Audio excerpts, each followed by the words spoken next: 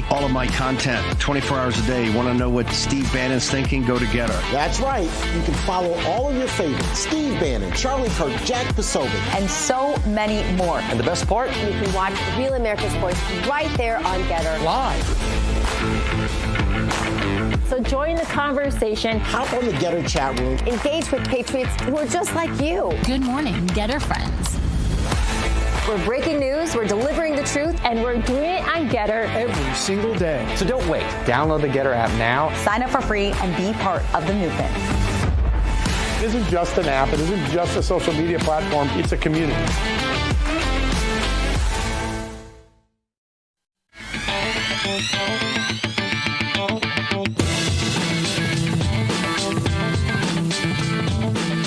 All right, there it is. Ring the bell. Ring the bell, lady in the green. Come on, Tanqueray Gin. Ring that bell. Press the button. There you go. Ding, ding, ding. 4 o'clock at the corner of Broad and Wall in New York City. Stock market closed. We're open for business, open for politics and news right here at RAV, Bowling Show. Quiet day. Very, very quiet day on Wall Street. Dow down. I was up, tried to make a little bit of a rally earlier in the day, kind of flattened out and just kind of hovered around unchanged on both sides. Here's some of the other news. Gold still holding at about $3,300 an ounce. Always strong. Gold always strong. Oil down 58 cents. Under 60 starts looking really good, folks. Under $60 a barrel means your gas prices will come down towards the $2.25, $2 level. You get down $50 a barrel, you're under $2. And that was for the vast majority of Trump's first term, and he wants it lower. He's drill, baby, drill. Drill, baby, drill. He keeps talking about it because he's smart. He knows everything has to do with that oil price. Get that down, inflation comes down. Trump loves to talk about the price of eggs. Guess what? It's eggs. It's even the dang chicken will come down if you get the oil price down. But this is the one I wanted to really talk about. Bitcoin. Bitcoin has done nothing but go up. Now, you just see a little 2-cent move down, but it's $111,000 per Bitcoin. That thing has done nothing but go up as of one day. Benny, if you guys can show a 6-month on there, a 1 month, 6 months, a 1 year, any of those, you will see Bitcoin off to the races. Record high overnight and this morning in Bitcoin. Have been 109,000 prior, and then 110,000. There you go. Look at that. Look at the right side of that chart. That is just an amazing, a stunning move from 75,000 to 111,000 in just a matter of a few weeks. Bitcoin and gold are bucking all trends. What are you telling me, Mad Dog? Get in my ear, voice of God. I think Trump is coming out right now. We see some clapping. Let's show the folks the clapping. We'll just kind of narrate over this until we actually see the president. Oh, that must be him with the red tie. I'm going to guess that's him with the red tie. I could be wrong. There he is. There he is. This is a Maha event, folks, in the White House, the Maha events. Of course, Robert Kennedy Jr., there he is, flanked. I believe that's Brooke Rollins next to him as well, if I'm not mistaken. It's hard to see. I have a big shining light in front of me. But looks like Brooke and RFK Jr. Let's take a listen. I thought maybe we'd talk to friends before the press comes in. I don't know if the seat can be any lower. I think Bobby set it up.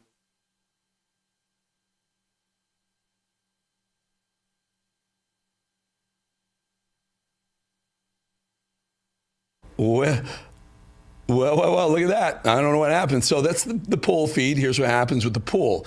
So that every media company doesn't have to stick a camera and a microphone in these rooms and these events. The pool takes over, and it's a rotation of different media companies. It's very expensive to do this, too, by the way, to be part of the pool. Rav is part of the pool, but this is a pool camera, not ours, but someone, maybe they just lost the feed, and if we get it back, or when we get it back, we usually do, we'll get it back to you. So, well, let's just. Do you want to continue? What's the thought in the brain room? Let's call it the brain room. It's a control room. Is this feed coming back, Mad Dog? You guys think we're going to get that feedback? Right now, should be back soon, hopefully. Well, this is from the White House, though, right? They just went right to it. Yes, sir. That screen. It says we'll be joining the president shortly. They just put that original screen back up. So I don't want to go to the interview yet. We have a White House, by the way, White House Deputy Press Secretary Anna Kelly, we just spoke to moments ago about the big, beautiful bill. And a lot of you are happy. Many of you are happy. I'm happy. But maybe you guys aren't all happy. Yep. What's the plan? What are we doing, folks? Go rapid. Yeah. You want to do that? All right. All right, let's do this. Let's start talking a little bit about some of the rapid reactions that we always do in every show. And if we get that feedback from the president, we will. So there's no point in wasting time when the Democrats, well, they make my job very easy. Donald Trump met with the South African president yesterday, and the crazy Dems wasted no time at all coming up with their latest and greatest buzzwords. See if you can figure it out. Listen. To the dramatic scene in the Oval Office today, the tense confrontation, President Trump ambushing the president of South Africa. Up next, another Oval Office meltdown. President Trump ambushing the president of South Africa. President Trump is being accused of conducting something of a diplomatic ambush of South Africa's president in the Oval Office. To be with you, I'm Katie Tur. President Trump orchestrated another Oval Office ambush today. Today, Donald Trump meeting with the president of South Africa and attempting to ambush and humiliate that leader. Zelensky territory, where essentially he was a bit ambushed inside the Oval Office. Felt like an ambush in there, kind of like the President Zelensky meeting in the Oval Office. This is what they do. They pick a word and they all, remember transitory inflation? It wasn't transitory, but they all used it. It's called gaslighting when they give it to the media and they use it themselves. Let's jump back in. We got the feedback. Take a listen to the President Trump Maha event. So we're doing well and we'll keep it going. And we're going to have a lot of fun. We're going to make a lot of people happy, a lot of people well. That's why we're here. And I want to thank you all for being with us in the great White House. There's nothing like it. There's nothing like it. Every time I walk in, I say, man, this place is something special. You never get used to it. It really is. As we mark a historic milestone in our mission to make America healthy again. We started Make America Great Again, Bobby. I'm not sure you can get away with that without having to make a major payment because, this was... I copyright. Maha. He goes to Maha. But no, Maha's become hot. Over the past few years, we've built an unstoppable coalition of moms and dads, doctors and young people and citizens of all backgrounds who have come together to protect our children, very importantly, keep the dangerous chemicals out of our food supplies, get toxic substances out of our environment, and deliver the American people the facts as to really where we're going. And we want to have what we deserve, and we want to be healthy, and we want to have a lot of good things happen, and I think we're going to have that. I think this is just the beginning. We have some of the most brilliant people sitting on this panel, and likewise in the audience, I recognize so many. Many of them are in the administration. With us today is the man who fought harder than anyone I know to bring these issues to the center of American politics, our Secretary of Health and Human Services, Robert F. Kennedy, Jr. Bobby, thank you very much.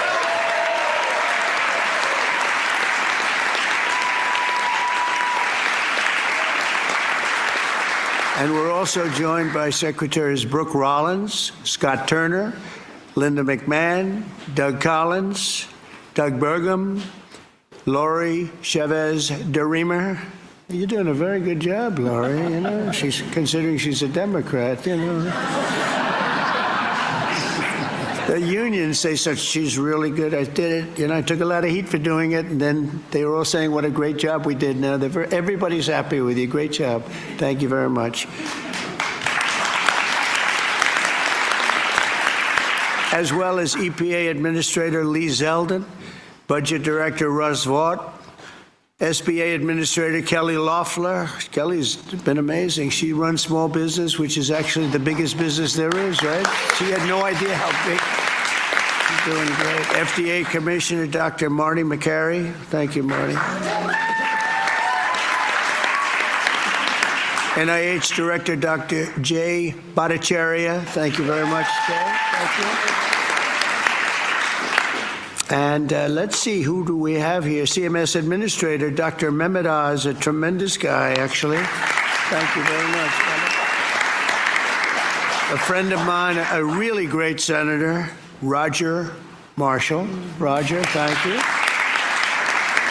Governors Mike Braun, Jim Pilon, Patrick Morrissey, Representatives Vern Buchanan, former Speaker of the House, Newt Gingrich. Newt, a very quiet man.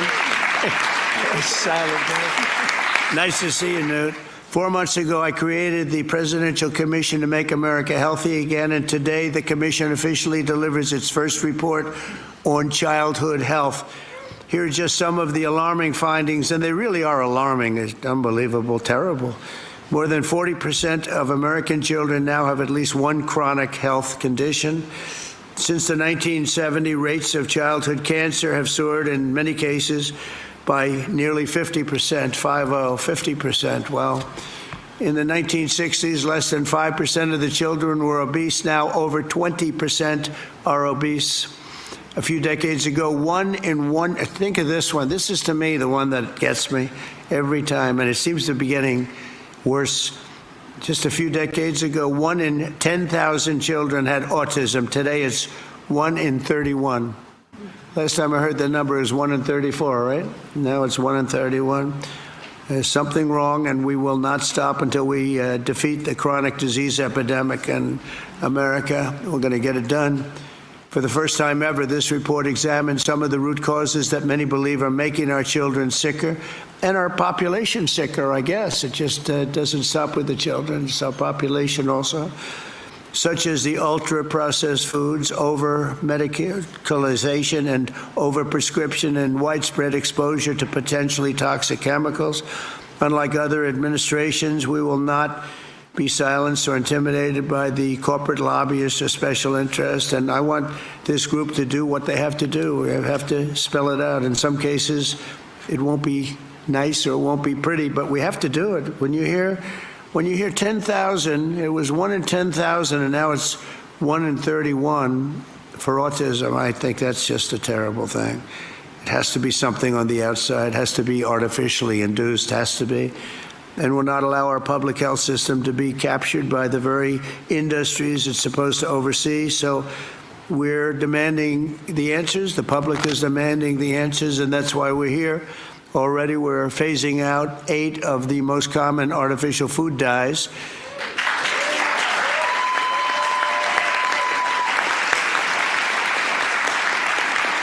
And we ended the most serious conflicts of interest at the FDA. We had a lot of conflicts over there.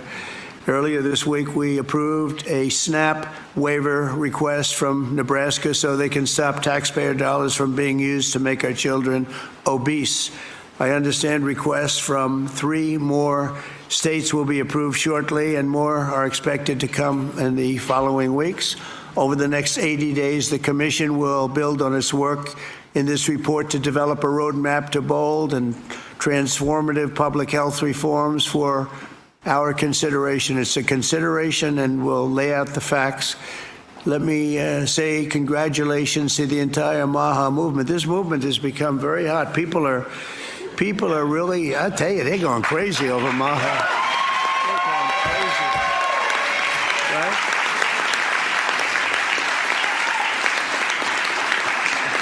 And I look forward to continuing the historic progress. And I will say this whole group, this whole table, they're very, I use a word that's, because it's a beautiful word, actually. The Democrats took it and they used it instead of the word liberal. They used the word progressive.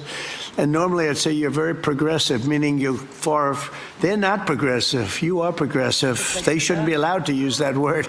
And so therefore I'm not going to use it to describe you, but you are far forward thinkers. You're amazing thinkers, and we appreciate having you. It's this tremendous talent around this table, the most respected people anywhere in the world, actually.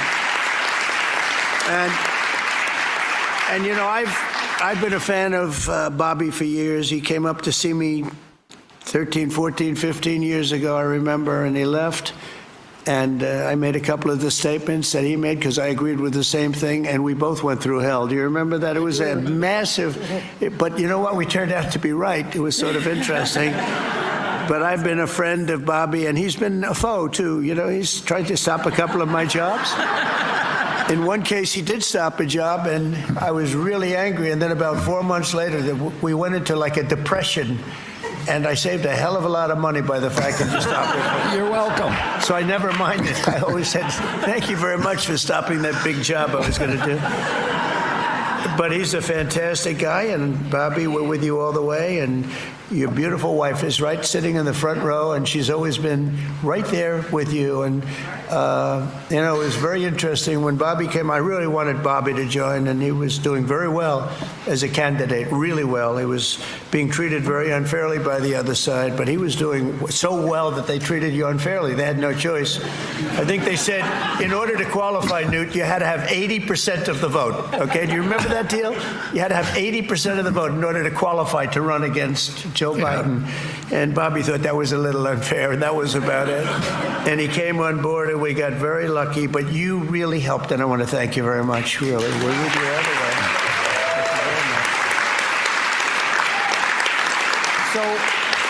So Bobby, if you'd say, give him your thoughts, please.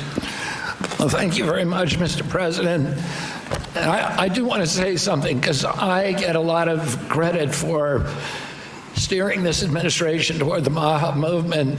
But I joined the campaign in August. I joined President Trump in August and became, went from independent to his campaign. But it was in June that he made a speech specifically on this issue. It was a MAHA speech before MAHA existed. And that I took note of that speech at the time and thought there's a potential here for a common ground. So I want to thank you for your vision, for your courage, for standing up. President Trump is a populist president. He's a president he's blamed for giving money to billionaires and all this stuff. We hear about that all the time. But he is on the side of the middle class, the working class, the poor in this country, people.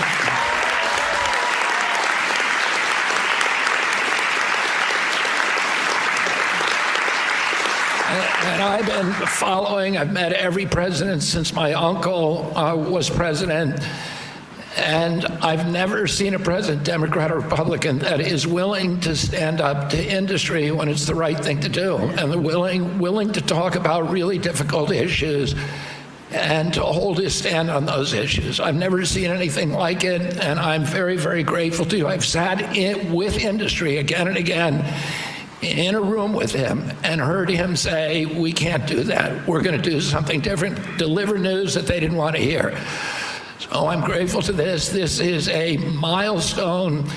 There's never in American history has the federal government taken a position on public health like this.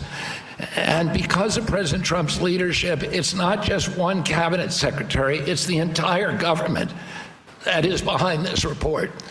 And I can say again, I talked a little bit about when I met Rachel Carson as a boy. My uncle tried to do this, but he was killed and it never got done. And ever since then, we've been waiting for a president who would stand up and speak on behalf of the health of the American people and say, there is no difference between good economic policy, good environmental policy, and good public health policy, and good industrial policy. We can have all of them, but we need a united cabinet, and we need to go forward as a single people. I want to thank you for that, President Trump. Thank you very much. Thank you.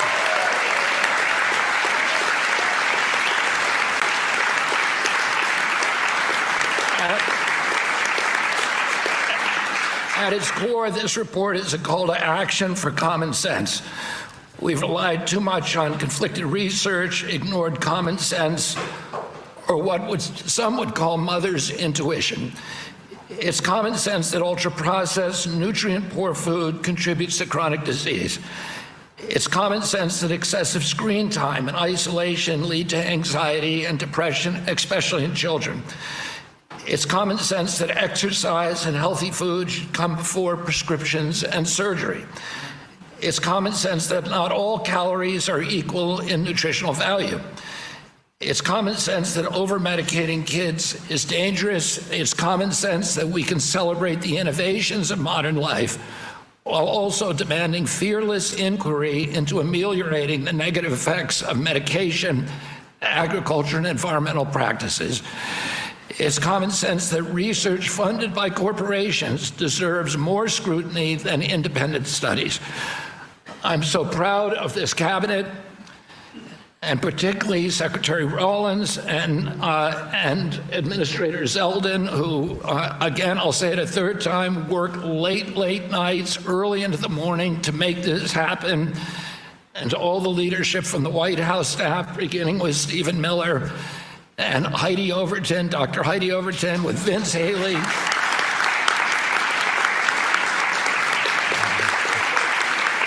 Their leadership and their steady hand in getting us to the goal line we could not have done it without them. They helped us grapple with weighty issues and committed this administration to solving large, complex challenges like children's health. We're joined here by senators, advocates, governors who I have worked with, and CEOs who I know who are all ready to begin carrying out this mission. This is the beginning of a conversation, a national conversation that we are going to have with maturity, with nuance, for the first time in history, thanks to your leadership, President Trump.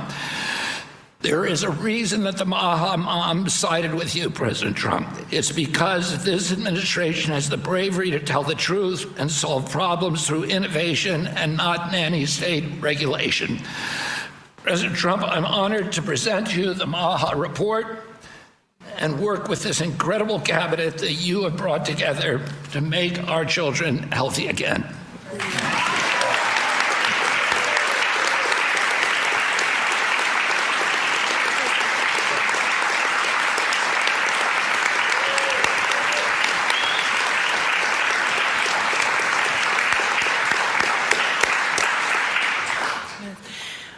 Three things. First, on behalf of an extremely grateful nation and on behalf of a lot of extremely grateful Maha moms who are out there, Secretary Kennedy and Mr. President, thank you.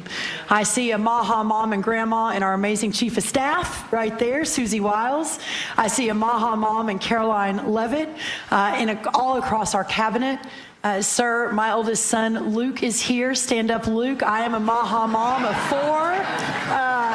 And this hits particularly close to home for every single one of us in this room. That's the first thing. The second thing is that you mentioned, sir, in your remarks that we are on track to sign multiples of SNAP waivers to get junk food and sugary drinks out of our food stamp system. And I am so proud. I am so proud to announce that on Monday, I was in Nebraska with Governor Pillen, where we signed the first one. An hour ago, I signed the second one for Governor Braun in Indiana. He may not even know that. I've got it right here, sir. I also signed the third one, Governor Kim Reynolds of Iowa, about an hour ago.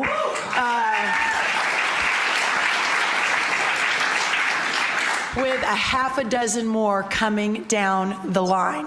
And sir, that has never happened before. Under Republican or Democrat administrations, we have never made that happen before. So I am so proud and so grateful for your leadership. Morrissey here, who was the first one to apply from West Virginia. Oh, Governor Morrissey.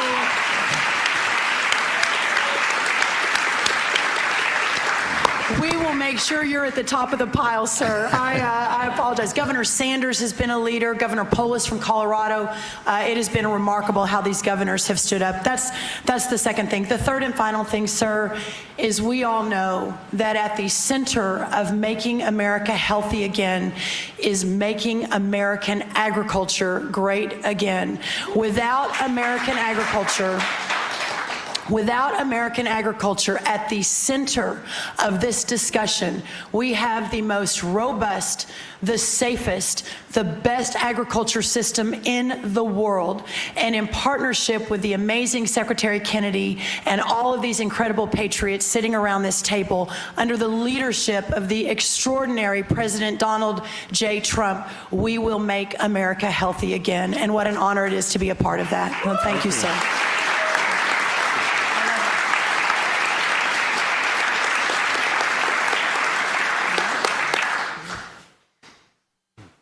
Mr. Policy Man, you want to say something? Big policy man here. Well, so So much has already been said, but in your remarks, Mr. President, you made clear. This is Vince Haley, by the way. In your remarks and in the report, it's very clear that there are no sacred cows when it comes to our children's health. We are showing the courage to turn over every stone to figure out, to investigate what is behind the chronic childhood disease crisis, and that's what this report represents, sir. Thank you, Vince. Thank you very much. You want to tell other people to speak? Leave ahead, everybody to speak. Oh, good. Most have already spoken. That's very good. But the fake news wasn't here. What's going on? I mean, Oz, I want to thank you for your work. Would you have anything to say to the media? Thank you, sir. I think it's a moral failing if we don't address this, but it's definitely a financial failing as well. 50% of children are on Medicaid or on the CHIP program. It is an obligation we all have to address this reality. As you know, the cost of Medicaid has gone up 50% in 5 years. Right. I thank you very much for having the bravery to commission this report, and Secretary Kennedy, Secretary Rollins, Lee Zeldin, and everybody else on this panel for being able to effect what has not been done since this law for Medicare and Medicaid was written in 1965. God bless you. Thank you very much, Oz. Thank you.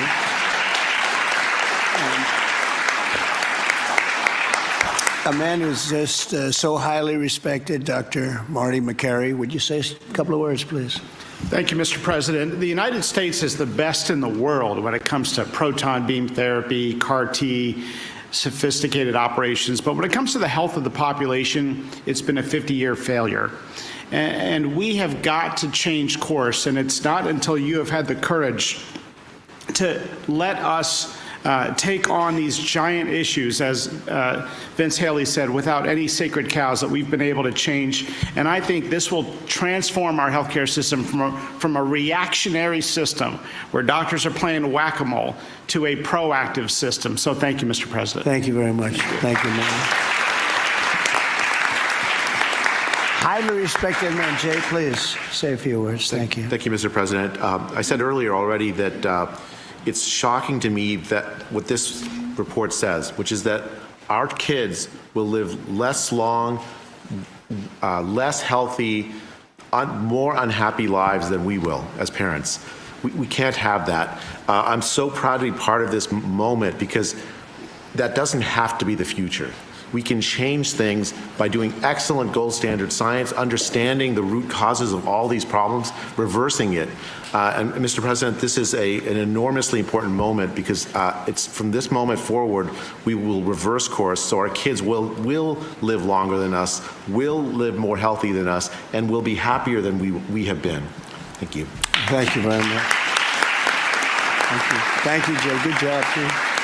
I have to say we have the greatest farmers in the world, and we love our farmers, and we want to pay respect to our farmers, and we always will. And we won the farmers by a lot in the election, in every election, all three elections, and we won by a lot. And I will never forget that, and they are foremost in our thought. And representing, I think, the farmers better than just about anybody can do is Senator Roger Marshall. Could you say a couple of words, Roger, please? Mr. President, we're not tired of winning yet. Congratulations. What a week you've had overseas, one win after another, one big beautiful bill across the House floor this morning. You're the best closer in the game, and this is one of the greatest days of my life professionally speaking as well. And I just want to acknowledge my MAHA mom out here as well, that my wife, Lena, was a MAHA nurse and a MAHA mom and a MAHA grandma. Now, Lena, will you please stand up as well, my wife?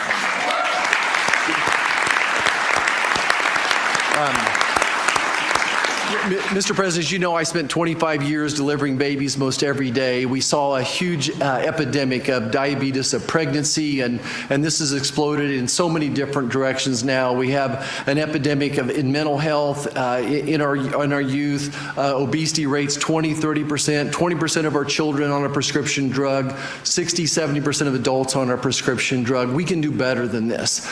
And it does start with the farmer. It starts with soil health. And I just want you to know that our farmers farmers are so committed to this as well, and so many of them are already doing great things. They're making the soil healthier, they're using less pesticides, they're doing all the right things. It's going to take a little bit more effort and time to get everybody with those practices, but the American farmer and rancher were the original environmentalists, the original conservationists, and they'll be right here working beside us, and we appreciate your support of them as well. Thank you, Roger. Great. Thank you. So I think I'll close by just saying that something happened a week ago that was very, very important, profound, but very important in so many ways. For years, I noticed that other countries paid much less for drugs and pharmaceuticals than we did. But I don't mean 2% less or 10%, which would be good, but I don't mean 20 or 25 or 30%. I mean, sometimes we paid 10 times more, 12 times more, 13 times more than other countries, where people from our country would be seen going into Mexico and seen going into other countries, leaving on trips and bringing their drugs home because they'd get in London, they'd be able to buy a drug for 1/10 the price of what it costs in New York City. And I watched this, and I watched it during my term, and I didn't like it. I didn't like it. And it's a very complex system, but, you know, we're smart also, maybe much smarter than they are. And at some point, we had to figure out, and I heard it was the middleman. Nobody told me who the middleman was. Nobody knew who the middleman was. Nobody ever heard. All I heard is the middleman. I said, they've got to be the richest people in the world, whoever they are. We don't even know if there is a middleman. All I know is that the drugs were 10 times higher and sometimes more than that. And I really got into it over the last year, and I figured the whole system out. And for various and sundry reasons, the United States of America was being screwed, and we were being taken advantage of and being laughed at for years and years. And I said, it's not going to happen anymore. And I brought a great gentleman, the head of Eli Lilly, in, who's great. He really is. He's great. He's done a fantastic job, and others also of the companies. And I'd have it out with him. I had debates with him, actually, and pretty much it was a debate that was impossible to lose. You had to be a real bad debater to lose that debate because they couldn't justify it. They tried to say, well, you know, we pay for research and development, and the United States has agreed to pay for 100%. I said, why? Why are we paying? And by the way, that wasn't even the number because it's still way too high if you took all the research and development. But you have other countries that are a lot more vicious than us in terms of their representatives. And they'd set a price for a drug, and they'd say, tell the United States to pay for the rest. We were subsidizing the whole world. And I said, we're not going to do that anymore. We've been a laughing stock for so many years. The last 4 years, we've been a laughing stock. I said it. We were a laughing stock, and now we're the most respected, and we're the hottest country in the world. We're going to remain that way. We're going to do that with drug costs, too. And so I said, I'm going to do something that's a very unpopular thing to do with a small number of people, mainly the people that own the drug companies and others. And I'm not even blaming them. They were able to get away with it. But it was really other nations that took advantage of us because the drug companies were under their thumb. And they would say, this is what I'm going to pay. And the European Union was right at the top of the list. Let me tell you, we're going to pay $20 for this, and we're not going to pay any more. And America would pay $240 for the same thing that they're paying $20. They said, tell America to pay for the rest. And for years, they went along aimlessly, and they did it. And I started making changes, and I'll never forget the end of my first term, which was very successful. We had the best stock market ever. We had the best economy ever of any president. We went up 88% in the stock market, as an example, and I think 116% in one of the other indices.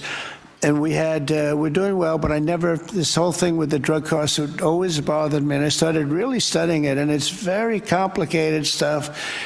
And I said, you know what? We are paying so much more.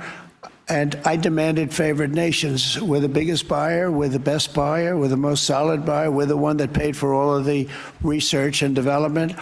And I said, we're going to do something that's earth-shattering. So at the end of my first term, I was so proud because it's the first time in 28 years that any president reduced drug prices during the course of 4 years. And you know what the number was? 1/4 of 1%, but it was down 1/4 thing of it, 1/4 of 1%, very little. Essentially, they remained the same. But I wanted to get it down, and I was so proud. I thought I was the greatest guy in the world. I took it down 1/4 of 1%, and I had news conferences. I was bragging. I'm the only one that did it 28 years. And then I said, that's not very much, because we were still paying so much more. And I decided I've got to break the system. And it's the most powerful lobby in the world, the drug company. The most powerful they are, the most powerful. And I'm not saying bad, good. I'm not saying anything, but they have tremendous power over the Senate, over the House, over the governors, over everybody. And they spend more money, billions and billions of dollars. And I said, I don't care. I have to do what's right. And I declared a favored nations, most favored nations, where the United States from now on is going to pay the exact same price as the lowest price anywhere in the world. In other words, if you take...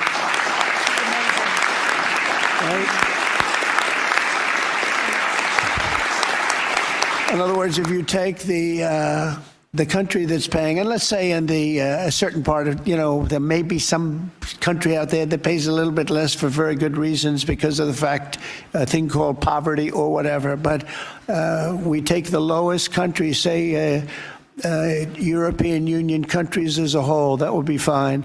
Or take individual countries within the European Union, or take various countries that nobody's even heard about. We pay the lowest. And what that's going to mean, and I'd like to put somebody to police it, because it should start immediately. It shouldn't start in 2 years, 3 years, 5 years. They'll say, yes, it kicks in. They always say kicks in, Marty. It kicks in, sir, in 4 years, and in 4 years they get it changed. It should mean, so remember I told you I was happy with 1/4 of 1%. It could mean anywhere from 70% to 89% reduction in drugs and pharmaceuticals. That's a little different, right? And I've actually had some congressmen call me and they say, sir, can we talk about this? I said, no. They wanted to talk because, there's tremendous power against them, and I understand that, and every one of them was covered. Senators were. I see Roger smiling, and Roger probably was too, but you know what? He wants to do the right thing, right? He wants to do the right thing, and we're doing the right thing. We're taken advantage of, and forget the drug company, we're taken advantage of by other countries that insisted with the drug companies that they were going to pay X dollars, and we're not paying any more, and you're not doing business here. And they were nasty about it, because these people are almost sort of afraid of them. And we are going to now get a reduction in drug costs of up to 89% in some cases, but 50% would be a bad number. So think of that, 50% versus 1/4 of 1%.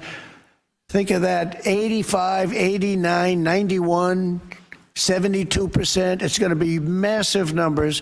It's going to be incredible for Medicaid, incredible for all forms of health care. Medicare is going to have a huge impact, so big that nobody can calculate it. I mean, this thing could drop by 25, 30%. The drugs are a very big part of it, right? So very big part. So it'll affect everything. It'll affect your whole life. The amount of money you're going to be saving is going to be incalculable. Nobody can believe I had the courage to do it. I don't think it's courage. I think it would have been courage not to do it. I tell you what, not to do it would have taken far more courage, because I was tired of it. And I was listening to these guys, and they make a lot of money every year, millions and millions of dollars a year. And I agree, because at the beginning, because of the complexity, you'd walk out of a room, you'd hear them talking, and, they almost convince you that it's a great system, it's a wonderful system, even though we were paying 10 times more. That's why they make $30 million a year, because they were good, but not any longer. And one of them just threw up his hands after I was just pounding on him, and he said, I can't do it anymore. It's the hardest thing I have to do is trying to justify this damn thing. I can't do it anymore. One of the biggest companies, I just can't do it anymore. You're right. And as soon as he said that, that was like incredible, because I understood exactly. He couldn't do it. He said it's the hardest thing he had to do is trying to justify why we're paying $200 for something and somebody else is paying $12. That is a neighboring country. Take Canada. I mean, people go up to Canada to shop because the prices are so much less, and it's not going to happen anymore. So we're going to take the lowest country anywhere in the world, and that's what we're going to be paying, and we'll be saving from 50 to 89%. And these are big, these are tremendous numbers. There's not going to be anything where we're paying 10 times more than somebody else. And one thing that is very important, and it's got to be implemented, it's done. I've done the order, it's done. But we have to get somebody that's got a lot of strength and a lot of power, because you have to implement it, because these countries are going to go down fighting. They don't want this to happen because they're going to go up. Now, there are many more people involved in the world than there are here. So they'll go up a little bit, maybe 15, 20%, and we're going to go down 60, 70, or 80%. But they will fight the drug companies. The drug companies are very worried that they're going to fight, and that's okay. If they fight, we'll just say, that's okay. We are not going to let you sell any more cars into the United States, or we're not going to let you sell any more wine or liquor or alcohol or something that's actually much more important to them than the drugs. And we're going to be able to force that issue if we need to. They should do it. We're basically equalizing. They should do it. And, you know, the drug companies should do just as well. This shouldn't be a hit on their stock. I don't think it will be. It's basically, it's going to be the same amount of money, but it's going to be redistributed.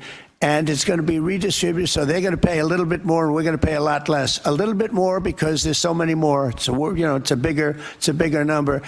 And so, Bobby, I'd like to ask you and Dr. Oz and Marty, perhaps, and Jay, and maybe representing the world's politicians, I can ask Roger, who's so great with this whole subject, if you would be very, very tough and very, very, very powerful in a sense. It's not easy. You know, you're going to have to get this done.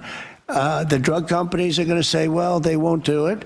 And maybe they won't. And if they don't do it, we're going to not do business with that country or those countries. But we're going to have to be very tough until it's totally stabilized and equalized. And Oz, I mean, I see your eyes are gleaming because you've been talking about this for a long time, but you've never had anyone willing to do it. But I'm willing to do it. And I think it's going to go down as one of the most important things we've ever done, because drug costs are going down. Think of it. Then every year for 21 years, the costs have gone up. And now they're going down maybe by 85, 80. And I'm telling you, 89% in two instances, 89% cut. Nobody's ever seen anything like it. So I'd like to ask Oz in particular, because you and I know each other. He's a very tough hombre, this one. He's tough as hell. And so if you can lead the group, and it's not going to be easy. You're going to have to get in and you're going to have to fight. If you do it, you can have, within a period of weeks, you can have drug costs that drop like a rock, okay? So you, as a group, I have great confidence. And if you don't do it, I am firing every single one of you. Good luck, guys. All right? Can you handle it? Companies are all coming in. And we've heard some very interesting. Sorry, the companies are all coming in. We've had some very promising interactions. So okay, good. Well, give me a little time to be a tough hombre. You'll do a great job. I have no doubt about it. Thank you very much. Any help, I will be there to help you. Okay? Well, you mentioned something that has not been discussed in the past. People have talked about drug prices in a silo and in isolation, but when you start going to the countries where they give discounts to because they're getting beaten up there, and you support these companies, they see a huge upside potential, and even greater than the numbers you mentioned. Right. They should be able to charge more than what they would historically have been tolerant of if they have the support of the U.S. government and you. And Secretary Kennedy is aware of all these discussions. Well, they were artificially low and artificially high. We were artificially high. They were artificially low. We're not going to let that. And I think you're going to be able to handle it pretty easily. But speed is very important, because we can do this immediately. This doesn't take 2 years, 3 years. It doesn't take a month. So do the best you can. Thank you very much. Thank you, everybody. Thank you very much. Thank you, Bobby. Are we concluded, Bobby? Yes. Go ahead. Why don't you Thank you, finish it Mr. off? President. Let's all give a hand for President Trump for his leadership.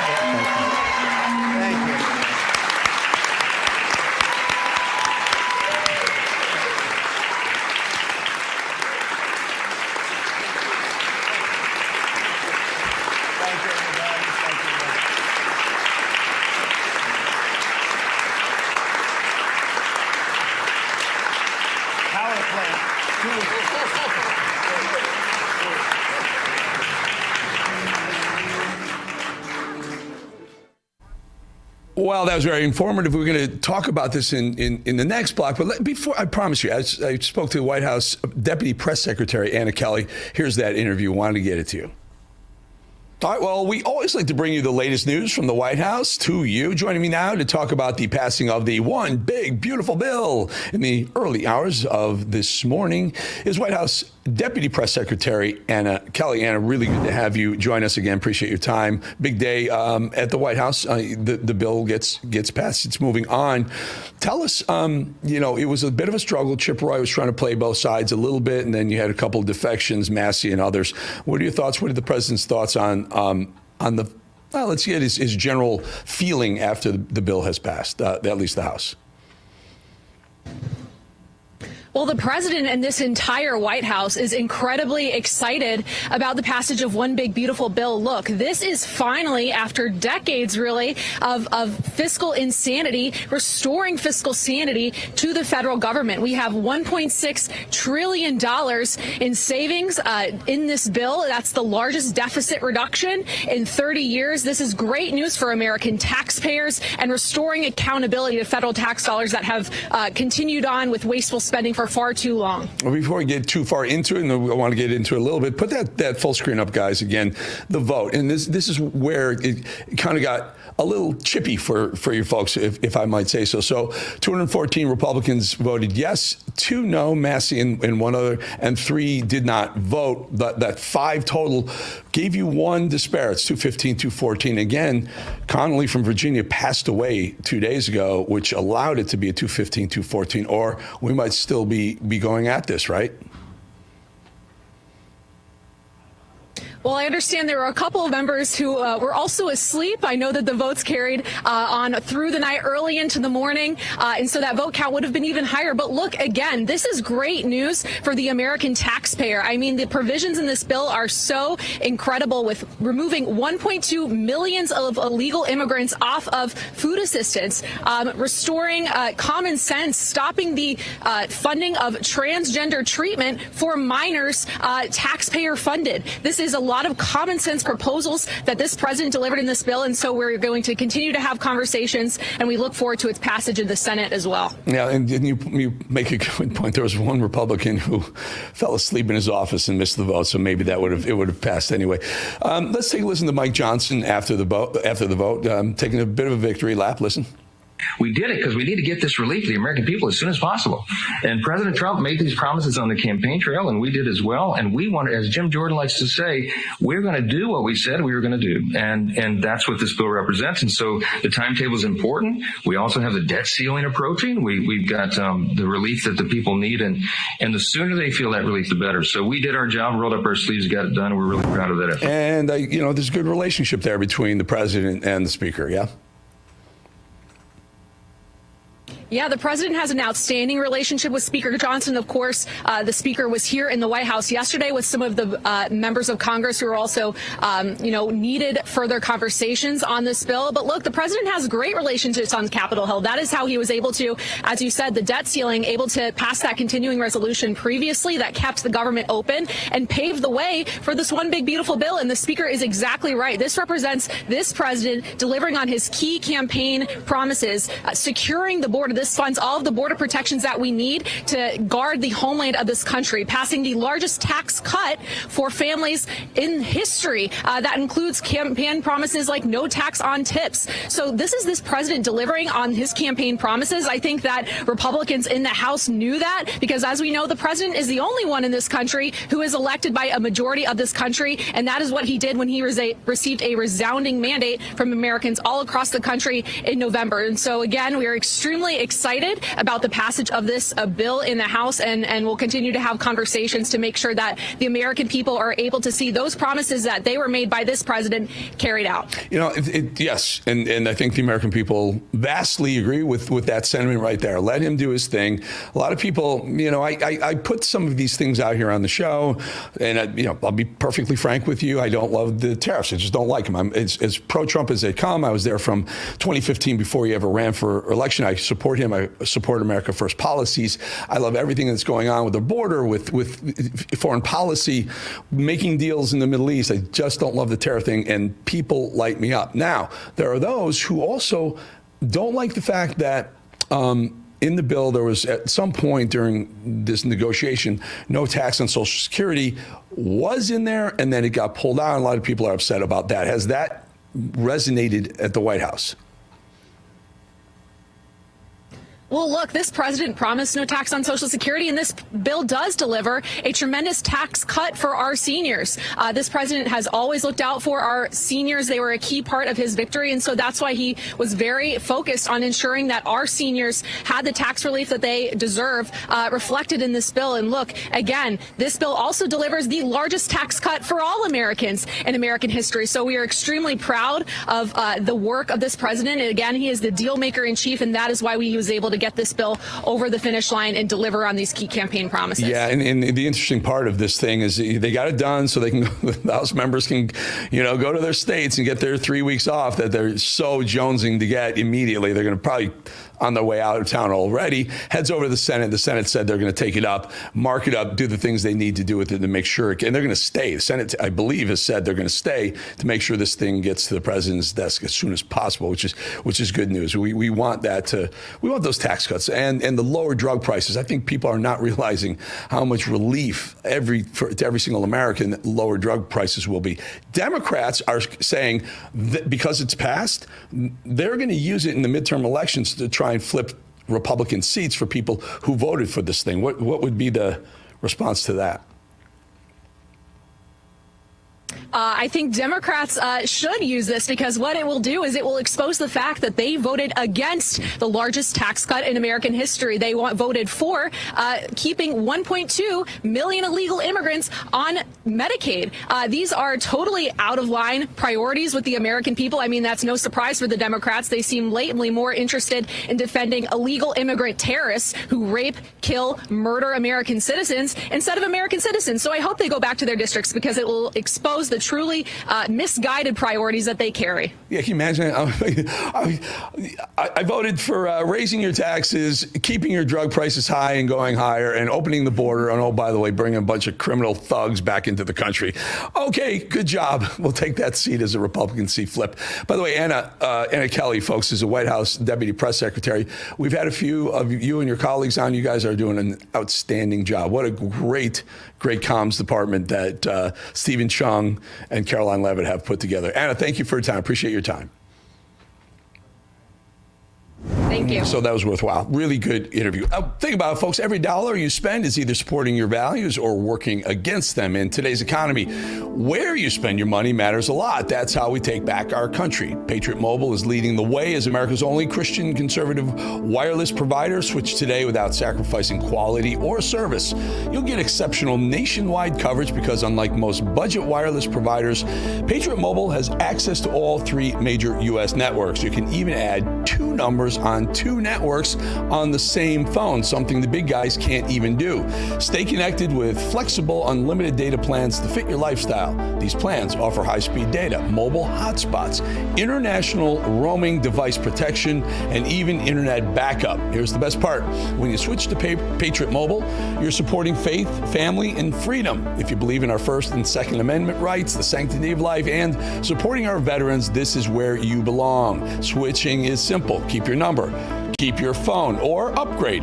Patriot Mobile's 100% U.S.-based team will get you activated in minutes. Go now. Go to patriotmobile.com/RAB or call 972-PATRIOT to get a free month of service with promo code RAB. Make the switch. Defend freedom with every call and text. That's patriotmobile.com/RAB or call 972 Patriot. By the way, very quickly before we go to break, the White House Department of Homeland Security eliminated the student visa program at Harvard due to pro-terrorist conduct at campus protests. Fox News is reporting that. So pulling the student visa program at Harvard is going to cost them a pretty penny. 2.5 minutes. We'll be right back.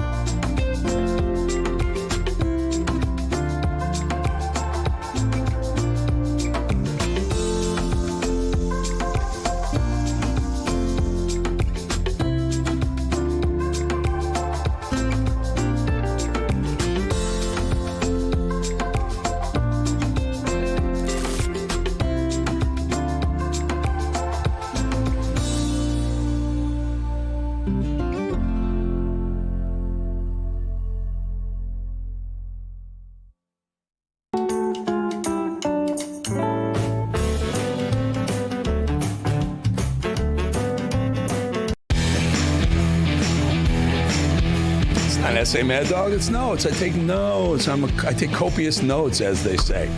President Trump made news recently signing an executive order that will result in the lowering of prescription drug prices for Americans. For more information on the benefits of this executive order, I want to bring in the CEO of the wellness company, Mr. Peter Gillooly. And Mr. Gillooly, thank you for joining us, B, listening to the press conference that was in the East Room, really wonderful press conference. It affects your company and all the folks watching right now. What did you get from that press conference specifically? Yeah, Eric, it was a remarkable week of wins for the Trump administration. I expect them to keep rolling into June. But as it pertains to the executive order in that press conference, MAHA is here and it's here to stay. And I think the best thing to do is contrast that against what we were fed, 12 years ago with Barack Obama and Obamacare. We were looking down the barrel of socialized communist medicine, right? We were fed Obamacare like it was supposed to help everybody. In fact, it put us in this very position that Trump is now getting us out of, where we are, instead of paying the most in the world for drugs, Trump has mandated that America will pay the least in the world for drugs. Trump is also doing everything he can to put the choices back into the hands of the consumers instead of government bureaucrats. To me, as a businessman and also as a dad, this is what I want to see for me and my family, because it really allows us to have personal responsibility for our health and freedom of choice. And that's really what healthcare is all about. And that's how we're going to get the best possible outcomes for Americans. And for someone like the wellness company, and all Americans really, but to access some of these drugs, this must be welcome news. So we don't have to beg China to supply us with the drugs that we need, and what we went through during COVID, where we're practically we couldn't get the drugs that we were needing. It will allow the wellness company to access the drugs, maybe even access drugs produced in America versus China, right? Reshoring drugs is key. We got rid of all of our drug production. It's a national security threat, Eric, and that's really what we need to be paying attention to. I source as many drugs as possible in the United States. Unfortunately, it's just not possible for all of them, because we've outsourced all of these drug productions to China and India. All it takes is one war, one trade dispute, and suddenly our drug supply will dry up. We made the decision to stockpile drugs and have them available for our consumers and lock in prices before the tariff started.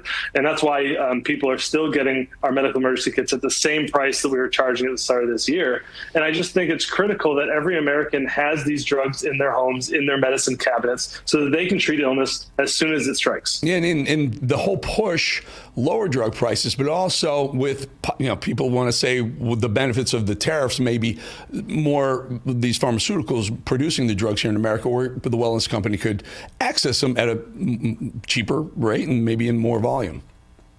Well, it's also jobs for Americans, Eric. I mean, let's face it.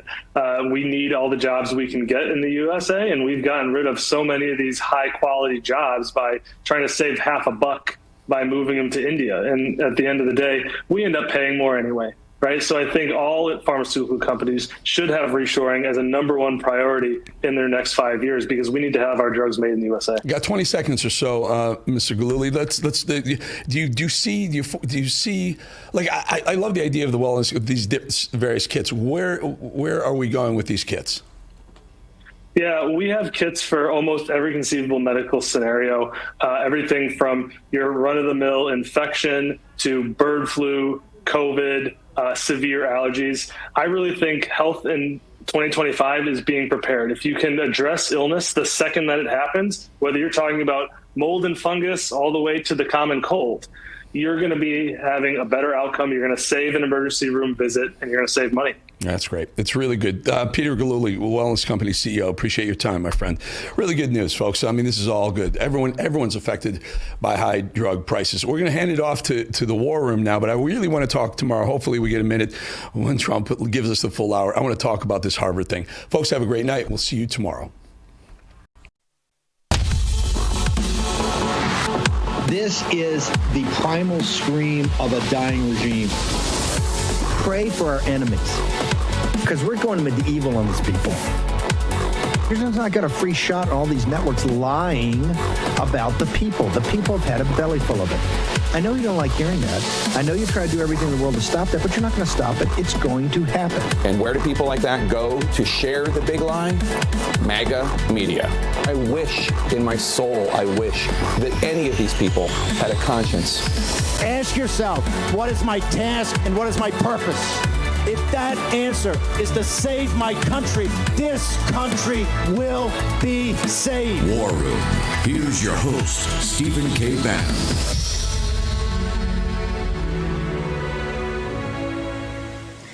Welcome to the War Room. It's Natalie Winters hosting today, May 22nd in the year of our Lord 2025. A very bad day to be a member of the Chinese Communist Party, but even worse to be a collaborator of the PRC. Of course, I'm looking at you. Harvard University bombshell news, what I think we've been calling for a very long time here in the War Room, essentially deporting all foreign students, current, future. If they don't transfer, we hope that a bunch of these other woke universities won't give them a safe passage, safe harbor. Just an absolutely throwdown letter coming from Secretary Kristi Noem, obviously continuing President Trump's justified assault against Harvard being the tip of the spear of so many of these anti-American universities. We have a packed show, don't worry, we're going to get to all the guests, but I just want to set the stage because the idea of foreign students, and particularly students from the PRC, really has been something that started particularly under the Obama administration. You saw wide collaboration under the euphemistic Confucius Institutes, compounded by the idea that these international exchange programs going both ways, so subjecting American students to propaganda overseas in China, that was something that was really good for both rising powers, that being China and the United States. But what this really was predictive programming, dare I say, anesthetizing the American people to the threat that the PRC poses, in the same way how when the PRC wanted to achieve whether it was most favored nation status, join the World Trade Organization, they said, well, you're going to change us, we're not going to change you. And we've seen just exactly how that's played out. And frankly, for all the people who think international collaboration is so great, I think COVID-19, not just from, shall we say, an information and data sharing perspective, proved that to be absolutely wrong. But also, there's not a high ROI on shelling out, billions, probably at the end of the day, trillions of dollars for these foreign collaborative agendas that at the end of the day provide us with gain of function research going on at PLA proxies, biolabs like the Wuhan Institute of Virology. Of course, all of this layered with the fact that the PRC has declared a people's war against the United States. And believe it or not, people who are included in that are the very students that are sitting as we speak in Boston at Harvard, right? Obviously, they use unrestricted warfare. It's not necessarily kinetic. It's information warfare. It's economic warfare. That's why we've seen, so many indictments, researcher after researcher, stealing technology, stealing patents, not just for business advantages or economic empowerment, but for full-scale use and adoption by the People's Liberation Army of China. And this is systemic, Rod. If you look at all these institutions, really from start to finish, right? Groups like the College Board, you may recall the explosive scandal just a few years back, showing how they had been taking in millions of dollars from the PRC, from the Confucius Institutes. That's, of course, the group that oversees the college admissions process from start to finish. Harvard, though, is, I think, a particularly egregious example of the foreign collaboration. They were actually, in the early 2010s, responsible for running a program out of their Ash Center, which trained sanctioned Chinese diplomats coming from the Xinjiang Production and Construction Corps. That's the group that oversees the Uyghur genocide in Xinjiang. Well, they were busy lecturing them on how to be more efficient and effective political leaders, including but not limited to touring them around D.C. and bringing them on tours with your members of Congress. It's also, too, I think, as the show has hammered time and time again, the threat that the PRC poses in terms of foreign infiltration and the influence campaigns that they run. I think it's very bold of Harvard to assume that their professors, their researchers could be immune. It's essentially like thinking you could look Medusa in the eyes and not turn to stone by taking, hand over fist blood money from the Chinese Communist Party, whether it's through tuition or outright donations that don't even have to be disclosed. But I think if you get to the core of it, you sort of see an interesting Freudian slip, I think, on the part of these elite universities when they come to the roundabout way in which they have to justify what is, of course, in part a lust for cash or lust for foreign tuition, since they can hike the prices. But what do they tell you? They say, oh, well, we don't have enough Americans to fill these spots. There's not enough deserving Americans. And the Great Replacement theory is not just a theory. It's a mindset. And it's the same mindset that undergirds so much of this pro-H-1B crowd that's particularly, I think, prevalent on the right. Of course, it's taken over the entire left wing. But the idea that there's not enough American students who could be taking these very deserving and well-deserved spots from these foreign students is something that this audience has taken quite a lot of offense to for a very long time. It's the same BS justification that they use to ram through hundreds of thousands of foreigners into this country through the H-1B program. There's no oversight. They always overstay their visas. And we're talking about legal immigration, not even illegal immigration. But the tell right there is that they think that they can get away with lying to you by saying that American students, your children, your grandchildren, well, they just aren't smart enough. I guess we got to let in a member of the Chinese Communist Party to take their spot. Perhaps maybe Xi Jinping's daughter, who's actually a student up at Harvard right now as we speak. And for anyone who wants to say that this is American soft power, and you can sure steel man their argument and say that we're going to win hearts and minds and change these people to support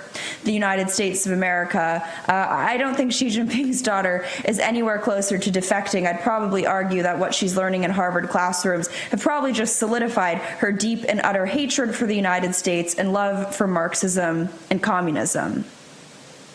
And I would say my final thought on this, since Worms had a lot of correct called shots, I'm not just looking at you, Joe Biden, and your health or the origins of COVID or the COVID vaccines, but I don't need to see all the media elites who mock and attack us as whether we're racists for daring to attack, again, not Chinese people, but the Chinese Communist Party.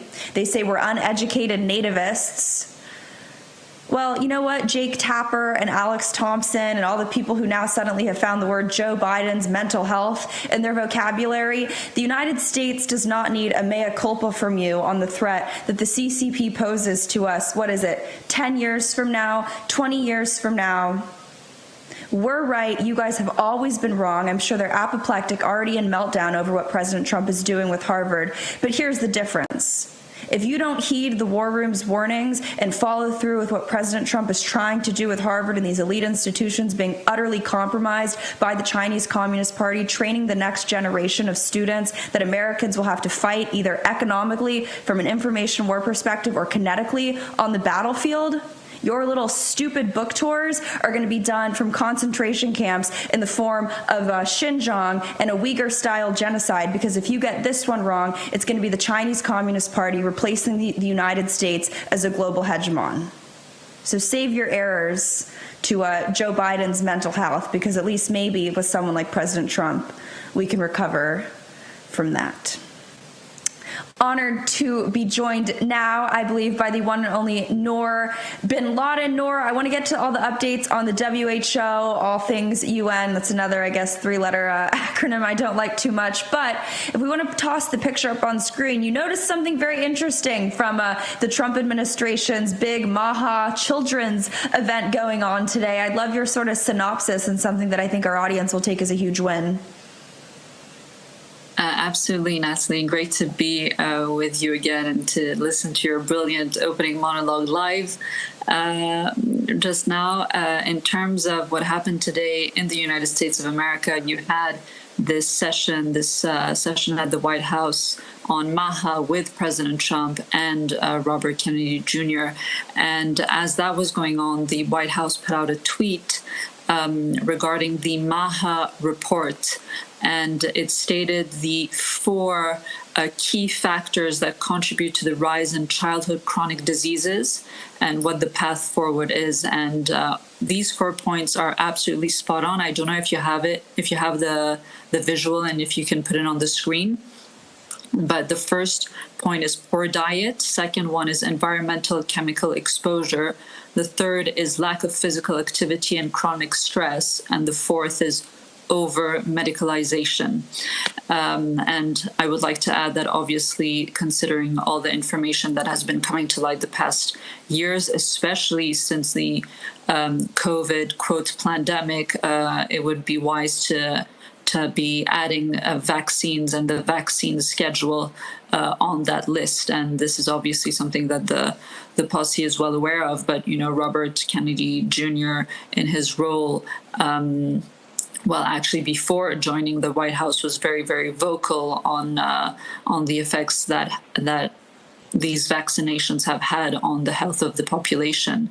And that obviously brings me to an other article I wanted to share with the posse, which was published, believe it or not, in mainstream media in the Daily Mail yesterday regarding the COVID vaccinations and the bombshell congressional investigation coming out with the fact that Biden officials hid the deadly health risks, of COVID vaccines. So that was published yesterday. And I don't know if you can put that up on the screen as well. But basically, there are internal emails and memos that suggest that a planned health alert network, HAN message, by the CDC regarding myocarditis was not released, and that there were drafts of this alert that were downplaying the risks, emphasizing vaccine benefits over potential adverse events, according to this report that was released. So it's very telling when you look at what's happening in the U.S., all of this information that is coming to light, that at the very same time here in Geneva, you have the 78th World Health Assembly taking place with all the WHO officials and member states. The delegates of the member states that comprise the WHO are all meeting with the purpose of establishing an entire system whereby more of these poisonous products will be made available and, who knows, mandated once more in the case of a future, quote, pandemic. And Nor, we got a few minutes before we got to jump to break, but just walk us through, I think one of the theories we had sort of come up with in the war room before President Trump was inaugurated was the idea that because they've lost so much power here in the United States, they're going to have to outsource a lot of their opposition globally. Do you sort of have a palpable sense among that WHO crowd that they feel like what they're doing now is more important because the United States, they, pejoratively describe it as stepped back or abandoned their spot in the world, but what is their sort of assessment of what the Trump administration's doing? Well, essentially, the most important factor, I would say, is the budget factor. So they've been really scrambling throughout the week to make sure that they can raise the appropriate amount of funds, which led to a vote and a decision that the membership fees for all of the member states, the 194 member states, would be increased by 20%. This was approved this week, and you have basically Tedros Ghebreyesus, the Director General, making calls for more funding. So they have a base budget for the year 2026 to 2027 of $4.2 billion, but Tedros is looking for an additional $2.1 billion to add to the coffers of the WHO. So there's been lots of discussions around this week, and you've had, for example, my own government, the Swiss government, with the health minister who opened the World Health Assembly on Monday, announcing a pledge of an additional $80 million on top of the, quote, assessed contributions, i.e. the membership fees. I did not vote for that. My fellow Swiss citizens did not vote for that. But our governments all over the world are pledging all of this money to this organization that, in my opinion, should be entirely dismantled. We've got to take a quick break, but I want to hold you through, just get a summary after this. Like I said, short break, War and Posse. In the meantime, make sure you're checking out birchgold.com/Bannon, texting Bannon to 989898. Noor Bin Laden, Mike Ben, so much more. We'll be right back.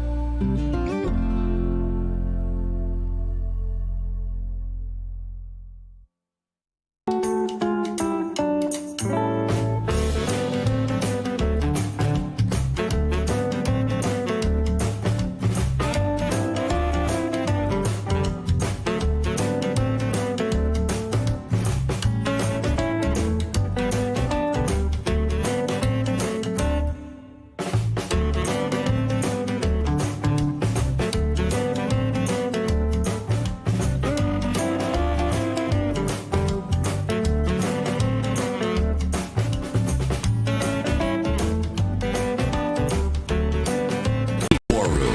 Here's your host, Stephen K. Bannon. Welcome back to the War Room, where I'm sure you share my absolute apoplexy and just being pretty damn fed up over all this meltdown over the new media initiative, of which War Room is proud to be. I always say Joe Biden had a new media initiative. It was called the clandestine and covert and very robust censorship of you guys, of the American people, and as Nor pointed out, particularly on the issues of COVID, the origins, the vaccines, children's vaccine schedules. So spare me the performative meltdown over the idea of some independent journalists being in the briefing room when those people were running back channels with the federal government, state and local governments, and all these social media companies to suppress your true, as we're learning. Thanks for the apology tour, Jake Tapper. I don't care. I don't want it. We were right, not just on the Biden health thing, on all things public health, especially the WHO and the threat that it poses. Nor, before we let you go, seems like there's developments that are always happening. That's why we've been so honored to have you on so much, but just hit us with the latest that we've been seeing coming out of these ongoing negotiations. There's just one thing I'd like to add in terms of the budgeting. So I mentioned on the show with Steve yesterday that President Trump has not paid, his administration has not paid the fees, the membership fees for 2024, 2025. And these membership fees are calculated on the basis of the GDP. It's a percentage of the GDP. And for this year, they would have amounted to $260 million. That would have been the base amount, minimum amount that the administration would have sent to the WHO. And I just wanted to contrast that with what was actually paid for the year 2022-2023 under the, quote, auto pen. The Biden administration sent $1.3 billion US dollars to the WHO during that year. So the fact that President Trump has decided not to be paying these fees, and obviously the bigger thing here is that he has kickstarted the year-long process to leave the WHO, which will be effective as of January 2026. It is already an incredible step forward for your country, and I hope that many other countries will follow suit. Take that money and give it to victims of the COVID vaccine. That's what I propose. Nor bin Laden, will definitely have you back on soon. Always an honor to be on with you, my good friend. If people want to follow you, stay up to date with everything you're writing, working on, or otherwise, where can they go to do that? Thank you, Natalie, and right back at you. My Substack is norbinladen.substack.com. The latest article is regarding the latest developments here in Geneva at the World Health Assembly, so you can check that out. And my Twitter is norbinladen. And furthermore, for all things WHO related, you can check out wehurtothers.com. I love it. We'll have you back on soon. Thank you. Thank you, Natalie. In the meantime, you guys got to make sure you are checking out patriotmobile.com/Bannon. Don't want the WHO, I guess, snooping on your messages, I'm sure. Huawei for that. Or I'm sure Huawei probably has some backdoor deal. Or probably not backdoor, probably front door deal with the United Nations. All of that aside, or I guess we don't even have to push it that far to the side, because it all comes back to a little known institution by the name of Harvard University that is so full of Chinese Communist Party cash. I was always told you couldn't deport the Chinese students if you wanted to, or frankly, all international students. But time and time again, President Trump seems to always prove the naysayers, I guess I should add the globalist naysayers and warmongers, wrong. Latest case study. Harvard University. Honored to bring on Mike Benz. Mike, I just want to tee you up. You know, Harvard is such a node, a nexus point of all of these sort of, globalist ops, clandestine ops, who knows, whatever you want to call it. You can articulate it better than I can. But walk us through your thoughts on Secretary Noem's letter. Well, Harvard is the university supercenter of the blob. It is Harvard is very much not what it seems, but what's happening right now is something very seismic in just like when Trump went after USAID in the first month in office and sort of walked up to one of the meanest, toughest, baddest gang members in prison on day one. Trump, who has picked a fight with the universities because of the abject corruption of the entire university system, has walked up to the biggest, baddest of the universities with a $50 billion endowment and probably the highest pedigree of any university in this country in terms of how it's publicly known, and moved to totally decimate many aspects of their relationship with the U.S. government, which are vast. Harvard predates the founding of this country by almost a century, actually. And what's happened today is a move to ban not just all student visas, so no new international students at Harvard. All of their visas are being they're not allowed to get new international students in from this day forward. But in addition, all existing international students must transfer to another school. So they are not just not allowed going forward, but all of the existing international students will have to go to a different university. Now, the Trump administration has said this is because of noncompliance with federal government edicts around they gave several reasons. Anti-Semitism was one, harboring violence was another, noncompliance with DEI edicts was another, non-cooperation with efforts to reduce CCP and Chinese influence over the universities. They basically threw the kitchen sink at Harvard. And understand, Harvard, as coming into the Trump administration, Harvard is set to receive $9 billion in existing grants from the U.S. federal government, $9 billion of subsidies from the federal government. I mean, if you can just think of the scale of that money, a lot of people think that Harvard rose to its prominence because it's the best, it hires the best, it's got the strictest admission rates. Well, if you tried to create a university to compete with Harvard, you're not competing with Harvard. You're competing with the U.S. federal government, who is propping up Harvard and picking Harvard as the winner.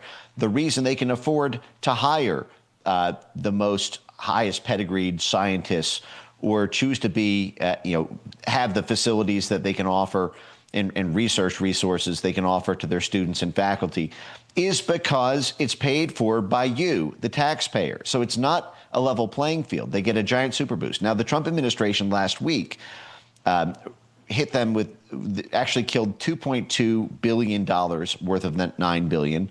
And then 5 days ago, removed another $450 million. So Harvard is now scrambling into the financial space, into the private equity world, and into the donor world to try to frantically offset that funding.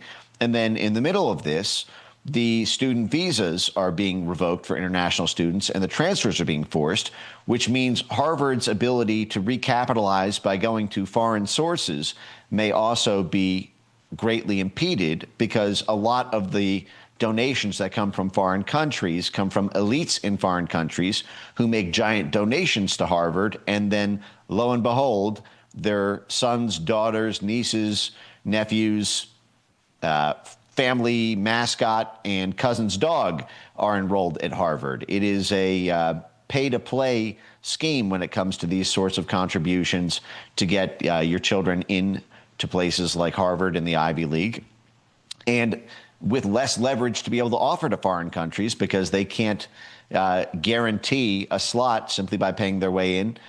This is yet another crisis for the university. I have a lot of thoughts on beyond that, but I can pause there. It's phase one.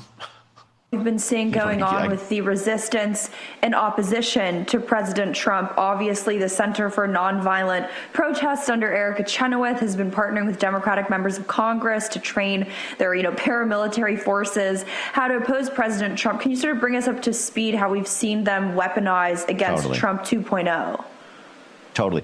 Virtually every center, institute, and department at Harvard is weaponized against the Trump administration at every level. Through their back channeling with intelligence, through their back channeling with the State Department, through their back channeling with the defense sector, through their back channeling with the U.S. Chamber of Commerce, multinational corporations, through their back channeling with the NGOs. You gave the example of Erica Chenoweth, as well as her co-author of one of her recent books, Maria Stephan. The two of them are both associated with the Harvard Belfer Center. The Harvard Belfer Center is one of these heart of darkness places within Harvard that is tightly involved in organizing what they call nonviolent action, which is a total hoax term. Whenever you say nonviolent action, what they mean is the end stages of a color revolution where violent protesters who are not killing people with machine guns, but are rather throwing Molotov cocktails in police cars and breaking glass and setting buildings on fire, but they're not killing everyone as they do it. They're simply destroying everything and terrorizing everyone. They call that nonviolent action. Now, if I take a sip of water, I don't have to say that I'm nonviolently taking a sip of water. That phrase in and of itself connotes, at the very least, quasi-violent action, but it's all done through orchestrating mobs. And Erica Chenoweth and Maria Stephan, both at the Harvard Belfer Center, have been so-called scholars in this space. These are these operators who masquerade as being researchers. So they write white papers, they write academic literature on the science of how to organize a riot. How do you mobilize youth engagement? What messaging works? And then they also hold Mike, we're the coming up exchange against a break, so I'm going to hold you there. I know the audience is going to kill me. We've got to go to commercial break. I'm sorry. But you are exactly right. These people are not drawn to nonviolent protests because they actually think it's morally superior. They just think, as of now, in the current state of affairs, it's a more effective political tactic. This lady, her rap sheet reads like, her resume reads like a rap sheet all about how to be the best terrorist. It's absolutely insane. These are the so-called experts, which is, of course, why you got to be checking out birchgold.com/Bannon or texting Bannon to 989898. Get your latest copy. Steve wrote it. Give Philip Patrick a call. It's absolute must-read material. We'll be right back. More Mike Benz.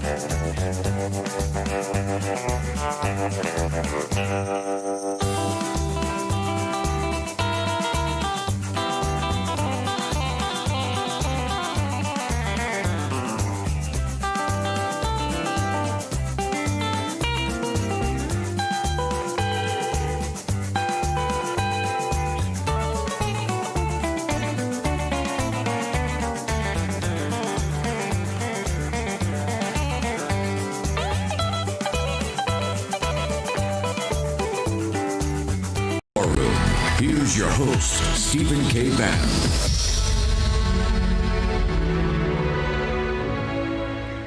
Welcome back to the War Room. We are awaiting RFK to go to the sticks talking in front of the White House. But until then, Mike Benz, I think we still got you. If you can sort of walk us through, again, this idea that it's President Trump who is going after Harvard. That's victim blaming. He's the one that has been, the MAGA movement, assaulted by this institution and its kind for years. Pick up where you left off. Harvard is not a university. It's a business. Harvard University is run by a 12-person board that's known as through the Harvard Corporation. The Harvard Corporation is what runs Harvard University, and the head of the Harvard Corporation is Penny Pritzker. Penny Pritzker was previously the chair of the Carnegie Endowment for International Peace. If that sounds familiar, it's because that's the organization that was run for 7 years by Bill Burns, the man elected by Joe Biden to be the head of the Central Intelligence Agency. Harvard is essentially a foreign policy tool that merges financial markets with intelligence and statecraft to impact global policy, foreign policy, and the domestic drivers of foreign policy, which include running out a president who might oppose a foreign policy that interferes with Harvard's bottom line. Harvard invests deeply and has since the Cold War ended.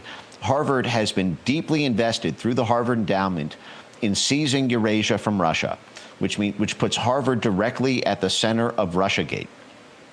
In the 1990s, everyone can look up a great article called "The Harvard Boys Do Russia," or any deep dive you want to go down on a little place called the Harvard Institute for International Development and its role in privatizing and stealing the wealth of Central and Eastern European countries, and particularly Russia, during the 1990s, when, if that name sounds familiar, the Harvard Institute for International Development may sound a little bit like the United States Agency for International Development, USAID. Harvard had its own USAID cell that got $500 million from USAID to be the long arm of USAID to loot the economic wealth of Russia in the 1990s in tandem with George Soros.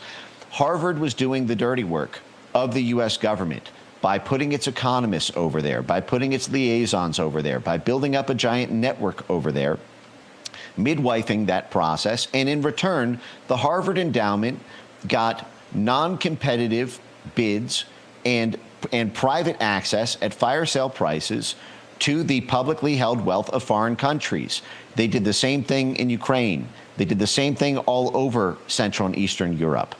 If there is neutrality with Russia, all of those assets and investments are threatened to go in the tank. Now, because the Harvard senior leadership and elite class has been completely merged with the CIA, the State Department, and the Defense Department, and USAID for 7 decades now, there has never really been an inch of daylight between what Harvard has called for and what the Bush family or the Biden family or Obama family called for. As I mentioned, Penny Pritzker. It was the Pritzker family in Chicago that spawned Barack Obama.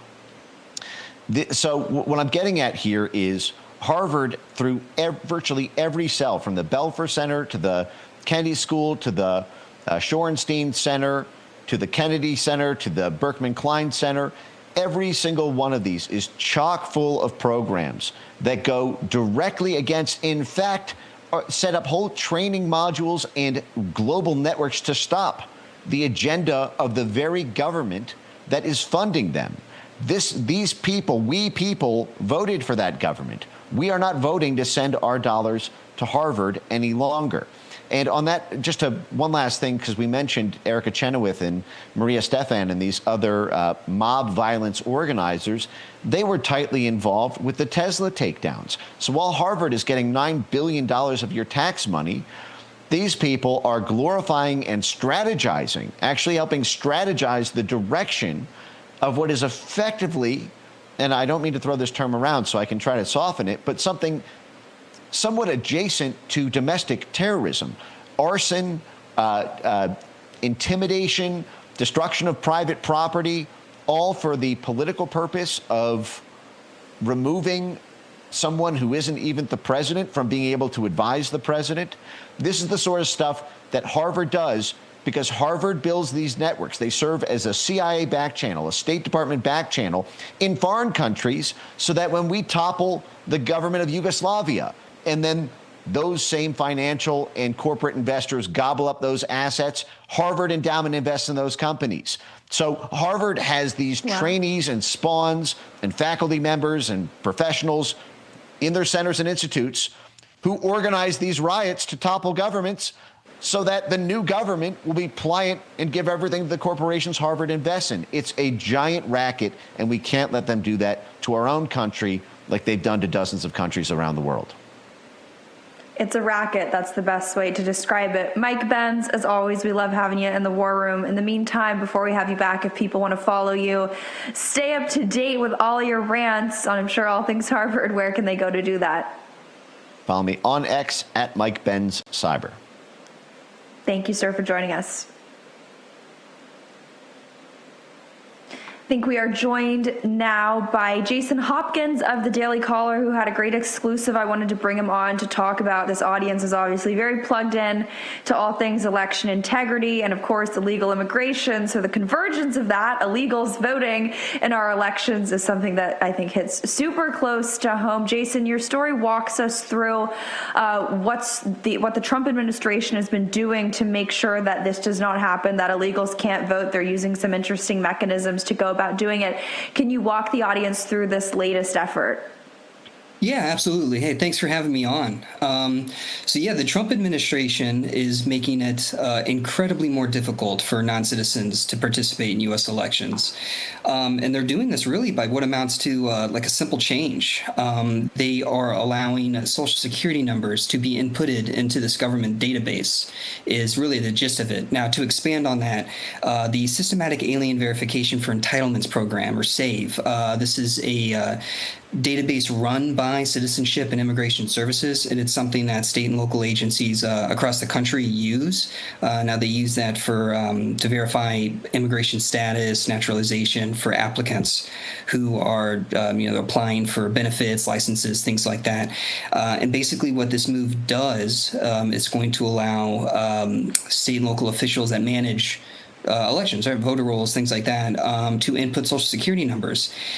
And that's really it. And it's such a simple change, but it's going to be what everyone really expects to be a game changer to just streamline the process and just further ensure that non-citizens aren't voting in U.S. elections.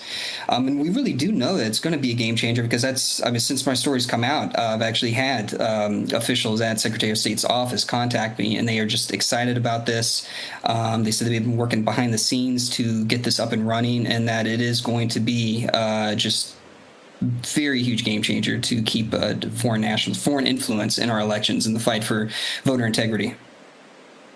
Two follow-ups. One, how was this not already happening? How big was this loophole to begin with? And second, obviously, I'm sure it's the red states, their Secretary of States and AGs that are loving this legislation, but has the left or Democrats, I would say, maybe predictably become apoplectic over some of this? We can assume. I haven't gotten any feedback from Democrats yet, but we can't assume, given the legislation actually that's going on in Congress right now, sponsored by Chip Roy, and this is actually called the SAVE Act as well, not to be confused with this database. But anyone who's followed that bill, that's calls for greater security and voting integrity, we had 4 Democrats out of the entire House vote for that. So they're not big fans of that for whatever reason. But yeah, it had people at USCIS tell me, you're like, really, this is such a small change, but it's crazy that they've just never had this before by allowing Social Security numbers to be used for this. Beforehand, it was always the alien registration number that was used, that DHS tracking number, which just does not do it as far as confirming citizenship here. So, yeah, again, small change, but going to be a big effect. Jason, thank you so much for joining us. Wonderful story. If people want to follow you, stay up to date with all your work, where can they go to do that? Yeah, go find me at Daily Caller. Work at the Daily Caller News Foundation. I'm on X, Jason Hopkins. Yeah. Thank you, sir. We'll have you back on. And Warren Posse, I think we've got Catherine O'Neill, who I'm envious of. She's out in the beautiful West Coast, the mountains of Wyoming. I'm stuck here in the swamp, although I know you paid your time. You were, at State Department. You somehow survived, but I think you're probably one of the Warren Posse's favorite sponsors. Hit us with the latest deals you got going on over at Merriweather Farms. Thanks so much, Natalie, for having me on. Yes, I certainly paid my dues in DC, and I do not miss being there. But today we have a deal in anticipation of Memorial Day on our beef sticks. I'm holding up our 2 separate flavors. We have the original and we have the jalapeno. They're amazing. It's a great snack on the go. I'm actually headed to the gym after this, so I always like to eat them when I'm finished my workout. And the promo code is WARROOM20 for 20% off our all natural beef sticks. And they've been flying off the shelves, so you better order them now because we do small batches. They are fantastic. I know the audience, anytime I meet you guys in person, you're one of our favorite sponsors. Catherine, thank you so much for joining us. We'll have you back on soon. Thanks so much, Natalie. Great to see you. Of course. Have a good Memorial Day. And I think we're going to be joined by Captain Maureen Bannon after the break, if I'm not mistaken. I think she has some news for us, some deals. But I just want to say, it's always you guys who are keeping Congress, at least trying what seems to be like a dead corpse, alive.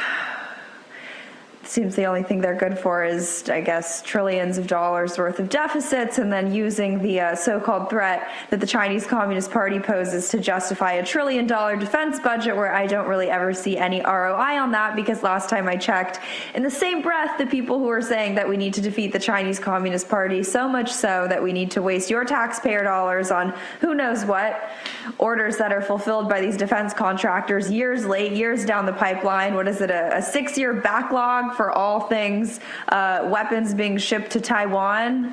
Yeah, where the heck was the select committee on the Chinese Communist Party on what was going on at Harvard? I love all the strong statements that they've put out today, all the quotes. But that's the difference between MAGA and the shills that we have in Congress who, the big beautiful bill, whatever, I digress on that. But people who, senators who can't even be bothered to work more than 2 days a week when there's 80 plus nominations that need confirmation. I see all the Hill staffers hanging out, drinking. I don't know why they have so much free time when this country's on the brink of collapse. And they're busy, partying? Senators are busy taking vacations? It's absolutely asinine. It's purely performative. And the difference between MAGA and Republicans, and why I hate describing myself as a Republican, is where we set the goalposts on accountability. Our predecessors who lost, frankly, they never really won to begin with. It was all astroturfed by big donors. They set the goalposts for accountability at Fox News segments and strongly worded letters and stupid tweets, maybe a meme or a graphic. We set the standards for accountability at prison sentences, investigations, criminal investigations at that, and actual justice, and dare I say the R word, retribution, though I reject that framing because that victim blames the American people when it's these people who have been aggressing us for so long.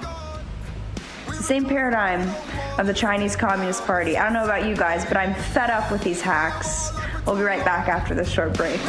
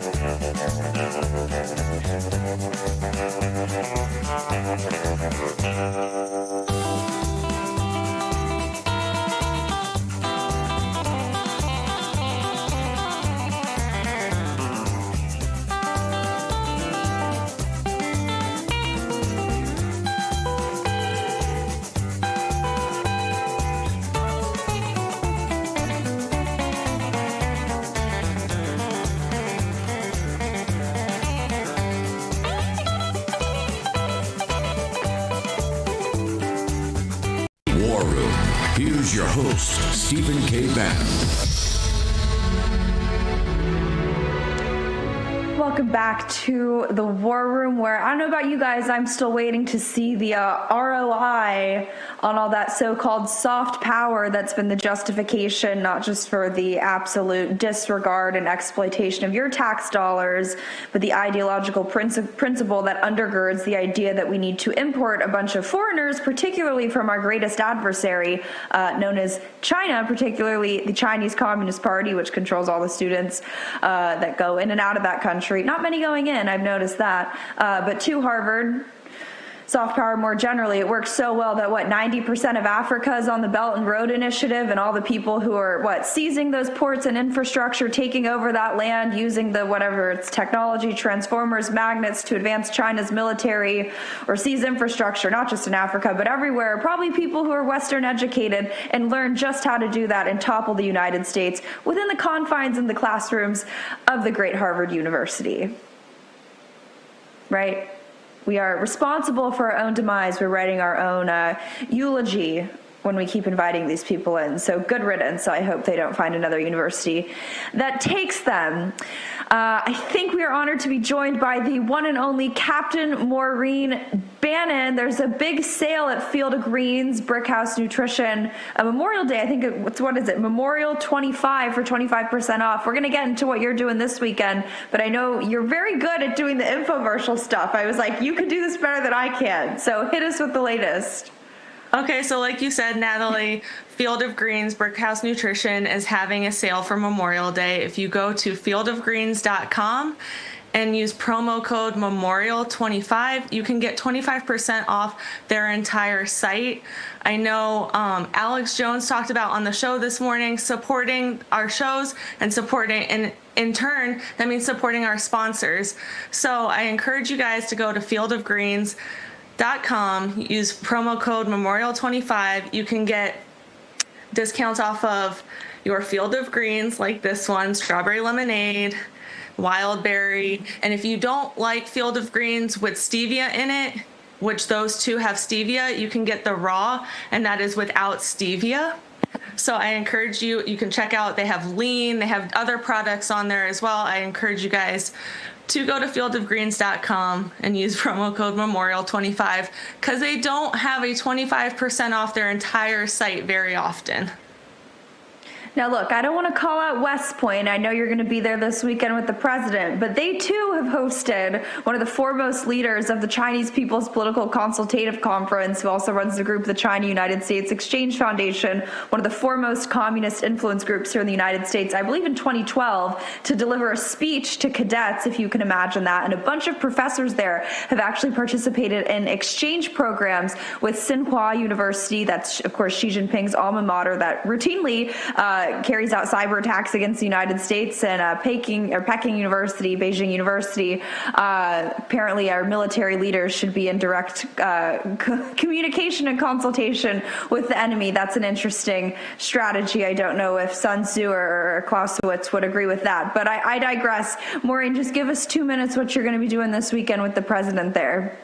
So I just want to address that, Natalie. I was not there in 2012, so I can't be blamed for what happened after I graduated and before I came back and before I was put on the board. But now I will take full accountability as a Board of Visitors presidential appointee, what goes on at the military academy.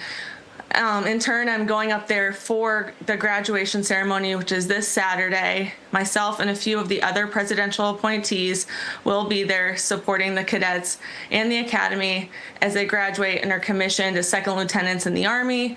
And then after I depart from the graduation ceremony, I will be headed to CPAC Poland and CPAC Hungary to represent War Room over there and give you guys a lot of insight of what's going on in Poland and Hungary.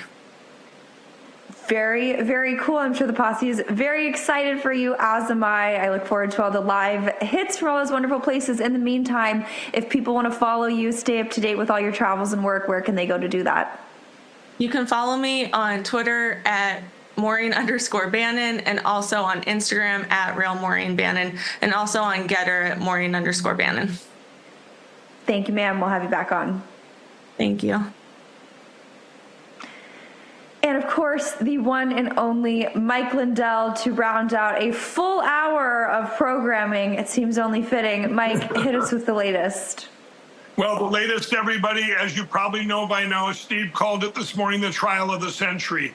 They went after, remember, the machine companies and their affiliates sued over 75 people and individuals, but only one company. They sued MyPillow. We go to trial June 2nd. I'm heading to Colorado, right into the den of evil at the federal courthouse in Denver, Colorado.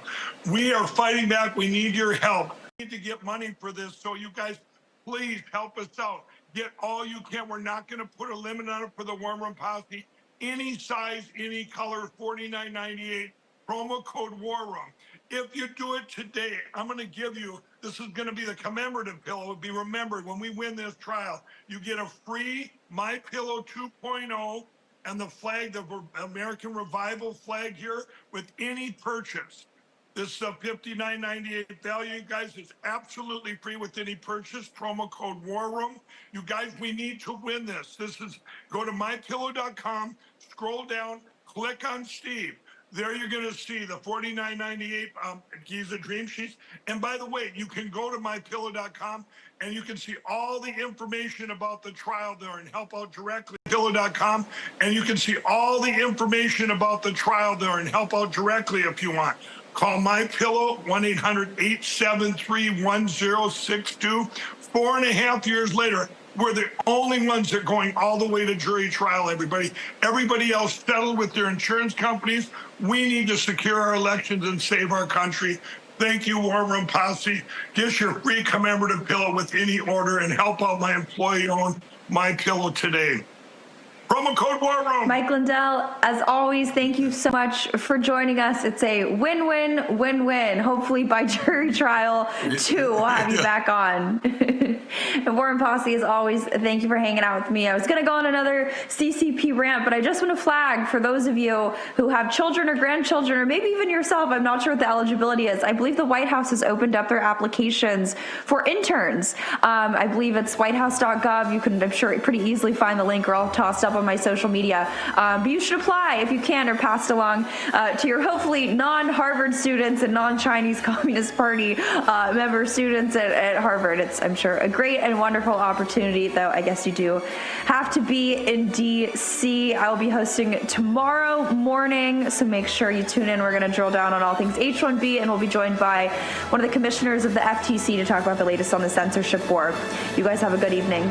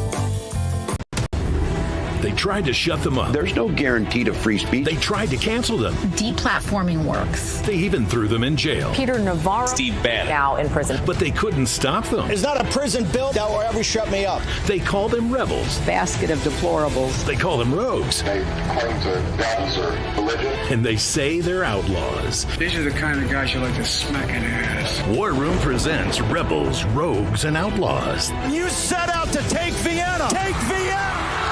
The national bestseller by longtime Bannon producer Dan Fluette. Take a journey through the pictorial history of War Room in a culture that celebrates the weak. Show your support by standing with the rebels. Go to doitfluette.com or scan the QR code on your screen.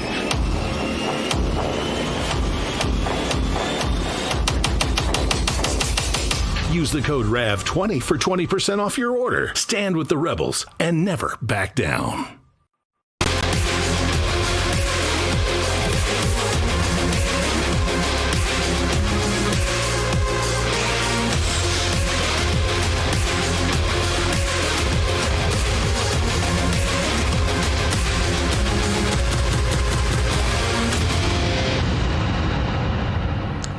Good evening, America. Happy Thursday. Welcome to the latest edition of Just the News, No Noise. I'm your host, John Solomon. You know that, reporting to you, as always, from the nation's capital and the WiredToFishCoffee.com studios. You know this Wired to Fish Coffee is the official coffee of Just the News. Go over right now to Wired2FishCoffee.com. Get a fantastic 10% discount just by using the promo code JustNews at checkout.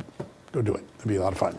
All right, today has been an extraordinary day of triumph and tragedy inside the nation's capital. The triumph, well, it belongs to President Trump and House Republicans who, after an all-night session, approved by a single vote, that's right, one vote, the president's legislative agenda, also known as the One Big Beautiful Bill. It now heads to the Senate and a possible July 4th passage.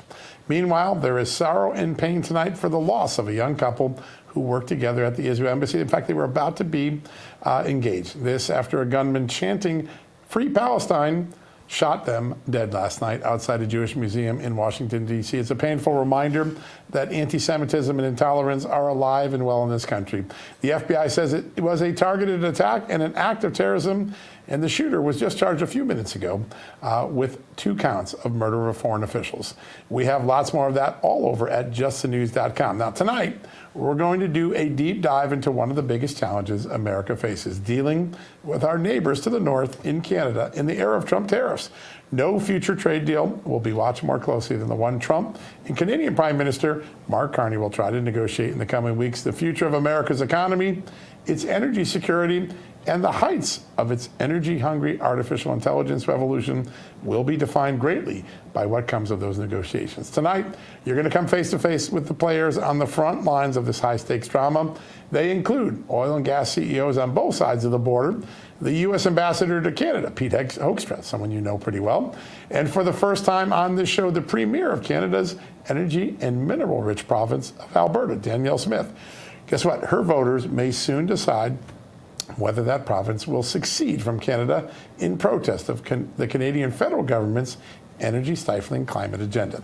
Tonight is a chance for all of us to get educated on this generation-defining moment between Canada and the United States. Amanda, this is unlike a show we've ever done before. Pretty big discussion, big risks and gains potentially ahead for America. Absolutely. I can't wait to hear from the Premier because this is a beautiful, beautiful province in Canada, probably one of the most resource-rich and yet abused by Ottawa. So I'm looking very forward to talking to her. But you're right. I mean, this is a relationship that goes beyond economic ties, beyond trade, beyond energy. We've always historically and traditionally had a very close relationship because of our similar values. So to work out the other things, I think behooves both countries. So I'm looking forward to figuring out how we do that. Yeah, Danielle Smith, the premier, who we're going to meet in the third block of the show, compared to President Trump, sort of the MAGA of Canada, we've been told. Yeah. I can't wait to have that interview. The future of our 2 countries are going to be defined, and it could be very different depending on how all this works out. That's why we're having this conversation tonight. Yeah. All right, just a little while ago, Amanda and I got a chance to sit down with the CEOs of 2 of Canada's largest energy companies. They control a good part of the oil and gas that comes out of Alberta. We learned a lot. In fact, I was shocked about what's going on behind the scenes of this trade deal. Have a listen to what we just had a conversation over. All right, joining us now, a geologist and the founder and CEO of Tourmaline Oil, one of the largest gas companies in Canada, Mike Rose. Sir, good to have you on. Great, thanks for having me. I don't think a lot of people understand just how integrated the Canadian and U.S. energy markets are. And there's a little bit of friction now, but just at the political level. But day to day, Canada and America, when it comes to energy, we're sewed together pretty tightly, aren't we? Absolutely. And we've been working together for years. We move 1.25 BCF a day to markets, certain markets within the U.S. And love doing it. And my 2 favorite directors of Tourmaline are actually U.S. E&P people. How about that? Oh, I love that. I love that. So when it comes to import and export amounts between your country and our country, what does that look like? Well, Canada ships, in the winter up to 9 BCF a day to the U.S. Certain parts of the U.S. that are serviced by the pipelines that we use. So large parts of the U.S. don't use Canadian gas, but the Midwest, California depends quite heavily on natural gas. And there's about 4 million barrels a day of refinery-friendly Canadian heavy-ish oil that makes it into the U.S. Refining areas, and they depend on that oil. And so, yeah, we move hydrocarbons back and forth across the border for each other's benefit. Amazing. We're about to enter into an era of extraordinary energy demand. The artificial intelligence era is going to put a lot of stress on our energy system to get more and more and more. What are some of the opportunities for Canada to help fulfill America's voracious appetite for oil and gas? Well, we can increase our exports of natural gas, certainly, and Canada is just about to enter the world LNG market. We've been shipping gas to the Gulf Coast for over 2 years now to the liquefaction complex down there. And then AI on both sides of the border is an added sleeve of demand that, to be fair, I don't think, really most of us on the producing side were thinking about 2 years ago. And I just hope AI doesn't get good enough to replace geologists. Yeah, we're going to work on that. Yeah, geologists have a great subset of knowledge, and I think it's more nuanced than a computer can figure out. I hope, anyway. Yeah, me too. Mike, when it comes to economic growth, that is something that President Trump talked about in his first term, and of course this term as well. And I know Canada is in desperate need of a growing economy as well. How can energy help drive that? The Canadian energy sector actually offers our country, the greatest short-term economic growth that we have. I mean, we're blessed with an abundance of resources, but the shortest cycle deliverable is really oil and gas. And we have the capability to, in very short order, increase our gas production by 50% and our oil production by between 25 and 50%. And I think Canada had the poorest GDP growth per capita in the last decade in the G20. So, yeah, we got some work to do, and we'd love to work with whatever government is here to make that happen. Yeah, that's so important. Americans remember the excitement about having the Trans-Canada Pipeline and then it disappearing because of a regulatory battle here in the United States. Is there a moment ahead to be talking about a new set of pipelines between Canada and the United States, maybe from all the way down to Houston? Is that a reality, something that's being talked about behind the scenes? I think it's being talked about behind the scenes. I think you're referring to Keystone XL. I'm sorry, Keystone, yes. And, it got pulled. I've been kind of pushing up here for some time that, we can think about Keystone XL again and should. And when we do, we should build a gas pipeline too and take it straight to the Gulf. And that'll be great for both countries because the Gulf Coast liquefaction complex in the United States is, in the process of doubling. And I think there's going to be an increasing call on gas from the Western Canadian Sedimentary Basin, as well as the three big supply basins in the United States. Wow. So it's a golden age of gas is what I call it. The only problem is when I made that slide, it was 9 years ago, but I think it's finally here. Sir, speaking of pipelines, hot button issue, the Constitution Pipeline. I know President Trump met with Kathy Hochul, what was that, a couple months ago, and they supposedly talked about it. But what do you know on your side of the border as far as if that is going to move to development?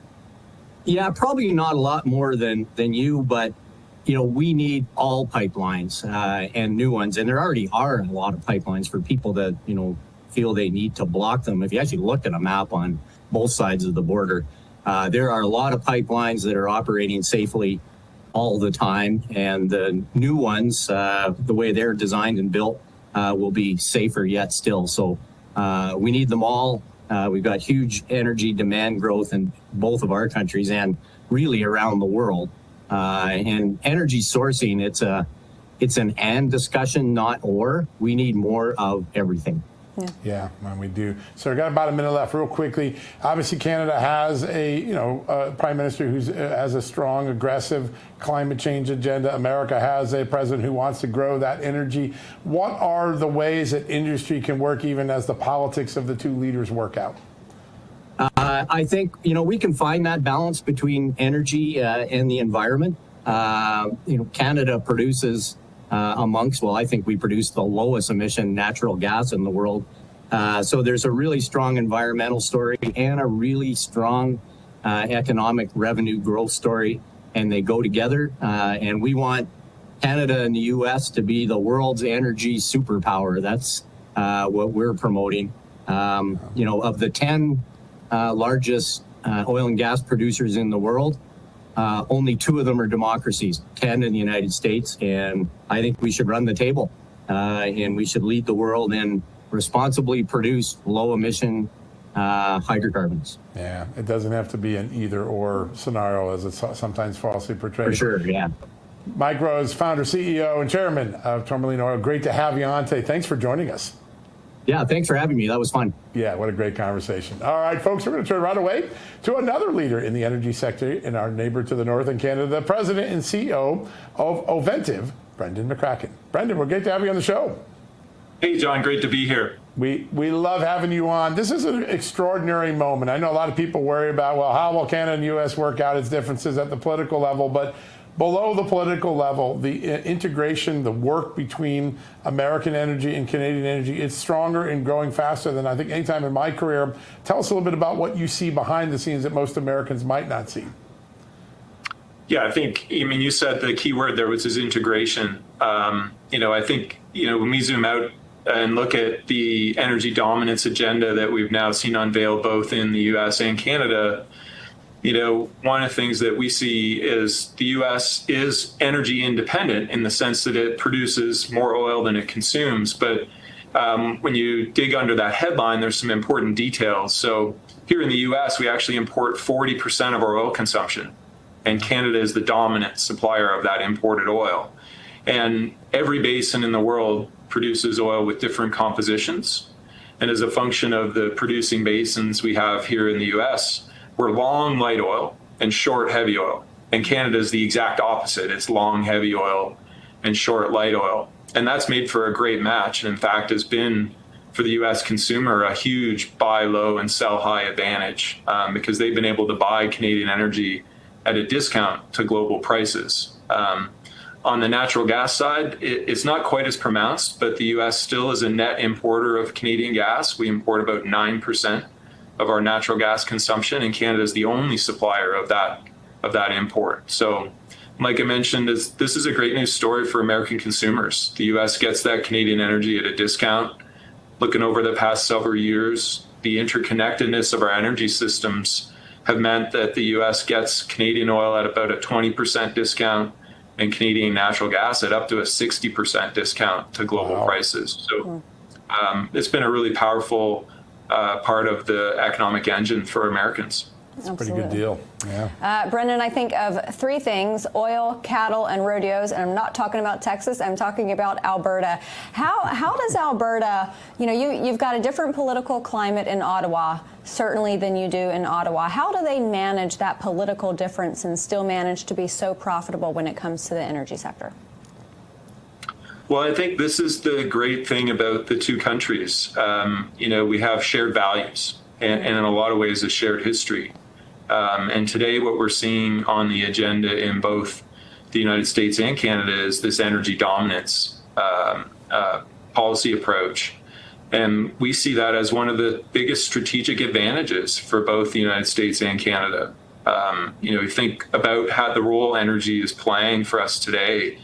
Affordable, reliable, safe, and secure energy underpins everything in our modern lives, all the way from the mobility that we enjoy, the process heat that lets us produce the steel and concrete that fuel our industry, the fertilizer that we depend on in our food supply, to the electricity that's running our technology, which, by the way, is about to see a huge energy demand explosion due to artificial intelligence. So I think, you've got just three great reasons why energy dominance should be a North American answer: the economics, the geography, and the shared values. And, I've already described the interdependence and the price advantage that the U.S. has to access Canadian energy. But from an economics perspective, the two most economic basins in the world today are the Permian in West Texas and the Montney in Alberta and British Columbia. These are the lowest cost sorts of energy supply that is reliable in the world today. And it just makes economic sense for our two countries to cooperate and have production from these resources. And the geography is just a natural fit as well. The same reason that our two countries are working together on defense is the same reason that we should be working together on energy. We're just deeply interconnected because we're neighbors. And then finally, we just have a long history of shared values. Both countries have the highest standards for rule of law, free markets, safety, protection of the environment, and human rights. And that doesn't mean we always agree on everything, and that's okay. But we've worked and fought for these values together for a long time. Yeah, that's true. And I think they will. Those values and those relationships are going to withstand any temporary political climate that we're in. I want to ask the same question I asked Mike Rose, and that is, do you think there is a moment in the near future where we'll see new pipeline construction between Canada and the United States, both oil and gas?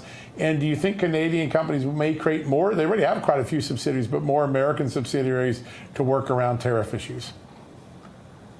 I think on the interconnectedness through the pipelines, I think that will come. I think, Today, obviously, Canada is looking to global markets and accessing global markets for their exports. But think about the world's energy needs here. We're talking about a 30% growth in energy needs across the world that's going to be driven by prosperity, billions of people becoming more prosperous and requiring more energy in their daily lives, but also the data side of this and the artificial intelligence side of this is going to drive a massive energy growth, energy requirement growth. And so it's going to be, I think, very much Canada and the U.S. are going to continue to interconnect our two markets over time.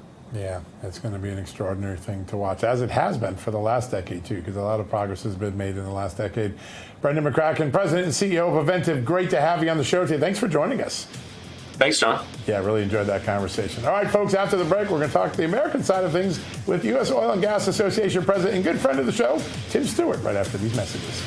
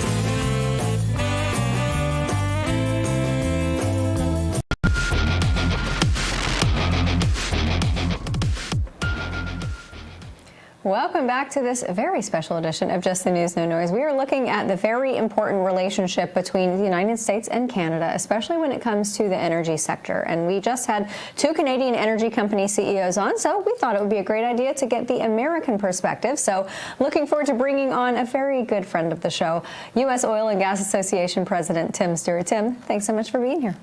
It's always good to be with you. And this is a great topic. Thanks for having me. It is, absolutely. So, we got their perspective, and it's really wonderful to hear how this relationship can be strengthened, especially through the relationships in oil production. But for you, dealing with U.S. oil producers, what do you see as the biggest challenges to that?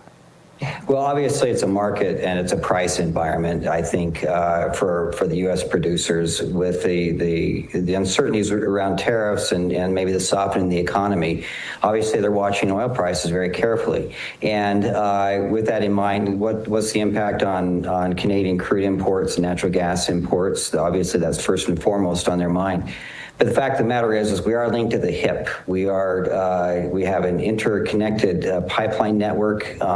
We're moving product from Canada through the U.S. to refineries in the Gulf Coast, so American consumers can have gasoline in their cars. But I think if you were to just take industry generally and all those executives that I work with, they'll say, look, we actually really closely tied to Canadian interests as well, and I want to make sure that we have a fortress North America, so to speak, when it comes to energy security and energy dominance.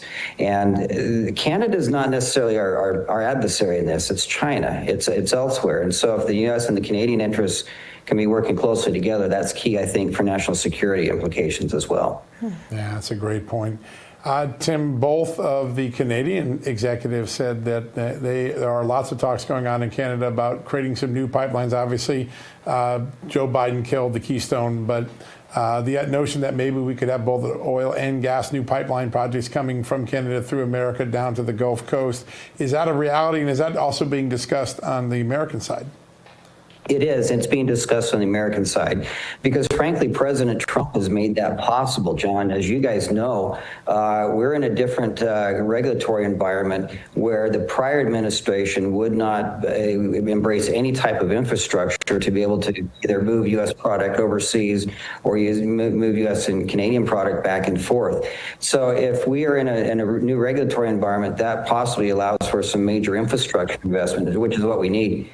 The key thing in all of this is mortgage-paying jobs. Yep. Not just well-paying jobs or good-paying jobs, but mortgage-paying jobs. And that's what our industry does. It creates it on both sides of the border.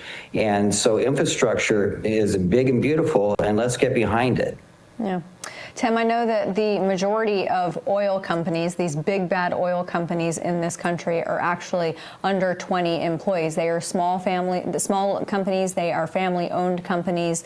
When it comes to a relationship between the United States and Canada on energy, is it going to be the big companies that benefit more or the smaller companies? That is a great question. And I think, when it comes to terms of major investments, obviously there are certain companies that can play in that space. But a healthy industry and a robust industry that is strong domestic production and consumption, but also opens up the export markets all across the world, that helps everybody. In particular, it helps the small boys because these are the true wildcatters. They're the ones who really take the risks. And sometimes those risks play out and sometimes they don't. But ultimately, if we have a strong domestic North American consumer market, both on the U.S. and the Canadian side, with some additional export capacity, everybody's going to benefit. It truly is the rising tide lifts all boats scenario. And again, I think if you're lined up my small company CEOs, they'd feel the same way. And they're looking for markets for both their crude and their gas, and they're happy to send it elsewhere if it's going to be consumed at a fair price. Mm-hmm. That's a great point.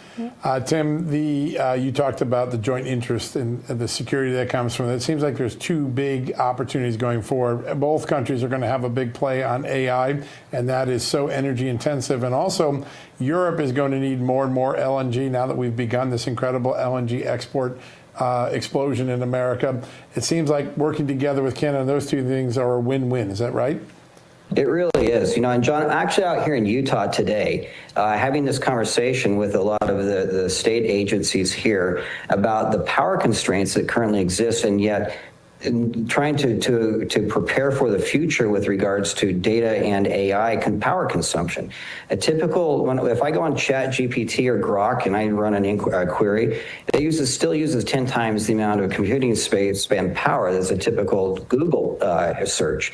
And so I don't think we fully understand what the demand is going to be like going forward. And from the U.S. perspective, be able to maintain that lead in AI development so we can beat China. Again, that's the primary adversary. We've got to have enough computing power and energy behind that computing power. And that energy is not going to come from weather-dependent renewable resources. It's going to come from natural gas. And that, I think, is something that is really crucial. And it's been really interesting to watch this Baptist and bootlegger coalition that's developed between big tech and oil and gas over the last year, as we've come together realizing that neither of us can get from here to there. We're completely codependent for the foreseeable future. Yep. That's an exciting thing. Look, the industry is ready to meet that, and to meet that challenge. It's a North American energy issue. Canada can be linked to the hip as well with us to provide that energy for the North American data centers. It's an exciting time to be here. Yeah. No doubt. Tim, I was at the White House earlier today, and I thought of you, and I actually took a picture for you. I thought my good buddy Tim is going to appreciate this, because behind the podium on the screen, they had this headline: Memorial Day gas prices could hit lowest level in more than 2 decades. Gas prices are dropping to the lowest in years. It'll be $3.08 on Memorial Day, possibly sub $3 later this summer. Now, under Biden, he drained our strategic petroleum reserve. He did everything he could to try to mask the fact that gas prices were going up. But Donald Trump did it. I mean, we're barely 120-something days in. How did President Trump do it? You know, there's a lot to be said for certainty and the optics of providing certainty. And when on day one, the president, bless his heart, put out the executive orders that essentially said to the industry and those who invest in the industry, you're going to have a favorable regulatory environment for the next 4 years, which allows you to invest and to plan with regulatory certainty. That just sends a clear market signal. At the same time, you know, the economy is what it is, and we've got plenty of capacity in place, and that's been a great thing. Amanda, I hate to break it to you, that's not particularly reflective in California, like California gas prices. I'm sure it's not. Thankfully, I'm not there to know in person. I've got a governor you may want to talk to, but for the rest of it, we all got a governor. I would like to have a word, believe me. We're in good shape. So, Tim, last question: how does the tariff politics, as Mark Carney, who's a pretty big climate change guy, Donald Trump, a pretty big energy guy, as that plays out, how can Canadian and American companies work around the politics of that and get things done, even as the governments are working out the bigger issues? That is the $1 million question, or the $1 billion question, John, and that's something we've been working on really since the administration came in. I think from the industry's perspective, you know, we are an international industry. We have international supply chains. The thing that they could offer up most would be helpful would be an on-ramp, an onboarding ramp for us to reshore or new shore jobs coming in. If we have a manufacturing line that may be located overseas, if we were given enough time, 18 months or 24 months before the tariffs fully kick in, to allow us to be able to reshore those jobs, I think that's what the industry is looking more fully and closely at and hoping for. With regards to the Canadian side of things, again, I think we have the ability and the capacity to do that. We're linked at the hip. I've said that a couple times here, but that's the reality. And so if I have a company who's manufacturing a compressor in Canada and shipping it to Houston to be finished, we need to be able to figure out how to give enough time either to get around those tariffs or to build ourselves a new manufacturing base here in the United States.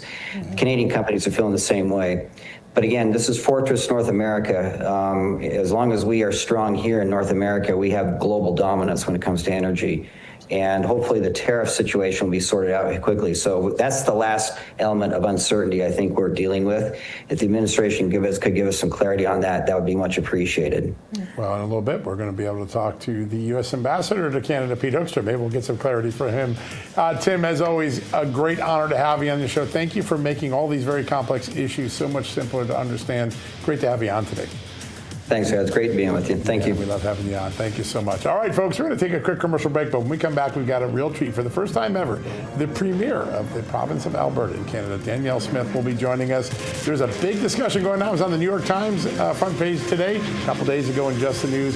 Even talk of secession of Alberta. We're going to get to all of that right after these messages.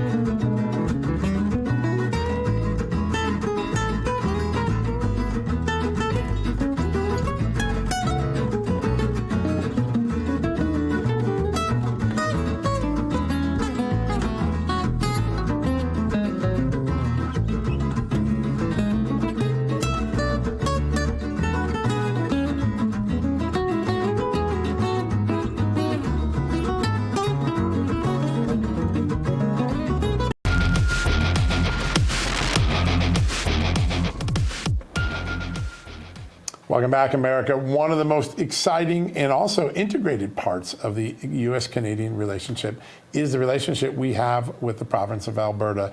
It is a more conservative part of Canada. It's an energy and mineral-rich part of Canada. It is a beautiful part of Canada. Tonight, we're very lucky to be joined by the Premier of that great province, Danielle Smith. Madam Premier, great to have you on the show. Hello, John. Hello, Amanda. Nice to see you. Great to have you. There's a lot going on, and I know the big guys in the room, Donald Trump and Prime Minister Carney, they're going to have to work out their differences and get to some sort of trade deal. But in the meantime, you're doing some really remarkable new things. You've announced a new initiative about studying the relationship in North America, what we can do going forward. Tell us a little bit about that. Well, I think it's important because the relationship is changing with the United States and with China. I think we all took it for granted that we would just be able to have a free trade relationship with both of those superpowers. And it turns out that China is not developing the way we thought. They're not becoming a more democratic jurisdiction, and they're using capitalism against us to hollow out our various industries. So I think that there has been a lot of recalibration that has had to happen about our relationship with China. And certainly the U.S. president is causing us to have that rethink. We know that China's been using Canada and Mexico in the past as a way of getting cheap goods into the United States. And we have seen that that's affecting our relationship with our most important trading partner. And we've got to figure out what the future looks like. How do we maintain this tariff-free relationship with the United States? What is that going to mean with our relationship with China? How do we help the Americans get energy dominance and win the AI data race and be a constructive partner? I think that those are all the things that we're interested in exploring through that new institute.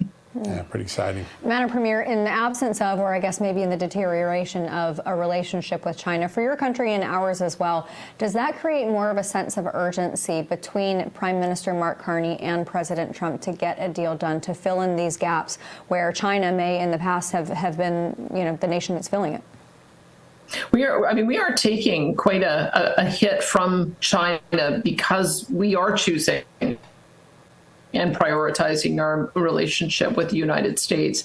When the United States put on tariffs on steel and aluminum and electric vehicles, we followed, and then China has responded by putting massive tariffs on our agricultural exports. And so I think that the sooner we can get to a true tariff-free relationship and renegotiate the USMCA, the greater clarity we will have. I'll be interested in having a better understanding about what the U.S. relationship is going to be with China, because I think that those two economies may be finding that they're more integrated perhaps than was first thought at the outset. But I think that's going to be important because when I look at our relationship, Alberta's relationship with the United States, we have about $134 billion US worth of trade just with our own province in the United States. The relationship we have with China is less than 10% of that value. And so if we have to make a choice about where we want to be investing our relationship and our trade ties, I can tell you that the American relationship is very important to us, and we certainly wouldn't want to do anything that would sacrifice that. Yeah, no doubt. Madam Premier, one of the most painful moments in our recent history has been the cancellation of the Keystone Pipeline. After all the work and all the opportunity it presented, Joe Biden canceled it. There is talk now, and even at the beginning of the show, we had a good conversation about it, of maybe starting up new pipelines between Canada and the United States, getting LNG down to Texas in a bigger way. How important is that, and do you think that's realistic in the environment we're in?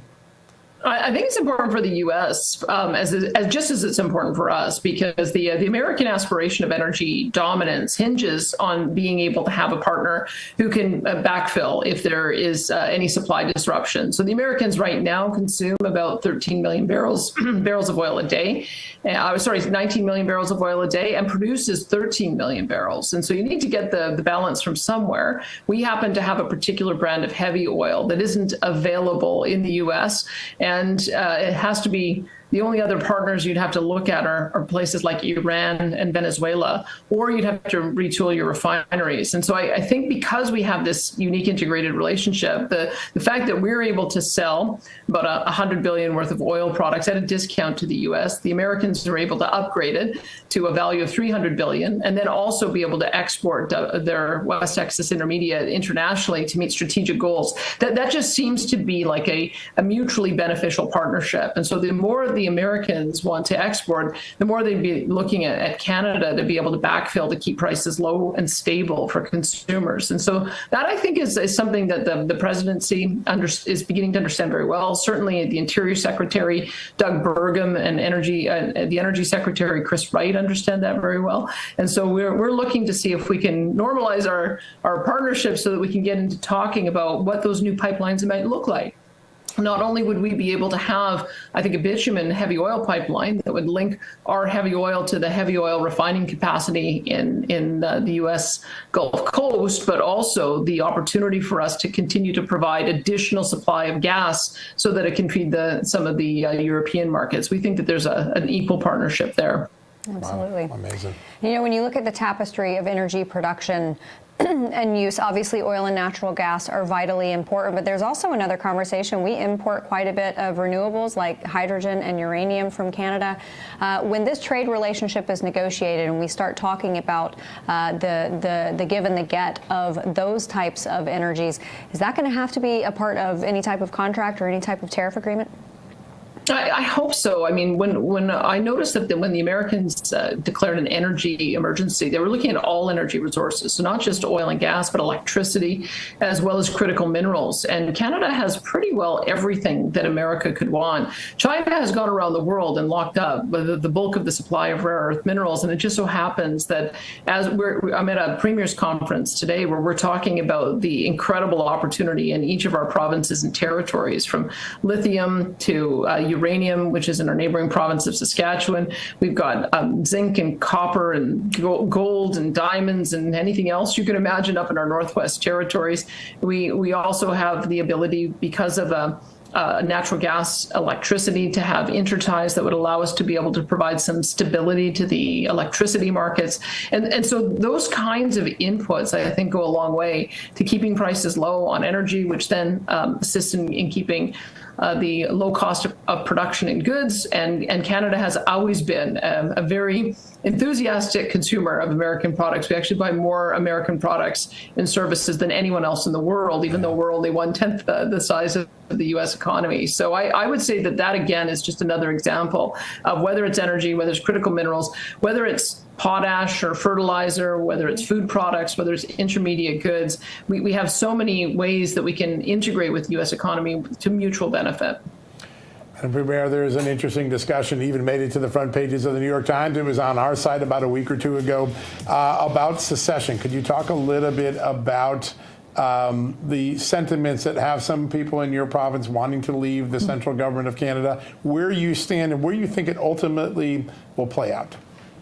Well, you can imagine that we had 10 years of government under Justin Trudeau, who I'm sure you know well, but his policies were very much like the policies that the U.S. president just ran against and defeated. And so we were looking forward to a change of government here. I was supporting the other guy, who unfortunately didn't win. And so we have some fear in our province that the continuation of the 10 years of damaging policies are going to continue. Now, I want to give Prime Minister Mark Carney a chance to show that he wants to potentially take a different pathway. He's had two different careers. One has been most recently as the head of the Net Zero Banking Alliance that has defunded oil and gas. But prior to that, he was a banker to conservative governments. And so I think he may be a pragmatist. We'll certainly find out. But in our country, what I think has become pretty evident to Albertans is that it's a little peculiar that it's easier to do business with the United States than it is with our own partners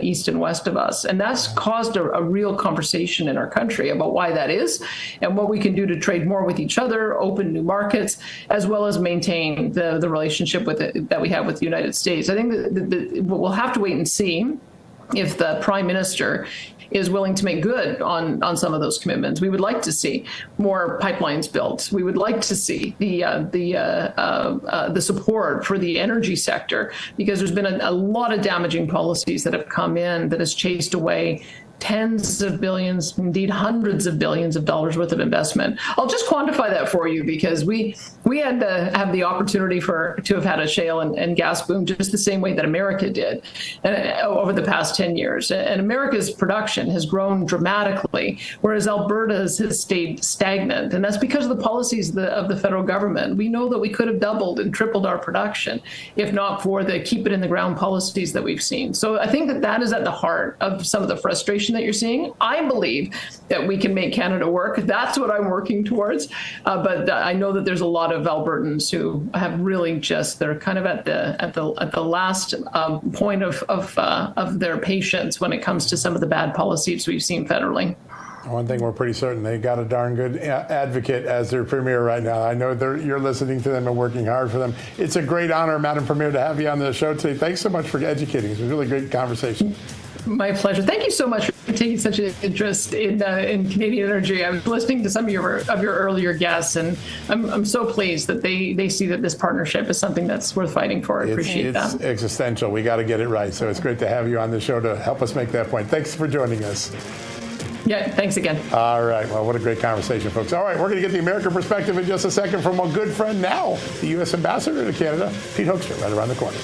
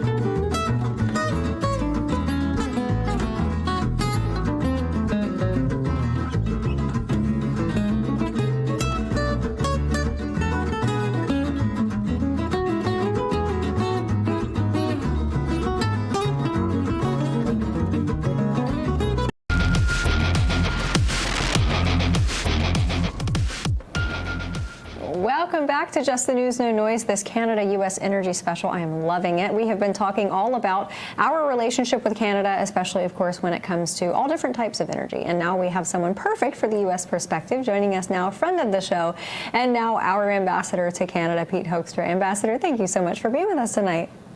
Hey, Amanda, John, it is awesome to be with you guys. Thank you. Same here. Absolutely. Sir, as ambassador, you are a huge part of Sherpaing this relationship and these communications between our president and the new Prime Minister, Mark Carney. When Mark Carney came down here and visited the Oval Office, were you surprised at how seemingly well President Trump and Prime Minister Carney got along? No, I mean, I've been in the meetings with the president before. The president has a great ability to connect with foreign leaders. On other cases, he'll take them to task. But the president recognizes the importance of the Canadian excuse me, the Canadian-American economy. He wants to have a good relationship, I think, with Carney. They addressed the 51st state issue right off the bat. They ended it with the president saying, never say never. But the important thing was they had a smile on their face, okay? They were off to a good start. That's a great moment. That was a great moment. Today, in these conversations we've had in the last half hour, 45 minutes, Mr. Ambassador, you really get a sense that the Canadians want to build some pipelines and get it to the United States and take advantage of our infrastructure, our AI growth, get some stuff over to Europe because we're now an LNG expert. That is some leverage when you get into these deeper, tougher conversations with Carney. How important is it that Alberta and its whole energy province really signaling that they want to be in the United States and in a big way? Well, I think it was very, very positive listening to much of the program. A group of individuals and a premier advocating for the strength of the American-Canada relationship. And, you know, because for much of the last 4 or 5 months, the only thing that you've heard in Canada is people very, very critical of the United States and not talking about the economic strength of the relationship benefiting both countries. So to hear that for the last 45 minutes, it's like, yes, okay, that's what we need to be talking about. And to hear the premier talking and discussing about how this is a huge benefit to the United States and to Canada, creating prosperity, safety, security for both of our countries, but also being a very, very effective way to confront the threat that we face from China. So prosperity for our people, confronting the threat from China, it's an important message for all Americans to hear, but also for all Canadians to hear. Right. Great point. Well, and creating something else that's very important because the United States and Canada, unfortunately, have been on a parallel track when it comes to the deterioration of the middle class. So you get a pipeline, you get it on the U.S. side and the Canadian side, and that also brings jobs on the U.S. side and the Canadian side, and that fuels economies just as much as energy does, doesn't it? It really does, and I think one of your earlier guests described it as not only good-paying jobs, but mortgage-paying jobs. Yeah. I mean, I think it is clear. The president is unleashing the American economy and energy, getting rid of rules and regulations that, you know, have decreased the amount or, you know, put a barrier to how much we could produce. The certainty that the president and his team are putting on growing the U.S. economy. Why? To bring prosperity to so many more Americans. I mean, it is awesome. You do that, you know, a big win in the House of Representatives by passing a tax bill, which leaves the money that Americans make, it leaves more money in their pockets. The president has been going full throttle every day since he has been inaugurated, and we're starting to see the benefits already. A lot of them, the border shut down, Memorial Day. It will be awesome to be back in Michigan and to see gas prices at around $3 a gallon. You know, again, Americans keeping money in their pocket, money that the Biden administration, you know, took for all kinds of other purposes or never let Americans keep. This is the benefit of a Trump economy. Yeah, really well said. Mr. Ambassador, there are two sort of mixed signals in the Canadian media and in the politics in the last few weeks. They're doubling down on that, essentially an alcohol ban, a massive tariff on American alcohol. But at the same time, Carney's saying, hey, I'd like to maybe join this golden dome that Donald Trump is building. It sometimes feels mixed, but maybe that's the complication of just getting through the negotiations. What do you take from both of those signals and events that have occurred?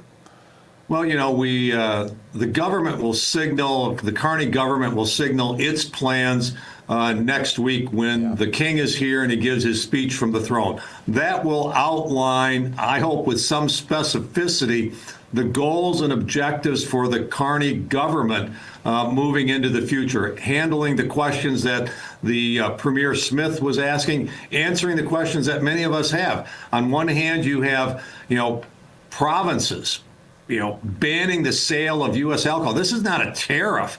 They have literally pulled American alcohol off of their shelves. It's not available for Canadians to buy anymore. Provinces are putting through procurement bans that say, for contracts of certain sizes, American companies, you're not welcome to even compete for those projects. So America's getting mixed signals. I think we should be optimistic about the growth that we can build in our economy and bring prosperity to both of our countries. But, right now we're waiting to see a clear signal from the Carney government as to where they are going. Yeah, that's important. Clarity is going to be important. You're going to be on the front lines of making sure we get it. And I know the president has enormous trust in your great wisdom. Mr. Ambassador, what a great opportunity having the phone. Thanks for helping us on the show. Thanks for helping us understand what's going on. It's really great to have you on. It's good to be with you, and it's an absolutely critical issue, both energy and the relationship with Canada. Yeah. So thank you very much. Well, we're lucky to have it in your hands. All right, folks, what a great conversation. We got a few minutes left. First, a couple quick messages, and Amanda and I are going to wrap things up. We're going to continue the conversation tomorrow for a little bit as well. But first, a few words from our great sponsors and advertisers.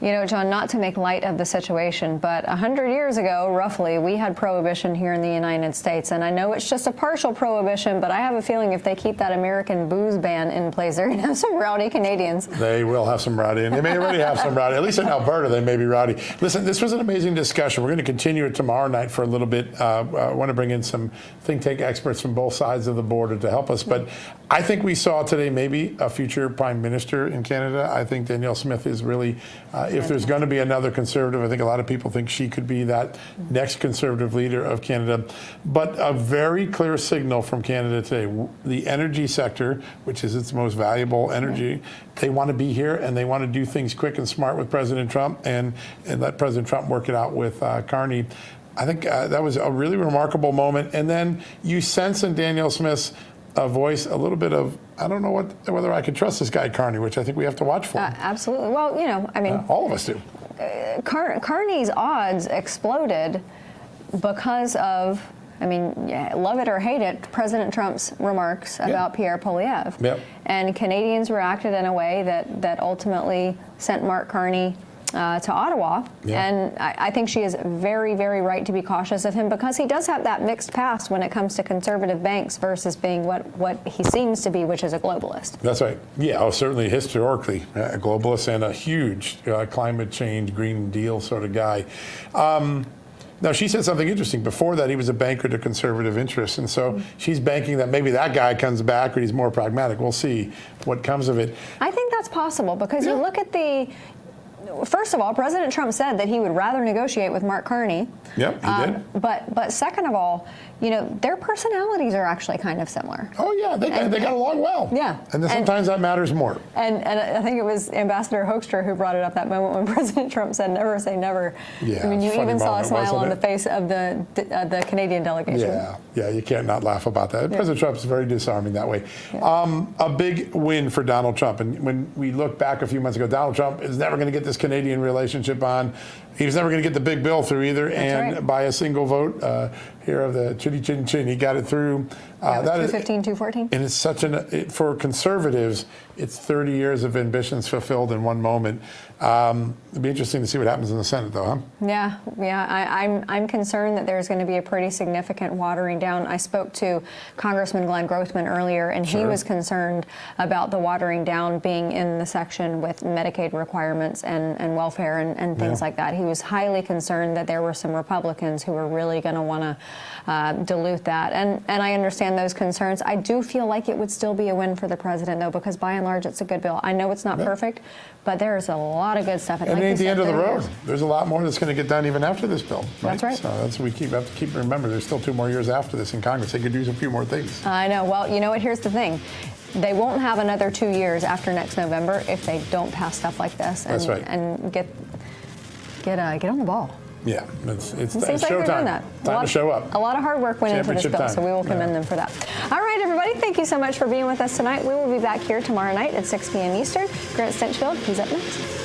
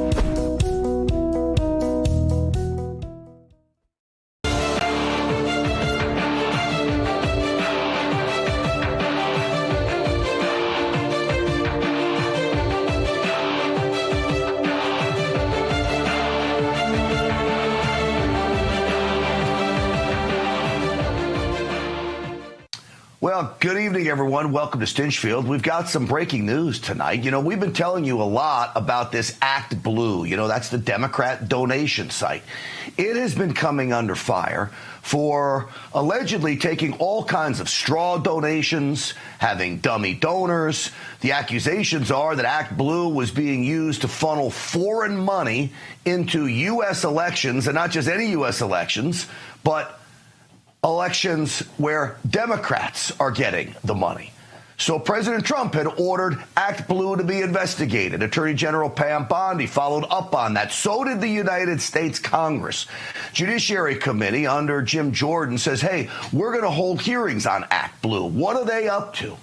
Well, originally, officials with Act Blue agreed to come in and testify. We're learning now, thanks to our friends over at Just the News, that they have rescinded that offer to testify before Judiciary.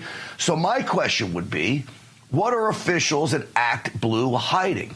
Why would they say they'll talk once, but then now all of a sudden say, we're not testifying before Congress? To me, it all smells very fishy. You may remember this on Just the News when they were spelling out what goes down with Act Blue. Yeah, something has to be done. I mean, look, the amount of money that was the velocity of money that was flowing in, and the fact that I don't know if you saw the study that James O'Keefe did, where he went door to door and knocked on the doors of people that from one address have made, hundreds of thousands of dollars in campaign contributions, over 5,000 different individual contributions, all attributed to one person at one address. And most of these homes are people that clearly do not have the funds to do that. Yep. And he again and again would knock on those doors. So look, those are anecdotal scenarios, but something is wrong here. And so where there's smoke, there's probably fire. Yeah, I agree.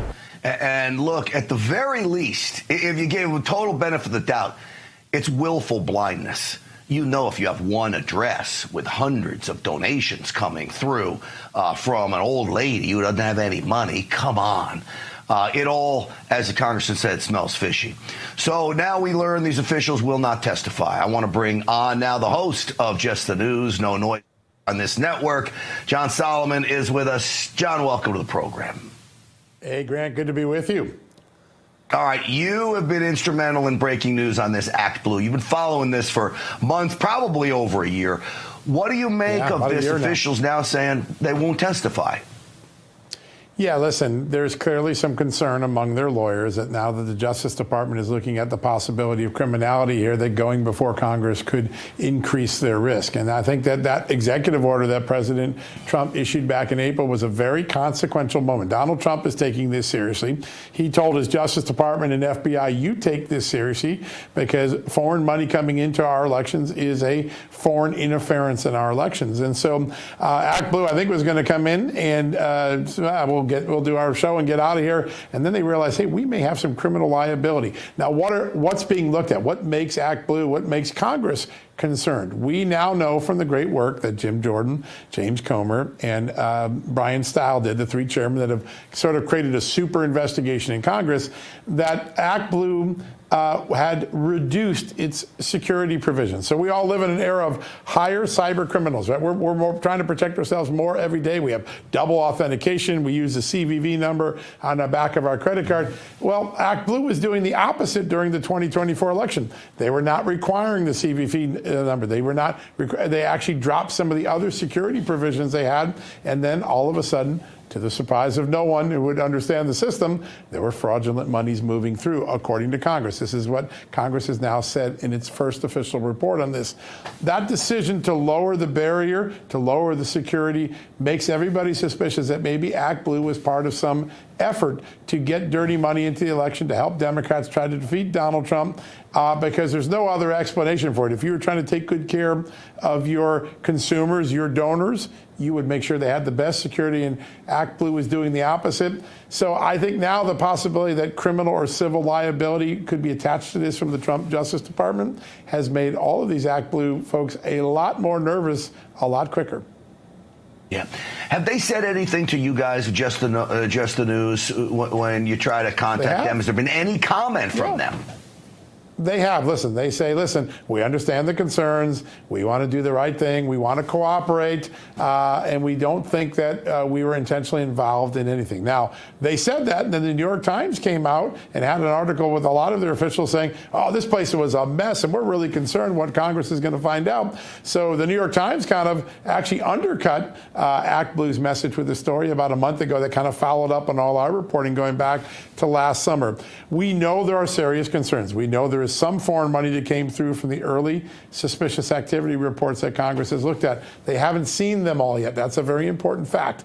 They're beginning to look at them, the Trump administration digging them up. But it is very rare to see a political donation site be the focal point of suspicious activity reports, which are essentially money laundering reports. So the Treasury Department had concerns. The Congress has concerns. Donald Trump has concerns. The Justice Department has concerns. That's probably why the lawyers and these witnesses now have concerns. They may be facing some serious liability issues. Yeah, well, it's been great work watching you lay this stuff out over the last few months and year, actually. So we appreciate you. I know you jumped in on short notice to bring us this, Anytime. John, but as always, great having you on, my friend. Thank you, as always. Love your show, my friend. Well, the feeling is very mutual, and you can catch his show right before this one right here on Real America's Voice and, of course, justthenews.com, a great site for what you need to know on a daily basis on what's going on in Washington and around the world. All right. We have some big news to report on. You've probably heard by now that the big, beautiful bill has passed the House of Representatives. This is big, but I think there's a bigger story here. The bigger story is how united the Republican Party is, and there's only one reason why the Republican Party is as united as it is, and that reason is President Trump. President Trump, by far, has done more to bring leadership to the Republican Party, bring us together, and put America back on track than any member of the Republican Party that I can remember. So he is the one that really put the screws to many Republicans to get this through, and it worked. Here's Caroline Leavitt, his spokeswoman. This one big, beautiful bill will implement President Trump's Make America Great Again agenda by delivering the largest tax cut in American history for middle-class families, the working class, and small businesses. The One Big Beautiful Bill fulfills President Trump's promises of no tax on tips, which was applauded today by the CEO of Uber, no tax on overtime, a Made in America auto tax break, Trump savings accounts for newborn babies, and substantial tax cuts for our amazing seniors' Social Security benefits. All right, listen to me. This is exactly what America needed, okay? We needed Trump's tax cuts extended. We needed these extra tax cuts with no tax on tips and no tax on overtime put in place. Who does this help? The working class. Our economy is going to soar. Now, I promise you, the revenues projected by the Congressional Budget Office are going to be vastly and wildly underestimated. When you start to spur the economy, the amount of revenue that will come in will be far greater than they are expecting. Here's Rice Voigt from the Budget Office. But what this bill does is it ends, I believe, 30 years of futility with not being able to do anything substantial on mandatory savings. The last time we had any real victory was 1997 with passage of the Balanced Budget Agreement, which, of course, had welfare reform as part of it.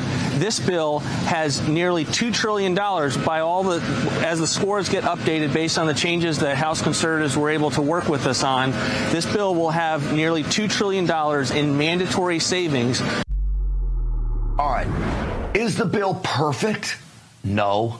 But you can't let the quest for perfection be the enemy of success. And this is why, even if it's not perfect, you've got to get it through, which they did. We know raising the debt ceiling to $5 trillion is not where I would want to be, but I have great trust in President Trump. And think about what President Trump and the MAGA movement have done.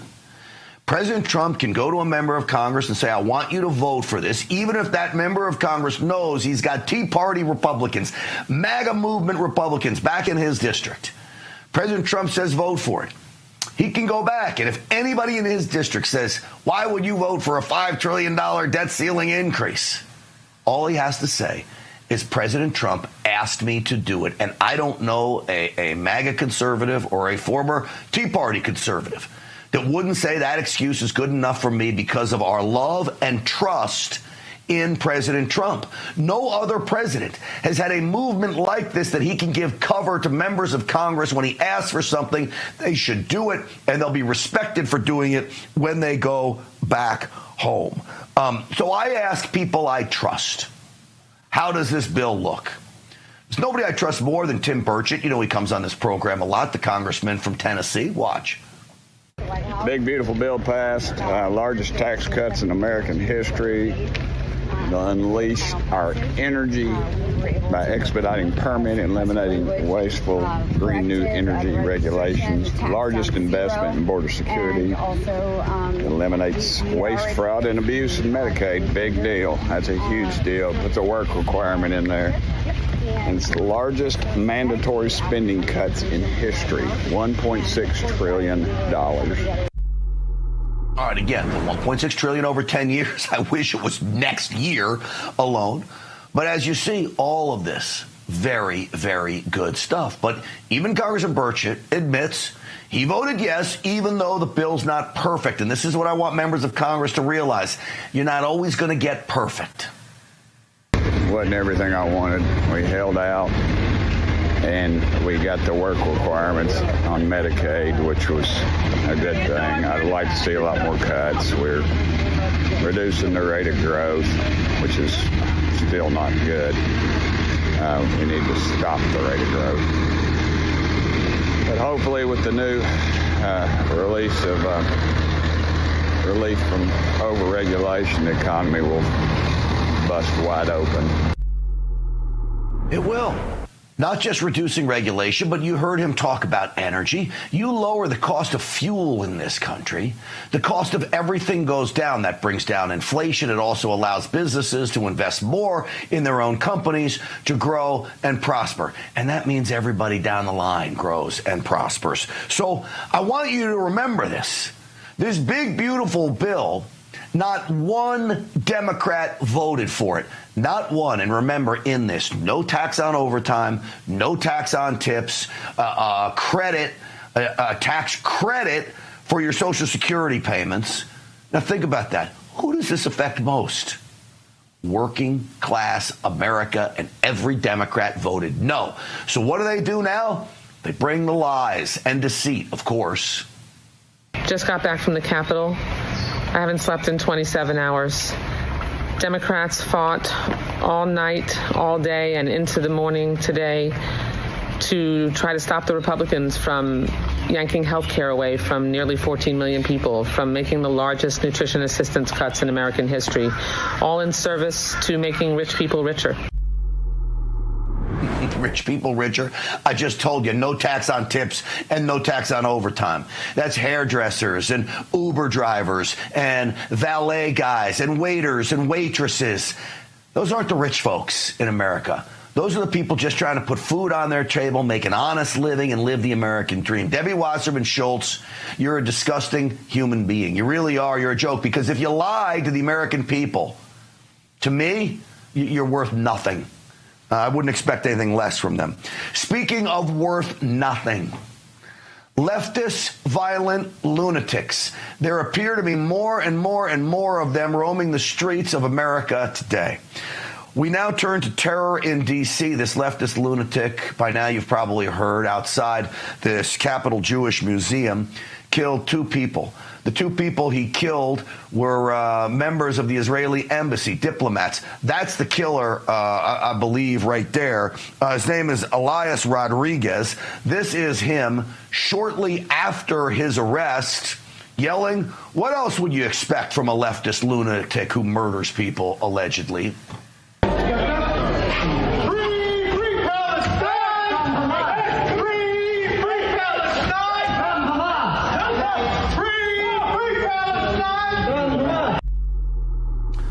So the 2 victims in this case, Yaron Lashinsky and Sarah Milgram, they had just bought an engagement ring. They were set to be engaged very, very soon. By all accounts, they were wildly in love, great human beings. We're now learning details of investigators have gotten surveillance video of this crime. The killer had shot them multiple times, walked up to them when one of the victims sat up and continued shooting. We believe Sarah tried to crawl away after being shot multiple times, and he continued to shoot into her, emptying his magazine in these victims before going inside of the museum, where they believe he may have tried to shoot others, except the slide of his handgun was locked, meaning the magazine was emptied. This is the kind of disgusting human being we see out there. Here's the Israeli ambassador talking about the two victims who worked for him. The couple that was gunned down tonight in the name of Free Palestine. It's a young couple about to be engaged. The young man purchased a ring this week with the intention of proposing to his girlfriend next week in Jerusalem. They were a beautiful couple who came to enjoy an evening in Washington's Cultural Center. I want you to consider this. Now, I'm a Christian, but if you're Jewish in America today, you hear these lunatics yelling free, free Palestine all over the place, from college campuses and beyond. We haven't heard shots fired after those chants. If you're Jewish and walking down the street in America today, there are people who now want to kill you, and a growing number of people who openly want to kill you. That has to be a frightening place to be. Nobody in America should have to live like that just because of their religion. It's a sad, sad place that we are at. This shooter allegedly had ties to socialist leanings. He wrote a manifesto and all this stuff. But really, I don't even want to talk about him. I want to talk about the bigger problem in America today, which was the tolerance of this by the left. I want to bring in now Director of Jihad Watch, Robert Spencer. Robert, it's great to have you back on. Welcome to the program. Thanks, Grant. It's always good to talk to you. Well, Robert, I'm sure, as sad as it is, you probably weren't surprised when you learned about the details of this case. No, unfortunately not. This is something that the left has been working toward ever since October 7th, 2023. The incitement has been something we have not seen in this country probably ever in our history, and we have not seen around the world since the days of Nazi Germany. We have leftist groups in the United States openly applauding what Elias Rodriguez did and saying this is the pinnacle of anti-Zionist resistance, to kill two innocent people in cold blood on the street. And they're saying, hooray, let's see more of this. And this is something that's been leading up to the socialists, just the socialists that this guy is part of. They actually had a banner on their website, exterminate Zionists. So this guy did that. He's just following orders. Yeah, and sadly, that's what comes from many of these leaders. Even if the orders just appear to be a wink and a nod, people know exactly what they mean. Not speaking up about this sometimes I think is just as bad as speaking in an evil manner about it. I'm talking about Ilhan Omar, the congresswoman. I want you to watch interaction she had today, and I'll get your response on the backside. Congresswoman Omar, can I get your reaction to the shooting that happened in D.C. last night? I'm going to go for now. You don't want to comment on it, Robert. To me, it's horrible. Of course. But, it was entirely predictable because Ilhan Omar knows that her constituency is made up 99%, if not entirely unanimously, of people who think the shooting was great. And so, of course, she can't condemn it because then her constituents will think, well, we got to get somebody else in there. We got to throw her out. And so she can't say anything.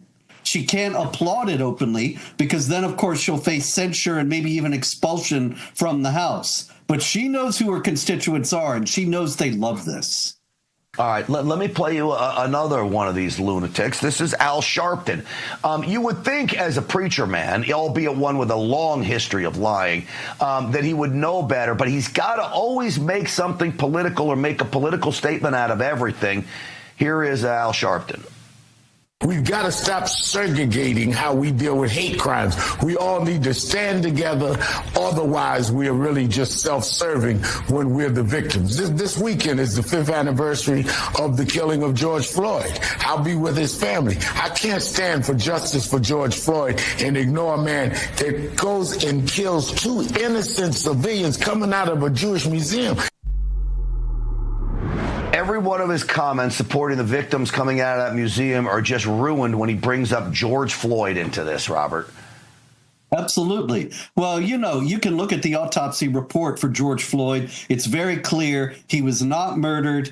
He was not strangled to death. He was had an overdose of drugs in his system, and the autopsy is very clear that that's what killed him. It's just total fiction that he was murdered by Derek Chauvin. It's a tremendous miscarriage of justice, and it shows where the real racism is in America today. To compare that to the cold-blooded murder of a couple of people because the guy thinks they're Jews and because they support Israel, that's just monstrous. And the fact is that the whole American left has been embracing violence, has been dallying with violence. You know how many people cheered when they tried to kill Trump, not once but twice. You know how many leaders like Kwesi Mfume, Hakeem Jeffries, other ones as well, Schumer himself, have tacitly justified violence. Schumer saying, you know, you have sown the whirlwind, Gorsuch and Kavanaugh, you're going to get it. And then people are showing up at the Supreme Court justices' houses and menacing them.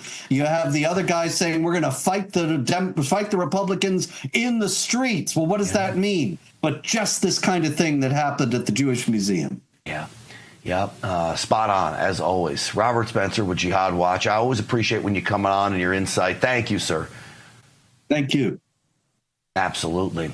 I do have, I guess, some good news. Kristi Noem today basically rescinded Harvard's foreign student visa program.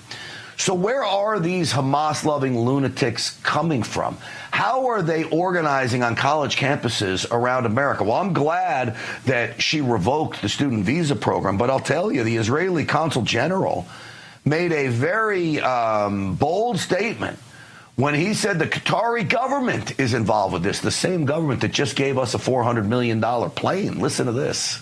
The Qataris wash their minds, and I'm talking about the Qataris who actually supporting all these protesters in Colombia and other places, NYU and Georgetown in Washington as well, UCLA over the West Coast. So I think that unfortunately it's not a surprise, not for me and not for the Jewish community. All right, so look, I don't mind the Defense Department taking this Air Force One from the Qataris. I don't. But I told you once, I've told you a million times, I don't trust them over there. I don't trust them. I don't trust the Saudis. I don't trust anybody. President Trump can keep them in line if anybody can, but you got to be in there with all eyes open, as President Trump most certainly is. All right, folks, this July, a global summit of BRICS nations are meeting in Rio de Janeiro, including China, Russia, India, and Iran. Their goal is to displace the U.S. dollar as the global currency, calling it the Rio Reset. As a result, global demand for U.S. dollars will decrease, which impacts your savings. Luckily, Birch Gold Group can help you in diversifying cash into gold. And see if the time is right for you. Just text America to the number 989898. Get your free info kit on gold before the Rio Reset. Birch Gold Group can help you move your hard-earned savings into a tax-sheltered IRA and precious metals. Text America to the number 989898. All right, up next, we hear from the sister of a man still held hostage in Venezuela. We've had one release since we started reporting on this. We want more. That's next.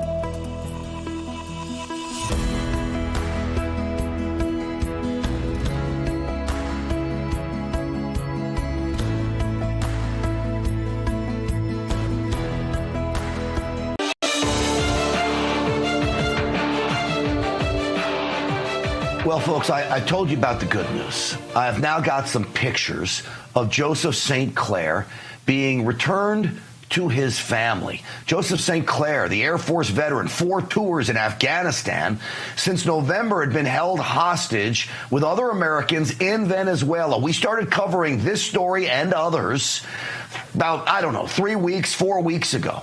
We put the pressure on. We did not give up. And finally, Rick Grinnell goes in, negotiates a release along with Sebastian Gorka as well, playing a big role in this, and they get Joseph St. Clair home. I talked to his father today. He said he's doing okay, Joseph is. He's still trying to deal with everything that he went through, and it did not sound good, folks, at all, but he's home, and that is a big positive. What about the others? This is Sebastian Gorka talking on this program about getting the others back. That's the power of the Trump effect, of Rick, of Steve, of Adam, of my director for hostage affairs in my directorate. There is no person who's more important than anyone else, or Americans who are illegally detained, who have been, what I think is basically kidnapped by a dictatorial regime. We are coming to rescue you because you're an American. All right. Not a week after he made that declaration on this program, they got Joseph St. Clair home. Now, what about the others? There is another young man. His name is Lucas Hunter. He loves the outdoors, kite surfer, hikes. He was basically traveling alone in Colombia when we believe he was kidnapped on the Colombia-Venezuelan border and is now being held hostage by this dictatorial regime. We want him back. I want to bring in now his sister, who used to kite surf with him all the time. His sister, Sophie Hunter, is with us. Sophie, welcome to the program. I'm so sorry for what you and your brother are going through. Thank you so much, Grant, for having me. And thank you for all the intention that you're actually bringing to this issue, right? Joe came back, so we have full faith that thanks to everything you're doing, you can also shine light. To be honest, I'm very concerned because I haven't seen any media attention, even after Joe got released. So thank you so much for all your efforts. Well, look, I will not stop covering this story until every American is home because I can't believe the media is derelict in not covering this. Now, I want to talk about your brother. You have some concerns about him. You believe now that he may have been separated from the other American hostages there. What's going on, Sophie? So my understanding is that Lucas is not being held with the other Americans. He's not held in the same facility. And he's not with the other Americans. And that's why I'm very, very concerned. We know from previous Americans that other facilities, so not Rodeo 1 and Digicine, also are not great places to be in. And my brother suffers from asthma. He does not speak Spanish. And that's why I'm very concerned. He's not with the other Americans. I don't know what he's up to. I have not heard from him. He's not getting medical checks. I don't know if he's alive. So that's why I'm very concerned. Sophie, this is one of the big problems. We've had no proof of life of many of the hostages. After we started covering some of the stories, we then got some proof of life and some phone calls back. I don't know if the Venezuelan government is aware of what we're doing. I tend to think they may be. Did any of the hostages that have been returned, and remember Rick Grinnell brought back 6 others back earlier in the year, had they seen your brother? Was there any talk of where your brother was? No, that's the problem. So the Americans who came back on the 31st of January did not see Lucas. I believe that Joe St. Clair did not see Lucas, and that's why I'm very worried, because I know that the other Americans who are still detained have information, that they are in the same place. But regarding my brother, he's totally incommunicado. And that's why I'm very concerned, because imagine if Rick Grinnell doesn't know that he's in another facility. So I'm scared that maybe he will not, he will be left behind. Does the administration, have they been in contact with you and your family? Has Rick Grinnell's team, Sebastian Gorka's hostage team, been in contact with you and your family about Lucas? Yes, so I got a phone call. Lucas was designated very, very quickly. In a matter of weeks, he was designated. I was in DC with the St. Clair, the Castañeda family, to raise awareness. We did a mural. I met with Adam Bowler. I met with Sebastian Gorka. Currently, I understand there's a lot of things going on and a lot of confusion. I have faith that they will bring Lucas home, but I would really appreciate if the president can tweet about it. So because it will mean a lot for the families to just know that this is on the top priority and on the mind of the president every day. Just let's bring the Americans home. I do know from talking with those I'm close with inside the administration, the president is aware of the situation and he has been briefed on it. So we do know that. I do know when Sebastian Gorka says they're working on it, I have faith. So I want you to have faith that they are working on it, but we're not going to stop giving up pressure on this. How long has he been there now? So today it would be 135 days. He spent his birthday incommunicado in Venezuela. His mom is turning 70 in 2 weeks. I don't know if he'll be there or not. So it's very difficult. What was the reason he went down there? Was it just for the outdoors? So he went kite surfing. Actually, we were supposed to go together. It was his annual break. And he wanted to kite surf. He was a surf instructor in Hawaii, so he knows where are the best spots. And Colombia is very known for waves and fun rides and all kind of surfing that's top level. And so he went to this remote part of Colombia. He rented a scooter. He was driving around. This part of Colombia is very remote. Little internet, no connection. He saw the border from far. He reversed.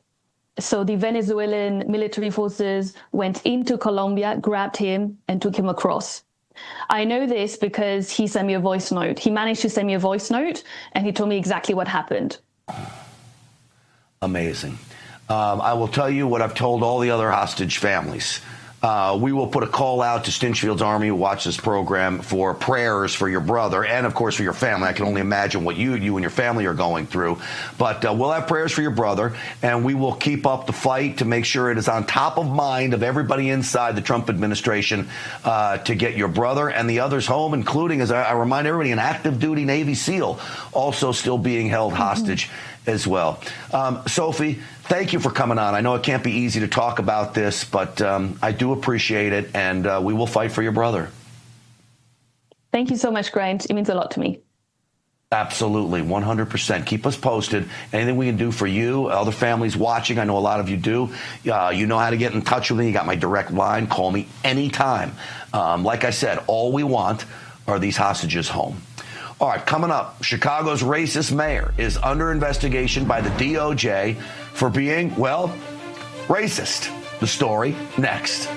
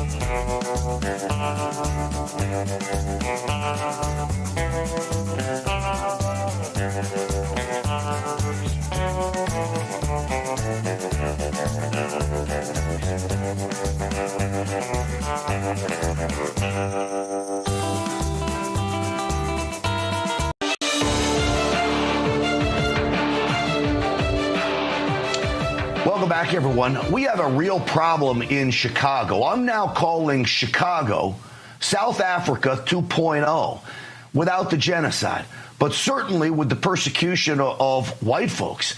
This mayor, Brandon Johnson, is one of the most racist individuals in a leadership position that I've ever come across, running a city, a great city like Chicago, at least a great city that it once was. He's now under investigation for comments he made at a church, basically spelling out, whites need not apply at City Hall. Listen to this. Business and Economic Neighborhood Development, the deputy mayor is a black woman. Department of Planning and Development is a black woman.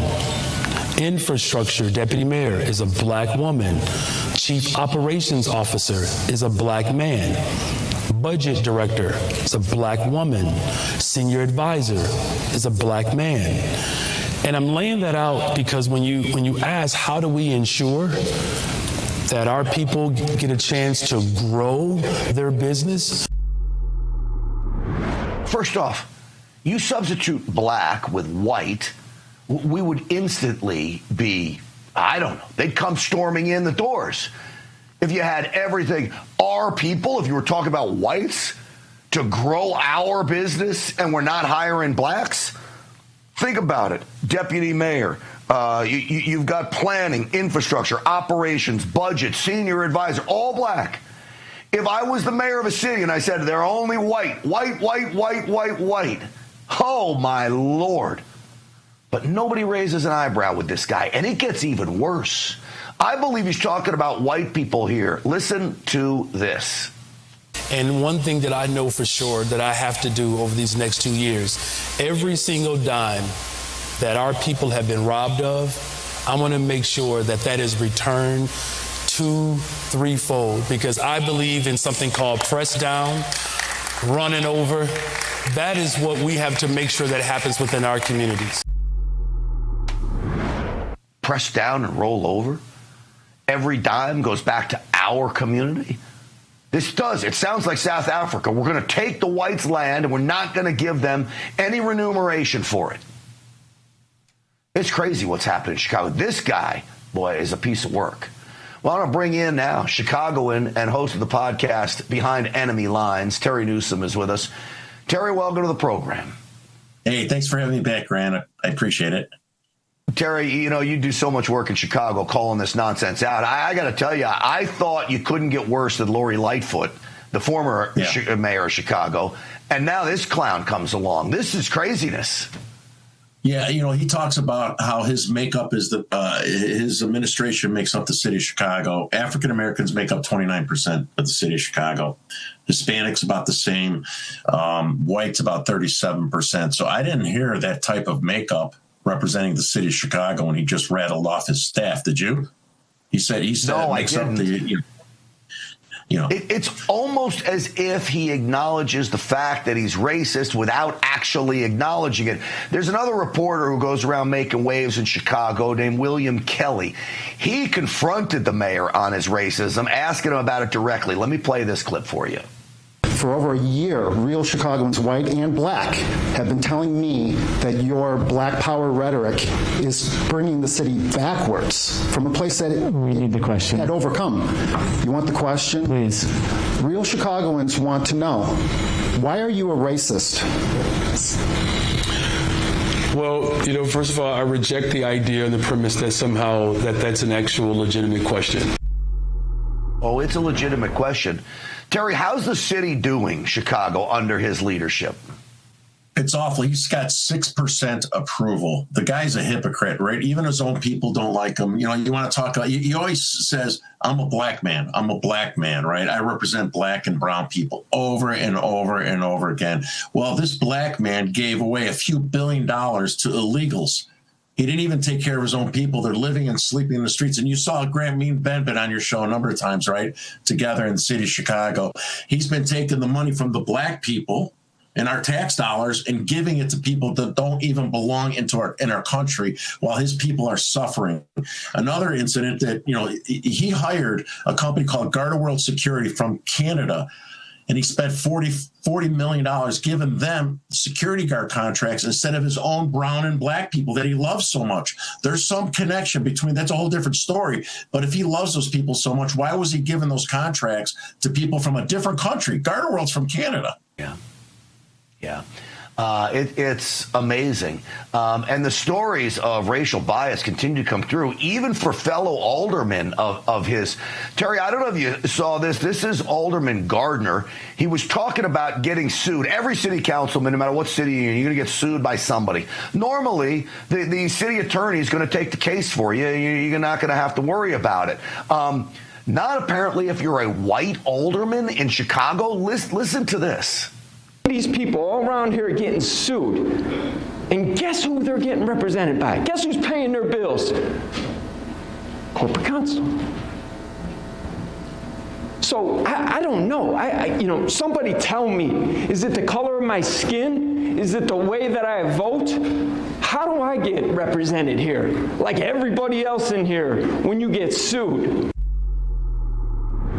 How does he not get representation, Terry?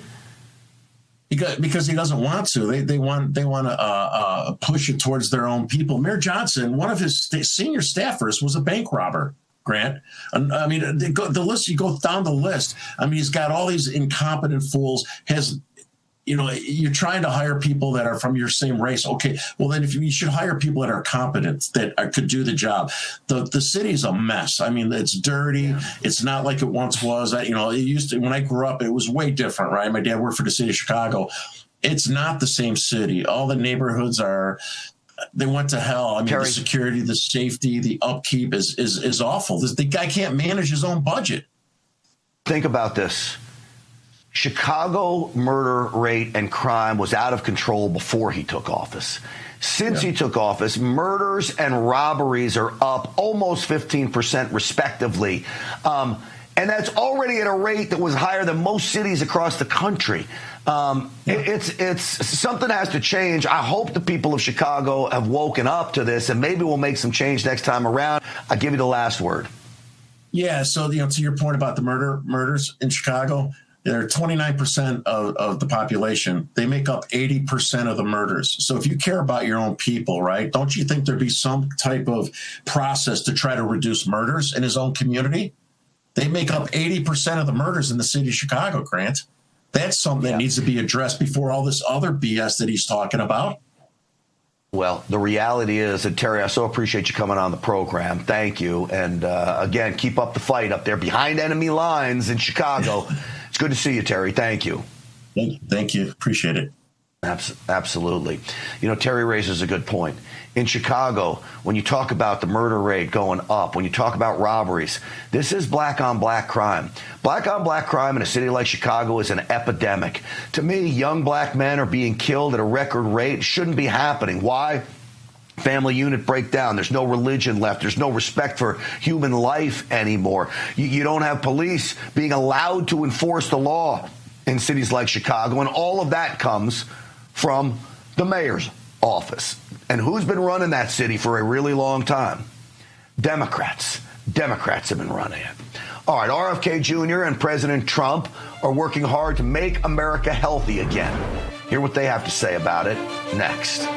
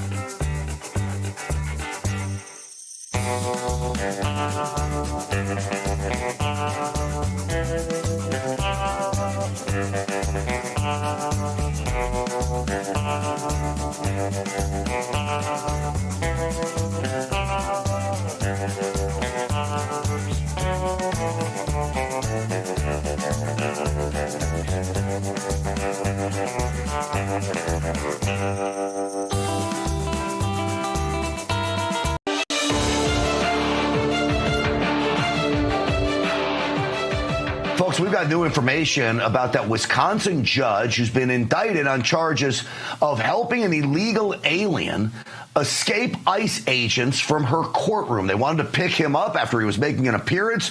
She said no. She takes him back to the chambers. How does this all go down? Local news station secured the surveillance footage. Listen to this.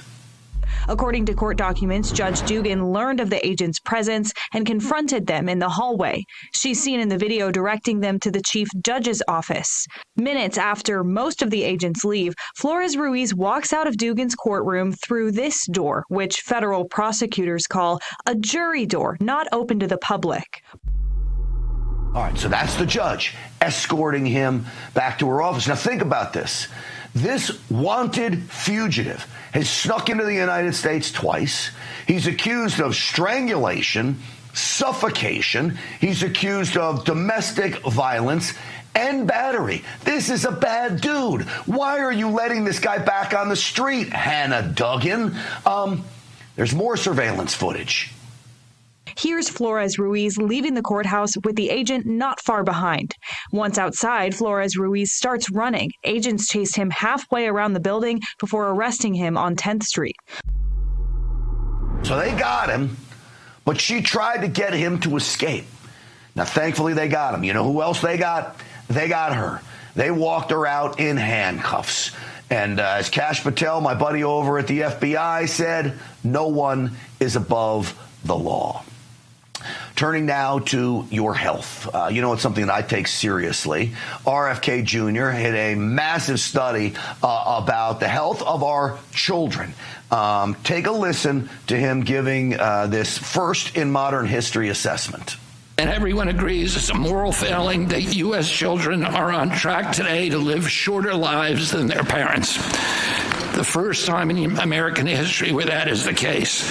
This report is the first time in modern American history that the federal government gives a clear-eyed assessment of what is happening to children's health and the potential causes. You know, he went on to say that young teens have a lower testosterone level than 65-year-old men do today. Why is that? I believe it's the hormones in the food and meat that we feed our kids. It's all the crazy things that are put in food today, and just an overall lifestyle that is one of unhealthiness in America today. President Trump responded. More than 40% of American children now have at least one chronic health condition. Since the 1970, rates of childhood cancer have soared in many cases by nearly 50%, 50%. Well, in the 1960s, less than 5% of the children were obese. Now over 20% are obese. A few decades ago, 1 in 1, think of this one. This is, to me, the one that gets me every time, and it seems to be getting worse. Just a few decades ago, 1 in 10,000 children had autism. Today, it's 1 in 31. So we got to get to the bottom of why that's the case. Why are our kids getting fatter and fatter and fatter? Why are our kids becoming more autistic when they're born? Usually this is when it happens, and then develops a little bit over time. Why? Is it the vaccine situation? Is it the food? Is it those types of things? I believe RFK Jr. will get to the bottom of it, and I do believe he's making our kids healthier just by some of the changes he's already made. But again, listen to me. It starts in the household. I'm the first. I like to think I'm in pretty good shape. Sometimes I get lax with my kid, and I let him eat things that he shouldn't be eating. I've got to be a better parent about that. We all do. It's up to us. The fault is on us, not these children. All right, the anti-Tesla club is truly deranged. We'll see this man at work.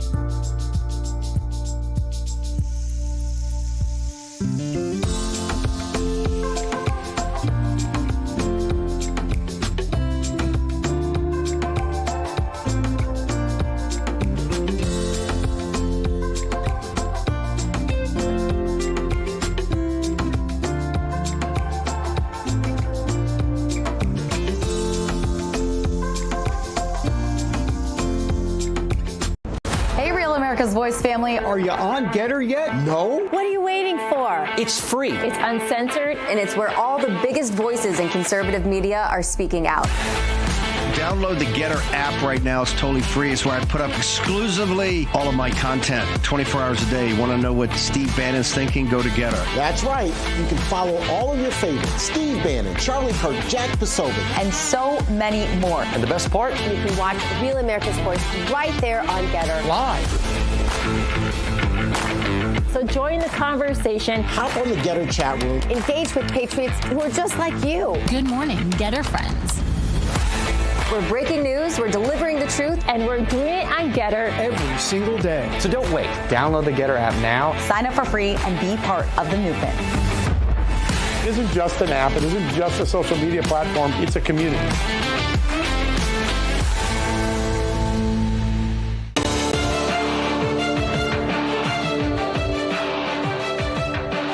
Folks, first it was Trump derangement syndrome. Now it's Elon derangement syndrome. This hatred of Teslas is very real. I thought it was going away for a little bit. I was hoping anyway. Not so much. Watch this crazed man. What's wrong with you? You know you're driving the car of a Nazi. Dude. I gave 3 Heil Hitler salutes. What is wrong with this man? He's a Nazi. So what do you want me to do about it? Sell your car. Are you serious? Yeah, sell your car. What is wrong? Get out of here. Don't. You're driving the car of a Nazi. Where do you get that from? Why does anyone accuse Elon Musk of being a Nazi? Why do they accuse Donald Trump of being... They don't do anything racist. I mean, literally, I'm breaking this down to the most basic principle. There's no racism there whatsoever, yet they want to insist that they're racist. Why? Because they got nothing else on them, other than the fact that they're successful. I think they hate the fact that they're billionaires, and I think they hate the fact that they want to give the power back to the people. He's so stupid, he's a blind liberal zombie that he doesn't understand. Power of the people is way better than power in government. It's going to do it for us today. Thanks for watching, everybody. Stinchfield's Army rolls. We'll see you tomorrow night.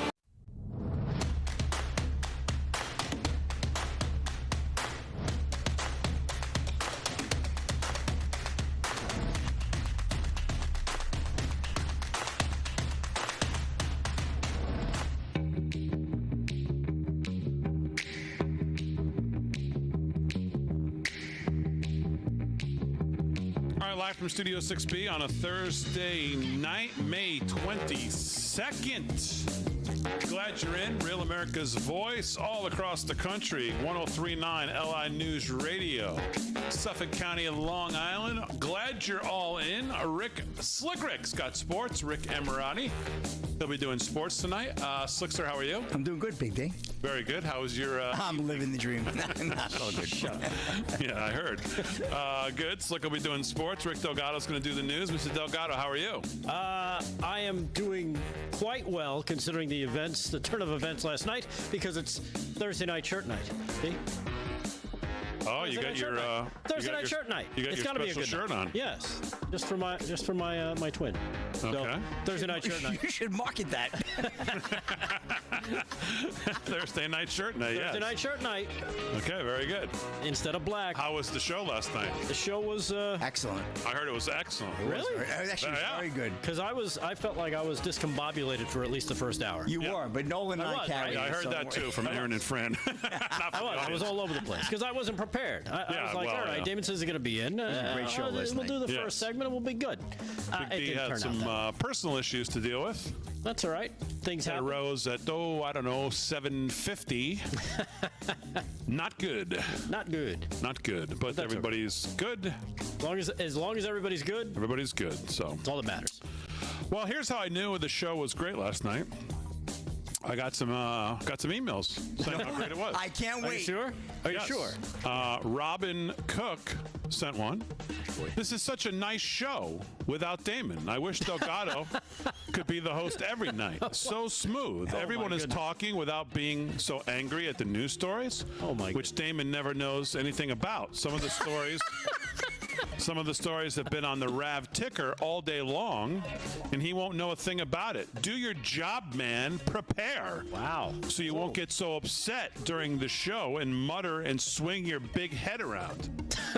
That was the first one that I took an interest in. So that was a good one. Yeah. I like that one.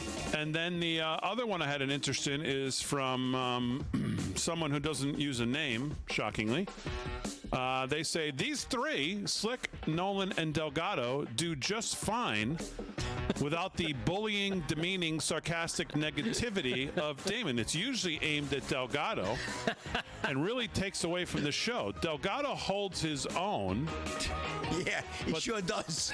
But this jealous behavior is unnecessary on air. Tonight was great, as these three all made it so, respecting each other and enjoying themselves in a positive manner, which was passed on to the viewer. You know what? They're just saying that because nobody jumped out of a window this time. So that was very good. So you got two emails. Nice emails. And that's because I didn't have anybody die on camera. Of the 110, I think, that came in last night, those are the two that I singled out for reading here on the mailbag part of the show. Oh, man. In the first 3 minutes here on a Thursday night. So thank you to those folks for sending those in. Any negative comments about last night's show? No. Yeah, 110. No. That's a first. No, none. Come on. Those two just, I don't know, they resonated with me. They sure did. So I wanted to highlight those here on the show. We miss you, Big D. It's not the same without you. Thank you, Slick. No Thank question. you, Slick. Very good. Not the same without you. Exactly. You make a hell of a coffee. Okay, 4 minutes past the hour, live from Studio 6B. Very good. So I know you guys talked about this last night, but I pick up the local paper here on Long Island. And yeah. Did you went over this last night? Delgado covered it. Yeah, we covered it. We didn't read it because it's way too long to read. Big I see novel. this headline: live from Studio 6B hosts first live audience, and it's got these nice pictures of all of us. Yep. Nice picture of the warehouse and just a fantastic write-up. That is a fire Very show. in depth. Our live show is fire. Look at that. There you go. It's fire. A fantastic write-up of what we're doing Friday nights over at the warehouse. Fantastic. So I want to thank Matt Midori. Matt Midori, yeah, from Messenger Papers. Yep. From writing Alan. this and coming over there. And I think hopefully before, how old am I? I'm 53. Right. So before I turn 80, hopefully I'll actually get to see the pictures that he actually took that night. Well, Matt's working on it. He's 30 years younger than you. It might take him a couple of years to get there. Okay. What are you doing? Why do you got to insult the guy? He's working. He works. Well, because those two emails, I want to make sure I bring the negativity back right away here on Thursday night. You know, the guy was nice enough. Right back down to nice the enough to come down, cover the live show. Yeah. He did that's more ink than let's face it. We will probably ever see in our careers. Yeah. We thank him for that. No, it's great. I'm just kidding around here. But no, it's fantastic. You're busting his nut over. I do want to see the pictures he took because he told Slick that they're great. So you can't tell me that they're great. I don't know what and then not show them to me. There's 6, 7. There's 8 pictures. I mean, he's waiting to get them developed. Right. Even the pictures that are in here, you can see how good they are. Yeah, beautiful photos. So I mean, he's got that one of Paul, the reaction of Paul, the profile shot. I mean, it's just fantastic. Yeah, he's got great shots. He actually put 9 shots. So I want to see the rest of them. If you look at the front page, Rick was able to get himself put in twice. No, so if you go to the front page of the paper, flip it. I knew the guy for God's sakes. I went to the front page thinking our story would be there, but no, we were on page 23. No, but there is a little banner on the bottom. Oh, yeah. Slick. Yeah, I see him. That's right. He managed to get himself in there twice. Uh-huh. Oh, come on. Well, Slick's a celebrity, you know that. Dude, I'm the drawer on Long Island. What do you want? Come on. You are? Well, I know a few people here, yes. Yes, he does. Yeah, rest of the country, that's another story. But Long Island, I know the whole damn island. Slick's the celebrity of the show, for sure. It's not even a question, so. I'm not. What's going on in the news, Delgado, today? Anything's caught your attention? Tons. So much going on. Right, Aaron? She would agree. The whole show's shot. I think the one that really caught my attention was Dr. McCullough testifying. Oh, yeah, to Ron Johnson and the committee. We played one clip yesterday, which was really enlightening. But there are 3 more that I found today that are just. It's stunning. And he's saying all this stuff under oath. This is the truth that we've been waiting for to come out. And it made me think of your question last week of when are they going to pull this COVID vaccine off of the schedule? If this testimony doesn't make you go, hey, as RFK, maybe we should pull this off the schedule 3 months ago. Well, didn't they make an announcement the next morning after my interview with Dr. Thorpe that they were going to, in fact, do that? Yes. For at least pregnant women and children? But it should be off the schedule for anyone. Yeah. Anyone and everyone. Well, that's a good lead-in. I don't want to steal your news, but one of the things I have here, Aaron, if you want to put this up, this is from American Greatness today, Deborah Hine, Senate report. And, it just makes you think back on all of the reporting we did that just kind of, came and went. We did the show every single night during COVID, and we were doing, I can remember spending hours looking at all of these doctors, that guy from Stanford who right away was saying, well, wait a minute, we need to slow down here. We're making these decisions without any reliable information. Yep. To people like we came across Dr. McCullough as we got introduced to him, obviously others. Obviously, we remember the whole hydroxychloroquine time, and then obviously the ivermectin a little later on down the road. And we remember, just you think about reporting on all of the things and listening to people who we're not doctors. I'm not a scientist. I'm not a doctor. I don't know anything about any of this stuff.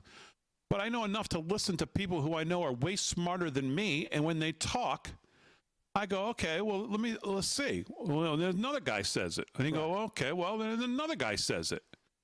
And you start to think, well, where there's smoke, there's got to be some fire, that maybe these vaccines are not, maybe this thing is a big rush job. And, we just got called all kinds of names, not from this audience, obviously, but if you were on social media and you were saying, hey, does anybody want to slow down on these vaccines? Maybe we shouldn't be recommending them to our parents and to our kids and to our, and you got, and maybe we should be fighting the school boards and the schools about letting our kids back into school. Right. If they don't have this as part of their, part of the 88 vaccine repertoire that they need now to get into public school.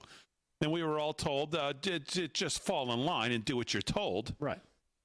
And now you see this Senate report, Biden health officials knew about myocarditis risk from COVID shots early on, decided not to inform the public. The Biden regime knew about the risks of myocarditis from the COVID-19 injections early on, but decided not to inform the public about the risk, according to a new Senate report released by the aforementioned Senator Ron Johnson on Wednesday. During the Biden years, Johnson, the chairman of the Senate Permanent Subcommittee on Investigations, doggedly investigated the safety and efficacy of the COVID-19 shots and held several expert panel discussions on the mRNA products with world-renowned doctors and medical experts. And by the way, he was, for the most part, on an island by himself when he was doing this. Pierre Corey, all of these stunningly smart doctors who were just trying to give the best information they could at the time based on their experience, either working with the drugs, knowing what's in these, working with ivermectin, working with other things, to said, hey, I think that maybe we're going about this the wrong way. There's nothing to show that standing 6 feet apart is going to do anything. There's nothing to show that hiding under your kitchen table for 3 weeks at a time while you can't do anything is going to do anything. There's nothing to show that everybody staying away from everybody is going to do anything but actually make it worse when we all then get back together. Yeah, remember we also had on Dr. Zelenko very early on. Yeah. Talking about this. He had devised, he'd come up with a protocol for it. And these slime balls knew all of this and had no intent or no willingness to inform the public on what was really going on, because it was not about your safety. It was not about anything other than their power, their ability to try to tell you what to do, to take your freedoms away from you, see how far they could push the ball, see how far they could push the line, see what they could get away with, and of course push their big pharma drugs, because if they push something that was 43 cents a pill and you could go get it from any pharmacy, That doesn't fit the agenda. Nope. It never did. It didn't for hydrochloroquine. It certainly doesn't still for ivermectin for the most part. And not that they're end-all be-alls. Everything it always. Look at what Scott Adams is going through right now. By the way, his story on President Trump calling him is one of the great stories I've ever listened to. I mean, just an unbelievable story. But look at what he's going through. He says, I'd love to come on here and tell you it worked, guys. I've been hearing people say this mixture. Well, it didn't work for me. Right. So we know it's not an end-all be-all for everybody when it comes to cancer and other stuff. But when it came to this and the breathing problems that people were having, Dr. Pierre Corey and others were saying, I think this will work. Much better than remdesivir. It's killing people. These shots are going to end up killing people. Oh, they've giving killed people all kinds of problems. Pregnant kids, babies in the womb. And they had no interest in telling you. Yeah, and Joe Rogan also released some numbers on this today. We'll play that clip too. I will do more on this and then other news. Sports all coming up live from Studio 6B on a Thursday.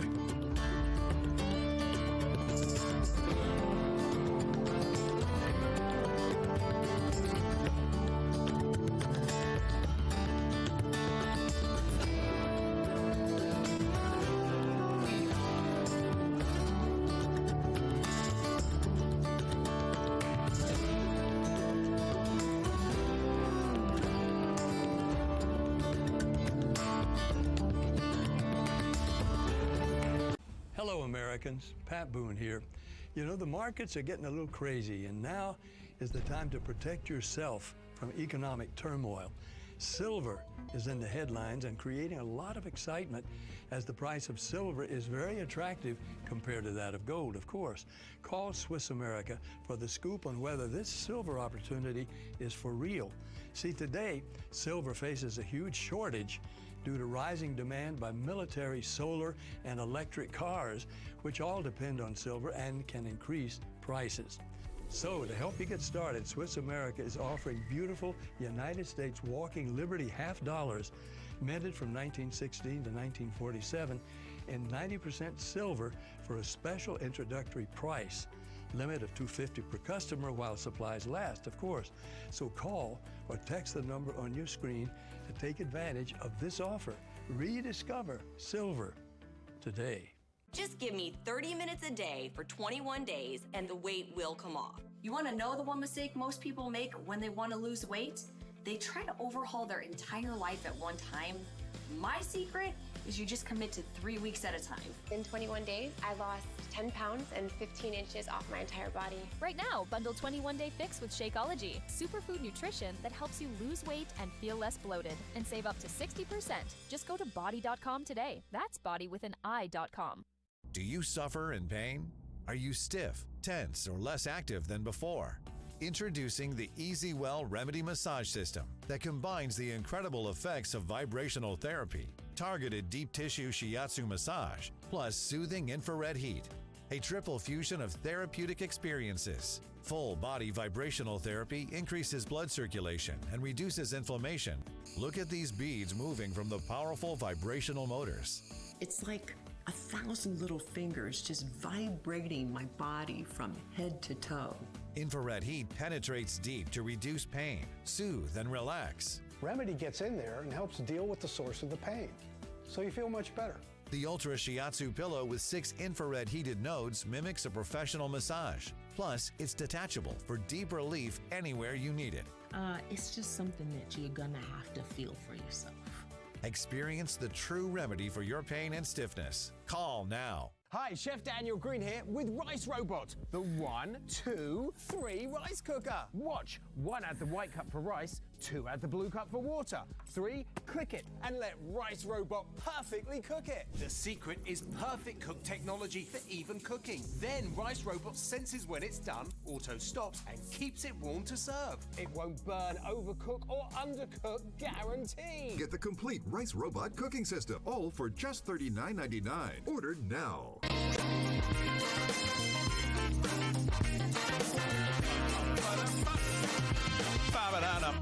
17 past the hour, live from Studio 6B, Real America's Voice, and across the airways of 103.9 LI News Radio. Glad you're in, everybody, on a Thursday. Slick's going to do some sports.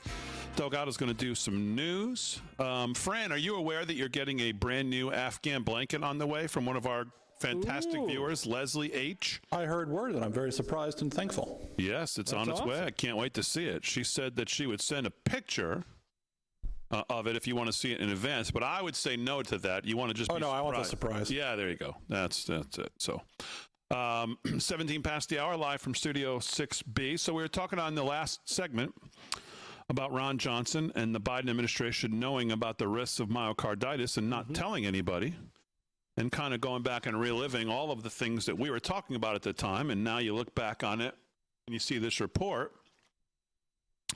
And it's like one of those, hear me now, believe me later. Well, now we're at the believe me later part, that all of these guys knew about these risks and lied, basically, to you to try to push their agenda.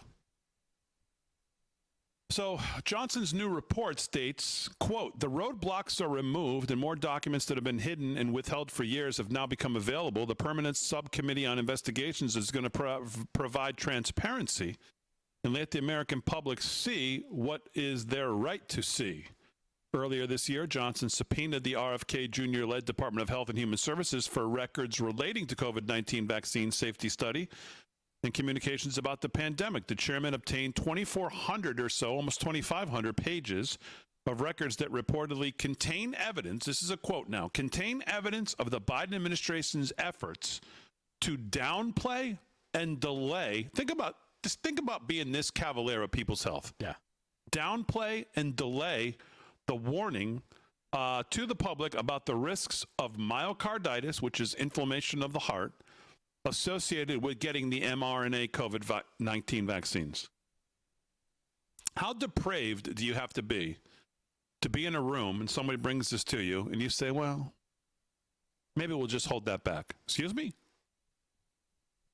Think about how depraved of a human you have to be and how in bed you have to be with your partners in the pharmaceutical industry to be able to have somebody come to you and say, there's a risk of people taking this. And you say, well, they don't need to know that. Let's just get as many out there as we can so that we can go out there and say, oh, we've covered 75% of the country with this vaccine now. Look at the job we're doing. Or whatever their motivation was. No, the motivation was money. And they knew they couldn't get sued over it. So they didn't care. That's it. That is it. You're right. Based on the subpoenaed records that we've received, as well as public FOIA documents, the intern report will highlight records and present a timeline showing U.S. health officials knew about the risks of myocarditis. Those officials downplayed the health concern, and U.S. health agencies delayed informing the public about the risks of the adverse events. The report highlights how the Israeli Ministry of Health alerted officials at the CDC in February of 21 about the large reports of myocarditis, particularly in young people, following their administration of the Pfizer vaccine. Additionally, the report includes documents showing CDC officials discussing myocarditis safety signals in April of 21 based on Defense Department and the Israeli data, but still not taking any immediate steps to talk or warn the public. Records from 21 include a discussion between health officials at HHS on whether to issue a formal warning about myocarditis. The email reads as follows. According to the report, the formal warning about myocarditis was initially going to be distributed nationwide as a health alert network message, which, according to the CDC, was the primary method of sharing cleared information about urgent public health incidents with public information officers, federal, state, territorial, tribal, and local public health practitioners, clinicians, and public health laboratories. Well, according to Johnson's report, health officials at the CDC and the FDA ultimately decided against issuing that formal notification and instead posted clinical considerations, they called it, on the CDC's website about myocarditis, which was widely overlooked by the public and dare I say, most of the time by the media. They call this all whack job conspiracy theorists. And just shut up, go get your shots, get 9 of them. And while you're there, why don't you get 9 of flu shots while you're at it on top of it, and just shut up. As a matter of fact, the more shots you get, the more you should go on social media and show your little patches. That was what they wanted you to do. Yeah. And your little vaccine card. And if you're lucky enough, you can get some French fries. We'll give you French fries. Remember that one? So let's see some of these videos you have of whoever you have. Oh, Dr. Well, let's start off with Joe Rogan. He was on his podcast talking about the numbers that he had seen. Here he is revealing the mRNA COVID vaccine death numbers. Well, he's a whack job conspiracy theorist too, isn't he? Exactly. Oh, He was taking that horse paste. Yeah, right. You know, I remember him. When that stuff came out. Nobody eats horse paste. Come on, stop. Here's cut number 5. Joe Rogan. Check this out. Sent Jamie this study, VAERS adjusted data, and other derived from the MIT Florida Department of Health study findings that yield a conservative range of 470,000 to 600,000 American deaths from the COVID-19 mRNA shots. That's it? About those more than, just that alone. That's a lot of people, man. More than World War I, World War II, and Vietnam combined. Is that Aaron Rodgers' voice he's talking to? Yeah, if that's true. It indicates Pfizer. This is Pfizer alone, so this is not even Moderna. Oh, okay. Pfizer alone likely killed over 470,000 Americans. They found a 36% increase in all-cause mortality among Pfizer recipients versus Moderna. Yeah, but they saved millions. Yeah, I keep hearing that. Yeah. That's what I just said. Look how we've covered 75% of the country. Look at what a good job we're doing. Mm-hmm. It's just insane. Because the whole line, everything that we were told, you have to follow the science. Turns out there was no science. Nope. They never did any studies. They never did any random blind double tests. Well, they that never for did sure. any of that. And you know why? Because they didn't have to. They can't get sued. And that's why they did it. Of all those deaths, the vaccine caused death, by the way, 25% of them occurred on day 0, meaning the day you received it, day 1, or day 2 following the injection. That's pretty unbelievable. Yeah. Like, how long would it take for a normal person to see a pattern like that and go, well, wait a minute. Like, how many? Like, what's the number? All across the world, this is happening. Day 0, 1, or 2. For you to say, maybe we should, let me use a term here that's in the news. Maybe we should 86 this. Yeah, it's amazing. And I remember way back, we played clips from CBS. I think it was 60 Minutes back in the 70s when they were debuting that new vaccine. I think they had 25 or 45 deaths around the country, and they immediately pulled it. Because they were like, whoop, that's 45, 25 was too much for them. There's nothing that compares to these numbers. There's no vaccine ever that has numbers like this. Ever. Not even close. Even the crappy flu shot or any of these other things. As a matter of fact, I think this report said something. 2,663 deaths reported to VAERS associated with the flu vaccine. You know over how long that was for 2,600? 36 years. In 36 years, there's been 2,663 reported.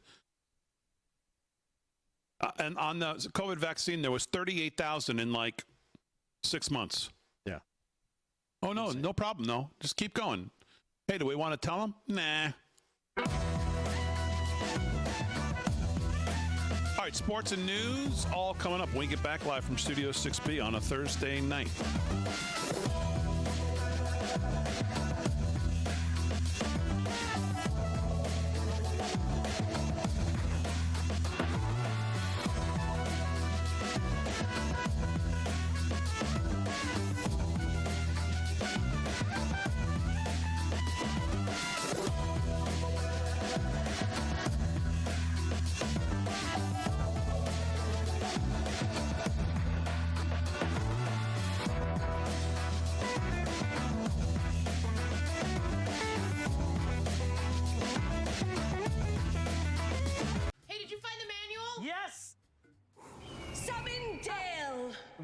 American Home Show now provides video chat with live repair experts for home fixes over the phone. Let's go fix that oven. Okay, Dale. Sign up today at ahs.com. Are you having trouble hearing your TV or listening to conversations in loud spaces? I think as my hearing loss has gotten worse, I'm not as engaging as I was before. Then it might be time to consider nano hearing aids. The days of expensive hearing aids are over. Recent changes in the law have allowed for over-the-counter hearing aids sold direct and shipped to your home, which means no more having to go to a doctor and spend thousands. The fact that you're able to go direct, the pricing was phenomenal. It just was a win-win all the way around. Nano hearing aids are incredibly affordable and deliver outstanding high-quality volume with superior noise reduction. When you put nanos in your ears, it truly amazes me that you can hear so much better. Don't mistake nanos for cheap amplifiers. Nanos are FDA-registered OTC hearing aids. They are lightweight and simple to use, and their tiny in-ear design makes them nearly invisible. And best of all, they are rechargeable, saving you hundreds of dollars on batteries. They are so small and so powerful. Just makes my life so much better. Don't be fooled by overpriced hearing aids. Prescription hearing aids could cost $3,000 or more. Order now and get 2 Nano CIC rechargeable hearing aids for only $397. You get a free portable charging case, a $79 value, free 24/7 lifetime telephone support, and free shipping. Plus, all Nanos come with a 45-day money-back guarantee. Try them, and if you're not happy, return them for a full refund. Just so easy, so affordable. Just go ahead and do it. Nano hearing aids are only $397. But wait, we are so confident you are going to love your Nanos, we are offering $100 off through this special TV offer. Order now and you'll get 2 Nano CIC rechargeable hearing aids for only $297. Call and order your Nano hearing aids right now and get all the benefits of being able to hear again without having to spend thousands. Call 800-226-2107. That's 800-226-2107. The bathroom of your dreams is only a phone call away with BCI Bath and Shower. We can make your ordinary bath and shower extraordinary. This is not a cookie-cutter design. This is a complete custom build that will fit your every need, and discounts for seniors and military. What do you do when your tire goes flat and there's no air anywhere? You reach for Bullseye Pro, the smarter, faster, hands-free way to fill it up with air. Bullseye Pro is equipped with a rechargeable power plant, smart pressure sensor, and custom nozzles. It's like the power of an air compressor in the palm of your hand. Get your complete Bullseye Pro inflation system for just $79.99 and get free shipping. Plus, we'll give you a 50% discount on a second one. Order now.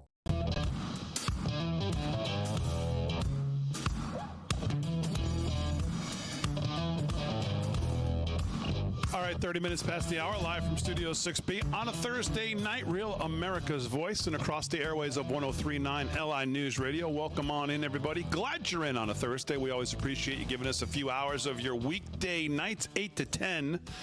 Like I said, right here on Real America's Voice, and on Wednesday, Thursday, Friday nights right here on 103.9 LI News Radio, where you can hear the Kevin Downey Jr. Show 9 to 11 weekday mornings as well. KDJ is heading out to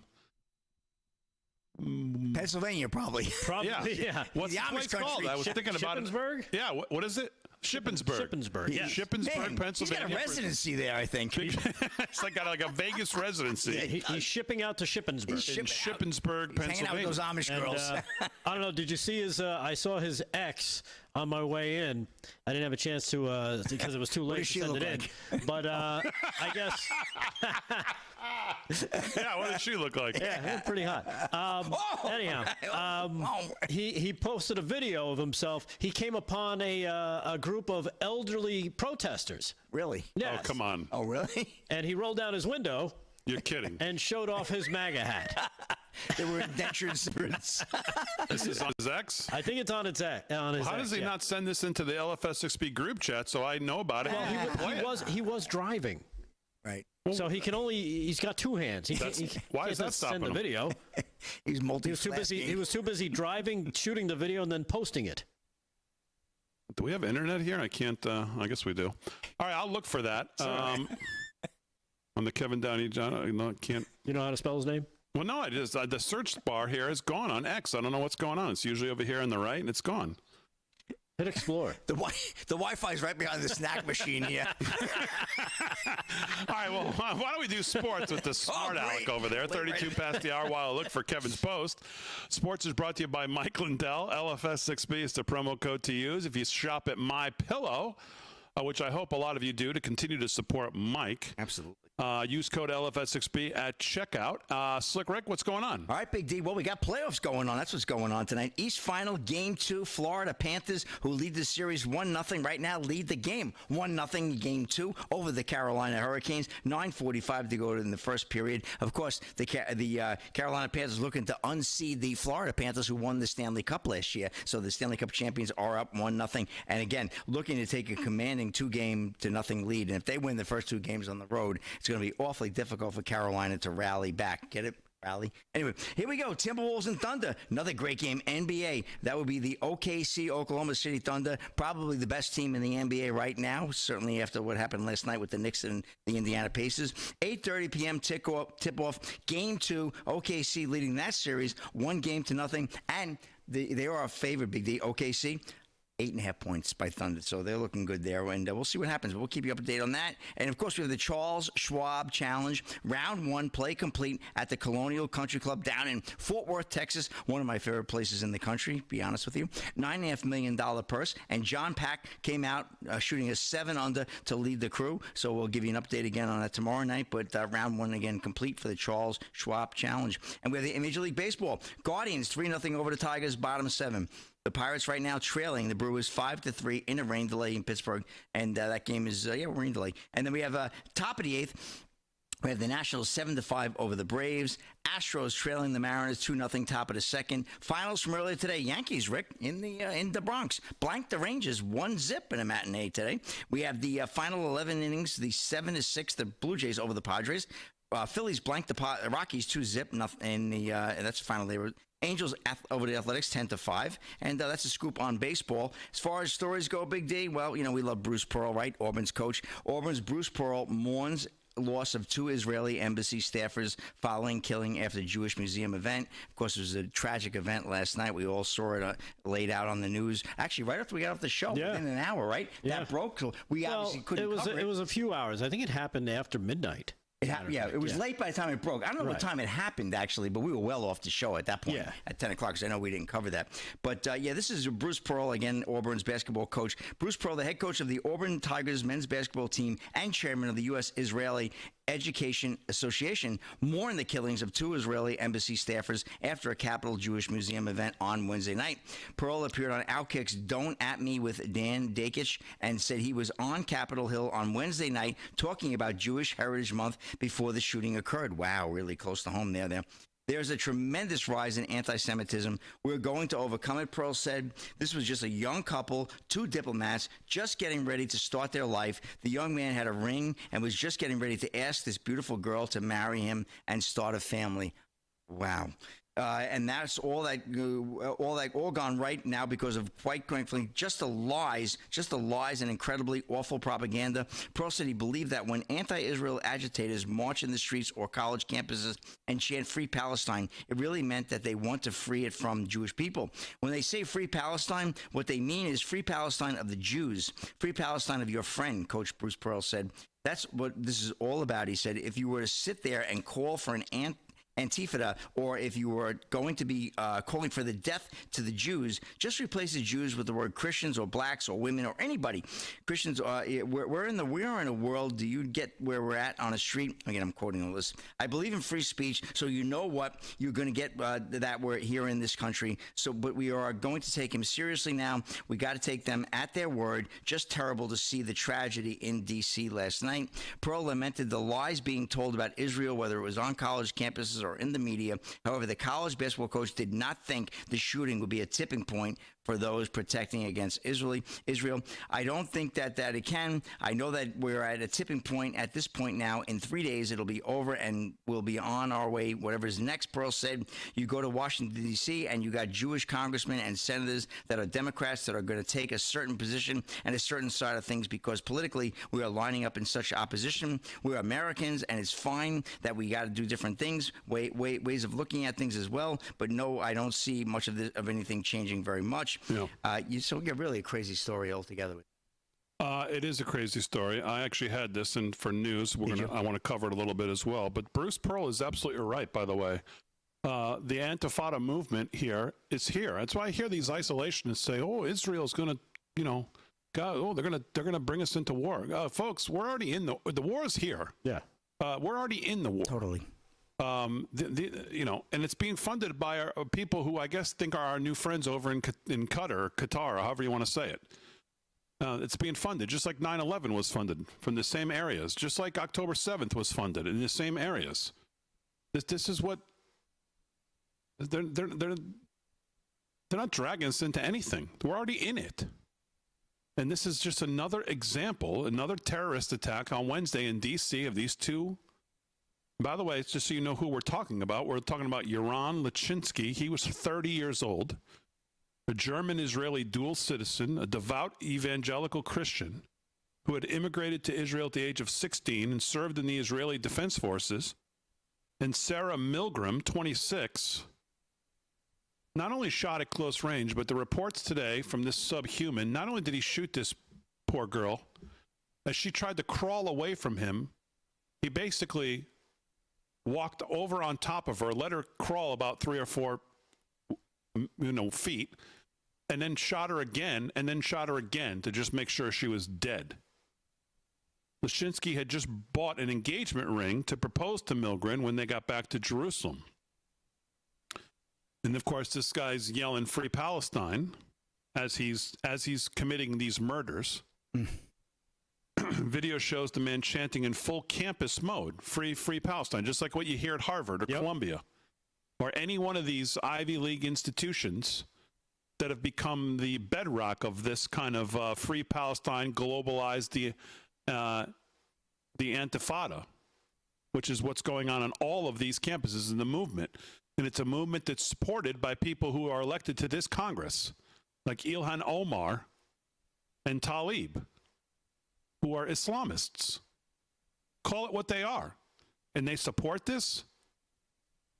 She was asked about this today. I heard an audio clip. Omar asked about it. She couldn't find the words to say anything. No. I have to go now. Yeah, I have to go now. The shooter was apparently a member of a group known as the Party for Socialism and Liberation. Sounds like a great group. Yeah.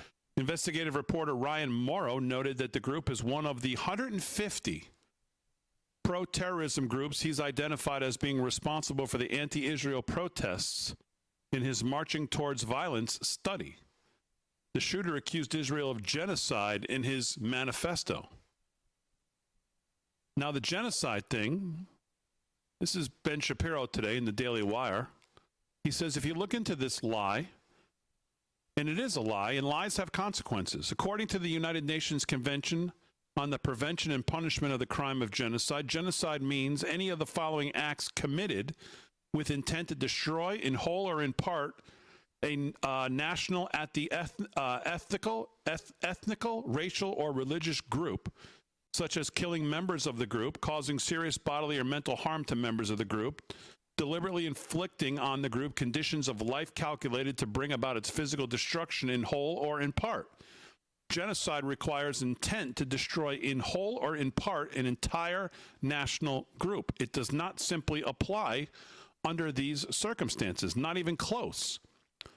Hamas has an obvious desire to propagate this myth. This is why Hamas was thanking the UK, France, and Canada for helping to propagate this myth of genocide done by the Israelis. This is why Hamas deliberately hides behind civilians.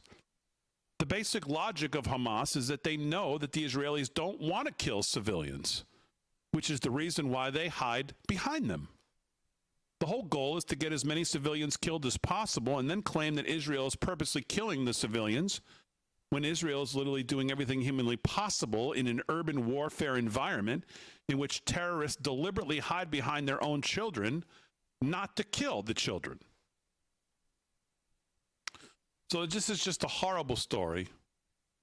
And it is dangerous to be a Jew in any of these major cities, now D.C., in any of the big cities around the world. London, forget about it. When London, forget it. France, forget about it. You know what's really crazy is that, what'd you say? He identified at least 150 pro-terrorist groups? 150, yeah. So pro groups that are pro-death. Yeah, from the river to the sea crowd. Right. Meanwhile, the FBI, I guess, didn't know anything about those groups. They were too busy, chasing parents who didn't want their kids exposed to men in women's locker rooms or bathrooms or sex and porn in school. They were too busy chasing them. They were too busy, making sure that if a grandma was trying to talk to someone out of an abortion, that she was arrested, because that's a dangerous group, Damon, trying to protect human life. And, of course, anybody who was supporting President Trump, well, of course, had to be looked at as a radical right-winger. That was your FBI up until a few months ago. This is why this type of hate, these types of groups have been allowed to metastasize like a cancer and just grow unabated, really, around the country in these colleges, these universities. They're all just, it's amazing. And we're all paying for it, because guess what? All these schools get our tax money. Isn't that great? Wonderful. The support a group like Hamas has here is stunning. And from people who have pretty decent sized platforms, by the way, on social media as well, trying to make the case for somehow how this needs to be looked at more equally. I hear it all the time. Meanwhile, there are still hostages in caves in Gaza currently.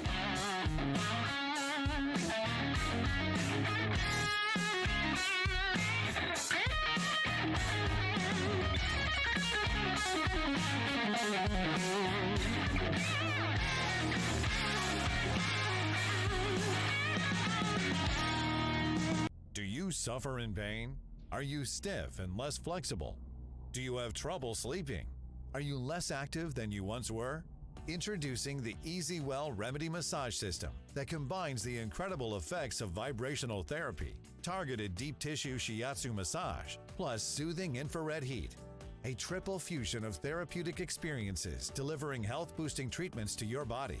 Full body vibrational therapy increases blood circulation, bringing relief to joints and muscles and reducing inflammation while supporting your overall mobility. Look at these beads moving from the powerful vibrational motors. It's amazing. It's like 1,000 little fingers just vibrating my body from head to toe. Infrared heat penetrates deep to relax and soothe your body, reducing joint pain and stiffness and increasing circulation. Remedy gets in there and helps deal with the source of the pain, so you feel much better. The Ultra Shiatsu pillow with 6 infrared heated nodes is designed to mimic a professional massage specialist's hand kneading and working tight muscles in just the right way to bring maximum relief and pleasure. It is even detachable, allowing you to get a deep tissue relief in your upper and lower back, neck and shoulders, feet, calves, or anywhere on your body. I can't even describe to you the feeling. It's just something that you're gonna have to feel for yourself. Call or go online now to receive the Remedy Massage System. Your system includes the Zero-G memory foam layer, the vibrational infrared and ultra shiatsu therapies, the removable shiatsu pillow, remote control, and a convenient carry bag free. Just one massage visit can cost almost $100, but you can own the Remedy Massage System and have as many therapeutic treatments as you want. The sooner you order, the sooner you can experience the true remedy for your pain, stiffness, and stress. Call now. Do you have stains in your carpet that won't come out? You need Horsepower Bullshot, the all-new hands-free carpet cleaner and deodorizer. Just spray, and the stain and odor go away. Got pet messes? This black light shows a urine stain is gone in just seconds. The advanced foam action formula penetrates deep to emulsify and neutralize stains and odors. It erases blood stains, makeup, juice, coffee, and more. For older and tougher stains, just give it a little rub and watch as Bullshot works its magic. Red wine spills? They're no problem for Bullshot. And watch up close as burnt bacon grease stains are obliterated right before your very eyes. Get Horsepower Bullshot for only $19.99. But wait, due to rising costs, this may be your last chance to get yours. And there's a strict limit of 3 at this low, low price. So don't wait. Order now. Call 1-800-690-6127 or visit buybullshot.com. So call 1-800-690-6127 or visit buybullshot.com now.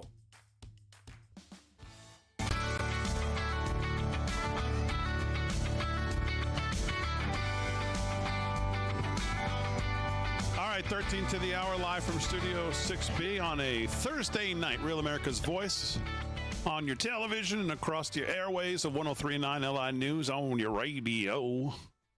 We'll do some more sports with Slick coming up here in a little bit, but let's do some news since we haven't officially done any, although we've done a lot of news. Yeah, we have. And here with the news, brought to you by our friends at Eternal Life Coin. EternalLifeCoin.com is Rick Delgado. What's going on, Delgado? All right. Well, we were talking about the COVID stuff, right? Yeah. I remember us talking about that. The Senate subcommittee here, the interim report has disclosed from federal health officials from the Center for Disease Control and Prevention, CDC, and the FDA, receiving warnings as early as February 2021 about the potential for patients to develop what you were talking about, the myocarditis, in wake of the COVID-19 mRNA vaccination. I told you, we played a clip yesterday from Dr. Peter McCullough, who was testifying for Ron Johnson's committee, the United States Senate committee hearing entitled The Corruption of Science and Federal Health Agencies, How Health Officials Downplayed and Hid Myocarditis and Other Adverse Events Associated with the COVID-19 Vaccines. That was the committee he was the basically the featured speaker on. Here it is, cut number 9, where he reveals some disturbing death numbers associated with COVID-19, the vaccine itself. Here's cut number 9. Here's Dr. Peter McCullough. Check this out. And do you have any science to back up your opinion? The best data are autopsies. So in the largest autopsy series published to date, I know because I'm the senior author, of all the deaths we examined, and we re-reviewed them. We had an adjudication committee. We had ways of arbitration deciding on did the vaccine cause death. The answer is, of these cases that came in for autopsy after vaccination, 73.9% of individuals, it was determined that the vaccine was the cause of death. First author is Holscher and colleagues. He's sitting right behind me. Yeah. So the people that came in that were already dead, as they do the autopsies and they report what they find, 73, almost 75%, 3/4 of the people that came in, they died because of the vaccine. And again, you know, he's been one of the guys, Damon, screaming from the rooftops since this whole thing began. And was, you know, he's been, silenced, canceled, threatened. But you notice no one's ever sued him because they know he has science on his side. Here's cut number 10. Here's what he wants most of all. He doesn't want the American people to believe that the vaccine saved lives like your buddy up there, Mr. Blumenthal, Slick Dick, wants everybody to believe. Here's Dr. McCullough with this warning, cut number 10. Check this out. You've asked for us to cite evidence. 3 papers by Nathaniel Mead, who's in the audience today, a former National Institutes of Health writer, 3 of them that contain nearly 1,000 references, so they're all there in these papers, have concluded that the risks of COVID-19 vaccination far outweigh any theoretical benefits. We've heard countless wishful thoughts from Senator Blumenthal and from Governor Green, Dr. Green, but they're wishful. They wish the vaccines would have saved lives. They wish the vaccines would have reduced severity. I can tell you, because you know this, I was one of the few doctors who was on the real front lines of treating acutely sick patients at home. That's how we reduced risk of death, not via a vaccine. The marathon runner, he passed away because he didn't receive effective early multi-drug treatment. It didn't matter whether he took a vaccine or not. Our CDC knew about thousands of patients fully vaccinated early in 2021 dying of acute COVID-19. It was abundantly obvious the COVID-19 vaccines did not reduce the risk of death. I don't want America to be fooled by this hearing today, thinking that the vaccines save lives, because they didn't. Yeah. Just amazing. And again, you know, he points the finger right at Dick Blumenthal, who's up there. I think he had a placard or something behind him saying, saved millions of lives. Couldn't be further from the truth. And that's one of these people that somehow gets voted in over and over and over again, and people still believe, he's doing the best for us. He's telling us the truth. He is a liar. Straight to your face. And finally, here's cut number 11. Here's tricky Dangal Nick, or whatever we call him now. Yeah. Here's a final clip of Dr. McCullough talking about the COVID vaccine and how it was designed to actually kill. This is the one that really got me. Check this out. Cut number 11. 80% of Americans took a vaccine. 20% didn't. 20% did not take a vaccine.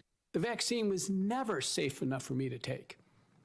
Messenger RNA, devised by Pfizer and Moderna, has been chemically modified to be unassailable to enzymes in the body to be broken down. The messenger RNA is found in the human heart of people who die after the vaccine. It's found in the brain. The spike protein is found everywhere in the body. 3 studies now show the spike protein is circulating in the blood for 6 to 9 months after people take the shot. This part of the virus, the lethal part of the virus in the vaccinated, it's circulating in the blood. And then they take a booster, they get more circulating in the blood. It is a killer protein. It cannot be safe. It was not safe by design. Safety trumps efficacy. We cannot tolerate false drug claims. And we saw a poster behind Senator Blumenthal making a false drug claim that vaccines saved millions of lives, specifically the COVID vaccine. Yeah. And again, it's got to really put the fear of God into a lot of people. By the way, when you listen to him talk scientifically like that, him and others were talking like that 3 years ago. Yeah. And people just said, well, this guy's a whack job. Listen to him. Exactly. Right. They just can't even, they won't even listen. It's just outwardly dismissive of somebody who talks like that back then. And by the way, they are dismissive of him today. Even as he sits on all these facts, even as he sits on 2020 hindsight, people like Tricky Dick Dangal Blumenthal will still dismiss him, offhandedly dismiss him, that he's not a real doctor, he's this, he's that, he's a denier, he's a vaccine hater, he wants people to die, he wants our kids to die, all of this. It's crazy. I mean, it's really crazy to listen to, because we knew this 3 years ago. Yeah. We had enough common sense, which is all you need. You don't need to be a doctor. You don't need to be that bright. You don't need to be a white lab coat. You just need some basic common sense, the ability to take information in, process that information, look at the facts, and then figure out, yeah, there's something here. It wasn't really that hard. Yeah. I mean, there are people in my family that are doctors and surgeons and friends that I know through people that are surgeons, and they all fell in line. It's like, wait, you guys are supposed to be smarter than this. The fact that they were telling you not to do anything you ever did before for this virus as opposed to all the others should have been the red flag to anybody in the medical community who goes, wait. We're supposed to treat it this way. What do you mean? It's a virus. All viruses are essentially, they're basically, you treat them the same with little changes here and there, different types of protocols. But, you're supposed to get rest. You're supposed to eat better. You're supposed to get sunlight. You're supposed to do all these things. And they told you no. Don't do any of them. And you know what? Wear a mask. Because even though I know I said that they don't work and it's just for fun, and that's what the Japanese people do, they just wear them for fun. It makes you feel good. It really doesn't do anything. And then all of a sudden he turns around and goes, oh, by the way, you have to double mask. Come on, stop.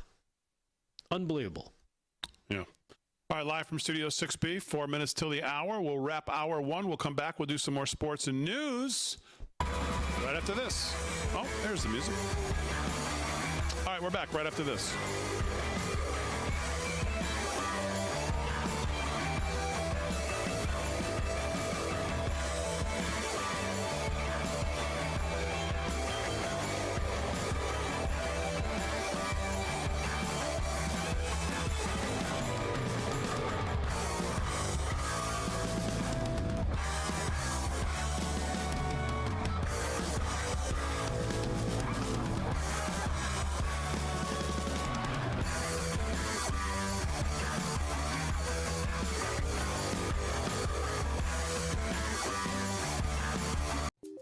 Friend, do you remember when it felt good to withdraw your cash from the bank to expand a business, go on vacation, or buy a new car?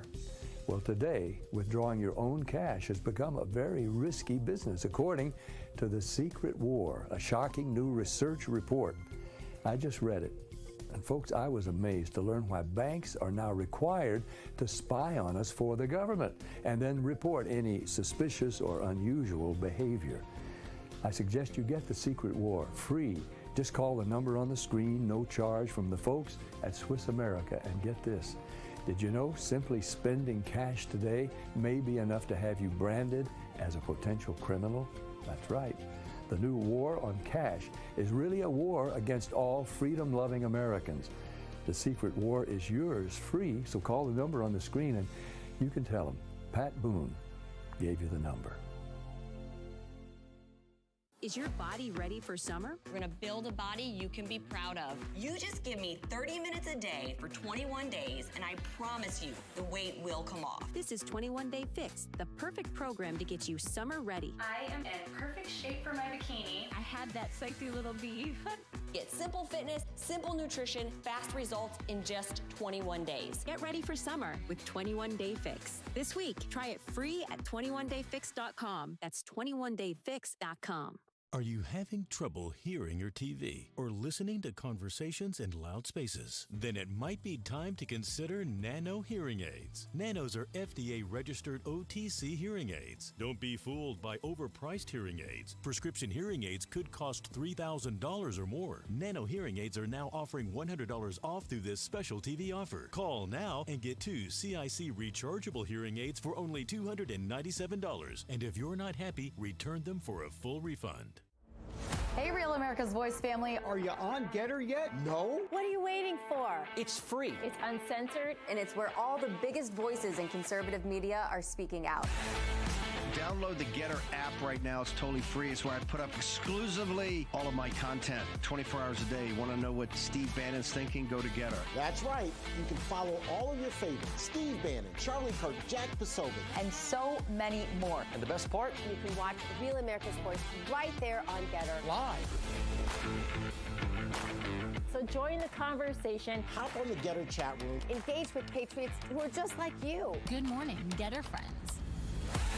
We're breaking news, we're delivering the truth, and we're doing it on Getter every single day. So don't wait. Download the Getter app now. Sign up for free and be part of the movement.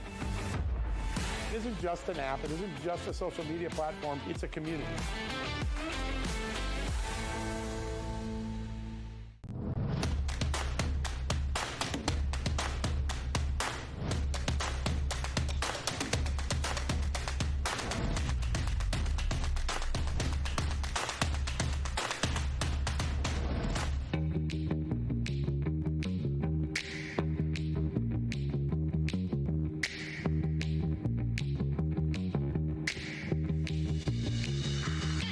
All right, hour two, live from Studio 6B on a Thursday night.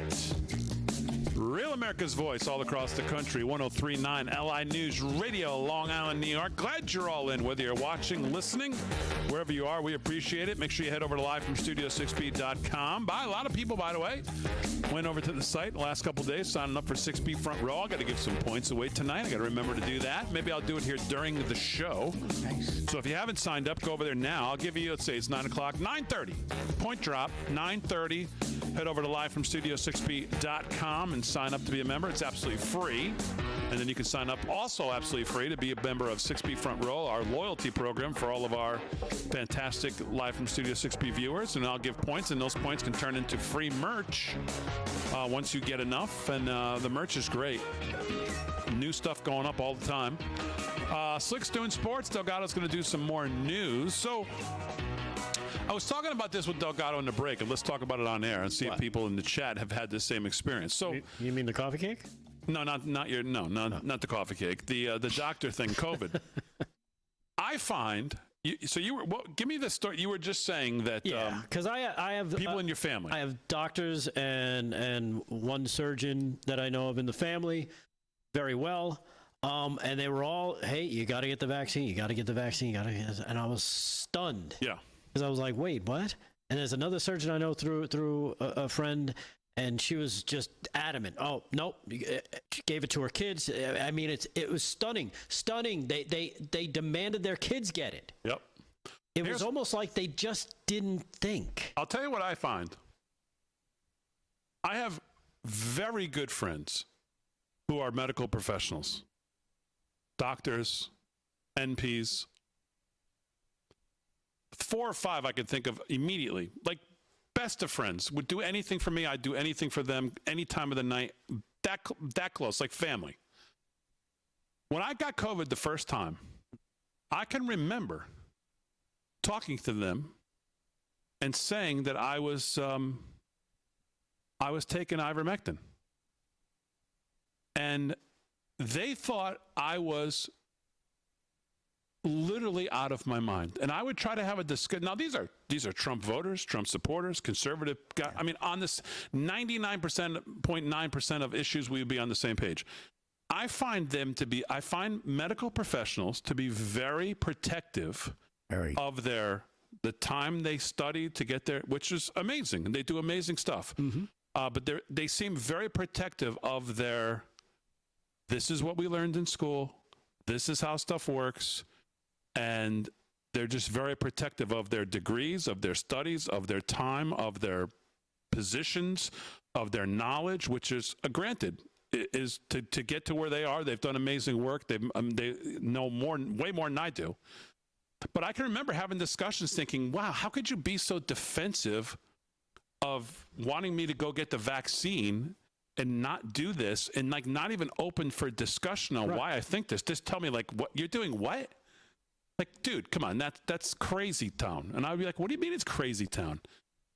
He's like, that stuff doesn't work. I'm like, well, I'm watching Dr. Corey testify in front of Congress, and I'm looking up the studies he's referencing, and I'm looking at how many patients took it, and I'm looking at the result of the ones who did take it, the ones who didn't take it. I mean, is that fake? Like, weren't even open for the discussion. Right. And honestly, I was shocked. Yeah. Like, we can't talk to you plebs who are not medical. Like, we can't talk to you about it. It's like, you know what? Attitude, yeah. Stop trying to be Dr. Google, because that's what a lot of people think. Oh, yes. You went on Google, didn't you? Trying to diagnose yourself. They hate that. Yeah, they hate that. I mean, it's like you have a huge background in medicine. Yep. Right? You've probably seen this with doctors. Absolutely. Damon's saying, you know, being very protective. This is our space. Very proprietary. Right? It's our space. Yeah. No question. Like, you can't, I mean, why would you even think about that, dude? This is how medicine works. Yep. I'm like, well, I don't know. I'm listening to this guy. He seems he's treating patients. He's on the front lines. He's treating patients, unlike that little criminal Fauci who's never treated a patient ever in his life. I don't know. Seems to me like... Yeah. Ivermectin worked for you. Yeah. Absolutely. No question about it. It worked for a lot of people. Yeah, it did for a ton of people. But they didn't want to admit to that because, you know, it's basically horse paste, right? Well, because what's the argument? If there's a something that works, then you can't have a vaccine for it. Right? And the whole idea was, no, don't try anything else. Don't use anything else because nothing else works. You need to have the vaccine. That's the only way to get the vaccine approved, was to make sure that nothing else worked. Nobody took anything else, and that you had to get the vaccine. That's how they got it approved. That's how they got their $35 billion from the federal government, which is your money. That's what happened. And, you know, this whole thing about seek out a second, you always get a second opinion when you go to a doctor, right? They tell you feel free to get a second opinion. Okay, well, we got a second opinion. These guys are saying you guys are wrong. Oh, well, don't listen to that. You guys don't know what you're talking about. That's basically what it was. They didn't want you to go get a second opinion. I was like, yeah, I'm going to take ivermectin. I'm going to take a Z-Pack. I'm going to take a lot of heavy vitamin D. And I can remember he just looked at me like I was absolutely crazy. No, it's out of your mind. It's like, wait, what do you know? Damon, you don't know anything. Like, listen to me. Like, that's crazy. And I was like, well, I don't think it is crazy, honestly. You know what's crazy is that doctors recommend, they give you prescriptions for Z-Packs, don't they? Right? Yeah, if you've got strep throat. Well, yeah, get a script for that. So obviously it works. It's an antiviral. Why wouldn't you prescribe it for somebody who's got a virus, unless you don't want them to get better. Yeah, it's really interesting looking back. I mean, I'd love to know what they all think now, but I don't want to skip out on Friday night dinners with them over at the steakhouse. So I'm not going to ask them. And miss out on stogies. Yeah. I hear you. But anyways, so all right, 7 past the hour. Let's do some sports since we didn't do any in the last segment. Slick's Got Sports. It's brought to you by our friend Mike Lindell. LFS6B is our promo codes you can use if you shop at MyPillow at checkout. It'll give you great savings on whatever you're buying from Mike and supporting him and all the great stuff they have. LFS6B at checkout. Slickster, what's going on? All right, big deal. Let's get you updated again. Right now, the Florida Panthers, up 3-0 over the Carolina Hurricanes. That's the end of the first period, and they're already up 1-0 in the series. That's the defending Stanley Cup champion Florida Panthers, looking to make it to the finals. Edmonton and the Dallas Stars, I should say, played last night. Dallas winning that game 6-3 with a 1-game-to-none lead there. So we'll see what happens very early on. These games are best-of-7 series, so first team to 4 games wins the series, obviously. Timberwolves trailing the Thunder right now, 23-18. Thunder obviously looking to get out of there with a sweep at home to go up 2-0 before they head on the road to Minnesota. And they obviously will face the winner of the Knicks and the Indiana Pacers. Knicks with a devastating loss last night. 2 minutes and 50 seconds to go. New York Knicks in the Garden at home, up by 14 points, below the lead. It gets tied and goes into overtime. And what do you know? The Knicks dropped that game. Knicks almost, I would say, in a must-win situation tomorrow night. Rick, wouldn't you agree? I would say so. Right? They can't go down 2-0 at home, right? No question about it. That could be devastating for them. What was truly devastating, not only the bounce to tie the game. That was the bounce of all time. But also the last bucket that iced it for Indiana from Obi Toppin. Oh, the former New York Knick took his own residency in the Garden for how many years, right? Got fouled on the dunk, too, by the way. He did get fouled. You see the shot on the hand? You should have been N1. Yeah. And it wasn't an N1, which was unbelievable. But either way, it didn't matter. I mean, Townsend got handed the ball there with 0.2 of a second left. What did the announcer say? Just hand him the ball. And by the way, who did the announcing for TNT on that game?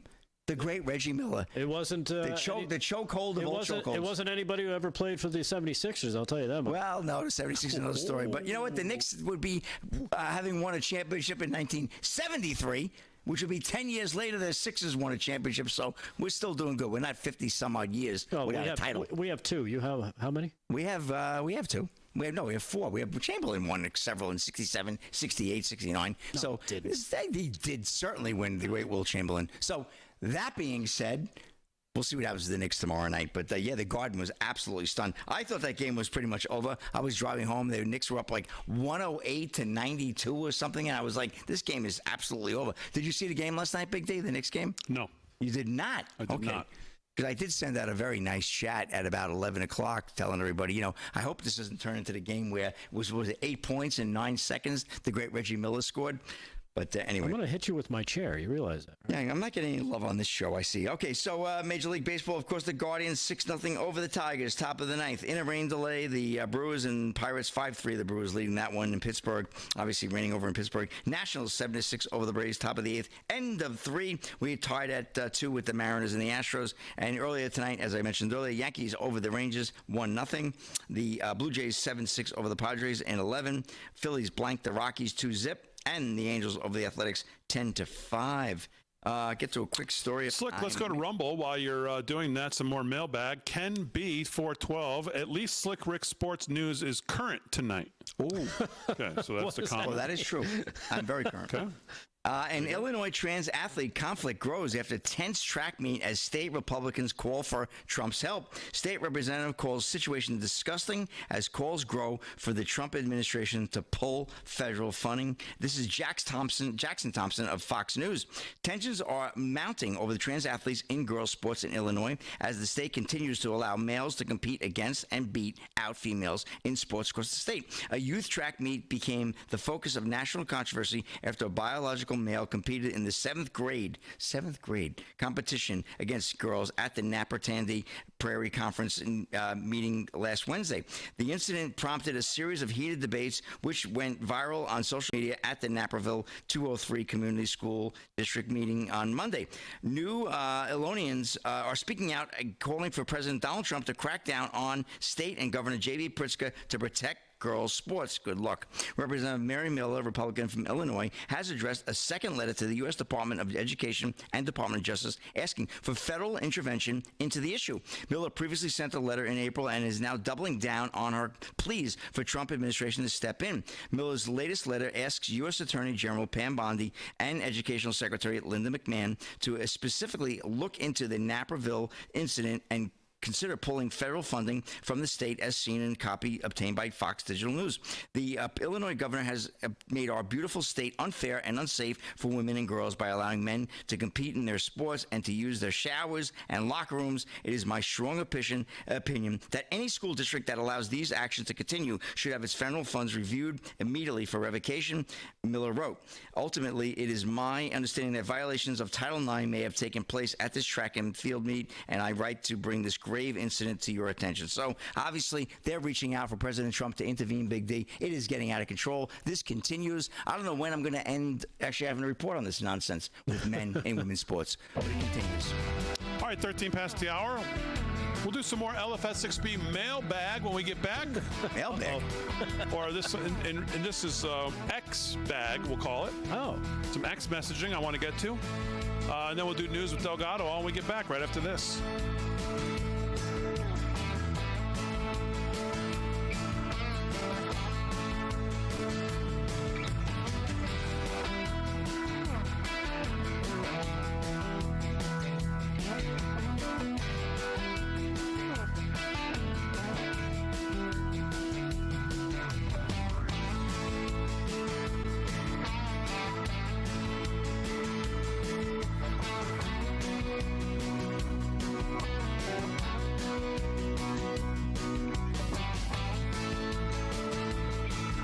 There's nothing worse than losing your dog before their time. So why do so many dog foods contain awful things a human would never eat? To save his pets, world-famous veterinarian Dr. Marty knew he had to change what was in their bowl. That's why I created Dr. Marty Nature's Blend, my breakthrough formula that's changed everything about dog food. Nature's Blend contains nothing but all-natural ingredients, designed to help dogs with everything from digestive issues to itching and paw licking, even moving around better. And that's because Nature's Blend is freeze-dried. So instead of destroying the nutrients with high heat, we gently preserve them, and you'll see the difference in your dog. Take it from a veterinarian with over 50 years of experience saving dogs' lives. I have never seen a food make this much impact on a dog's health. Such a huge difference in her health. More energy, more playful, no more pooping issues. He's healthier, he looks better. Dr. Marty has thousands of 5-star reviews. And for a limited time, get up to 54% off Dr. Marty Nature's Blend, plus a free gift with our special TV offer. Call or go to drmartypets.com/TV. That's drmartypets.com/TV.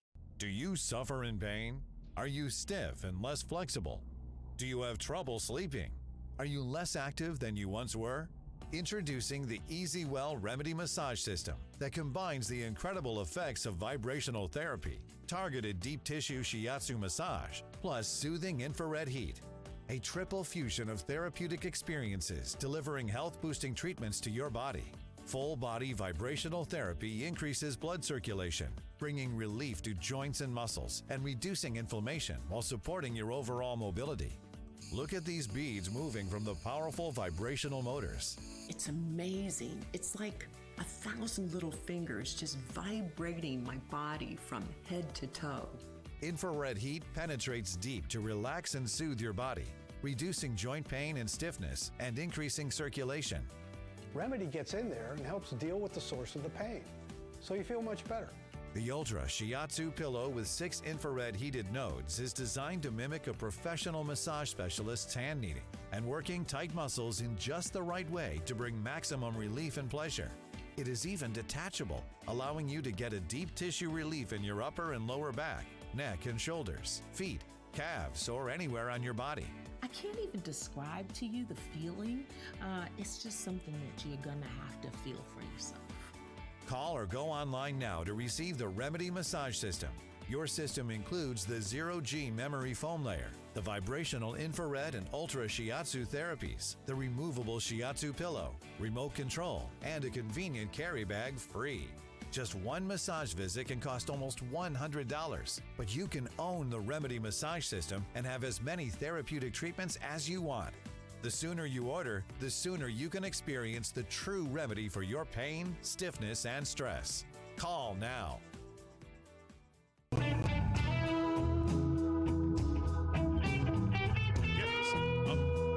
Sound like the blues. It's on a, what's tonight? Thursday, all day. Thank you, Aaron. Thursday. Got it. Let me talk to you about our friends over at the Wellness Company. Speaking of Dr. Peter McCullough testifying, what was that, today or yesterday? Yesterday. Let's talk about the Wellness Company. It's a new day in America, a new administration in Washington, D.C. There's a lot of excitement and optimism about the future, but the reality is there's a lot of work to do, especially when it comes to fixing our broken healthcare system. The truth is that the forces that are responsible for breaking our healthcare system aren't simply going to go away. The challenges the system faces won't disappear overnight. Now more than ever, you need to be prepared, and that's, of course, where the Wellness Company comes in. Their doctors are medical professionals that you can trust, and their line of prescription medical kits are the gold standard when it comes to keeping you safe and healthy. So whether it's the medical emergency kit, the contagion kit, the first aid kit, or the travel kit, these prescription kits contain an assortment of life-saving medications and guidebooks to assist in the proper use of these medications. So from flu to strep throat, from COVID to bird flu, from a trip to the beach to a trip overseas, the Wellness Company has a prescription kit that's designed to keep you and your family safe. Make America healthy again starts at home. Do your part. Protect the health of you and your family. Go to twc.health/voice, twc.health/voice today and order. That's twc.health/voice. Use promo code VOICE to save an additional 10%. Well, think about this. Every dollar you spend is either supporting your values or they're working against your values. In today's economy, where you spend your money matters. That's how we take back our country. Patriot Mobile is leading the way as America's only Christian conservative wireless provider. Switch today without sacrificing quality or service. You'll get exceptional nationwide coverage because, unlike most budget wireless providers, Patriot Mobile has access to all 3 major U.S. networks. You can even add 2 numbers on 2 networks on one phone. Let me say that one again because I love that. You can even add 2 numbers on 2 different networks, put it on one phone, something the big guys can't even do. Stay connected with flexible, unlimited data plans to fit your lifestyle. These plans offer high-speed data, mobile hotspots, international roaming, device protection, and even internet backup. And of course, here's the best part. When you switch to Patriot Mobile, you're supporting faith, family, and freedom. If you believe in the First and Second Amendment rights, the sanctity of life, if you believe in supporting our veterans, this is where you belong. Switching is simple. Keep your number, keep your phone, or upgrade. Patriot Mobile's 100% U.S.-based team will get you activated in minutes. Go to patriotmobile.com/RAV, patriotmobile.com/RAV, or call 972-PATRIOT to get a free month of service with promo code RAV. Make the switch. Defend freedom with every call and text that you make. patriotmobile.com/RAV, R-A-V, or call 972-PATRIOT. All right, let's get to the LFS6B mailbag, or in this time, it's X bag, X messages. Got a couple. Larry Chamberlain, he's weighed in. Larry's a good-looking guy. He says, I haven't been watching as much. Wow, why not? Because of Damon's whiny attitude towards everything, and he kind of acts like he knows everything. He will tell you some news, and then he'll spend 20 minutes telling you his opinion. I'm just saying, it gets a little old. Larry, thank you very much for weighing Larry. in. Oh. Thank you for I don't think Damon looks that old. Snake Pliskin69 on X says, oh my God. What's the point of watching this show on X to see you guys during the commercials if Damon has a whole conversation with you guys pointing his mic away from his mouth? Oh. Although I think about it, I suppose some might prefer the whole show was done that way. LMAO. Thank you, Snake, for weighing in. So that's what we have right now on the LFS 6B mailbag. Is that all we have? Don't we have more? I'm a big fan of the Snake Plissken. Okay, very good. So that's what's coming in. 21 past the hour. Good God. We just did sports, right? Yes. Yeah. All right, let's do some news. News is brought to you by our friends at EternalLifeCoin.com. Delgado's got it. What's going on? All right. Well, I wanted to get a couple of these clips in there. They're pretty short. Kind of break things up a little bit, Damon, when it comes to news, because there's a lot of various different things. Remember, we were talking about Joe Biden the other day, and you mentioned that clip. You remember him saying if a doctor ever told him something was happening, that he would not, he would reconsider running for president? Yes. Okay, here, I found it. Cut number 1. Here it is. Here's Biden, Joe Biden, talking about just what you mentioned. Here is that clip. Cut number 1. Check it out. Is there anything that you would look to, you personally, not anybody else, not other pundits, not even perhaps family members, that you would look to say, if I see that, I will reevaluate? If I had some medical condition that emerged, if the doctors came to me and said, you got this problem, that problem. Yeah. There it is. There it is. This and that. Nice job finding it, Delgado. Yeah, we went through and we had talked. I remember when he said that too. We had played it. We were laughing at the time, thinking, "Dude, everything you have is a medical condition." Yeah. But there it is because you brought it up, and it's exactly how we remember it. He said if there was a doctor, and I'm sure his doctor to tell him you've got cancer, which is why he slipped up a few times, and his brother slipped up in that report from CBS mentioning that he has cancer. Now I don't know if you caught this as well. I know you weren't in yesterday, but we played the or were you here when we played the clip of President Trump playing the white genocide stuff for the president of South Africa? No, it was last night. Okay, so that was last night. Well, I saw it, though. I watched the clip. Yeah. It just so happens. Could someone turn the lights down, please? That guy must have been thinking, yeah. What? It turns out, and it's funny because people are wondering, well, whose idea was this? And, of course, it came out that it was President Trump's idea. He wanted to do this. Sure. Well, the liberal media got their talking points, Damon, and they came across loud and clear. Here they are, cut number 3, making sure that you know the liberal word of the day is this. Cut number 3, go. To the dramatic scene in the Oval Office today, the tense confrontation, President Trump ambushing the president of South Africa. Next, another Oval Office meltdown. President Trump ambushing the president of South Africa. President Trump is being accused of conducting something of a diplomatic ambush of South Africa's president in the Oval Office. To be with you, I'm Katie Tur. President Trump orchestrated another Oval Office ambush today. Today, Donald Trump meeting with the president of South Africa and attempting to ambush and humiliate that leader. Zelensky territory, where essentially he was a bit ambushed inside the Oval Office. Felt like an ambush in there, kind of like the President Zelensky meeting in the Oval Office. This was an ambush. It was orchestrated. Cyril Ramaphosa brought his best diplomatic self to this meeting, but nothing could have prepared him for this multimedia ambush. What started as, to some degree, an ambush. Well, Katie, I mean, it was an ambush. Ambushed. Ambush. An ambush. Ambushing. Ambushed inside the Oval Office. Just in case you didn't realize you were being lied to. Man, they could open a nursery with all those ambushes. And that they're all getting their marching orders from the same people. There you have it. Jeez. And one last thing here, Damon, to kind of lighten the mood a little bit. Real Prince Doll. You know who Real Prince Doll is, right? Of course. Great follow. If you follow on the X Chat, Real Prince Doll. Well, he's come up with something I think you would enjoy to celebrate you. We were going to play this last night. You weren't here, but you're here now. So let's share it with you at this time. Here is Damon, a recreation of Damon, taking it to Senator Chris Van Hollen. Cut number 2. Take it away. Is there a bigger jerk than Chris Van Hollen ever? Oh, God, what a jerk. Loudmouth, empty suit, phony jerk. Yeah, guy's a total douche. Give me a break. And guy's just a grandstanding, empty suit, gold-plated, phony loser. Good for nothing. Absolutely good for nothing. Yeah, quite a resemblance. Oh, my Put a God. still of that up, Aaron. Let me just see the baby of the still. Let me just see. That's a To beauty. see Baby Damon use the Oh, word. my God. Well, the my T hair- word. That is on point. My hair. That is, listen. That's pretty good. You're getting there, Big D. Come on. I had much blonder hair when I was that age, and it was Are like you sure? pipe That's curly. neither here nor there. I think that's a picture your mom sent in.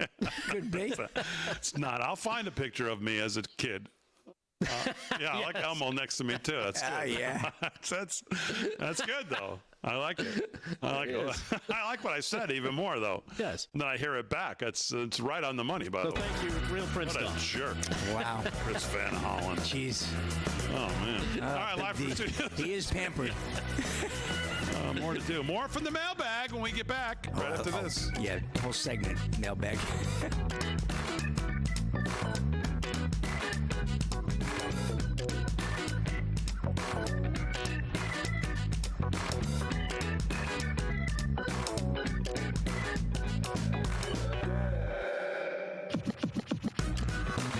Cooking rice just isn't nice. No matter how hard you try, it always comes out stuck on and dry. Until now. Hi, Chef Daniel Green here with Rice Robot, the 1, 2, 3 rice cooker. It's the easiest way to make fluffy, delicious rice every time. Watch. 1, add the white cup for rice. 2, add the blue cup for water. 3, click it and let Rice Robot perfectly cook it. White, brown, jasmine, pilaf, basmati, even sushi rice, all cooked just right. The secret is perfect cook technology that surrounds the rice with controlled heat for even cooking. Then Rice Robot senses when it's done, auto stops, and keeps it warm to serve. Rice Robot's so smart it won't burn, overcook or undercook, guaranteed. Watch this. Add rice, water, olive oil, salt, 1 large tomato in the center. Click it, cook it, and look, amazing Mediterranean rice that's just bursting with flavor. But how about an egg fried chicken rice meal for the whole family in just minutes? And rice is just the beginning. Make mac and cheese, frittatas, oatmeals, soups and stews, even ramen dishes. For a healthier choice, make quinoa, couscous, or cauliflower rice. Throw in turkey, rice, vegetables, potatoes, broth, and bring leftovers back to life. Elevate your party with a melty queso spinach or a s'mores dessert dip. Rice Robot is perfect for apartments, dorm rooms, and RVs. And with a ceramic, ultra non-stick interior, cleanup's a breeze. Call or go online now and get the complete Rice Robot cooking system with the steamer tray and 1-2-3 recipe guide. All for the special TV discount price of just $39.99. It comes with a 90-day money-back guarantee. We'll even ship your entire order free. You get it all at incredible value for one low price. Order now. To order, call 1-800-575-5956 or go to buyricerobot.com. So call 1-800-575-5956 or order online at buyricerobot.com today. Do you have stains in your carpet that won't come out? You need Horsepower Bullshot, the all-new hands-free carpet cleaner and deodorizer. Just spray, and the stain and odor go away. Got pet messes? This black light shows a urine stain is gone in just seconds. The advanced foam action formula penetrates deep to emulsify and neutralize stains and odors. It erases blood stains, makeup, juice, coffee, and more. For older and tougher stains, just give it a little rub and watch as Bullshot works its magic. Red wine spills? They're no problem for Bullshot. And watch up close as burnt bacon grease stains are obliterated right before your very eyes. Get Horsepower Bullshot for only $19.99. But wait, due to rising costs, this may be your last chance to get yours. And there's a strict limit of 3 at this low, low price. So don't wait. Order now. Call 1-800-690-6127 or visit buybullshot.com. So call 1-800-690-6127 or visit buybullshot.com now.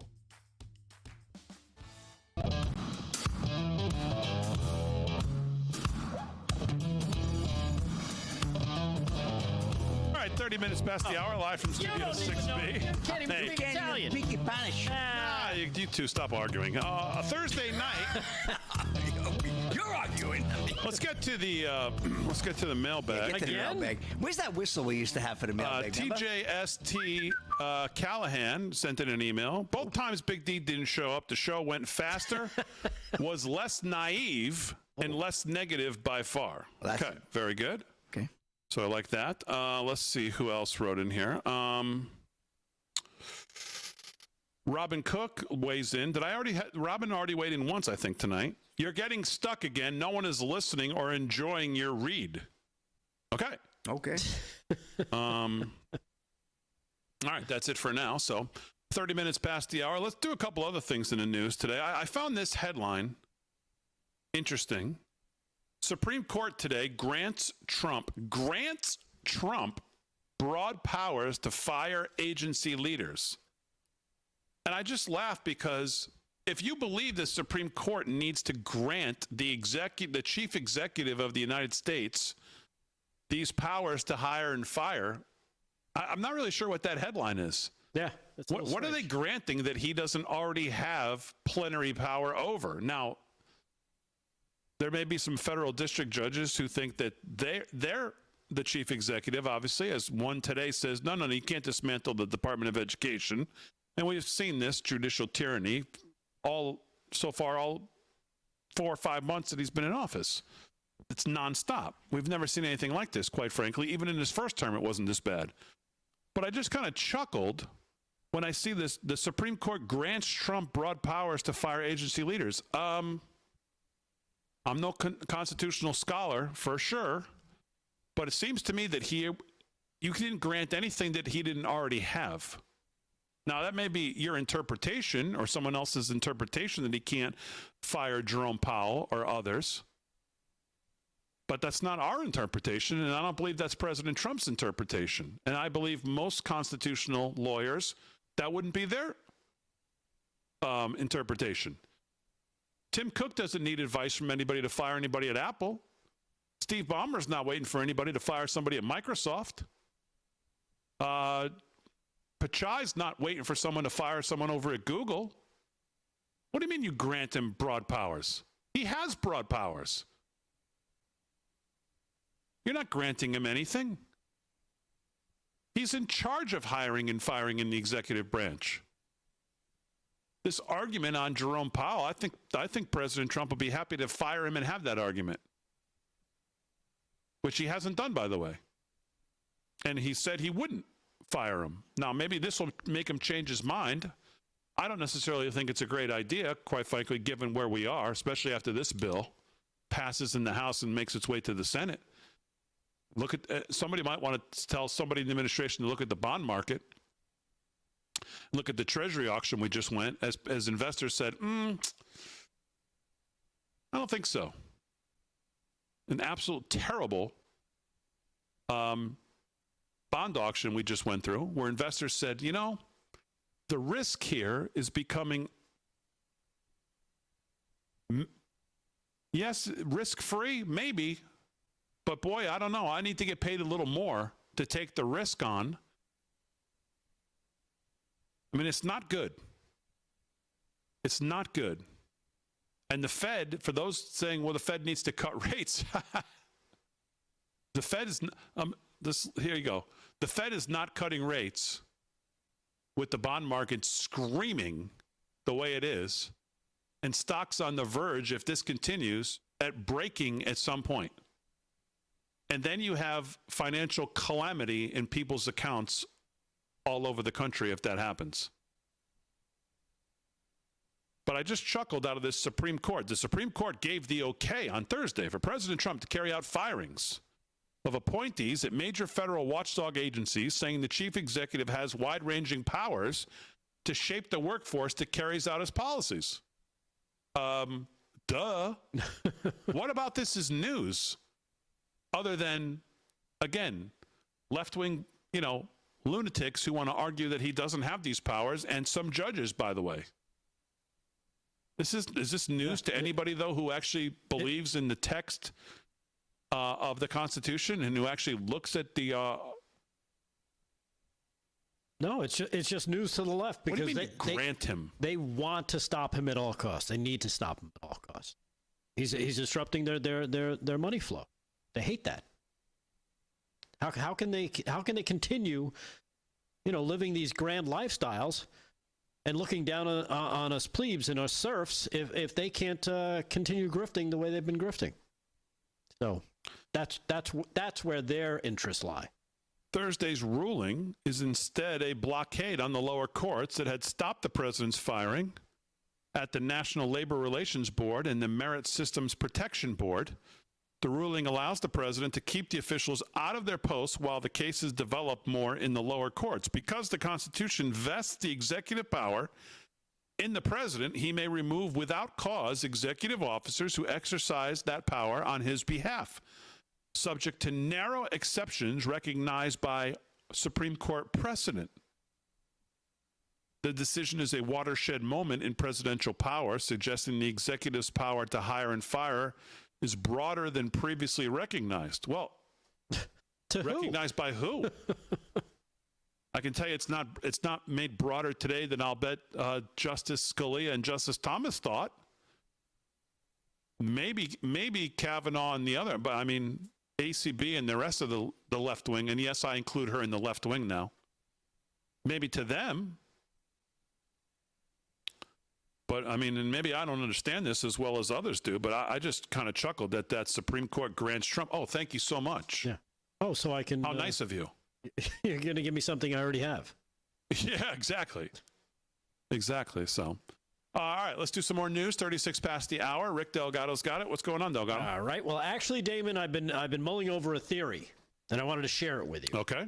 And believe it or not, it was actually inspired by a mutual source of ours. Our mutual source. Oh, I know. Yes. You know who this is. I already don't like where this is going. No, this is going to be whack job central. Hear me out. This is actually falling in line with something that I've talked about before. But I love to be in the room when you're laying down and he's, oh man, I just can't even imagine what that must be like. When I was talking about Joe Biden, right? Running out of money. And you said, oh my goodness, what are you talking about running out of money? The guy's rich. Well, you know what? It's like Shaq tells his kids, I'm rich, right? Well, he's running out of being rich because he's paying for everybody else. And that led me to this theory, which was inspired, like I said, by a mutual source. But since he doesn't have a TV show, so I told him I would steal it, and he said, okay. So this is really... You have a clip? So this is really his deal. Passed to me and this audience through you. Right. Because again, I fall in line with because I've been thinking, how is he going to make the ends meet? How's the Biden family, the Biden crime family, going to make the ends meet? Well, believe it or not, since our source hasn't been wrong yet, I figured I'd give him the credence. Wait. Okay, slow down. What does that mean? He gave us RFK Jr. running as an independent. So we announced that here. That's his qualifications? He's 1-0. Okay. Okay. It has to do with the Joe Biden cancer story, Damon. First, let's go to the political separation. What do I mean? Obama and the Democrats, they need to get themselves clear of Dementia Joe. Why? Because the books are coming out. The Jake Tapper books. And what happens? What happens as soon as everybody starts talking about the Jake Tapper book? Who ends up on TV? Why? The one and only Dr. Ezekiel Emanuel. You might know him as the brother of Rahm Emanuel, Obama's right hand. And he comes out, and he just so happens to release this. He says, as a former member of the Biden transition team, this is Dr. Ezekiel Emanuel saying this, who helped craft the Obama-era Affordable Care Act, stunned MSNBC's left-leaning Morning Joe with his analysis that the 82-year-old likely had cancer while serving as president. He said, and I quote, he's had this for many years, maybe even a decade, growing there and spreading. Emanuel told the Biden-supporting host early Monday he did not develop this in the last 100 to 200 days. This was a clear move by the Obama team. Get clear of Joe. Now Barack can sit there and be like, oh, well, you know what? They kept it from you. They kept it from me, too. He can now have that separation that he needs to get away from this Biden disaster. But the bigger move here, Damon, pay attention, here is the Joe Biden legacy. Remember, I talked about he needs money. He ain't got none anymore. He doesn't have any more clearance. He doesn't have any more access. People don't want him to speak because he can't. So they're not going to pay him $300K to make a speech that he can't make. So, like I've said many times, the Biden family needs cash. Between the 5 houses, the untold number of family members who don't do anything, but meanwhile live like kings, they rely on Joe and his access for money. They've got no foreign money now coming in, nothing from USAID. Nothing to flow through their shell companies, and they have a standard of living, damn it, that they need to keep living as far as they're concerned. So Joe's not getting this $300K speaker fees because, again, he can't speak, and nobody's going to read a Joe Biden book. He's not going to sell any. Right. So what does he do? What's next? Let me remind you, it's just a theory, but how does this sound? Okay. Just before you give us a theory, yes, just tell me how this sounds. Hey, pal, I'm officially banning Delgado from seeing you anymore as I'm sitting here listening to new theories on the show. He's banned from being a conduit for the two of yours crazy ideas. Is that good, Slick? That sounds good. All right, send. All right, here we go. All right, good. He's got it. Remember, this is just a theory. How do they make the money now? The Penn Biden Center will now be known as the Joe Biden Center for Prostate Cancer Foundation for people who don't want to die of prostate cancer. What? Yes. I believe this is where they're heading. Every foundation, of course, needs a board, right? They're going to create a foundation. They'll be like, oh, Joe's cancer. We're going to do a cancer foundation. Wow. They're going to raise money, right? Because they have to have money. They need money, like the Clinton Foundation. And who are they going to get on their board? They're going to get the Clintons on their board. They're going to get every Biden not named Hunter. Well, no, Hunter's probably going to end up on the board as well. Of course. Because they all need to make money. They're going to be paid as senior board members, and it'll probably be Ashley Biden will be on there getting paid because, you know, it takes a lot of money to wash away the thoughts of daddy in the shower from all those years. And, of course, the Hanger-On brothers, Frank and Jim, they're going to end up on the board. They're going to be making some cash. And, of course, Dr. Jill, she's going to head up the Joe Biden Prostate Cancer Foundation for people who don't want to die of prostate cancer. Why? So she can drive around collecting checks, just like Hillary used to do for the Clinton Foundation. So this is the theory. Mark it down. I think we're going to start to see the makings of this. The Bidens are going to come up with a foundation for prostate cancer, and the money is going to flow in, and that'll be the way they continue the grift. Yeah, he's officially banned. He will not be coming to you anymore. Wow. All right. You don't believe this had legs? No. Again, this is a theory. How are they going to make money? No, they're not going to do this. How? Thank you, Slick. You don't think they're going to come up with a foundation for cancer? No, it's a stretch. Really? You think? You know what? Let's go to the chat and see what the Biden crime family comes up with. I think it's a winner. He sends back a laughing emoji to me. I'm telling you, they need money. The Cancer Foundation is going to be their way in. All right, we'll wrap it up for a Thursday night right after this.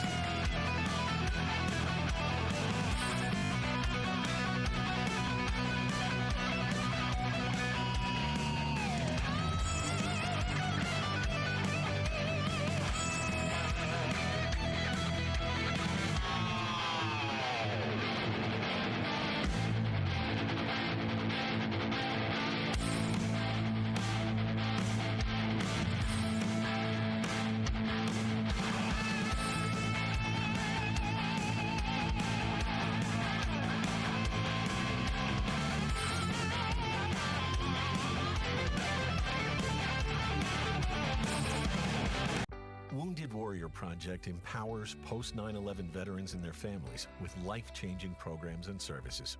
I realized I could be successful in a civilian career. We stand by warriors and advocate for their needs going forward. They were by my side in the hospital, and they're still with me today. Through our programs, community, and advocacy, we're proving anything is possible. Learn more at woundedwarriorproject.org/connect.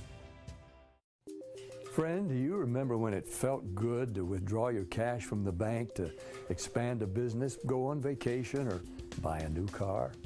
Well, today, withdrawing your own cash has become a very risky business, according to The Secret War, a shocking new research report. I just read it. And folks, I was amazed to learn why banks are now required to spy on us for the government and then report any suspicious or unusual behavior. I suggest you get The Secret War free. Just call the number on the screen, no charge, from the folks at Swiss America. And get this, did you know simply spending cash today may be enough to have you branded as a potential criminal? That's right. The new war on cash is really a war against all freedom-loving Americans. The Secret War is yours free, so call the number on the screen and you can tell them Pat Boone gave you the number. Do you suffer in pain? Are you stiff, tense, or less active than before? Introducing the Easy Well Remedy Massage System that combines the incredible effects of vibrational therapy, targeted deep tissue shiatsu massage, plus soothing infrared heat. A triple fusion of therapeutic experiences. Full body vibrational therapy increases blood circulation and reduces inflammation. Look at these beads moving from the powerful vibrational motors. It's like 1,000 little fingers just vibrating my body from head to toe. Infrared heat penetrates deep to reduce pain, soothe, and relax. Remedy gets in there and helps deal with the source of the pain, so you feel much better.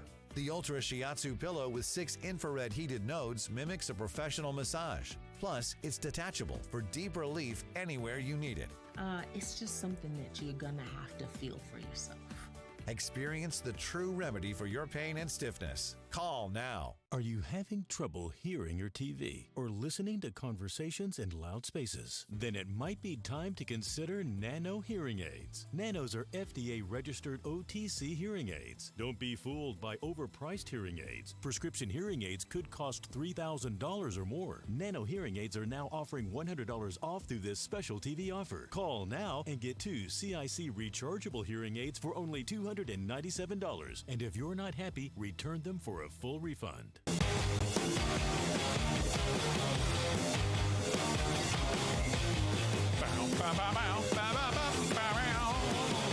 All right, 13 to the hour, live from Studio 6B on a Thursday night. Slick's doing sports. Yes. I'm going to do some news. Delgado's mic's off for the rest of the night, maybe the rest of the week. No. Oh, no, it's not. Susie okay. Platt in the Rumble chat. Delgado should go to the Sphere for this. Yes. I saw that one as well. Yes. Yes. Yeah. You should go somewhere for it. I don't have to Sphere. That's neither Sphere nor there.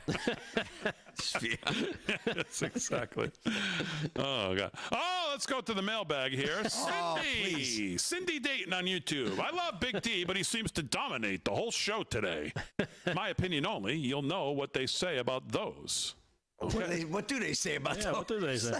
I don't feel like I've dominated the show. No. Thank you, Slick. I think Delgado's dominating the show. Thank you, Slick. Yes. I just had a theory. That's all. Delgado goes on and on. Tempered wisdom. We should have a talking clock on the bottom of the screen. Right. Delgado wins almost every night. Yeah. Should have seen him last night. People have this impression that I do. It's crazy. Paul Nolan's still trying to get his first story. Tempered wisdom in the Rumble chat says, Delgado, when is the video of Biden getting tossed out the window coming? Right? I don't know. He's going to land on a flatbed on a Toyota. Hey, look. Delgado is amazingly right. But she lived. That's all I'm going to say, Aaron. That was your only saving grace. Is there a... I'm getting a shirt. For you and you-know-who, what's the bar for this story? When do we get to say you're officially wrong? What's like the bar? If they never make a cancer foundation. Okay. If they don't do a Joe Biden and what would prostate the time frame, cancer foundation, what then did you'll know you two we're wrong. geniuses come up with a time frame? There is no time frame. I think it's going to... I personally think this is such a great idea, such a great grift. They'll probably hear about it from this show, and they'll get working on it right away. Okay. Shut up, Aaron. Right. I hear you laughing through 3 walls. All right, very good. All right. Well, now our source is texting me. Oh, no, God. Oh, God. Please, no. Any news? He writes, it's recorded in the books, time will tell. Don't forget the biggest part of this move. The biggest scandal and cover-up since Watergate becomes untouchable when there is a prostate cancer foundation. Yes. Remember, I put these two together. Remember, Wow. what happened as soon as the cancer thing came out? They said, well, you can't really talk about Joe now and his dementia. He's got cancer. You can't. They use that as the buffer. Now you can't make fun of him. Now you can't joke about him. Now you can't talk about his dementia because he's got cancer. He's got cancer. Because you can't even say it out loud, right? You got to whisper it. Yep. Oh, you hear about so-and-so? Yeah, he's got cancer. That's what they do. Wow. A lot of finger pointing with these prostate exams. Yep, absolutely. Moon River. Wider than a mile. All right, let's do a little more sports for West you. Wrap Coast. it up on Real America's Voice and, of course, 103.9 LI News Radio. Slick's got it. Sports is brought to you by our friend Mike Lindell. LFS6B is the promo code to use. Slickster, what's going on? Well, this East Conference Final NHL Big D looks disturbing. The Panthers are up 4-0 over the Hurricanes. Wow. Already leading the series 1-0. I tell you, they came out of nowhere to Florida. They rallied back to win that last series. And, boy, Carolina just has no fight, so they're going to could probably go down 2-0. It's the end of 2, so short of a miraculous 4-goal. Well, it could be the Knicks, too. They could blow that 4-goal lead very easily, but not unlikely. And speaking of basketball, we got the Thunder right now with an 8-point lead over the Timberwolves, 58-50. That's also 1-0. Game 2 there. West Conference Finals. OKC looking really sharp. Maybe the team to beat. I mean, they are the team to beat at this point. I thought Minnesota would put up a bigger fight, maybe steal one there, but they're going to have to get it going when they get back to Minneapolis over the weekend. Try to win 1 or 2, but it's going to be awfully tough to do that. And let's see, Major League Baseball. Brewers 5-3 over the Pirates in a rain delay. Pittsburgh getting a little rain over there down in Pennsylvania. Astros 5-2 over the Mariners, middle of the 5th. Final, the Yankees gave it to you earlier. They beat the Rangers 1-0. Padres, of course, trailed the Blue Jays 7-6, final on 11, and the Phillies blanked the Rockies 2-0 there. Get to one quick story. Well, very interesting lawsuit. What else is new? The Cincinnati Reds got more problems. They can't win a game, and now ex-Brewer Ruff sues Reds over career-ending injury at Cincy's Park. AP report: Cincinnati former Major League outfielder first baseman Darren Ruff is suing the Cincinnati Reds. There you go, for damages after he suffered a career-ending injury while crashing into an uncovered top roller at Great American Ballpark 2 years ago. The lawsuit filed Thursday at the Hamilton County, Ohio Court of Common Pleas charges the Reds with negligence in failing to maintain safe field conditions and specifically cites the presence of the unpadded metal top roller. This didn't need to happen, Ruff said in a statement. It didn't happen. Players shouldn't have to worry about hidden hazards like that on a major league field. Now, the team's a hazard as well, the Cincinnati Reds. Ruff was playing first base for Milwaukee when he was injured during the Brewers' 5-4 11-inning victory over the Reds on June 2nd, 2023. In the third inning, Ruff was chasing a foul pop when his knee hit the end of the top roller. According to the complaint, Ruff suffered permanent and substantial deformitories to his knee. Ruff went on the 60-day injured list and never played in the major leagues again.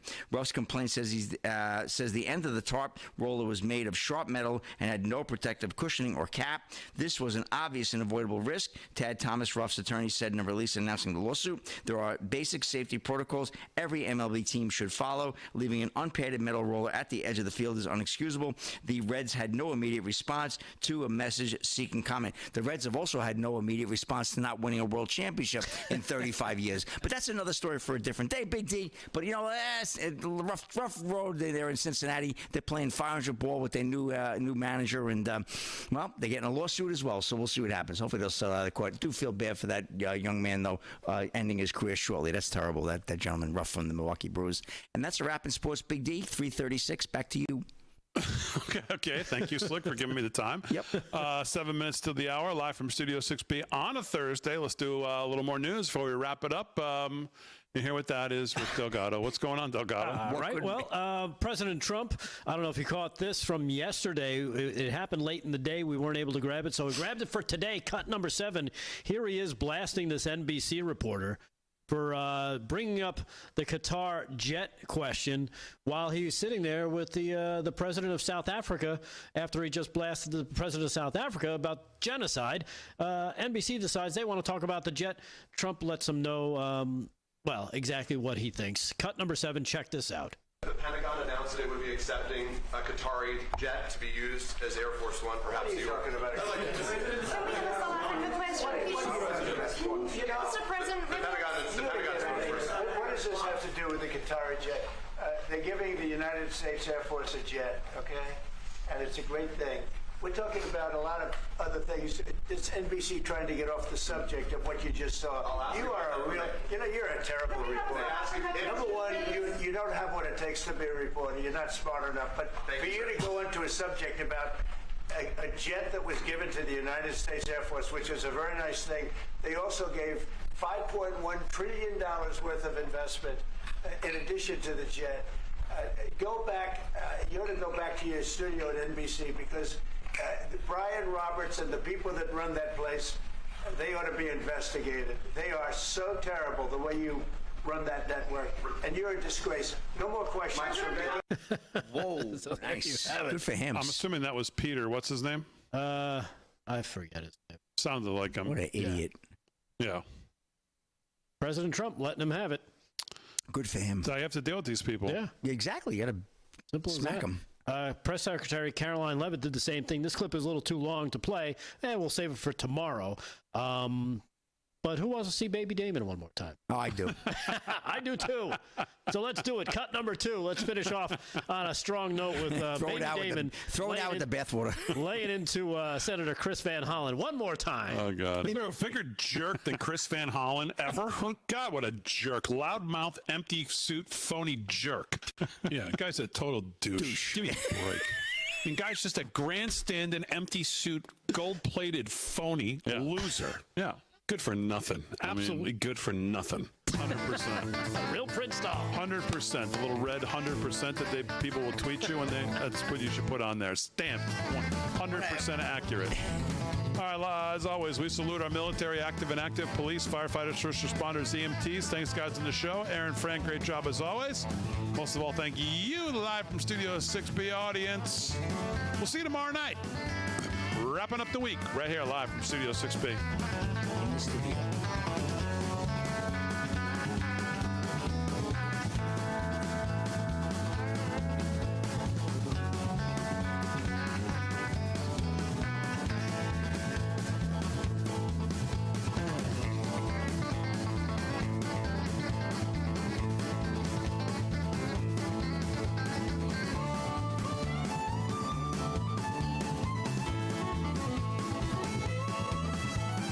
Messes happen every day in every way, but who wants to drag out a bulky vacuum? Introducing Horsepower Duck, a super compact vac with ultra powerful suction. Watch as it effortlessly crushes this large bottle. This is a small but mighty duck, making it quick and easy to clean any mess. Just duck it up. The compact design can reach the tightest places. It's smaller than a water bottle, so store it in any drawer where it's always at your fingertips. Plus, it dumps out with ease, so it's ready to clean again.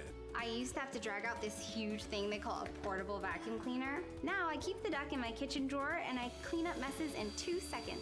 The turbocharged motor is engineered to create a powerful vortex of suction, while the HEPA filter helps remove dust and allergens. We attach the duck to this tube, and the powerful suction lifts the water all the way to the top. Clean up that mess in the kitchen, the spill on the sofa, even sawdust and screws in the workshop. Plus, it's rechargeable. Got messy pets? Duck powerfully picks up pet hair from anywhere and cleans around that dish in a flash. You can even store it in your glove box for the ultimate car vac. Clean seats, the floor, and deep into those hard-to-reach places. Other bulky hand vacs sell for up to $150, but get the Horsepower Duck hand vac for just $39.99. Order right now and we'll upgrade you to the Duck Pro package, a $30 value, yours free. You get the bendable tube to get into tough spots like under appliances, the crevice nozzle to reach into those cracks and crevices, and the soft brush nozzle to vacuum gently with no scratches. You'll get the Duck with all the deluxe attachments, but supplies are limited, so there's a strict limit of 3 per order. This may be your last chance to get yours at this low, low price. So don't delay. Duck it up today. To order, call 1-800-692-0144 or visit duckvac.com. So call 1-800-692-0144 or visit duckvac.com. Order now. Cooking rice just isn't nice. Hi, Chef Daniel Green here with Rice Robot, the 1, 2, 3 rice cooker. Watch. 1, add the white cup for rice. 2, add the blue cup for water. 3, click it and let Rice Robot perfectly cook it. The secret is perfect cook technology that surrounds the rice with controlled heat for even cooking. Then Rice Robot senses when it's done, auto stops, and keeps it warm to serve. It won't burn, overcook, or undercook, guaranteed. And rice is just the beginning. Make mac and cheese, frittatas, oatmeals, soups and stews, even ramen dishes. And with a ceramic, ultra non-stick interior, cleanup's a breeze. Get the complete Rice Robot cooking system with the steamer tray and 1-2-3 recipe guide, all for just $39.99. It comes with a 90-day money-back guarantee. We'll even ship your entire order free. Order now. 1-800-575-5956.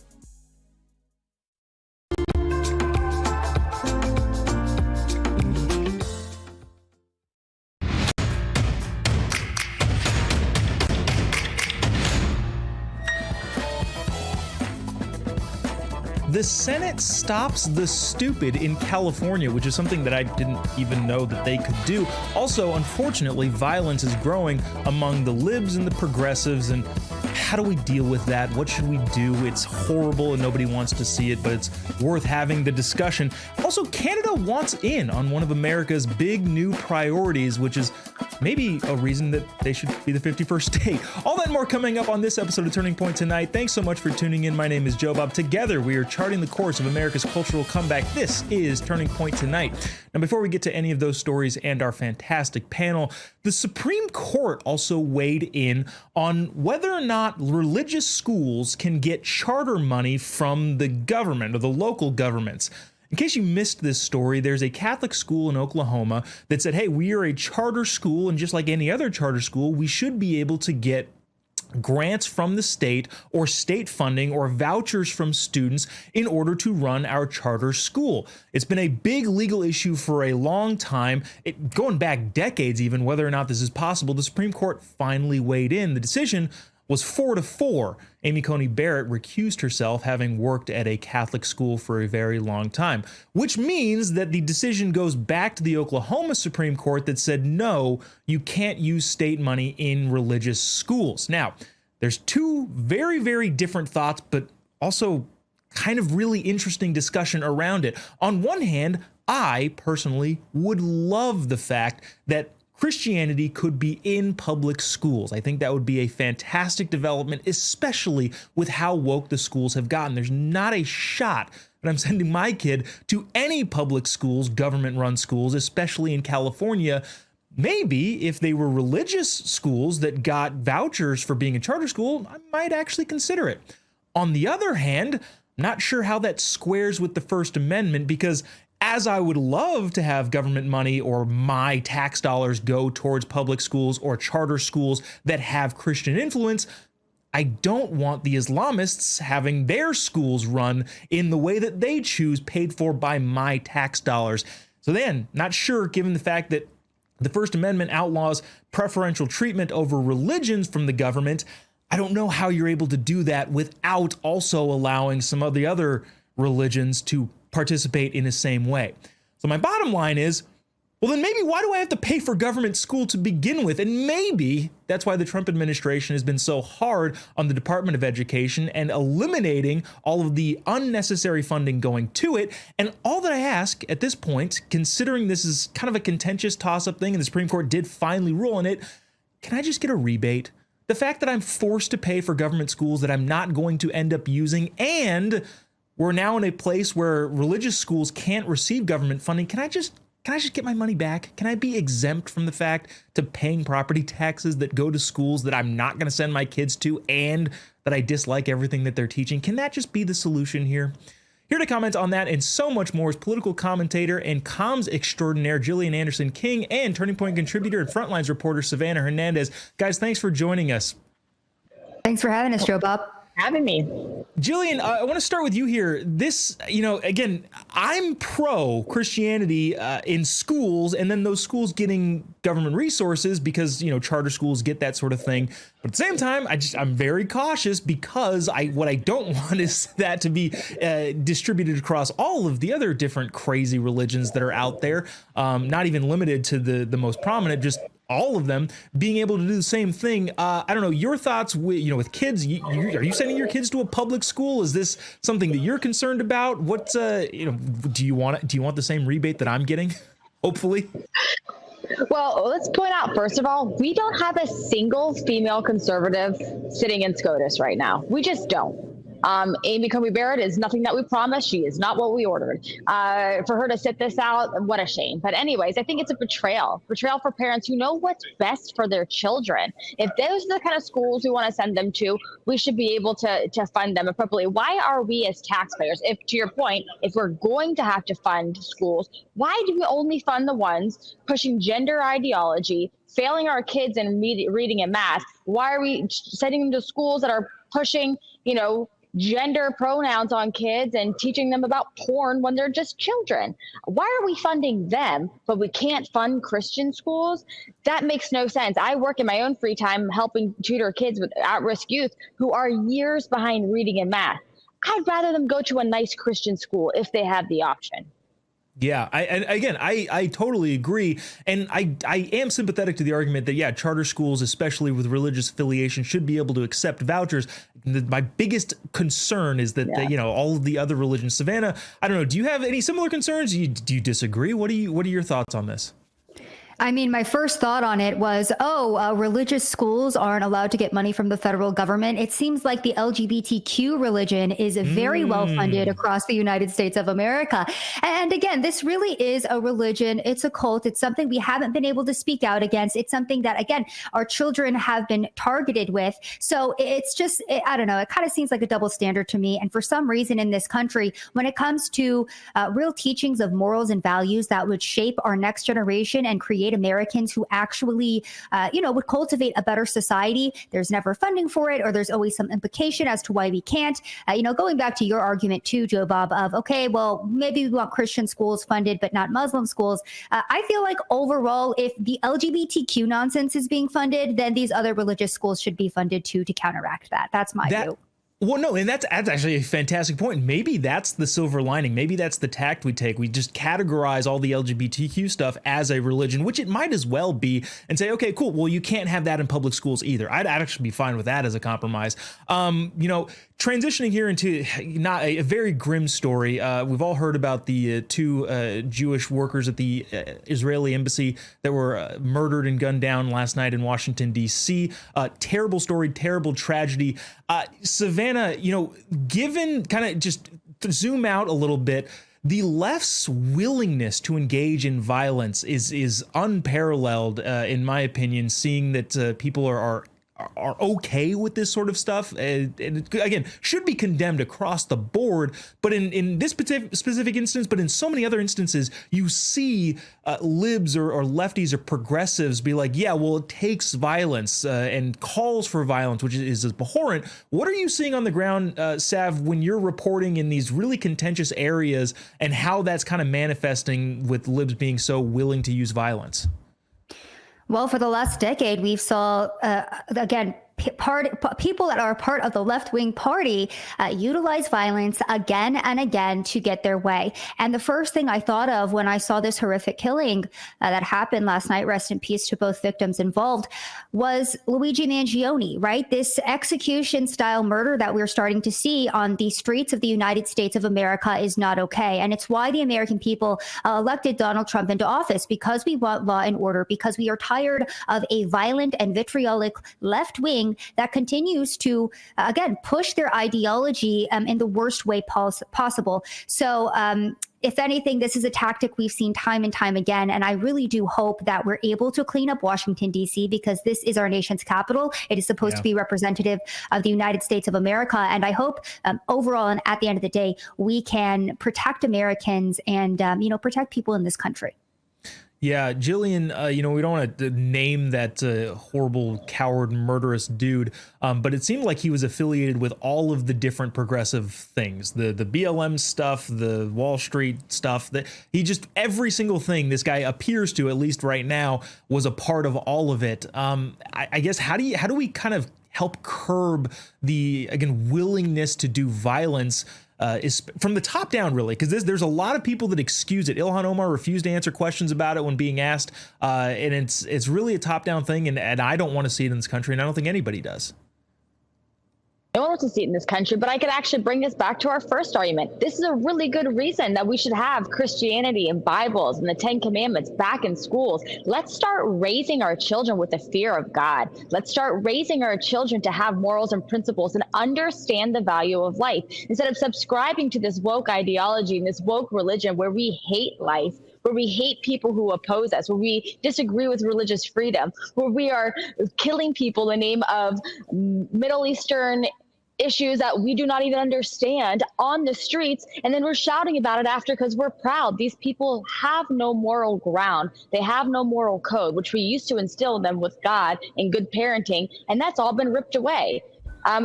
Woke is raising our children, and it's really sad. I went to school here in DC. I went to school in Georgetown, and luckily the the woke mob didn't bite me. I came out still conservative. But I mean, it hit home for me. I was a kid raised in this city. I'm in DC now. So it happened about a mile from where I was staying last night.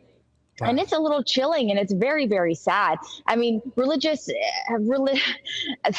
just really sad. We should not have anyone being killed for their belief system. We really shouldn't. But we got to instill better values into our children, starting from when they're young. Yeah, absolutely. It's a terrible story, and the culture is it's not going in a good direction, and hopefully we can fix that. Savannah Jillian will be back after the break to discuss what I think is hilarious. The Senate said no to something that California instituted. I didn't even know they could do that. And also, one of our big golden projects, Canada wants in. Wonder if that means they're going to be their 51st state. Coming up on Turning Point tonight. Don't go away. We'll be right back after this.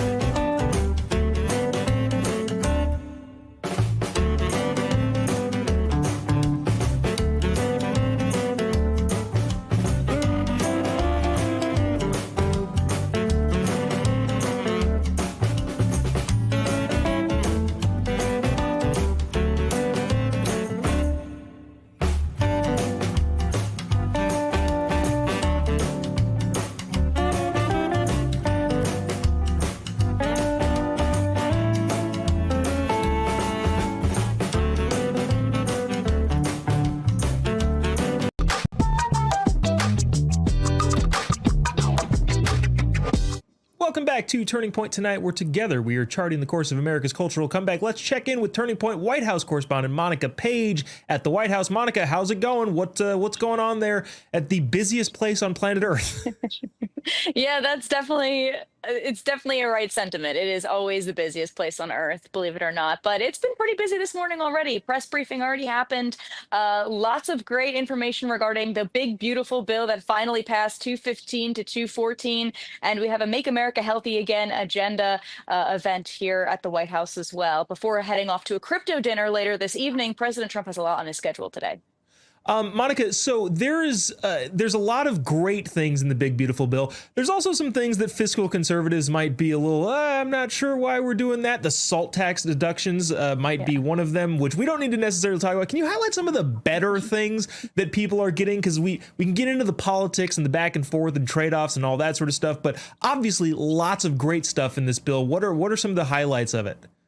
Yeah, well, just to name a few, no tax on tips, no tax on overtime, 2017 tax cuts that President Trump previously did in his last administration, tax relief for senior citizens, and a whopping $175 billion going towards the border wall, going towards deportations and immigration relief at the southern border, especially for our ICE agents that are dealing with these kinds of things on a daily basis at the southern border. Also, what I found was interesting was these major cuts from these nonprofit clinics that say they're all for family planning and providing medical relief, but also carry out abortions and have taken more than $1 million in taxpayer funding. Well, to not name names, technically Planned Parenthood is on that list, that short list, since it's taken a whopping $800 million from taxpayers from 2023 to 2024 to carry out more than 400,000 abortions. They're going to be cut from federal funding now, thanks to the big beautiful bill. So that's just a list of just such a small amount of what else is in there. So that's just the beginning. And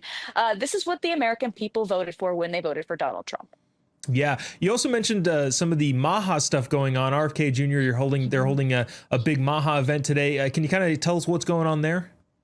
Yeah, Secretary Robert F. Kennedy Jr. joining President Trump with a bunch of people that have really been leading the charge in exposing big pharma and exposing the big food industry as well. Big food and also the pesticide.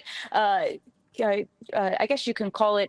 It's an interesting situation because pesticides are also found in some of our foods, as we know, and they really haven't been banned. There's been studies found that pesticides, especially one specific component, has been really found in our children's food. It says some glyphosate. It's found in about 87% of children's urine when they did studies, according to the CDC, which is very interesting, and also kind of cracking down on why a lot of our children are facing these chronic diseases like autism, obesity, diabetes, behavioral issues, autoimmune issues. So there's this commission that's putting together a report set to be released this afternoon and throughout the entirety of the next few weeks, kind of cracking down on saying, why is this the way it is? I mean, 70% of food consumed by children is ultra processed. There's been about a 1,400% increase in antidepressants in young children from 1987 to 2014. So this is very alarming, especially for not only this administration, but everyday parents and those who want children in the future. So it's about time that, we're cracking down on this, investigating some of what's in our food, and maybe putting a stop to some of this. And I know that RFK Jr. has already kind of put forth these bans on artificial dyes. Maybe we'll see some bans on seed oils as well, as that's something that's been a very dangerous toxin in our food. So this is just the beginning. Yeah, anytime RFK comes up, I'm reminded of the pushback against him in the Babylon Bee headline saying, most obese and unhealthy countries scared the new guy might do something different. So yeah, it will be really interesting to see what comes out of that. Monica, thanks so much for joining us. Really appreciate you taking the time. Thanks, Joe Bob. Thank you. The Senate last night in a vote blocked something that California is trying to do. It already passed the House, just passed the Senate, is going to President Trump's desk. California is trying to mandate that only electric vehicles be sold in the state by 2035. And that's a state law. And the Senate said, nope, you can't do that, which I didn't know that the Senate could do. But apparently any new environmental laws that are passed in the state of California are resorting all the way back to 1970 to the Clean Air Act. And because of that, California laws have to get permission from the EPA, which the Senate can give those waivers out, in order to up the standards higher than the national standard actually is. Well, in this case, the Senate said, well, you don't get that waiver anymore. Pound sand, California. And now liberals in California are all upset. Let's bring our panelists back in. Savannah Hernandez, Jillian Anderson King. Guys, I live in California, unfortunately. I think everybody here even thought this bill was dumb. This law was dumb. Okay, you can't have combustion engines after 2035, which is ridiculous on so many different levels. Jillian, I didn't know the Senate could do this, but I don't know, do you like the move of Senate Republicans digging into kind of the minutia of the rules and saying, oh, we can actually disallow that? Great, we're going to do that. Yes, and they should, because you know what? Had this policy gone forward, you're hurting the gas industry, the oil industry, you're hurting the automotive industry. I grew up in a town where we built cars. That was our bread and butter. That's how our town was built. And you are just ruining these industries. Also, you're making it very unaffordable for people who cannot afford EV cars. And frankly, I love Elon. And if I had a bunch of throwaway money, I'd put a Tesla in my driveway just to support him. But I don't want to drive one. I'm not a huge fan of being stuck on the side of the road because my battery's dead. I'm more of a gas powered kind of person, but that's just me. So good for the Senate, and good for Lee Zeldin. So grateful to have him there at the EPA. I mean, yeah, good on them for digging into it and just telling California, like you said, to pound sand. Yeah, Charlie actually said that back when Elon purchased Twitter and turned it into X. He was like, I love this guy so much. I don't want to drive an electric car, but I will buy a Tesla. I'm not sure if he actually ended up doing that, but that's, yeah, exactly. You want to support it. Savannah, speaking of Tesla, Tesla, especially during the last administration, was the only electric car manufacturer that wasn't included in any of the president's green initiatives. They weren't acknowledged at any point, even though Tesla's the only electric car company that's actually made a dent. Considering the fact that nobody in California wants to drive a Tesla anymore because of their political wokeness ideology, how seriously are they actually taking the whole climate change thing? If the one EV manufacturer that's made any difference, we're not going to deal with them anymore.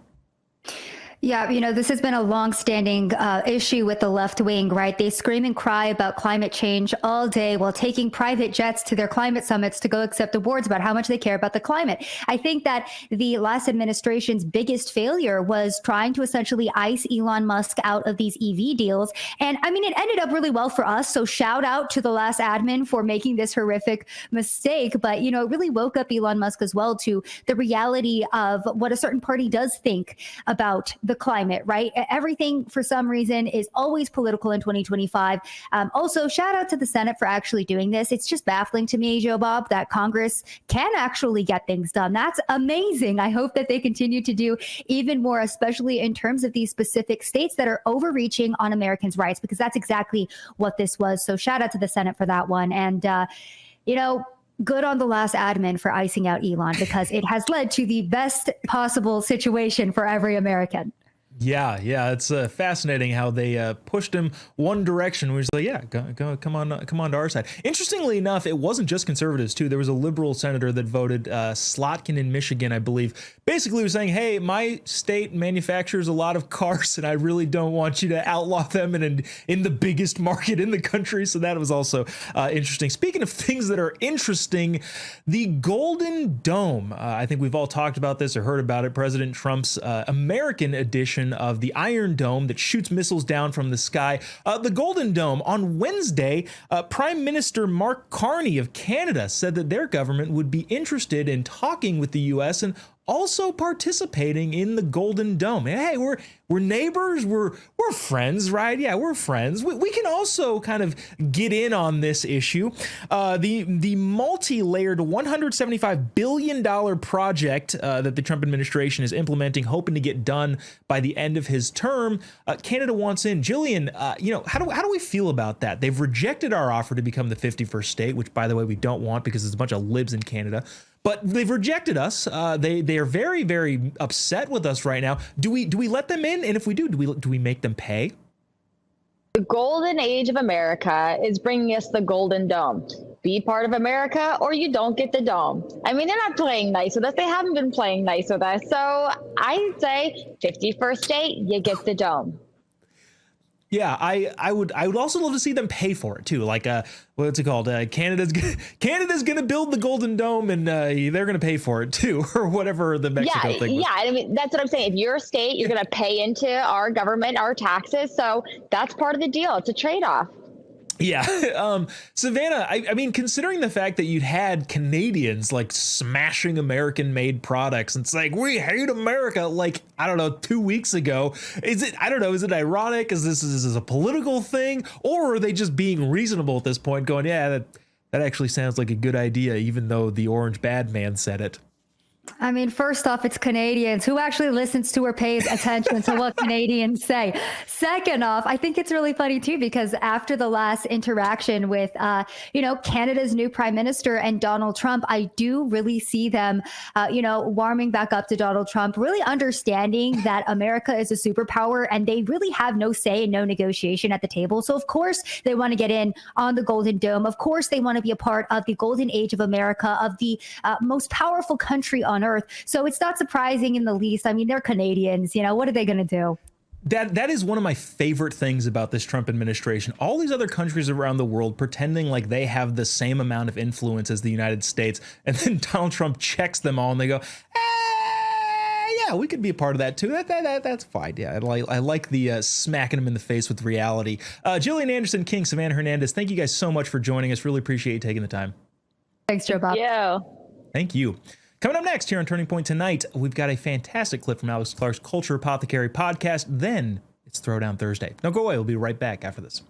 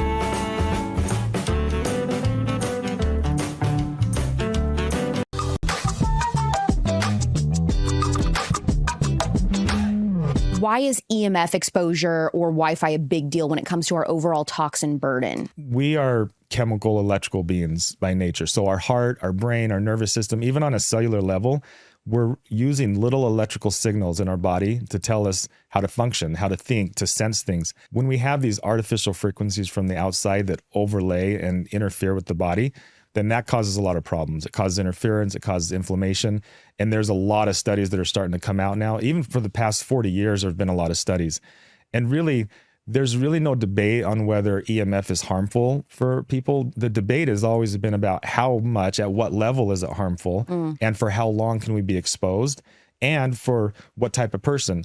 For my 90-year-old grandma that has cancer versus a 14-year-old boy that's healthy, there might be some different exposure levels there. And so that's where all the argument and that's where all the debate comes in. But I don't think anybody's going to argue with you if you say, put your head in the microwave and that's safe for you. That's EMF. Yeah. It cooks our food. And so at a high enough level, it will kill you rather quickly. So my boyfriend thinks that it is the biggest crock of crap when I say, you know, at night we need to be turning our Wi-Fi off. Who is right? It just depends on how much exposure you want for yourself. I look at it kind of like cigarettes. People, you know, my grandpa smoked cigarettes till he was 80 before he developed his lung cancer and finally died, you know, but some people can smoke for a couple of years and get sick from it. And some people, it's just a health thing. So how healthy do you want to be? You know, the studies are there. The proof is there. There's no argument that EMFs are bad. The argument, again, is at what level. And so how can somebody like do a hard turn off at night? And, you know, does that make it hard to like turn your devices back on in the morning? Does it lose stuff you were working on? Like, what is the deal with it for people that have never heard of turning your Wi-Fi off at night? Yeah, so I like to talk about practical avoidance. And so if we can avoid it, let's do that. And so one good example is at night. We're sleeping. We don't need the EMF. We don't need to be on the internet. Or if we're having dinner with the family, or if you're at the gym or you're in a meeting doing stuff, you don't necessarily have to have your phone on you all the time. And so these are good examples where you can put your phone on airplane mode, or you can turn your Wi-Fi router off at night. And then in the morning, it kicks back on. It takes 30 seconds, it reboots, and you're good to go. But you're reducing your exposure exponentially when you take advantages of these little windows. How do you feel about household appliances like refrigerators or washers and dryers who have Bluetooth capabilities? Yeah, so I have a crazy story. I had this family call me up, very healthy family. They just moved into this house about a year ago. The daughter was having all kinds of brain issues. She was waking up in the middle of the night with night terrors, wet in the bed. She was 12 years old, and this had never happened before. We went in and we did some tests, and we found that right on the other side of the wall from where her head was laying was the refrigerator. They had this big high-power fridge. Every time it was kicking on at night, the motor, the compressor, it was shooting this magnetic field wave through the wall into her bedroom where her head was laying, and it would wake her up. So we simply moved her to the other side of the room, and her symptoms went away that night. Holy smokes. So it's really important, the proximity of this, you know? Yeah. And, you know, one thing with me is when you came to test my apartment is you were saying that there are different exposures in an apartment versus a home that you kind of just have to deal with. Can you talk about that? Yeah, because in a home, we have more control over our environment. When you're in an apartment setting, you have people below you, above you, on three sides of you, potentially.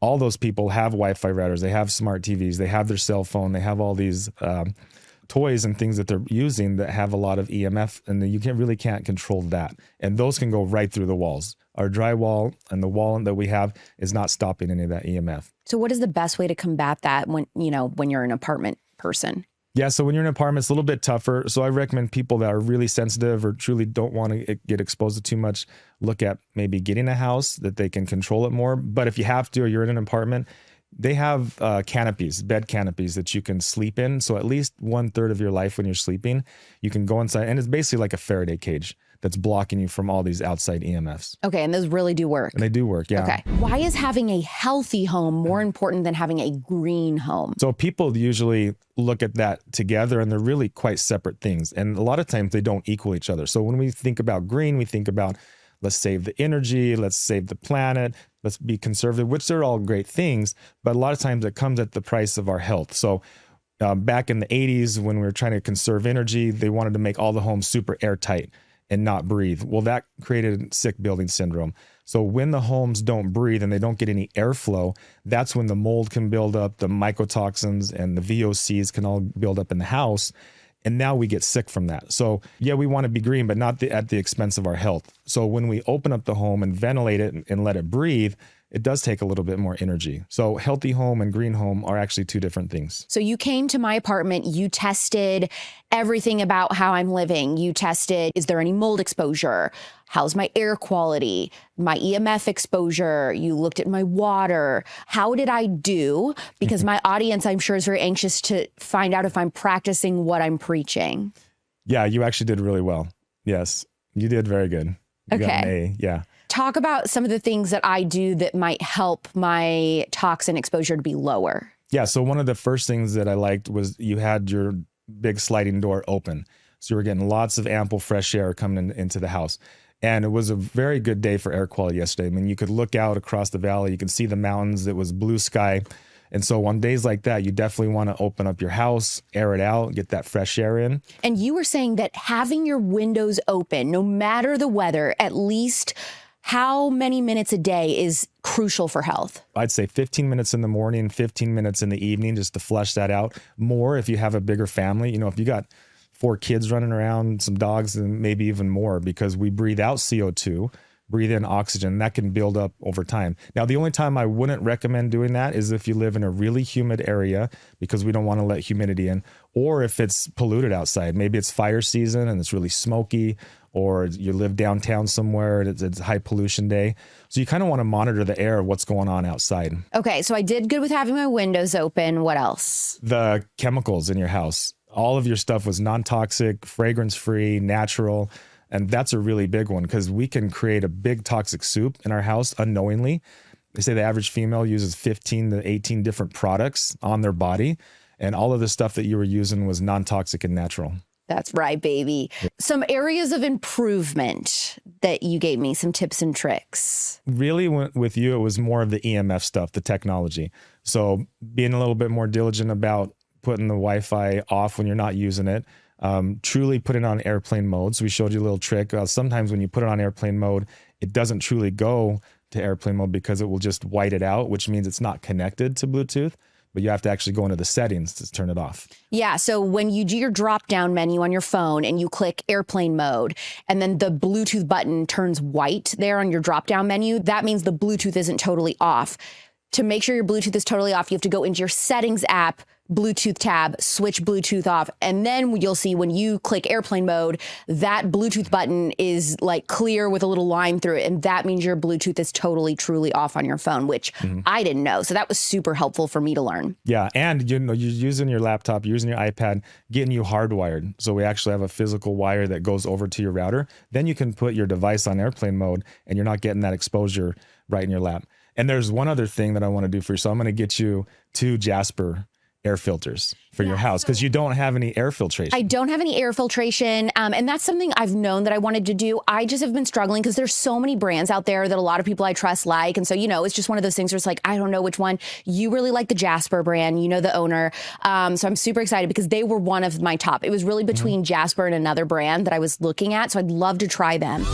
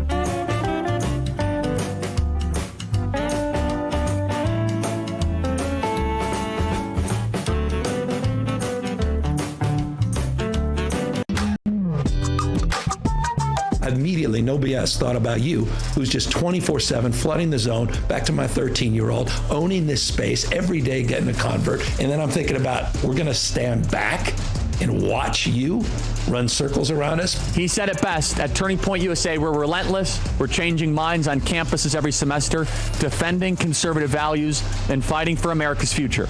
Your donation helps keep us on campus. Join the movement and donate to TPUSA today.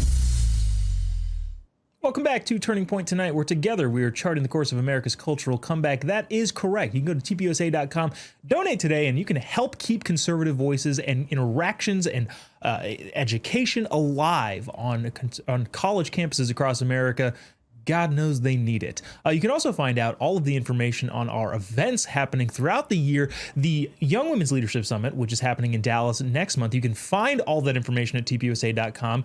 You can't go if you're a man, but other than that, information is there. You can also find out about the Student Action Summit, SAS, happening in Tampa in July in conjunction with the Educator Summit that's happening through Turning Point Academy. All of that information is at tpusa.com. If you're looking for Academy stuff, that's turningpointacademy.com. So many things that Turning Point is doing. It's mind-boggling. There's so much going on, and we appreciate every single one of you being involved in some way, shape, or form. tpusa.com. You can also email the show anytime you want. tpt@tpusa.com. Glenn reads every single email, every single line, every single emoji that is sent, every single thing that comes to the email. And you know what? It's I don't like reading the praise on here, but it's just a lot of just we love the show, and I really, really appreciate that stuff. Know that it doesn't go unnoticed, but that it feels weird reading. This is the funniest thing. Yeah, I don't want to read that about myself, but I appreciate you sending it, and thanks for watching, and thanks for participating. Now, before we get to Throwdown Thursday, just briefly, a chat about conservatism and fiscal conservatism overall. Okay, this is me talking. This is not representing, any of the brands that I interact with or do, or even necessarily the show. It's interesting to see the way that politics plays out in the country the way that it does. I am in no way, shape, or form saying that the big, beautiful bill is a bad thing. Of course, I'm glad that President Trump has gotten through the House in this big, beautiful bill. So many of the things that are in the big, beautiful bill, as Monica mentioned when we talked about it briefly earlier, are fantastic. And maybe it should be noted that no Democrats voted for it in the House. And I guarantee there's not going to be any more support from the liberal side of the aisle in the Senate. Which means that all of the not fiscal conservative stuff that is in the bill in its current form, all of that stuff came through with conservative voices. And again, not to throw any shade at the president, because he obviously has to deal with Congress. And fortunately that he thinks that the good parts outweigh the bad parts, but we should still highlight the bad parts.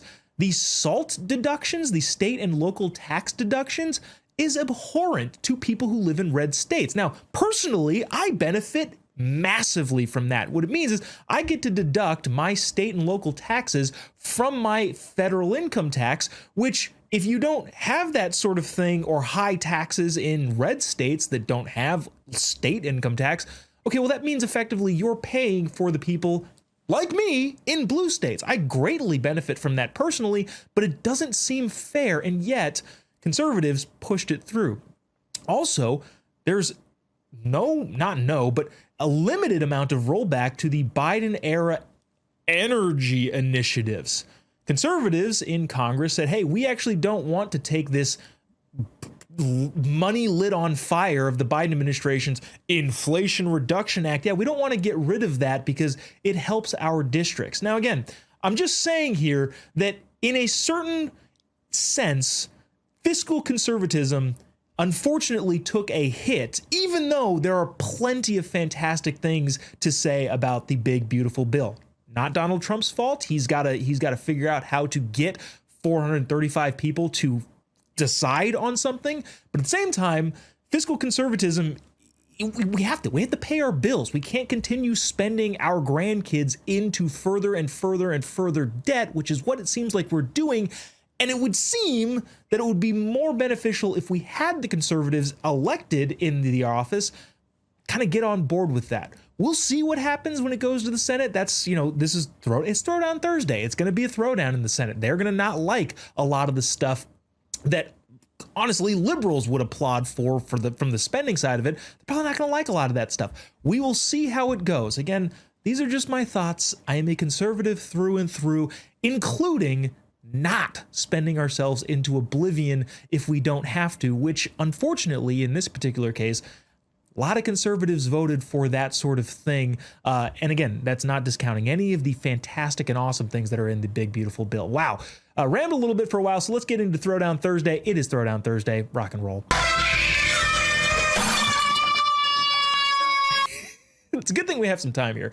One of my favorite things to do when scrolling through the internet is finding clips from Charlie just dunking on people.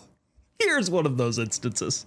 I agree that stable monogamous relationships often produce the best outcomes for society, but if that structure really works for everyone, why do we consistently see societies, once they become safer and more prosperous, move away from traditional monogamy?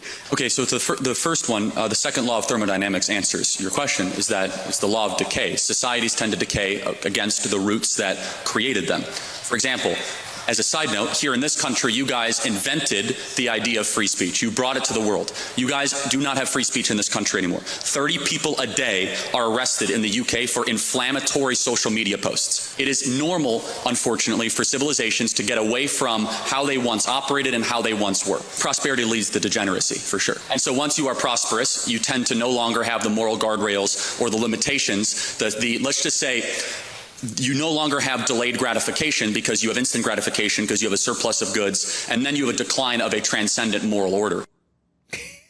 I think that guy's head was probably spinning like, oh my gosh. And really, it should have been spinning considering the question he was asking. Well, considering the fact that monogamous relationships generally produce good societies, well, the good societies generally deviate from those values.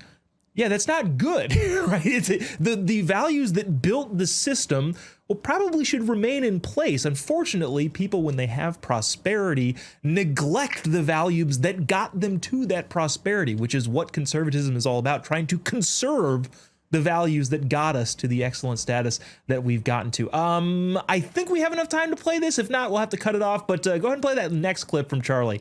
What is your opinion on the divisiveness perpetuated by the Trump administration? Do you have any issue with the fact that the first time Riley came to campus here, she had to be barricaded for multiple hours because left-wing students tried to physically attack her? Okay. Is that divisive? Joe Biden gave a speech in November 2022, right before the midterms, in front of Independence Hall. He said ultra MAGA is a threat to the country. MAGA, keyword MAGA. I think there's a difference between MAGA and Republicans. He said that everyone wearing here a red hat is a threat to the homeland. Joe Biden declared... They are? The amount of times that guy right there. Hold on. Look them in the eye. These people are threats to the homeland? Okay, that's fine. Who here wants a hat? Are all these people? No, I want you to look at your fellow American citizens wanting this hat. That's great. Are these people a threat to the country? Is that what you're saying? These people are a threat to That's good. Yeah, I mean, it doesn't really matter what that kid said after that. No, they're clearly not. And well, there's so many things I could say about that, but unfortunately we are out of time. Hey, thanks so much for tuning into Turning Point tonight. We will see you tomorrow, same time, same place. Charlie is going to take us out. Appreciate every single one of you watching, and email the show if you want, tpt@tbusa.com. We'll see you tomorrow, same time, same place. God bless America.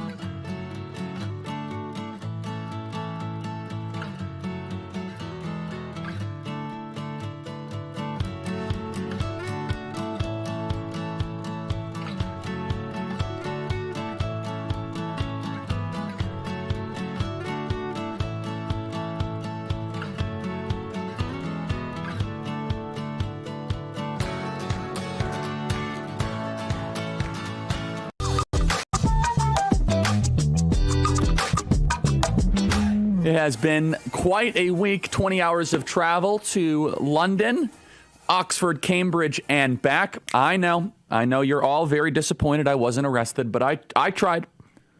I tried my best. I went on one of their biggest news programs, GB News. Yeah, right, GB News. And I said that Mohammedism is not compatible with Western values. And it went very viral, and it was so funny. The production team afterwards at GB News was like, wow, you said that. I'm like, wow, you guys are so British. You should spend some time in America. Our Overton window has moved a lot. And it got to me thinking, and there's so much news we're going to cover today. We're going to do a big, beautiful bill. We're going to do this terrible assassination, this Luigi replica attack in D.C. We got all that. But the UK is very important to talk about, not just because what's happening in the UK, but also the ramifications here is the UK culturally felt like America before Donald Trump went down the golden escalator. They're in the abyss, but culturally, there is this kind of silent, are we allowed to say this? Are we allowed to challenge this? Are we allowed to talk about this? Are we allowed to question this? And Donald Trump will be in the history books for so many reasons. For isolating the Chinese Communist Party, for shining light on the southern border. But one thing I don't think he gets enough credit for. One thing that I think that gets forgotten in the story of Donald Trump, which, by the way, we are now coming up on a decade of Donald Trump. Next month will be 10 years since he went down the golden escalator. A decade. Complete domination of the Western mind for 10 years. And it's fitting that I went to Oxford and Cambridge and spent time in London before that 10-year mark, because it feels so similar. Because once Donald Trump went down the golden escalator, he gave people permission to speak. He gave people permission to talk. President Trump said things like anchor babies. Remember President Donald Trump openly ran on a Muslim ban into the United States of America in December of 2015? He said rapists were coming over the border. You couldn't say that. They flipped out. He said that we're being invaded. He said that we're being replaced, and people were losing their mind. But the benefit of what Donald Trump did is he courageously moved that Overton window with force and courage. And people say he's nothing but just narcissistic, overly self-indulgent, but only someone who believes in himself as much as Donald Trump could have moved that Overton window, because the criticisms didn't get to him. He says, no, I'm going to double down on the fact that they're bringing rapists in this country, and I'm tripling down. And he took the slings and the arrows for the rest of us, and he basically created cover fire for millions of people like myself and you to then be able to talk. Because if Donald Trump is saying it and then the media is covering it, then other people get the courage to say the same thing. Then other people get the permission culturally to be able to ask the right questions. And then if he gets elected saying it, whoa. And then he goes into exile, and then he gets elected with a popular vote win and an electoral vote landslide. And we're in a place in this country where we can now say the things that otherwise people were terrified to say. We could dive deep into the correct issues. It was once verboten in America to even say that DEI and affirmative action might be choking productivity. It was verboten during Floydapalooza to say that we should not have disparate impact as the core legal theory. And Donald Trump changed all of that. And the UK feels as a country that deep down they want that. They want someone to give them permission, and no one is. And only somebody as popular, as courageous, only somebody as morally clear as President Donald Trump would be able to do that. And I don't think he gets enough credit for that. He gets a lot of credit for his policy accomplishments. He gets a lot of credit for remaking the Republican Party. But in so many ways, he made America speak again. For 10 years, we have had more robust discussions about the downfall of America and its core reasons and its causes, and we take it for granted. I'm telling you, visiting that totalitarian third world hellhole that unfortunately the UK has become. And it's tragic. I don't say that with glib. I don't say that with delight. It is sad. Britain is why we exist. It's like going back to the life force, and it's chilling and it's depressing. There was one cafe that I drove by in downtown London, and every single table was taken by a Mohammedan and a fully burqa wearing woman. Not a single native Brit. The entire cafe was taken. I walk shop by shop, and producer Blake, who did a great job preparing us for Oxford and Cambridge, and he deserves a ton of credit for that. He has his antenna up with this stuff. And he was like, I can't believe how much Arabic there is on the stores here. I kid you not. It is store after store. And then we're asked, the Brits say, well, what's the big deal? Why does this matter? I'm not exaggerating this in the slightest. In fact, looking back, I should have probably taken a video with it, but it's not going to get any better. So next time I'll do that. In the hotel I was staying in, I always like watching local TV.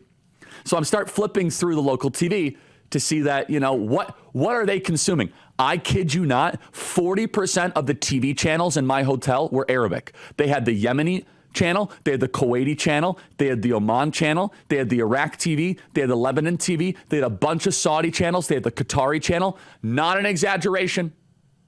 The entire TV canon. And I stayed in 3 different hotels because we were bouncing all over the place. It was the same at the Hilton Garden Inn, at the London Heathrow Airport, as it was in Cambridge, as it was in London. All of the TV channels are configured to a Mohammedan population.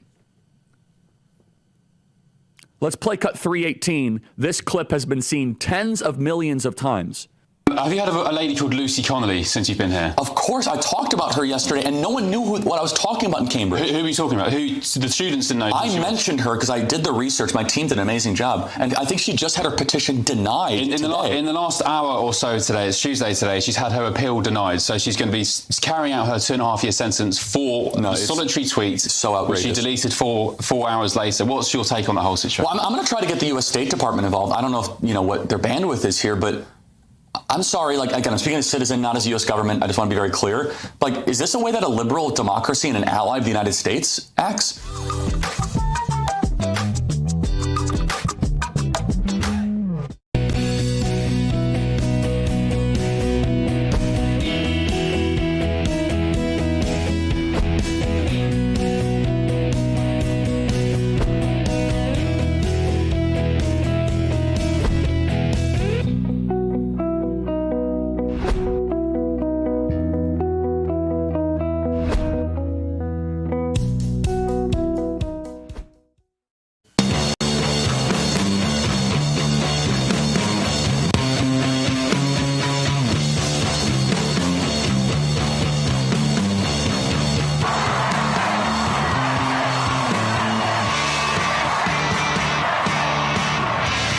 Charlie Kirk Show starts now. What a great day for America. The promises that President Trump made on the campaign trail will be the promises that the Senate Republicans will keep before the 4th of July. It is wonderful news to see that, because what we know for sure, the American people deserve to keep their tax cuts. We know energy production goes up and the prices come down, and taking care of our military, such an important part of the equation. The House Republicans, thank you for delivering on President Trump's promises. Republicans in the Senate, let's get to work. This is a great day for America. I can't wait to dig into the details. We'll get it done, Maria. We will get it done. On this vote, the yeas are 215, the nays are 214, with one answering present. The bill is passed.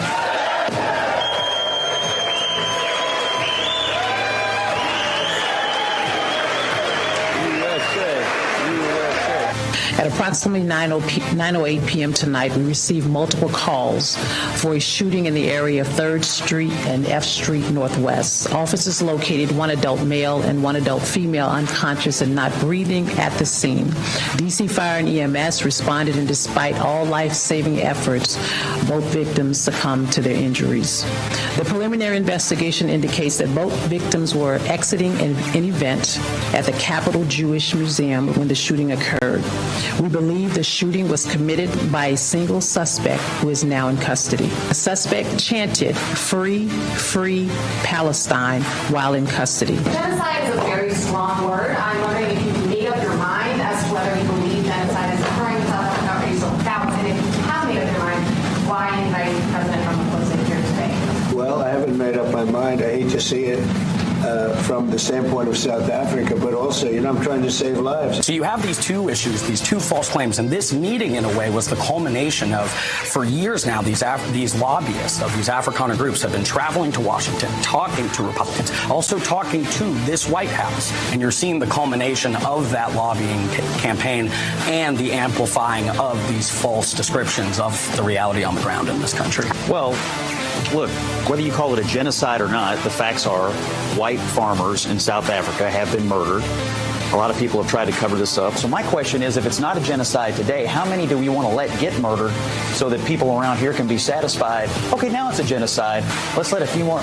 I don't understand. We have hundreds of people, thousands of people trying to come into our country because they feel they're going to be killed and their land is going to be confiscated. And you do have laws that were passed that gives you the right to confiscate land for no payment. But you do allow them to take land. No. You do allow them to take land. No, nobody can. And then when they take the land, they kill the white farmer. And when they kill the white farmer, nothing happens to them. No. There is quite nothing happens. This is a budget. This is a budget that imposes a tax on working people, a tax on patients, creating new out-of-pocket expenses, breaking the foundational promise of this president's campaign to lower costs for working people. But we have many people that feel they're being persecuted and they're coming to the United States. So we take from many locations if we feel there's persecution or genocide going on. Generally, they're white farmers and they're fleeing South Africa. At Turning Point USA, what we are doing every single day is we are dedicating ourselves and our staff and our students and our activists for a full revival of America. Get ready to launch into the future of freedom at the largest student event in the nation. SAS is back. Join thousands of fellow students ready to pioneer a bold new era for America at our Student Action Summit. And we're bringing in the biggest voices in the movement. Featuring Charlie Kirk, Tucker Carlson, Steve Bannon, Dr. Ben Carson, Congresswoman Anna Paulina Luna, Brandon Tatum, James O'Keefe, Benny Johnson, Jack Posobiec, and more.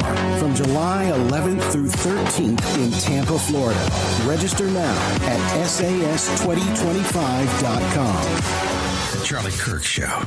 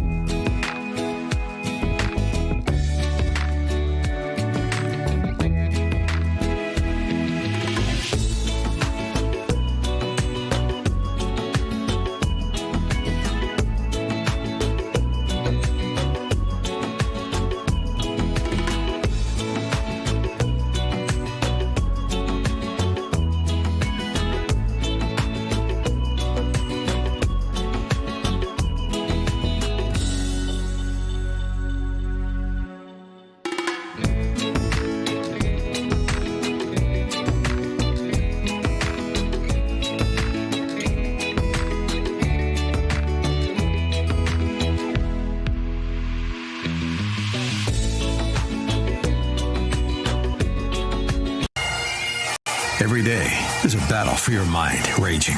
Information coming from every angle with the will to deceive. Fear not. You found the place for truth. The voice of a generation that still has the will to believe in the greatest country in the history of the world. This is the Charlie Kirk Show. Buckle up. Here we go. Okay, everybody, I am back. I'm back in the Bitcoin.com studio, your gateway to democratized finance. Buy, sell Bitcoin, Bitcoin.com. It has been quite a week, 20 hours of travel to London, Oxford, Cambridge, and back. I know you're all very disappointed I wasn't arrested, but I tried. I tried my best. I went on one of their biggest news programs, GB News. Yeah, right, GB News. And I said that Mohammedism is not compatible with Western values. And it went very viral, and it was so funny. The production team afterwards at GB News was like, wow, you said that. I'm like, wow, you guys are so British. You should spend some time in America. Our Overton window has moved a lot. And it got to me thinking, and there's so much news we're going to cover today. We're going to do a big, beautiful bill. We're going to do this terrible assassination, this Luigi replica attack in D.C. We got all that. But the UK is very important to talk about, not just because what's happening in the UK, but also the ramifications here is the UK culturally felt like America before Donald Trump went down the golden escalator. They're in the abyss, but culturally, there is this kind of silent, are we allowed to say this? Are we allowed to challenge this? Are we allowed to talk about this? Are we allowed to question this? And Donald Trump will be in the history books for so many reasons. For isolating the Chinese Communist Party, for shining light on the southern border. But one thing I don't think he gets enough credit for. One thing that I think that gets forgotten in the story of Donald Trump, which, by the way, we are now coming up on a decade of Donald Trump. Next month will be 10 years since he went down the golden escalator. A decade.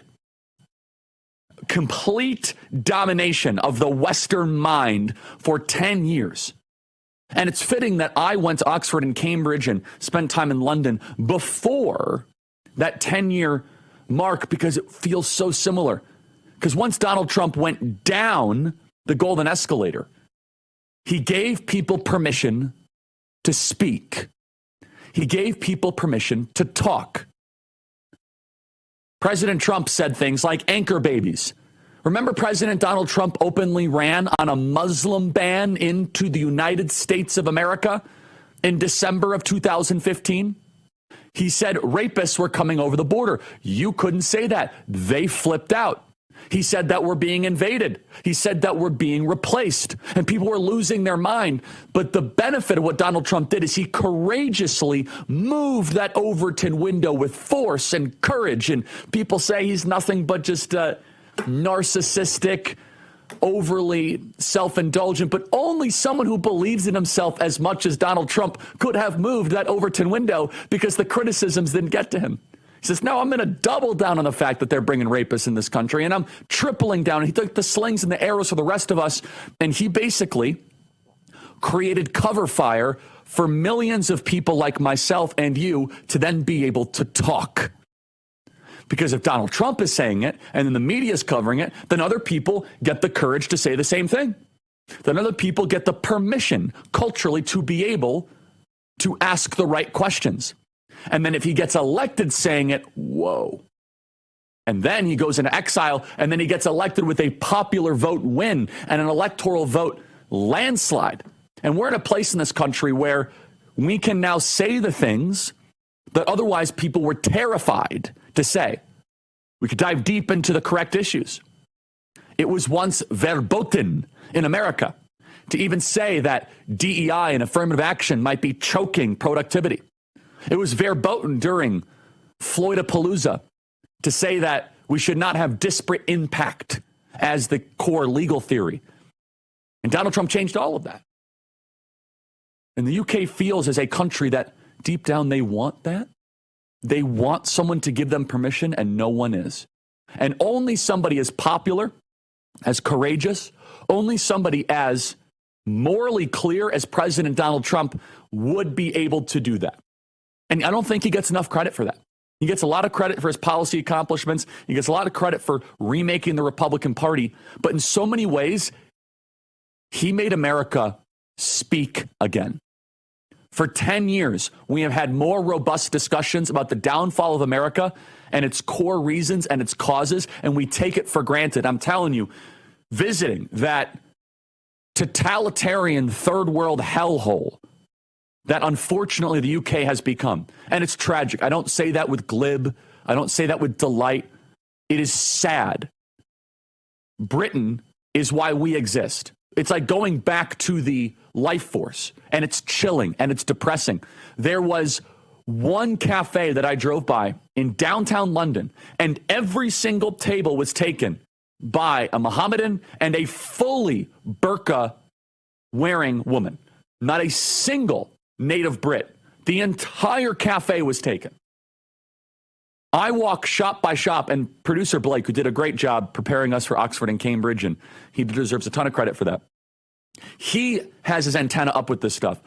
And he was like, I can't believe how much Arabic there is on the stores here. I kid you not. It is store after store. And then we're asked, the Brits say, well, what's the big deal? Why does this matter? I'm not exaggerating this in the slightest. In fact, looking back, I should have probably taken a video with it, but it's not going to get any better. So next time I'll do that. In the hotel I was staying in, I always like watching local TV. So I'm start flipping through the local TV to see that, what are they consuming? I kid you not, 40% of the TV channels in my hotel were Arabic. They had the Yemeni channel, they had the Kuwaiti channel, they had the Oman channel, they had the Iraq TV, they had the Lebanon TV, they had a bunch of Saudi channels, they had the Qatari channel. Not an exaggeration. The entire TV canon. And I stayed in 3 different hotels because we were bouncing all over the place. It was the same at the Hilton Garden Inn at the London Heathrow Airport, as it was in Cambridge, as it was in London. All of the TV channels are configured to a Mohammedan population. Let's play cut 318. This clip has been seen tens of millions of times. Play cut 318.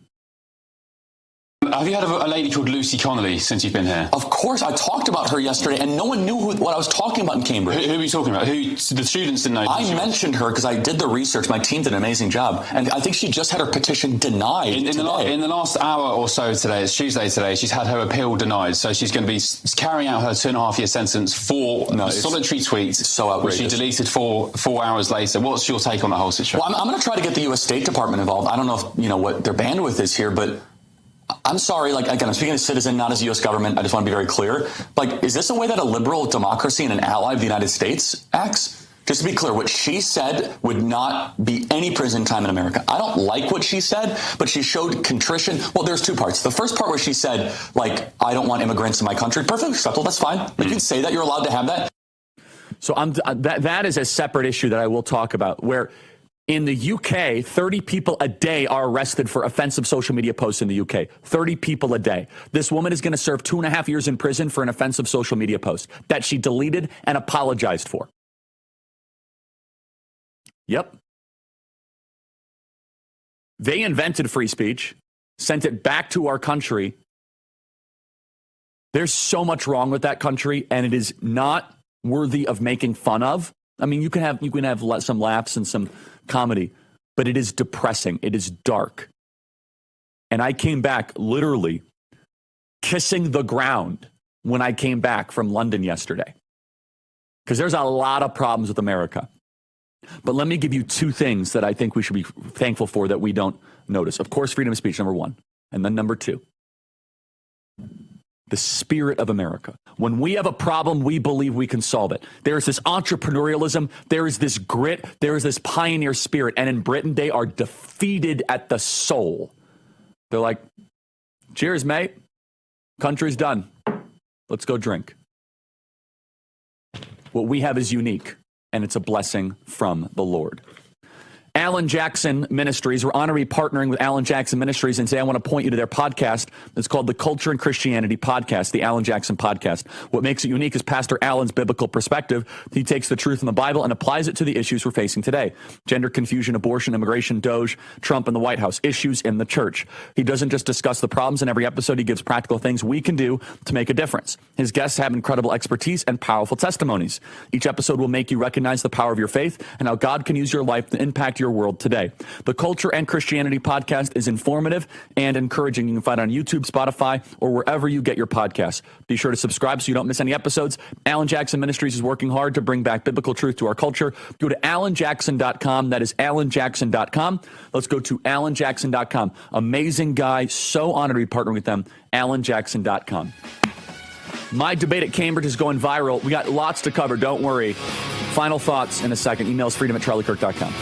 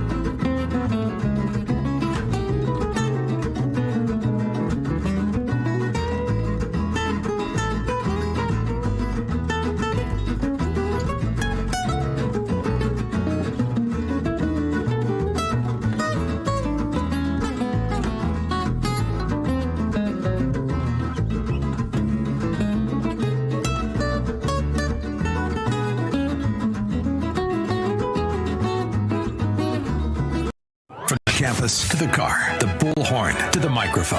It's the Charlie Kirk Show. Okay, everybody. As you know, Wi-Fi is the sponsor of our campus tour. However, they did not sponsor our trip to Oxford and Cambridge. Well, I suppose indirectly they did, but it was the visits to Cambridge were not sponsored by Wi-Fi. But private student loan debt is a major problem. Go to yrefy.com. That is YREFY.com. Private student loan debt in America totals about $300 billion. But $45 billion of that is labeled as distressed. YRefy does not care what your credit score is when the payment on your distressed or defaulted private student loan is so big that you can't ever get ahead in your finances. YRefy is surely your best option. Many clients aren't even able to make the minimum monthly payment on their private student loans when they first contact YRefi. Go to YRefi.com. That is YREFY.com. Do you have a co-borrower? YRefi can get them released from the loan. You can give mom or dad a break. Go to YRefi.com. That is YREFY.com. Just call 888-YRefi34. Log on to YRefi.com. I guarantee you somebody in this audience right now has a friend, a family member that has a ton of private student loans. YRefi is the way to get out of private student loan debt. YREFY.com. We'll be right back.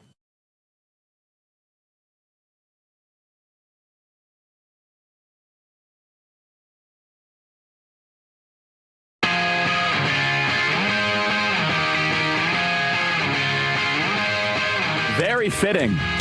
Little Green Day as I return from the husk of its former self. Is that Holiday? Am I right? There you go. There we go. Is Green Day an American band? Then why do they always sound like they have British accents? They are American? Oh, it's the nasal thing? Oh, they do the accent. Is that right? Oh, so they do a fake British accent. Well, they fooled me. I learned something new. I thought their whole shtick, anyway, besides the point. They are vehemently anti-Trump. So I guess that fits. Okay, so here's what I said on GB News. And I think I have a unique take on the Islamic topic. Because I totally acknowledge, because it's true, that micro-Islam is not the problem. My primary care doctor is a Muslim. We're going to have him on the show. I keep asking to bring him on, Zuhdi Jasser. He's amazing. He's devout. He's a serious person. He loves the country. He served the country. Nobody debates that there are individually great Muslims. Of course there are. Obviously. The debate is about macro-Islam. And to be honest, I've not heard anybody in the public discourse make that distinction between micro and macro. Because in macro-Islam, you do see problems where they do not believe in separation of mosque and state. They do not believe in freedom of speech. They do not believe in freedom of religion. They don't believe in dissent. In a lot of Muslim majority countries, they don't believe in private property. They don't believe in the same type of due process. They don't believe in the state types of the rule of law. They are Shia supremacists. And it's not just like, and this is what drives me nuts, is people say, well, in these Muslim countries, they repress women. Of course, that is true in Afghanistan. That's a sloppy surface level argument. That's fourth grade stuff. We got to go deeper. Everyone knows that, okay? The issue is how that fundamentally is at odds with the fiber and the DNA of our existence, of our birthright. You have to ask the question, why? Why invite these people in? Well, in Britain, it's either they want to replace the native population like our American leaders did, or they wanted to try to have GDP growth, some sort of white guilt. And again, they're a hyper-secular country, so they don't know how to deal with their guilt, so they don't go to church. So the way they deal with guilt is bringing a bunch of Mohammedans. The other issue is once you invite one in, you can't guarantee you're also not inviting a radical. But I think that's also a distraction. I think it's a little bit of a distraction to talk about the terrorist attack. Not that, of course, we're going to talk about what just happened in D.C.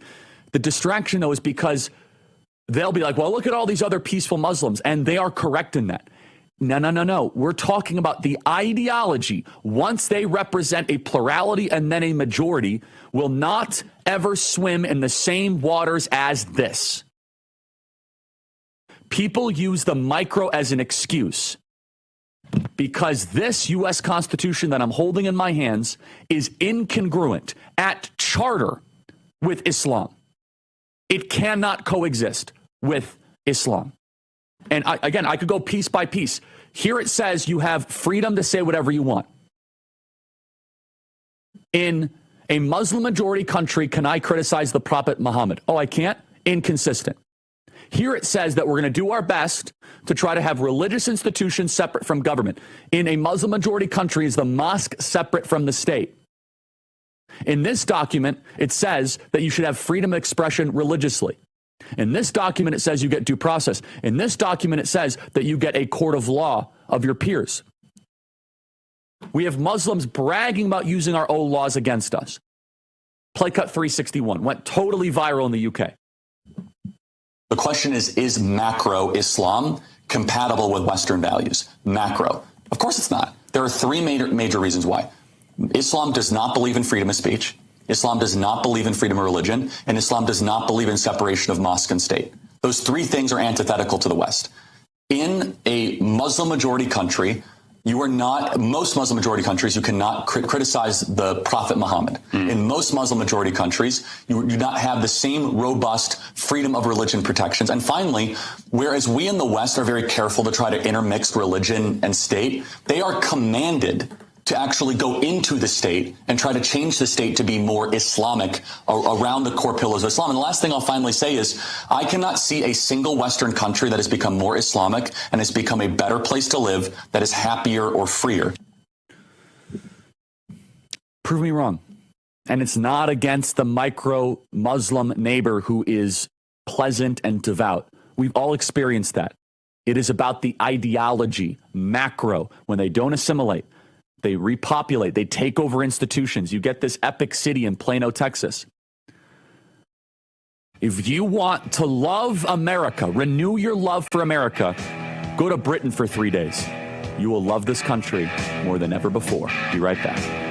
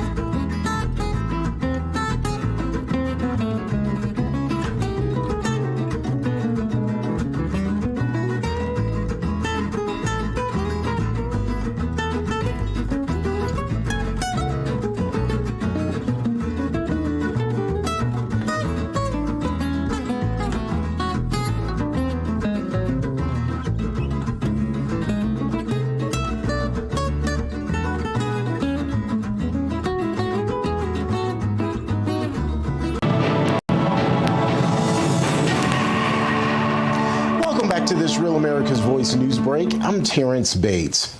House Republicans are taking a bit of a victory lap after passing President Trump's One Big Beautiful Bill Act. It came down to a 215 to 214 vote in the early morning hours following a marathon 24-plus hour hearing in the House Rules Committee in order to clear the way for this morning's House floor vote. Thank God for House Republicans, and thank God for our president, Donald J. Trump. His vision, alongside the work of my colleagues, made today a historic day. Behind me is what you see, a unified Republican conference with phenomenal leadership. And this Republican conference works as a team. This transformational legislation will provide safety and security for generations to come. GOP holdouts Chip Roy and Ralph Norman had a change of heart and ultimately supported the bill. House Freedom Caucus Chairman Andy Harris apparently remains on the fence because he voted present. And Republican Representatives Thomas Massey of Kentucky and Warren Davidson of Ohio were no votes. Republican Congress members David Schweikert of Arizona and Andrew Garbarino of New York didn't vote at all. That's a quick check of your headlines. I'm Terrence Bates.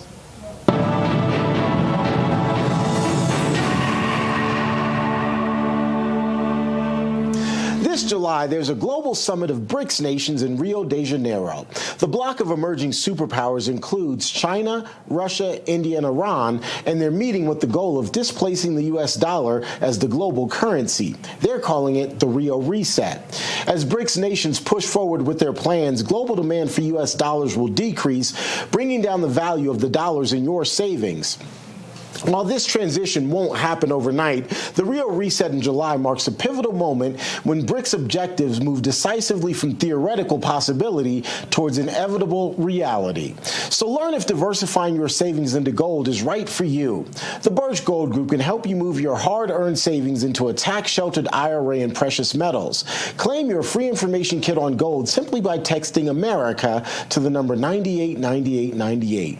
With an A+ rating with the Better Business Bureau and tens of thousands of satisfied customers, let the Birch Gold Group arm you with a free, no-obligation information kit on owning gold before July and before the Rio Reset.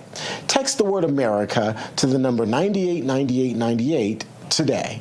And the future is bright. Here is Charlie Kirk. Okay, everybody, welcome back. Email us as always, freedom@charliekirk.com. I want to play a piece of tape here. It's going super viral on TikTok. And that is also why you should check out TikTokeconomicimpact.com. Great partner with us here, TikTokeconomicpartner.com, economicimpact.com. Let's see here. This is going super viral on, again, this is ridiculous. You'll love this one. This is cut 320, where she tries to say at Cambridge that young people did worse. They don't do any research at Cambridge in the 2024 election. Play cut 320. Trump support was worse with young people in several battleground states than 2016. How would you respond to critics who claim that this failure was partly due to Trump outsourcing youth outreach to Turning Point USA? How did he do this last election? Well, I mean, his support was better in youth, but it was still lower lower amongst youth than the Democrat support was. We won the youth vote in the state of Michigan, and we ran basically the entire youth operation in 2024. In fact, anyone can look on ChatGPT, Grok, or Google. I mean, whatever you want, we crushed the youth vote. Even Democrats acknowledge it. There's story after story after story. Why are young people moving so far to the right? And so, will you give me credit for that? I mean, why do you think that, in several key states, even in 2024, amongst the young people, we did anywhere between 10 to 25 points better in the key battleground states? This is not just conjecture. It is material fact. Both young men and young women moved to the right dramatically. In America, young people are Donald Trump's most loyal cohort, not even baby boomers. According to the Yale Youth Poll and the Harvard Youth Poll, Donald Trump has actually made the most gains amongst younger voters. And I guess maybe something we did had something to do with that. TikTokeconomicimpact.com. Small businesses thrive on TikTok. We love going viral there. In fact, 74% of business on TikTok say TikTok has allowed them to scale their operations. We have billions of views on TikTok. In fact, one of the main reasons we're winning young people is because we leaned into TikTok. So check it out right now. Learn more about TikTok's contribution to the U.S. economy at TikTokeconomicimpact.com. Okay, joining us now is Senator Roger Marshall. Senator, thank you so much for taking the time. So the big, beautiful bill passed last evening, and now you guys got to get to work. What are you expecting? What is the process? And then let's get down into the particulars. And I think our audience needs to learn that you guys can make changes to the bill, and then there's a process of reconciliation between the two chambers. Is that correct? Senator, please walk us through it. Yeah, Charlie, first of all, are you tired of winning? I mean, my gosh, that clip that's going viral there with you, President Trump, a big win last night, and just congratulations to him, as well as Speaker Mike Johnson. President Trump is the best closer in the country. So Mike Johnson gave us the best bill that he could get passed over there. Think of the Senate as like a saucer, and think of the House as a hot cup of coffee and it's spilling over. The job of the Senate is to take that bill and make it better. I think for us over here, what I'm looking at is where can we save some more taxpayers' dollars? Where are the opportunities to cut some spending? What do we do with those SALT taxes? So I think that's the big thrust over is here. How can we make this bill better? How can we deliver on President Trump's promises? No tax on tips, overtime, Social Security, make the Trump tax cuts permanent. This bill has the potential to save an American family $1,000 a month. So that's how important this bill is. So what is again, I'm getting caught up to speed here. What was the final result of SALT out of the House? What did they finally vote on? And what do you think its future would be in the Senate? And just give our audience a quick reminder of what state and local tax deductions are. Right. So in these big blue states, they have high taxes and they're able to deduct that from their federal taxes. So what the House has done will still cost American taxpayers $300 billion over the next 10 years. So they're going to let people from these blue states write off up to $30,000 of their taxes, which will decrease revenue to the state. So this feels like people from Kansas are subsidizing 100%. I'm right there with you. Sorry to interrupt you. Keep going. I think SALT is a scam that punishes great states like Kansas. Please keep going. Yeah. It is that simple, to the tune of $300 billion over 10 years. So what else could we do with that $300 billion? We could deliver the president's Golden Dome. That would be one simple thing, and more. We would take that money and make Medicaid and Medicare even better. There's just better ways to spend that money. We can use it to secure the border, to help our military out, to give our troops more wages, all those types. It's real money, $300 billion. And so then what is here's where people get a little confused. How is it that a bill can pass the House and then change in the Senate? And is it possible to now bring maybe the SALT deduction down to $10,000? That would actually help us close the deficit a little bit. And again, just to reinforce this, SALT is essentially saying, California, you can't run a good state. New York, you can't run a good state. Therefore, you have ridiculous pension problems and you have outrageous mass migration and the dumbest type of spending policies. And we're going to now subsidize that. Do you think we can maybe crawl it back to a $10,000 deduction, which would save hundreds of billions of dollars?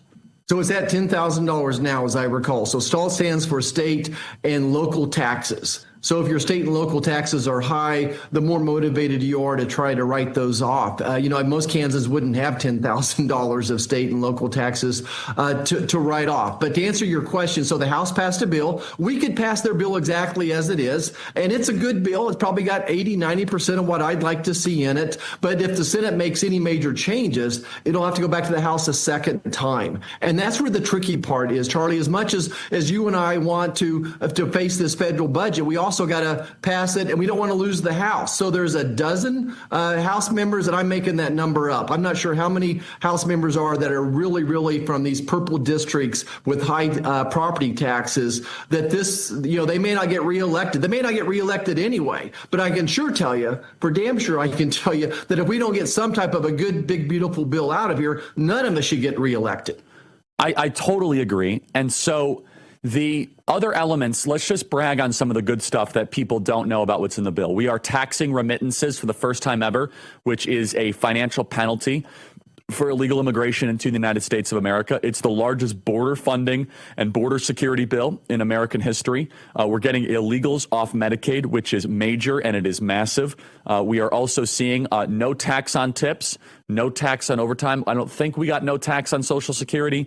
but hopefully eventually we'll get that. We're doing work requirements and means testing. We are also seeing the Golden Dome investment. Please brag, Senator, on some of your favorite elements of this bill, because there's a lot more goodies in this bill than I think our audience even realizes at times. Right. So what we did with Social Security, since by the law we cannot touch Social Security, but what we did is we're giving seniors a $4,000 tax credit in addition. So essentially we're not going to tax their tips, tax their Social Security, but doing it in a different way. We increased the child tax credit. Look, Republicans doubled the tax credit in 2017 with this bill, and now we increased it another $500. So we increased the tax deduction for having children to $2,500 as well. That would be another answer. A little Second Amendment we've slipped in there. There's some rules and regulations around what I would call a silencer, a muffler on guns, that type of thing. So there are a whole lot of low-hanging fruit in here. The Golden Dome is in here. President Trump's Golden Dome, the first down payment on some type of satellite system to help intercept nuclear warheads, that type of thing. Huge pay raises for our troops, for the Border Patrol officers, funding to help get those illegal aliens out of this country. We have 400,000 violent criminal aliens in this country. It is way more expensive, Charlie. It may cost $100,000 per person to escort them out of this country. Thank you, Joe Biden. And we'll take care of that for 4 years. We don't have to go back to the Democrats every year and say, hey, we want money for the border. We want money for the military. So we have significant money in here to take care of the military, for the most part, for 4 years, and the president's border security and the removal of illegal aliens. So I'm confident that this will pass. I know that you are a pro-life warrior from Kansas, and thank you for that.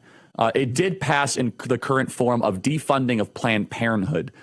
I'm told that I could run into a little bit of a thicket in the U.S. Senate. Susan Collins, who I really like, she actually has always said that she is pro-choice and that this is a red line. Do you think that there is an opportunity to keep defunding of Planned Parenthood in there? I know that discussion is ongoing. And what is your message to pro-life warriors that have been fighting so hard for this cause for years? Oh, my gosh. So I assume that we're losing Susan Collins' vote no matter what. So we have to 50. I think we'll lose her on Medicaid, a few other, and I respect her. She is representing a Democrat state. I get it. I totally agree. She's an R and a D state. You got to cut a lot of margin there. Please keep going.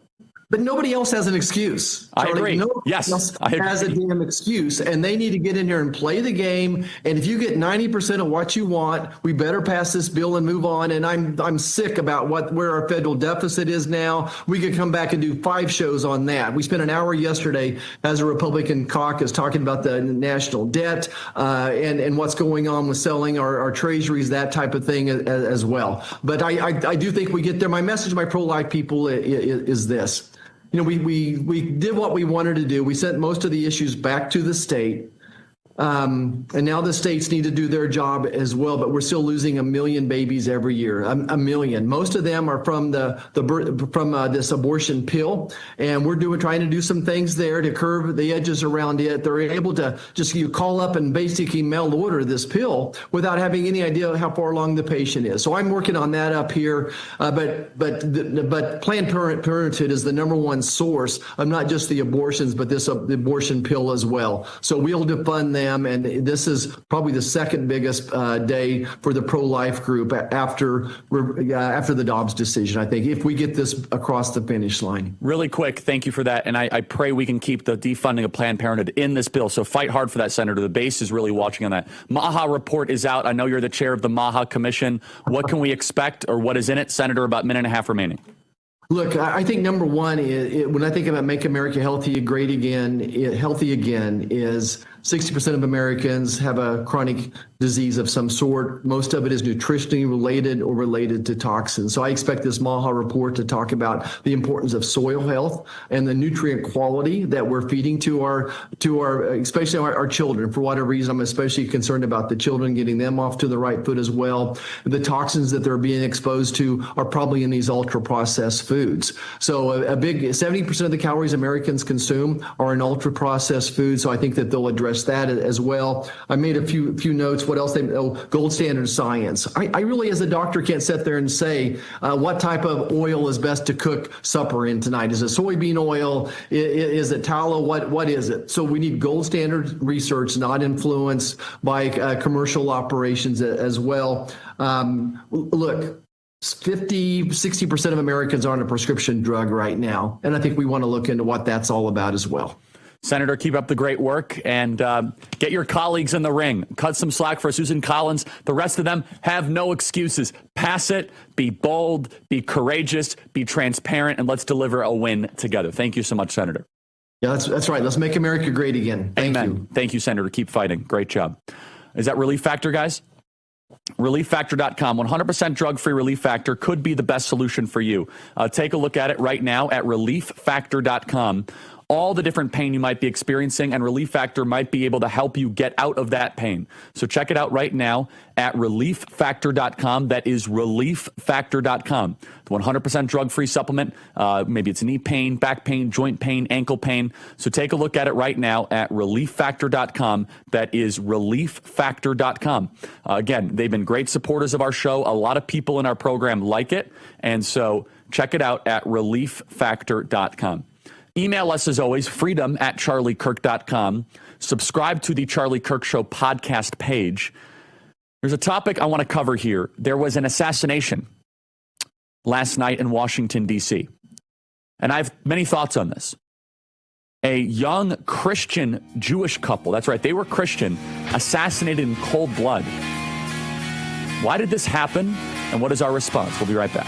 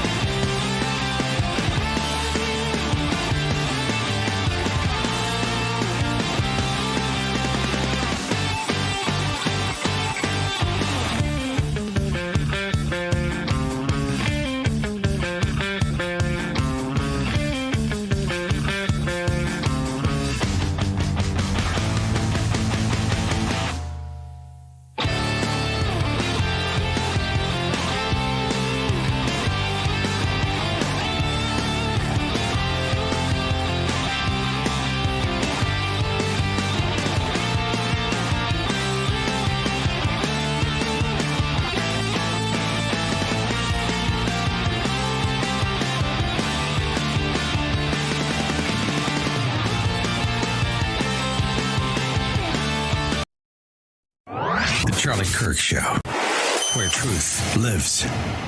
Okay, everybody, welcome back. Email us, as always, freedom@charliekirk.com. We have our Student Action Summit coming up this July. Make sure you get your tickets in Tampa, Florida, play cut 52.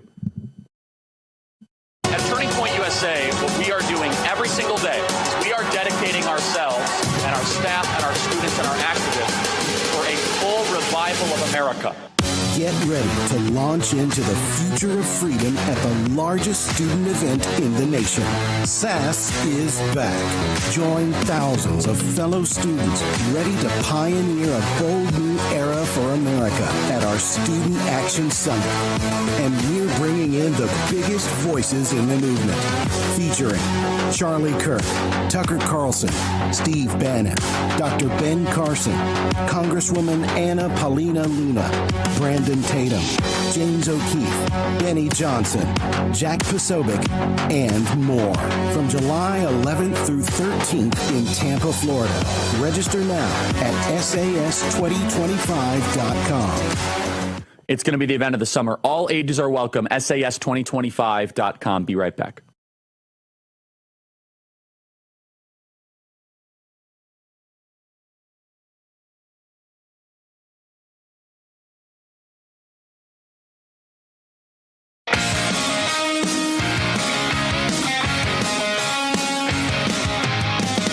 Welcome back, everybody, at the Bitcoin.com studio. That is the Bitcoin.com studio. Are you rethinking your kids' educational path, wondering if their current school truly supports your family's values? Well, you're not alone, and the Herzog Foundation is here to help. With the Trump administration working to abolish the federal Department of Education and return control to the states, there's never been a better time to explore Christian education. For too long, federal overreach has dictated how children learn, but now parents have a greater say in their kids' futures. This shift could make Christian education more attainable than ever.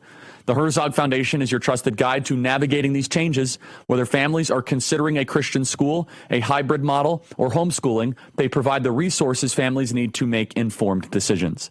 And to stay updated on the latest developments from the Trump administration and how they impact education, turn to The Lion. The Herzog Foundation's award-winning publication, The Lion offers real-time access and weekly newsletters. Go to readlion.com. That is readlion.com. So check it out right now, readlion.com. Okay, so a terrible thing happened last night. Awful. And last night, Sarah Milgram and Yaron Lachinsky, a young couple who were Messianic Jews, so they're Jews who gave their life to Jesus, were attending an event in Washington, D.C. at a Jewish cultural center. They leave the event, and waiting for them is this evil lunatic who drove from Chicago, 30 years old, all the way to Washington, D.C., and assassinated both of them in cold blood, in public eye. I'm not going to say the assassin's name because the assassin wants to be as well known as Luigi. And that's an incentive. That's a very big problem. Without getting into all the details of what this guy believed or where he got the information from, he did say free Palestine. So this is 100% a hit job against Jews. This is a hit job against people that support Israel. But I want to take another element, another wrinkle here. The Luigi effect is not going away. It's disturbing. It's scary. In fact, we saw another assassination attempt very similar to the Luigi one. If you don't know the Luigi Maggioni case, of course, he murdered the healthcare CEO in cold blood and then is a hero on the left. People love Luigi on the left, the far radical left. And this is going to continue to be a problem. The movie The Joker, I think, shows the type of nihilism that is seeping into so much of this one-off criminal activity. Some people on social media, and I'm just going to gently push against that, and I wrote a tweet again about this, are blaming people that have been critical of the war in Gaza as to say that's why this person got radicalized. Guys, I have to be very clear. It drives me crazy when a right-wing person does violence and they try to blame me for it. I think that's very sloppy. I think it's or they say, Charlie, you're responsible for January the 6th. I think we have to resist that temptation. I think we have to say it's just not true that, and I wrote this in the tweet and I liked what I said, just because an idea is provocative or even offensive does not make it violent. Every person is responsible for their own agency. And I would make an argument that is a false, that is a misleading target as to why this happened. it's less about the influences ideologically and more about, I think, how this person thinks the Luigi effect could benefit him. The Luigi effect is a serious issue where they believe that they can become a social media martyr for that cause. Not just the action itself, but that you then can become the face of the resistance against your said struggle. This is a terrible story, and one that I'm sure we're going to learn more as time proceeds. And it's a tragic and unspeakable another chapter in this ongoing national schism. This young couple was about to be engaged. They had their entire life ahead of them. They did nothing wrong except they held a political view about a foreign country that this lunatic did not share. This guy had just bought a ring. He had everything planned out to get married to her. And their punishment for supporting Israel ended up being an assassination in the middle of the street and in total cold blood. We got to dial this back. We got to dial this back, guys. It's getting too harsh. Well, second hour coming up.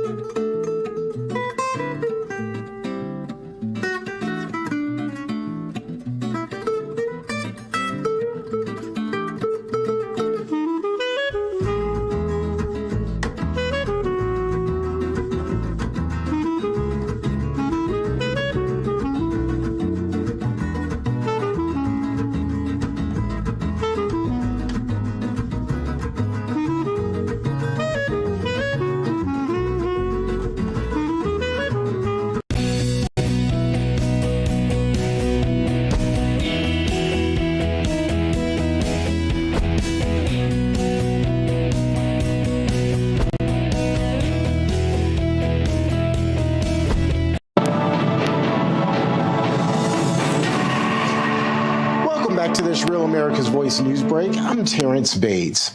Home title theft is an insidious crime that could cost you everything you've been working your entire life for.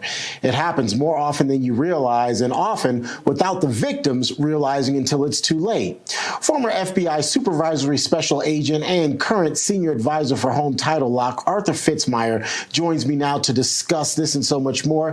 Mr. Fitzmyer, good morning. Good morning, Terrence. Nice to be here with you. It's good to have you. So talk about some of the vulnerabilities that allow for home title theft to happen. Lately, what I've been doing is presenting people with the Home Title Lock pop quiz just to help everybody focus on exactly where they are. There's 3 questions. 1, do you know what your title looks like? Number 2, when was the last time you saw your title? And the $500,000 question, number 3, do you know where your title is right now? Now, in each one of these questions, you usually get that blank stare with the glassy eyes.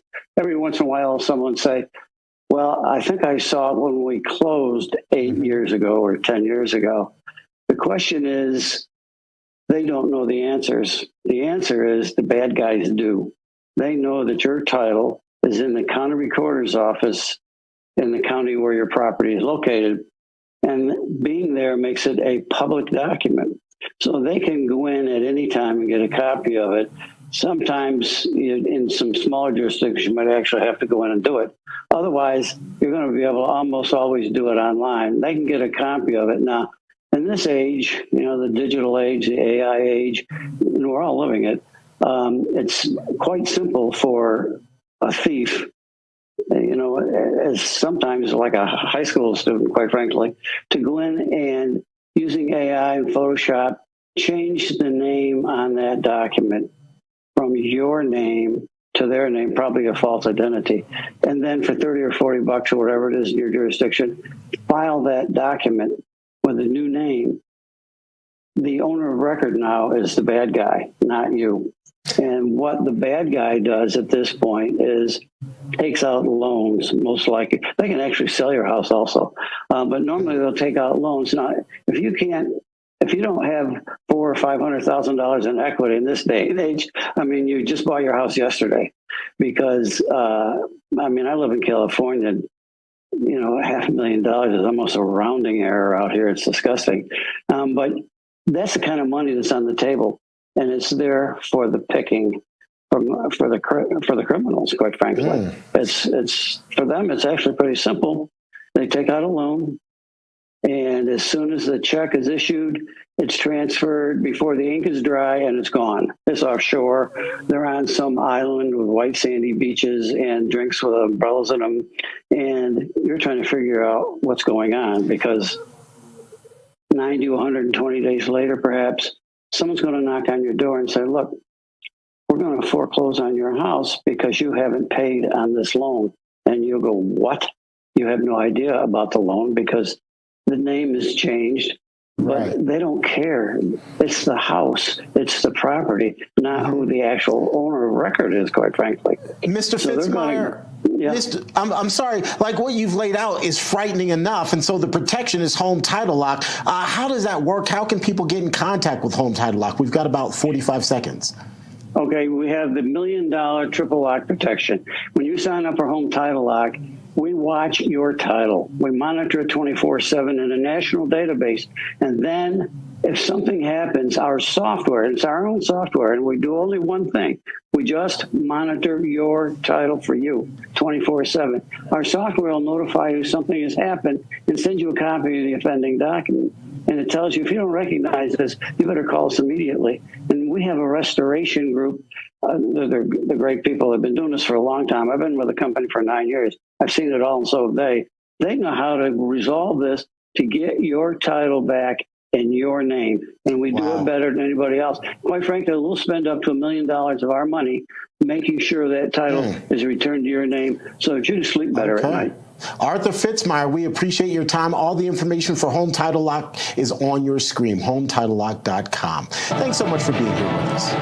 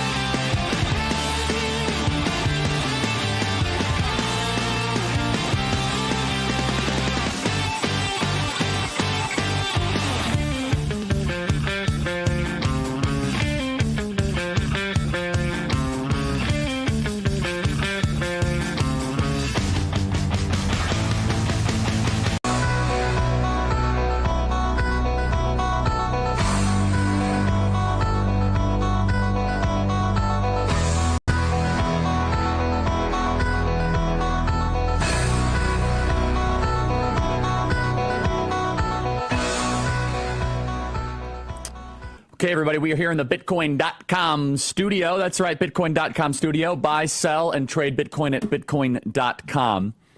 Bitcoin is now at $110,000. So we don't do investment advice here on this program. But if you bought Bitcoin at Bitcoin.com 2 months ago, you would have done very well. You would have made probably 20 or 30% on your money. But we don't do investment advice here. We just tell you the place to do it is at Bitcoin.com. Yesterday, President Donald Trump went there. He did it. This is why we love him. You see, the South African president came and did a visit to the Oval Office. And instead of kind of going back and forth of, oh, here's what's happening in your country or not, President Donald Trump decided to bring the goods. President Donald Trump decided to show the world and show the receipts to this anti-white government in South Africa about how there is a mantra of killing the Boers. Here is President Donald Trump. He pulls out the receipts for South African president, dims the lights, and makes everyone watch a video of the South African political leader saying, kill the Boers. Play cut 325. Turn the lights down. Turn the lights down and just put this on. It's right behind you. Johan. There's nothing this parliament can do. With or without you, people are going to occupy land. We require no permission from you, from the president, from no one. Now this is very bad. These are burial sites right here. Burial sites. Over 1,000 of white farmers, and those cars are lined up to pay love on a Sunday morning. Each one of those white things you see is a cross, and there's approximately 1,000 of them. They're all white farmers. Honestly, God bless President Trump for your moral courage and clarity. And then CNN comes out and says Donald Trump makes up this idea that there's an attack or a potential genocide happening in South Africa. When I was debating at Oxford, I debated a professor at Oxford. She says, and Charlie Kirk and his crew are saying that there's something in South Africa that none of us have even heard of. Trying to be like very glib and mock us. Oh, really? You never even heard of it? Let's make sure that we replay the clip for you. Kill the Boer is the clip of the leader of a major political party in South Africa saying that we have to go and kill the white owner. Let's use that. Let's go here. Play cut 337. We have hundreds of people, thousands of people trying to come into our country because they feel they're going to be killed and their land is going to be confiscated. And you do have laws that were passed that gives you the right to confiscate land for no payment. And here's the media. CNN says, well, you need more context. You see, when you say kill the Boer, it's not really kill the Boer. It's you need a more historical context. 326. Larry, has been debate over that song, that anti-apartheid chant, right? And for people who don't have a historical context, it does potentially appear more literal. There are many who grew up under those years of white minority rule who understand the historical context of this song, Kill the Boer, Kill the Farmer, that Julius Malema has made popular again. It sort of fell into disuse. It's not been that commonly sung after the end of apartheid in 1994, but it's brought it back again to reanimate the issue of the majority of land in South Africa still being owned by white farmers. I got to take a picture of that. There's someone in CNN who took up the entire screen. She's on, yeah, I got to take a picture of that. She's talking about South Africa. Let me see. Right there. Okay, so it's too good to be true. All right, I'll get that clip later. I want to make sure the team gets that. So let's play cut 374. Here is the actual clip of Kill the Boer. You be the judge. Play cut 374.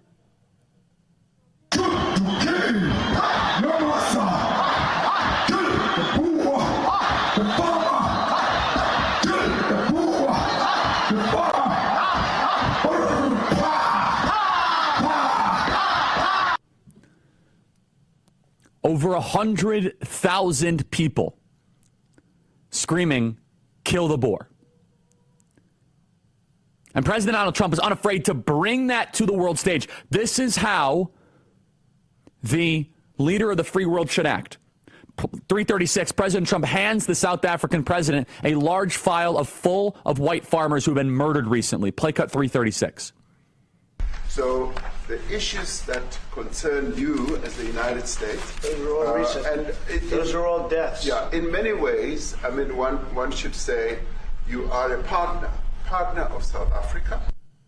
Yeah. Partner of South Africa. This guy just wants a trade deal to try to continue to enrich his Marxist buddies in the failed, race-obsessed state of South Africa. He even got the president of South Africa to say, well, okay, this is kind of a bit, we don't like that kind of language. Oh, really?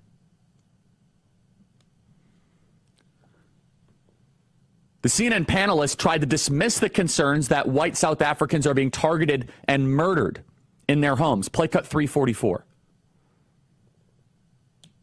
So you have these two issues, these two false claims, and this meeting, in a way, was the culmination of, for years now, these lobbyists of these Afrikaner groups have been traveling to Washington, talking to Republicans, also talking to this White House. And you're seeing the culmination of that lobbying campaign and the amplifying of these false descriptions of the reality on the ground in this country. Well, look, whether you call it a genocide or not, the facts are white farmers in South Africa have been murdered.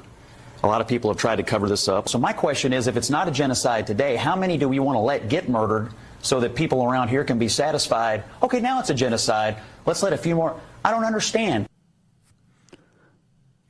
That's their playbook. Oh, it's not organic. They have a bunch of lobbyists. They say the same thing about Israel at times. Oh, no, it's just because they have a bunch of lobbyists. Here is Michael Orr on TV. Play cut 375. So do you think President Ramaphosa was prepared for President Trump to press him on this? I have interesting views about whether I felt that South Africa's delegation was prepared, or at least prepared enough. I do think that they knew that they were walking into a trap. They did, yeah, okay. I don't think that they were clueless. They were confident. At times, I'd even say to them, it sometimes feels like a little bit too confident. We've seen what Donald Trump does. The one thing that's a marker of the U.S. president right now is uncertain, unpredictable, and we tend to know that he relies on tricks to prove a point. And so I do think that they did understand. So do you think President Ramaphosa was prepared? First of all, I never want to hear that there is starvation happening in South Africa ever again. That whole talking point is done. I never want to hear that. Number two, they're literally aren't they literally eating South African farmers? They're literally eating them.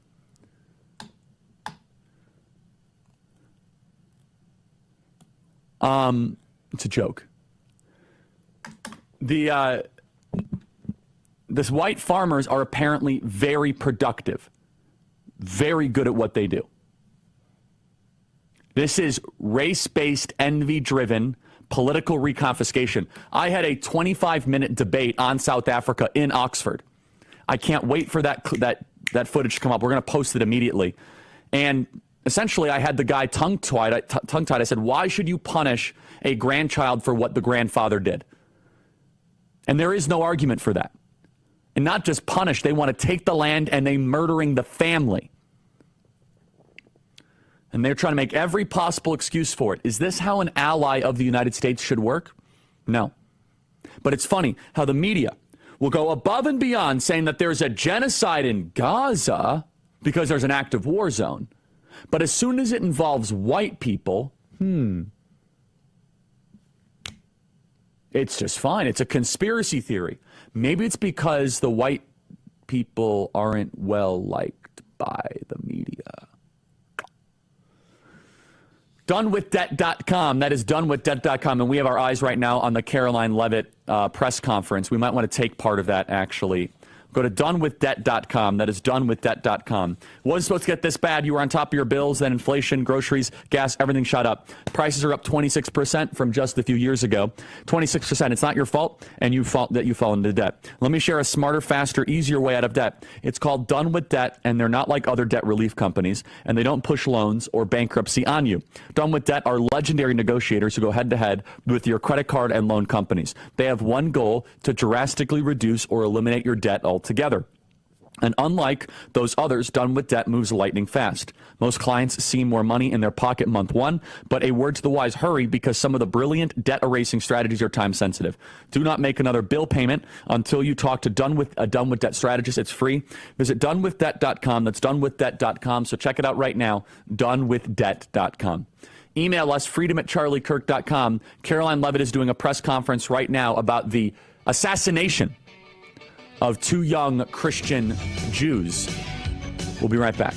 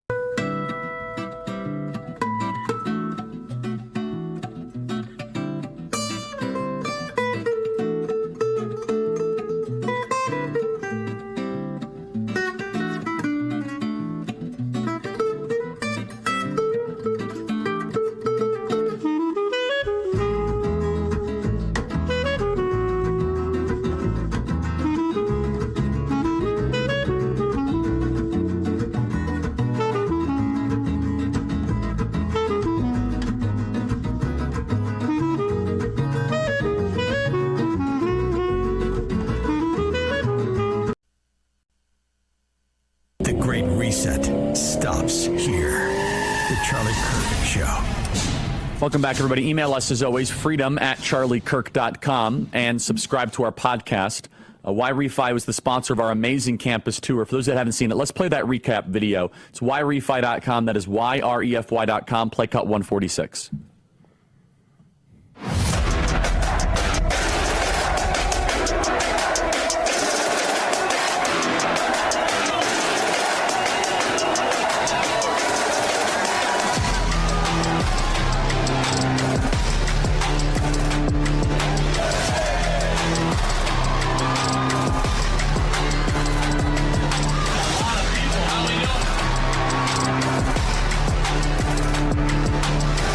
A woman. Anyone who identifies as a woman. I get asked by Democrats all the time, Charlie, why did we lose the election? We won a country based on content and merit. You are a perfect reminder why we won in November. So thank you for that. The American left in one picture. They are intolerant. They are mean. They are ugly on the inside. And they are losing. And we are winning in this country, everybody.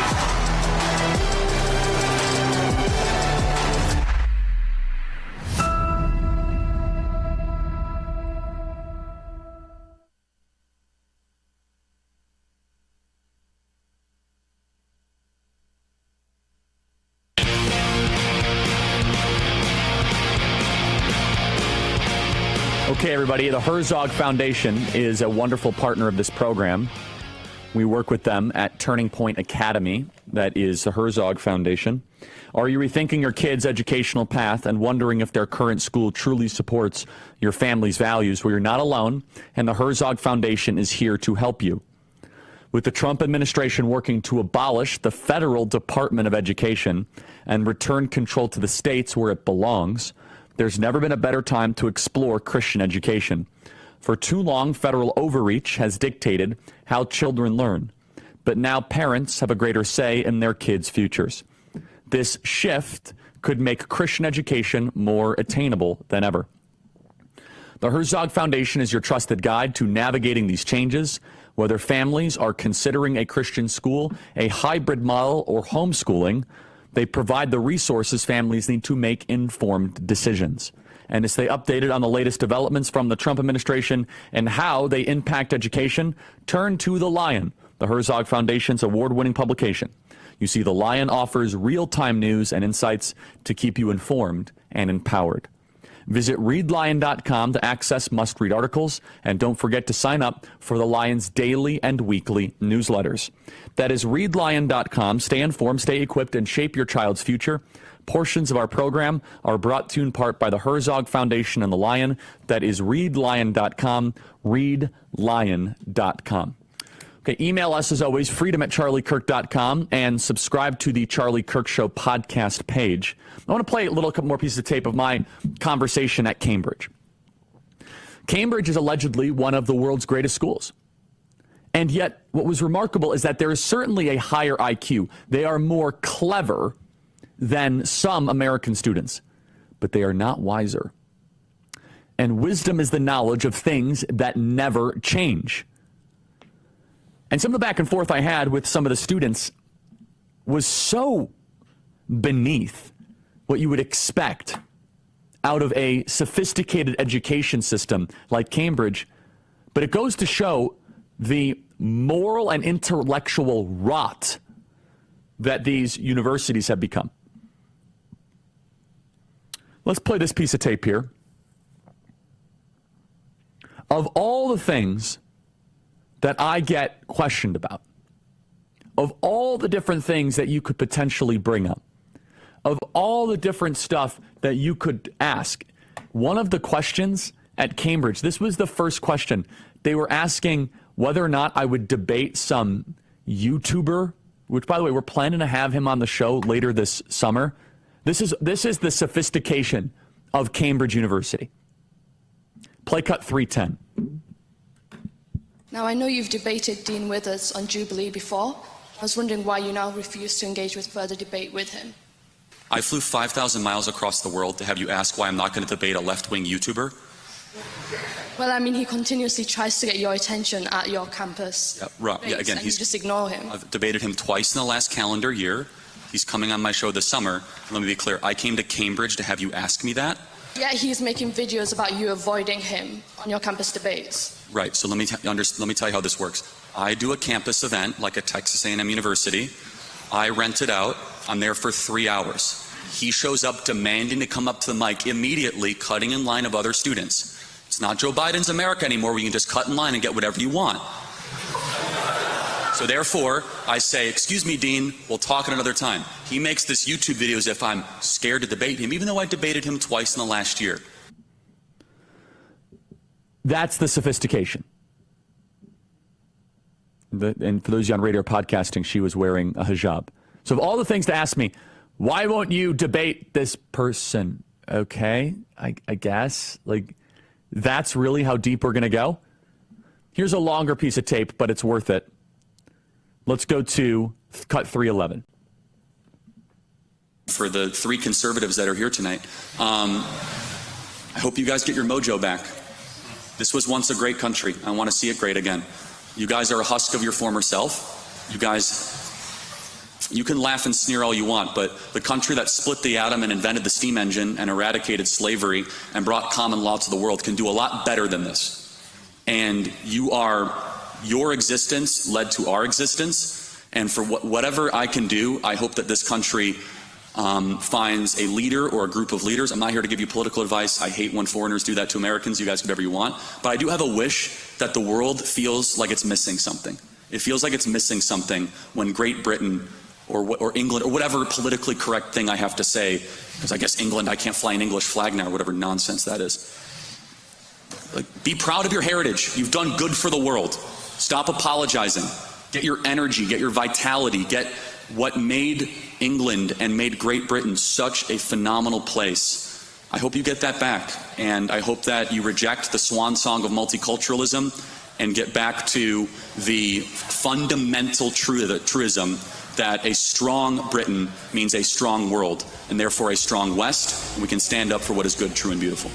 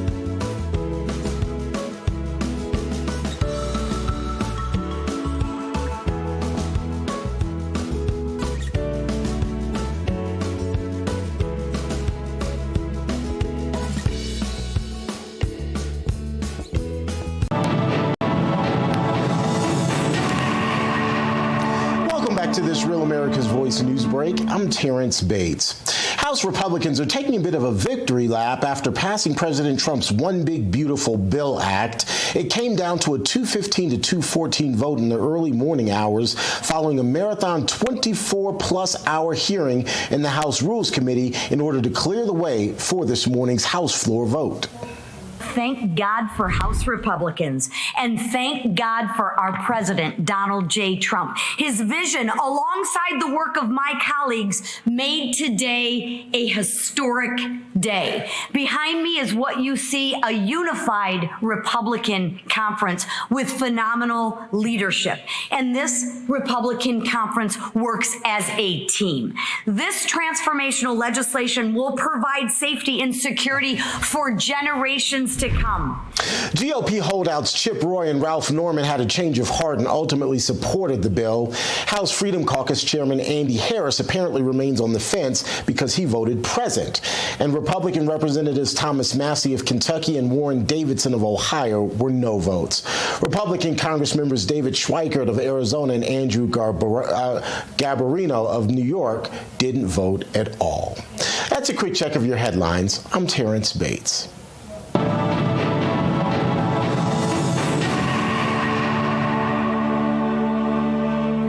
This July, there's a global summit of BRICS nations in Rio de Janeiro. The bloc of emerging superpowers includes China, Russia, India, and Iran, and they're meeting with the goal of displacing the U.S. dollar as the global currency. They're calling it the Rio Reset. As BRICS nations push forward with their plans, global demand for U.S. dollars will decrease, bringing down the value of the dollars in your savings. While this transition won't happen overnight, the Rio Reset in July marks a pivotal moment when BRICS objectives move decisively from theoretical possibility towards inevitable reality. So learn if diversifying your savings into gold is right for you. The Birch Gold Group can help you move your hard-earned savings into a tax-sheltered IRA in precious metals. Claim your free information kit on gold simply by texting America to the number 989898. With an A+ rating with the Better Business Bureau and tens of thousands of satisfied customers, let the Birch Gold Group arm you with a free, no-obligation information kit on owning gold before July and before the Rio Reset. Text the word America to the number 989898 today. Forging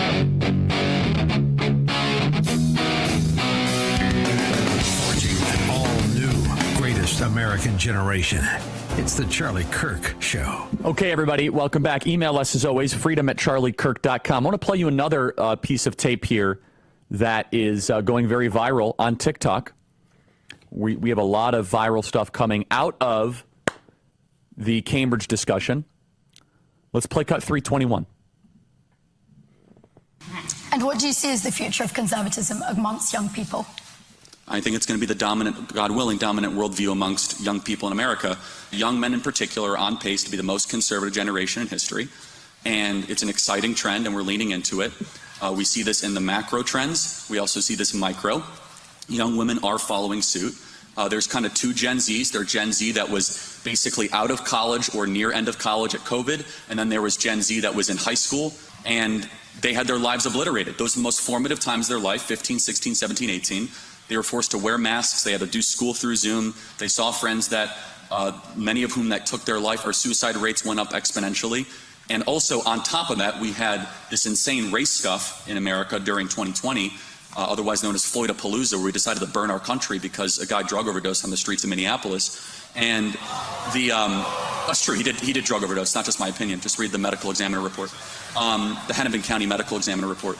And so then all of a sudden we decided to commit cultural suicide and throw statues. By the way, in London, they threw a statue into the river or something because we're systemically racist. I'm sorry, our two countries are the two least racist countries ever to exist in the history of the world.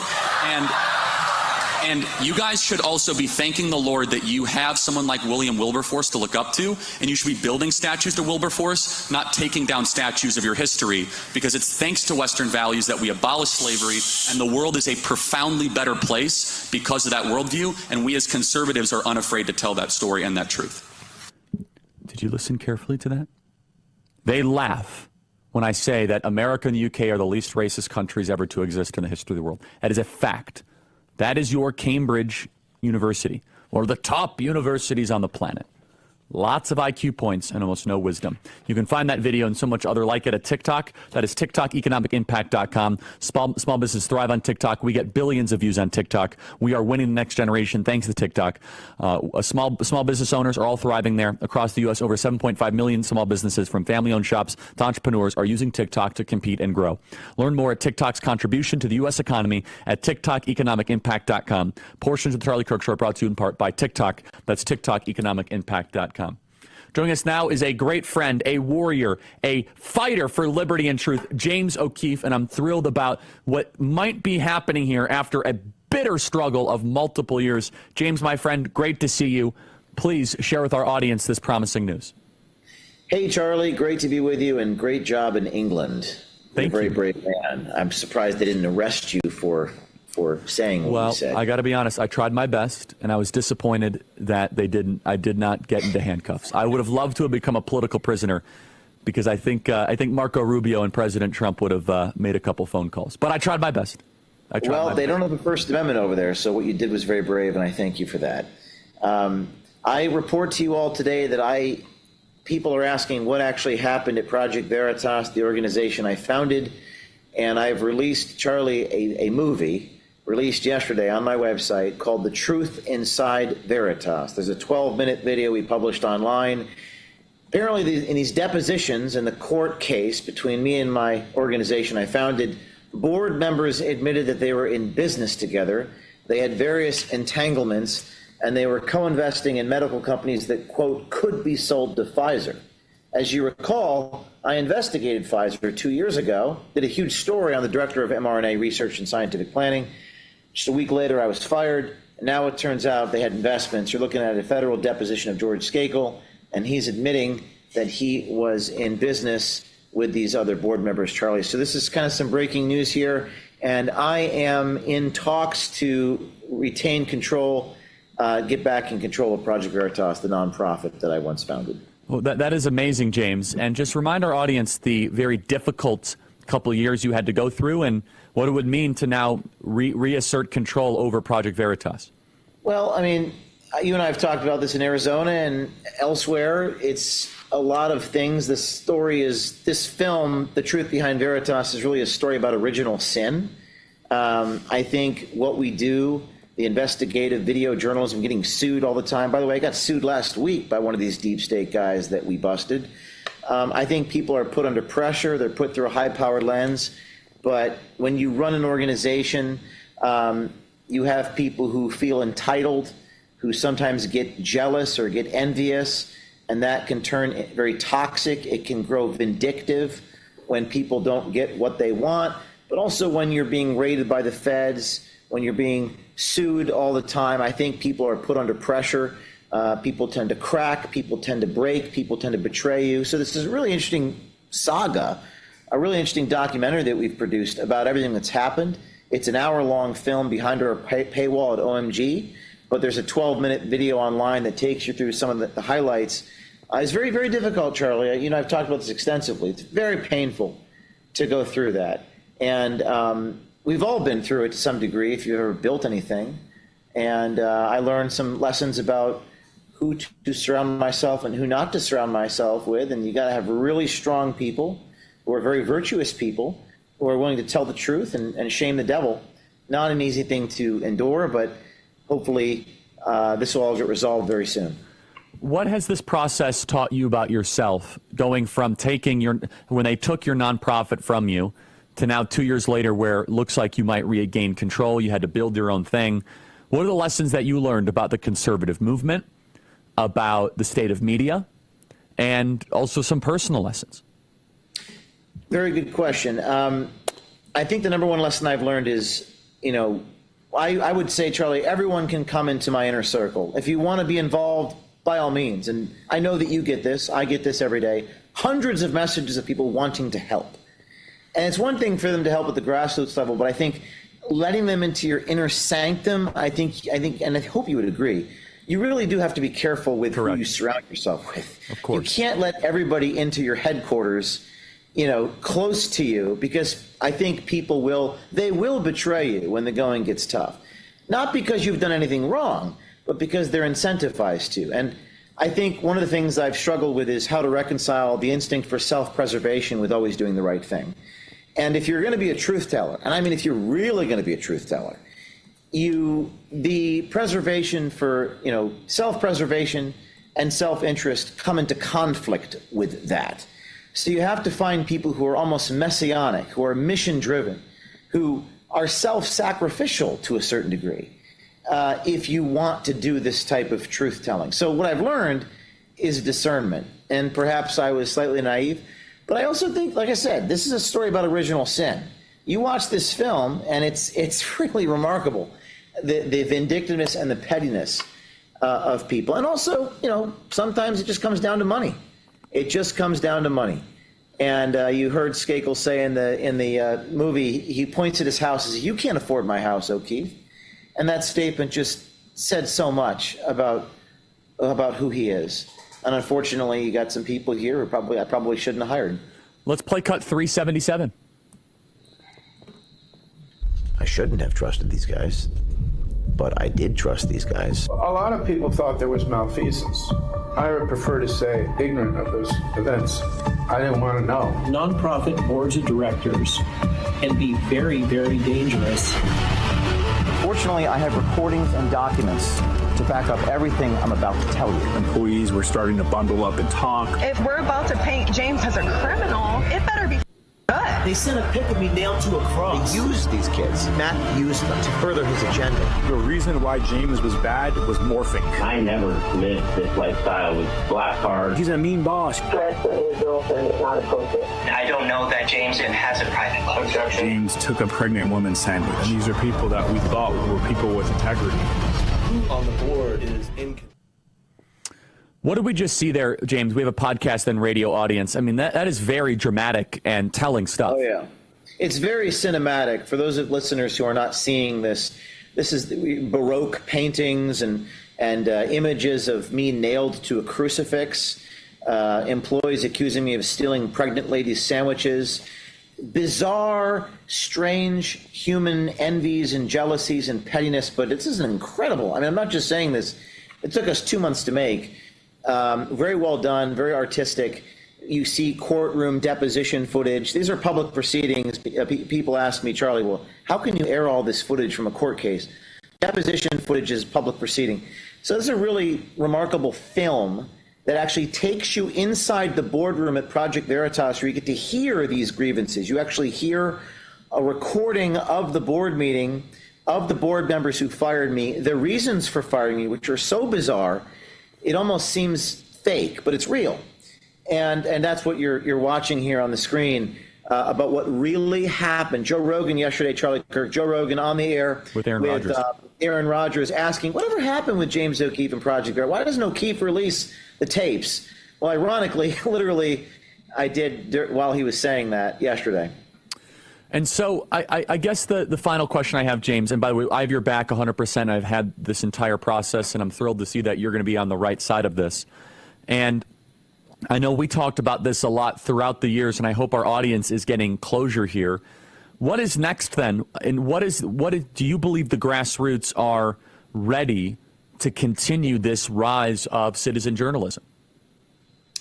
Man, I think the type of journalism that we do is a little bit different than perhaps commentary journalism. And I am creating business models as I speak to you about how to make this sustainable. I got sued last week by one of the guys I busted in the Pentagon. It's not cheap. And I think citizen journalism is not free. It costs money to do. And I built a nonprofit. Now we have Citizen Journalism Foundation. Hopefully we acquire Project Veritas here and we change the name back to Project Veritas Foundation. But I don't know if the commercial imperative, Charlie, is fully compatible with investigative journalism. In other words, I don't know that it can be profitable. And therefore, I don't know how to make it sustainable, but I'm working on it. And we've done some big stories in Epstein the last couple weeks. We have more stories coming in our federal government exposing corruption. And I said this, and I mean this sincerely, the stuff that I have on video, particularly in Washington, D.C., of these contractors, people should be going to jail. And if they don't go to jail, then I'm going to have serious questions about who our prosecutors are. But I'm trying to make journalism sustainable, and I'm trying to create business models for it. But also, Charlie, reckoning with these aspects of human nature that make it difficult to do when you're telling the truth and when you're shaming the devil. These instincts for self-preservation often come into conflict with what you're doing. And that's why I wanted to tell this story. And it's an ongoing story, but I wanted to tell the story. Keep fighting, James. We have your back. Hope to see you soon, my friend. Thank you so much. Thank you. Bye-bye. Z Factor here. I hope you guys check it out. Z Factor is an amazing drug-free supplement to be able to get to sleep. You've tried counting sheep, warm glasses of milk, even those weird meditation apps. But now is the time to stop trying and start sleeping. Z-Factor from Relief Factor offers a real solution for sleepless nights. It goes beyond melatonin and uses a combination of 4 natural ingredients. It helps relax your mind so you can fall asleep quicker and then helps you sleep soundly through the evening. Z-Factor is 100% drug-free, so it's safe to take regularly. Plus, there's no groggy feeling when you wake up. And Z-Factor is from Relief Factor, so you can count on the science behind it. If you're looking for better Z's, give Z-Factor a try. Go to ReliefFactor.com. That is ReliefFactor.com. Lots more to cover. We'll be right back. Email us, freedom@charliekirk.com.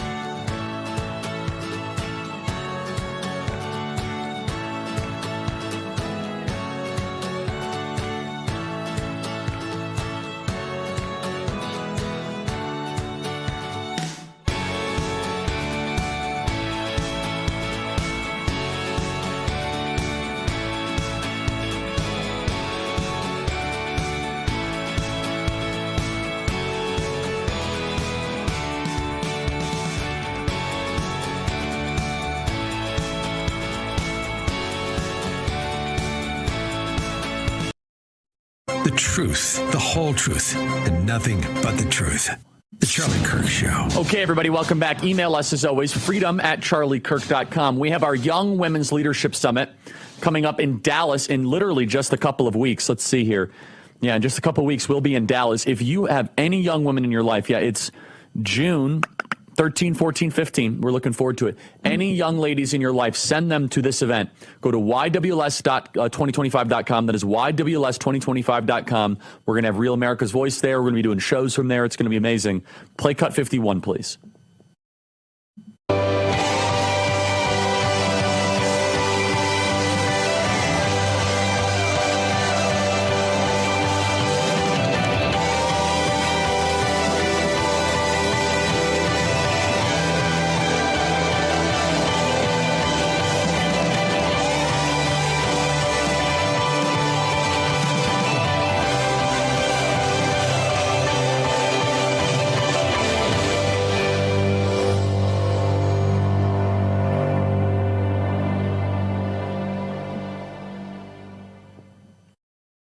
YWLS2025.com. Be right back.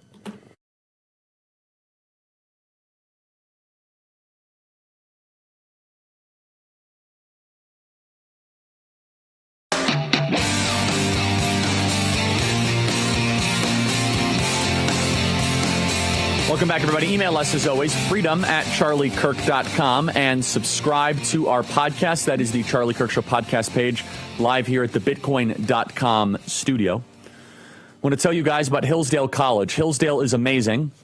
History, economics, the great works of literature. Did you study these things in school? Probably not, or even if you did, maybe it's time for an enjoyable refresher. Hillsdale College is offering more than 40 free online courses, including their newest course on totalitarian novels. In this 8-lecture course, President Alariarn, join him as he goes deep into 4 novels, 1984, Brave New World, Darkness at Noon, and That Hideous Strength. Even though these novels were written in the 30s and 40s, they're highly relevant today as they show what a tyrannical government does to human nature. More importantly, they can show us that faith, family, and friends are worth fighting for. Maybe you read these books a long time ago in school. Maybe you've heard others talk about them. Go to charlieforhillsdale.com. That is charlieforhillsdale.com. It's no cost, easy to get started. And it's CHARLIE for Hillsdale.com. That is charlieforhillsdale.com. Email us freedom@charliekirk.com. I want to dance around here a little bit, but I do want to complete a very important point. We talked about the big, beautiful bill. There are a lot of details about the big, beautiful bill that are not necessarily getting coverage. Do I wish that it would cut more spending? Of course I do. However, it does cut some spending. It rolls back a lot of the Biden-era green energy Inflation Reduction Act nonsense. Does some good reforms to Medicaid. Doesn't do enough, but does some good work requirements to Medicaid. The tax cuts are awesome. Chip Roy got some very important concessions. Chip Roy, he drove a really hard bargain, fiscal conservative, and I appreciate that from him. We need more fiscal conservatives back in the Republican Party because debts do matter and deficits do matter. Chip Roy got in the massive spending bill up to $12 billion to reimburse states for border security during the Biden administration, which is terrific. So it's given $12 billion back to states to reimburse Texas and Arizona for all the border security that they've been doing. By the way, we got to get rid of Katie Hobbs. That's why we have fully endorsed Andy Biggs. By the way, can we get the Andy Biggs graphic up there? We have a big event we're doing for Andy Biggs. I want to make sure that we're promoting for all of you. We want to have a very, very big crowd there. No tax on tips, no tax on overtime, major, major, major tax cuts across the board. We're going to be taxing remittances, which is very important. The border security here is probably the best takeaway. We now have border security funding that will live on beyond Donald Trump. That is what is important. We now have the border security funding for more deportations, more border force, which, by the way, that is one thing I think that we can take from the Brits. They call their border patrol border force. I'm sorry, that's way cooler than border patrol, like way cooler. When you enter, they say, now check in with border force. I was like, man, I like that. We got it. That's some good branding. Chip Roy says he voted yes. It accelerates the Medicaid work requirements from 3 years, from 2029 to 2026. Huge. Helped stave off further Obamacare expansion by aligning SDPs in Medicaid rates. Froze the state provider taxes to ensure states don't grow their money laundering schemes. Paid Texas and other states back for the border security.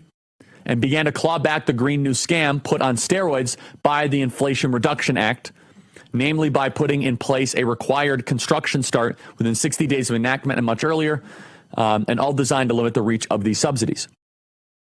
So is it a perfect bill? Nothing's perfect, but it is a great bill. Are you kidding me? This thing's really good. There's a lot of good here. And by the way, we also get a chance to at the budget later this year. This is not the budget bill. This is just reconciliation. This unleashes energy. We're going to drill, baby, drill. By the way, remember that thing where I said we need to get it in the bill for that $1,000 Trump account for every new baby in America? That's in there. That's in there. It extends tax cuts. Also, breaking news. President Trump and the Trump administration has blocked Harvard's ability to enroll international students.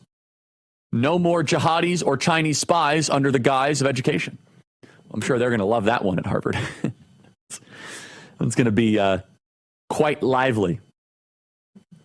A lot going on. We'll continue to dive into that story. All this to say, the big, beautiful bill is going to be signed if the Senate does its job. We got to crawl back the SALT thing. The SALT thing is a total scam.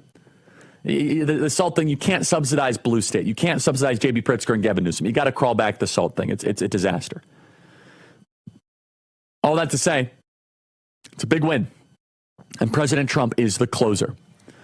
All right, everybody, I am off tomorrow and Monday. It's like my first 4 days off in nearly 2 years. So I'll see you on Tuesday. God bless you. God bless America. Talk to you soon.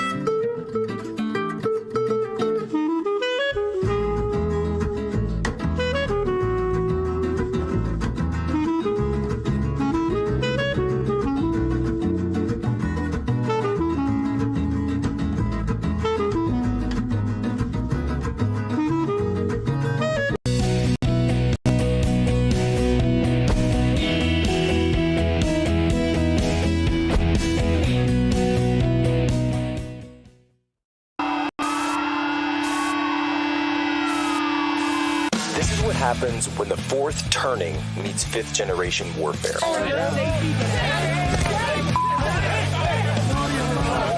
A commentator, international social media sensation, and former Navy intelligence veteran. This is Human Events with your host, Jack Posobiec. Christ is on this vote, the yeas are 215, the nays are 214, with one answering present. The bill is passed.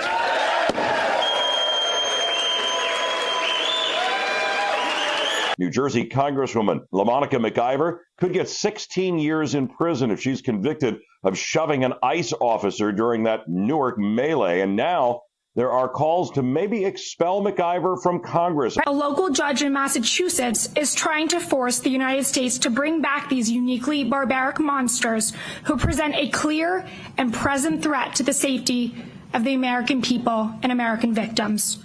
While we are fully compliant with the law and court orders, it is absolutely absurd for a district judge to try to dictate the foreign policy and national security of the United States of America. President Trump is fast-tracking energy projects, nuclear, as we just heard, but also oil and coal. U.S. intelligence suggests Israel is preparing for a potential strike on Iranian nuclear facilities. A deadly shooting in Washington, D.C., happening right outside the Capitol Jewish Museum, where a young diplomat's reception organized by the American Jewish Committee was being held.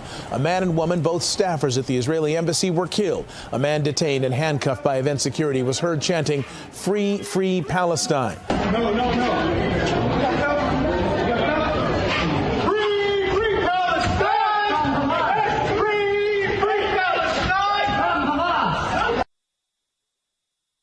Ladies and gentlemen, welcome aboard today's edition of Human Events Daily, here live, Washington, D.C. Today is May 22nd, 2025, Anno Domini.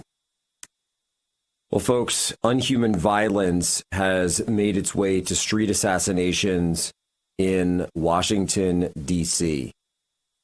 This comes on the heels of the left embracing Luigi Maggioni, the left endorsing him, supporting him, CNN platforming Luigi Maggioni's fandom, Caitlin Collins sharing out a link for Luigi Maggioni's crowdfund, Taylor Lorenz, formerly of the Washington Post, going on television and saying that she felt joy when Luigi Maggioni killed a man in cold blood, and the coddling of killers like Carmelo Anthony and killers from Tren de Aragua and MS-13.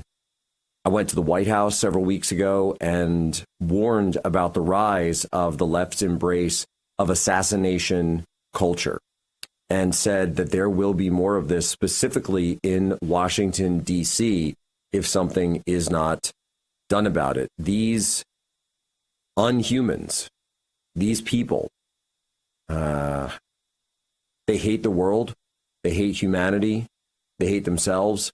And remember, and be clear about this.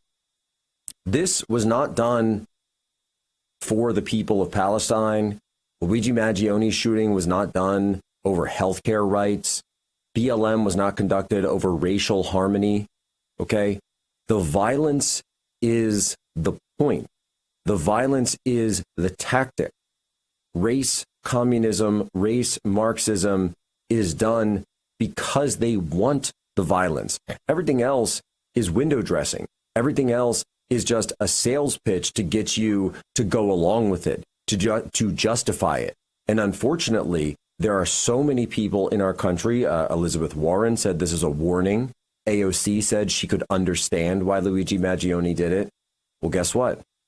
It's come now to the nation's capital, and two young victims, Yaron Lashinsky and Sarah Lynn Milgram, have lost their lives because of this street assassination. Absolutely horrible and disgusting. And understand, though, folks, there are people in this country who support this and want to see more of it. We'll be right back. Human Events Daily. Quick break.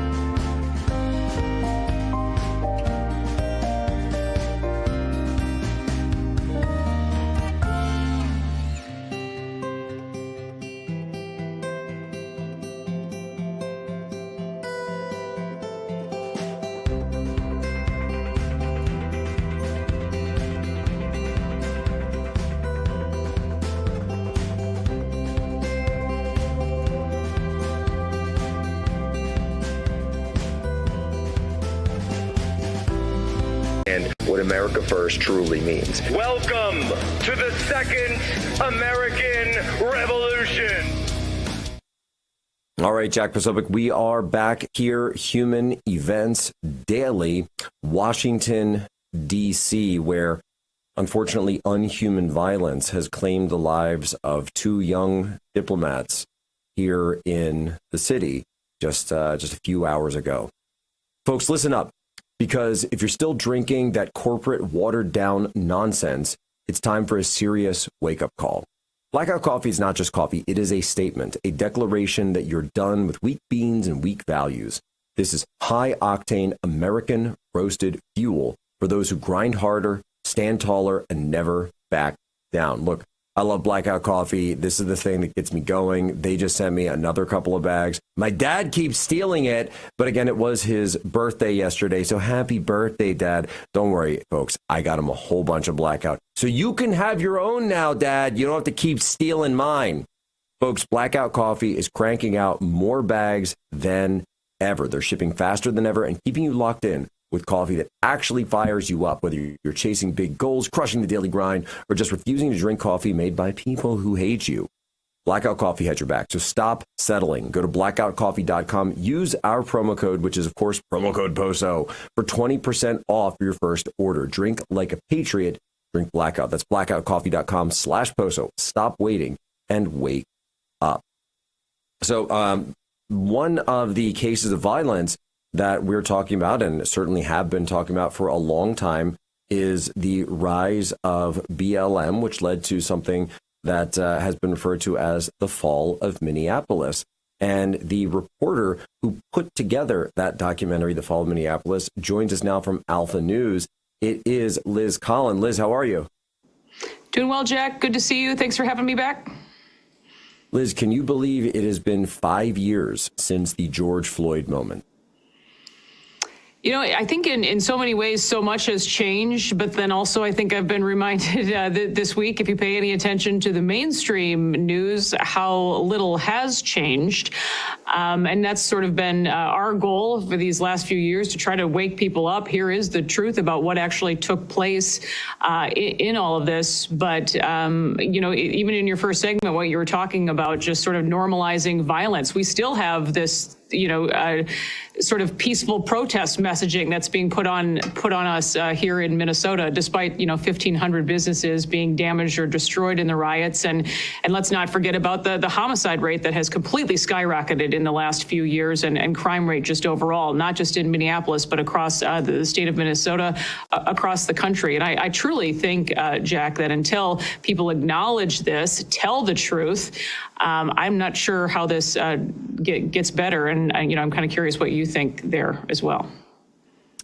I think we do need truth, and I also think that we need really just a zero tolerance policy for violence. Violence is never acceptable. It doesn't matter what cause you support or what your opinions are on some far off conflict, or what your opinions are about law enforcement, et cetera. Guess what? We live in a free country. There is a place for things like that. It is called the ballot box. We have the First Amendment. We have bent over backwards to allow people to express their First Amendment rights in this country, which don't exist, by the way, anywhere else in the world. Go to England right now. You get arrested for tweets and memes and posts on Facebook. We have this in the United States. And so when anyone turns to violence, they need to be brought to justice immediately. And unfortunately, there are too many people who have taken this soft position on political violence. And that's why the flames have fanned, I think, to the point where they are. Now, something I think, though, when it comes to getting to the truth of this also matters as well. I've talked about it for a long time. You've talked about it for a long time. Where are we at, and where are you at on your reporting on the case of Derek Chauvin? You know, we actually just put out a recent series over at Alpha News. You can find it on Alpha News MN. That's our YouTube channel. But 3 different parts. We have a long conversation with Thye. He's one of the police officers still in prison. He was keeping the crowd back that day. He was given an extra year on his sentence because he was reciting Bible verses during his sentencing. And the far left judge in Hennepin County, Peter Cahill, did not like that, added another year to his sentence. He will be out this coming fall. Our second story in the series focuses on Alex King, the black police officer who arrested George Floyd that the media completely ignored because, of course, this was also all about a racial reckoning, despite all of these officers being from a mixed race background, but don't let the facts actually get in the way of this divisive narrative they were trying to push on the public.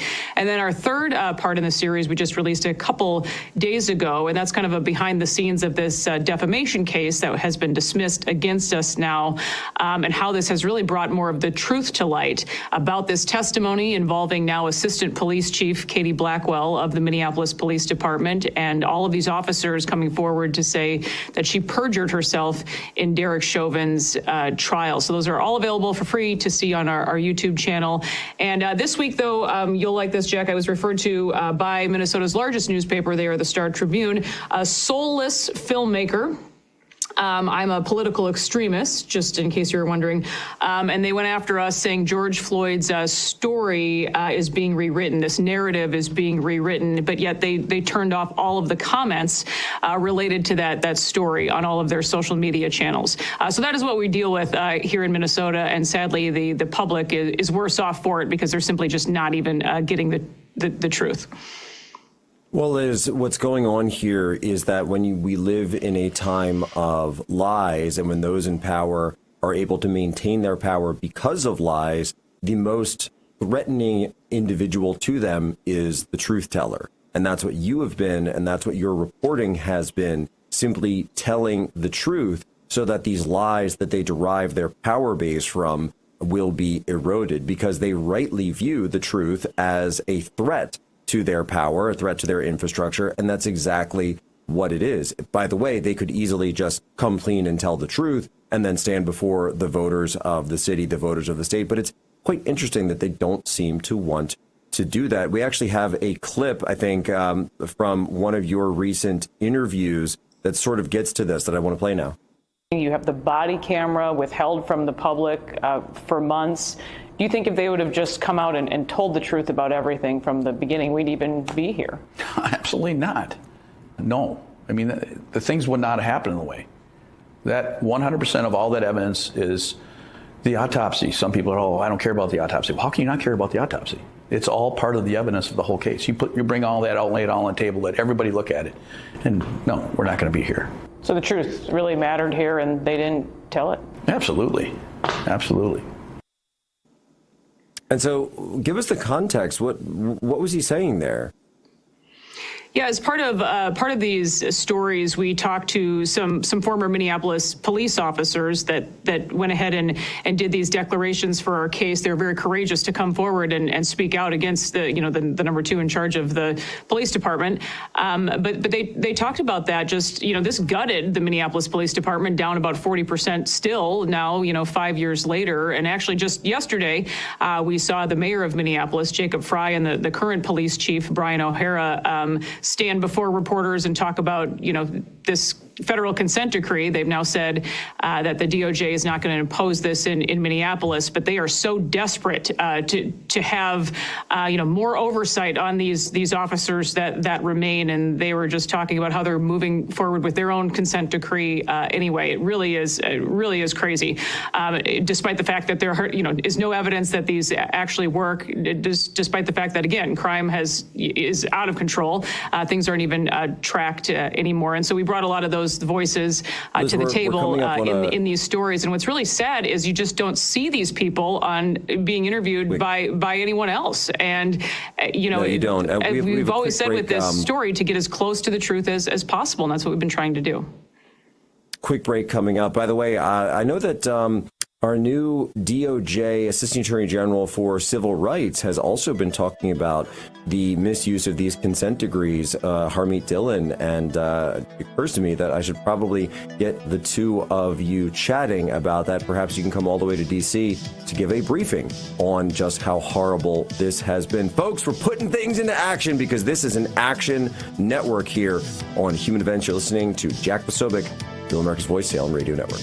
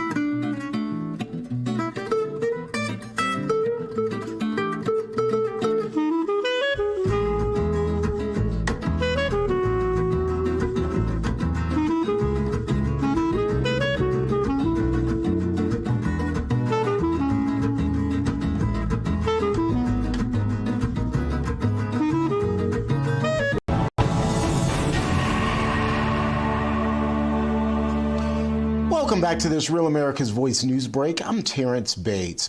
We're following new news out of the White House, where a press briefing just wrapped up about 30 minutes ago. White House Press Secretary Caroline Leavitt confirming that President Trump just spoke with Israeli Prime Minister Benjamin Netanyahu, and the two are planning to work out some sort of deal, or at least hoping to work out some sort of deal with Iran. Does the White House have any concerns? Thank you, Caroline. The fifth round of nuclear talks between Iran and the U.S. is going to take place on Friday in Rome. What is the president anticipating ahead of that? And if a deal doesn't come from that meeting, is he going to walk away? Well, I'm glad you brought up Iran, because I do have an update. The president spoke to Prime Minister Benjamin Netanyahu today. They had a productive discussion. They discussed many things, including, of course, the tragic shooting that took place here in Washington, D.C. last night. But they also did talk about a potential deal with Iran, which the president believes is moving along in the right direction. And as the president told me, and he's told all of you, this deal with Iran could end in two ways. It could end in a very positive diplomatic solution, or it could end in a very negative situation for Iran. So that's why these talks are taking place later this week. As for the tragedy she discussed, President Trump sending his condolences to the families of two Israeli embassy staff members who were murdered in the nation's capital.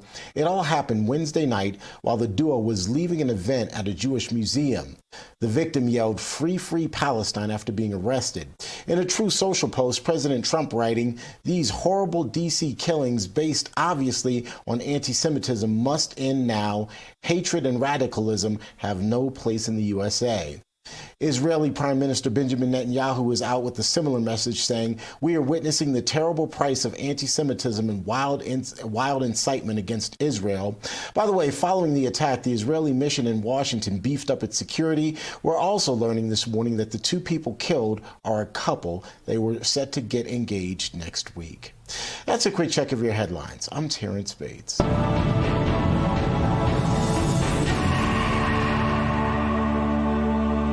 Today, they talk about influencers. These are influencers, and they're friends of mine. Jack Posobiec. Where's Jack? Jack, he's done a great job. All right, Jack Posobiec, we are back live, Human Events Daily. We're also here on Real America's Voice and the Salem Radio Network. We're on with Liz Collin of Alpha News, where she's been putting out just a ton of reports. But, we're looking back on the 5th year of the quote unquote racial reckoning of George Floyd, the anniversary of which I believe is Sunday. And now we're seeing this truth that's come out about the dismissed lawsuit, defamation case against herself and Alpha News, and also Derek Chauvin's response. Liz, can you walk us through that?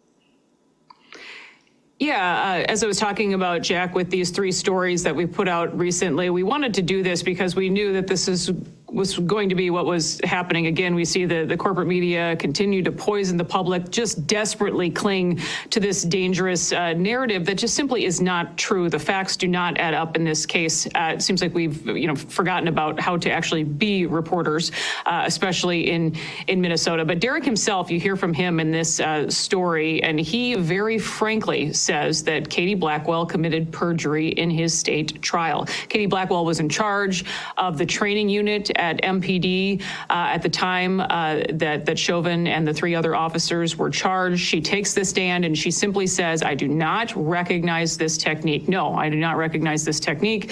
I don't know what kind of improvised technique this is." You also have then former police chief now, Madera Arredondo, who has since resurfaced just this last month or so because he's peddling a book. He's selling a book about his leadership, which is really quite a head scratcher.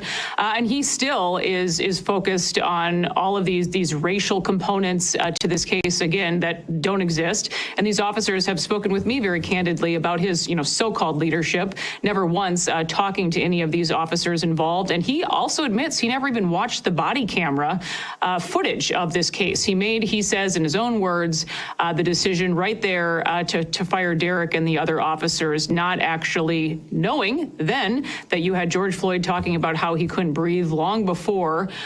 He was on the ground long before, George Floyd himself asked to be laid on the ground. He didn't know, obviously, that Thomas Lane called for an ambulance 36 seconds after that took place. That Thye, another officer, was asking, where is that ambulance? And sort of upping their response. So it's truly amazing to me how so many people choose at this point to remain in the dark about what happened that day back in 2020. Well, and the officers, the response, and again, psychologically, it's one of these things where people would much rather believe their narratives, and a narrative that is repeated ad infinitum, and certainly was in 2020. But because it was so polarized at the time, nobody wanted to hear the truth. Now here we are 5 years later, and I think people are finally starting to be able to hear it. But unfortunately for Derek Chauvin, it hasn't been, it comes as perhaps good news, but he's actually borne the brunt of it. So while society can move on, he cannot, because he's still behind bars. Yeah, and at this point, he will remain behind bars for more than a decade to come. There were some rumors circulating recently that we, chose not to report on because, again, it seemed almost as something being stirred by the left, but that President Trump would grant him a federal pardon. Complicates things a bit as well, because he would still be brought back to Minnesota, and our governor, Tim Walz, and our attorney general, Keith Ellison, couldn't say enough when those rumors were circulating how no, he's going to come back here and serve every last second in prison, in a state prison. But you do see, Jack, and I'm sure you see this as well, just the comments and how the tide, I think, has turned quite a bit when it came to this situation, because I think simply before, people weren't exactly aware of what took place. And so that's what we've been trying to do is counter this. And at least there are facts now, and there's no excuse really, not to know. And that's always been my message all along, question this information, think for yourself, think critically rather than, just taking, what these people are saying for the truth, because see what's in it for them. As that. And that's what I think is quite telling. Amen. Liz Collin, we're just about out of time here. Human Events. Where can people go to follow you and get access to these new reports? Yeah, you'll find me Liz Collin on X, and you'll see them there. But Alpha News MN on our YouTube channel, or alphanews.org. It's all there. But really appreciate your support always, Jack. Thanks for fighting the good fight. Folks, one day they are going to be naming journalism awards after Liz Collin. If we are able to actually win this thing. If we're able to win, that's what victory conditions look like, folks. We'll be right back here at Human Events. Going to have a deep dive on the big, beautiful bill when we return. Real America's Voice and the Salem Radio Network. Jack Posobiec.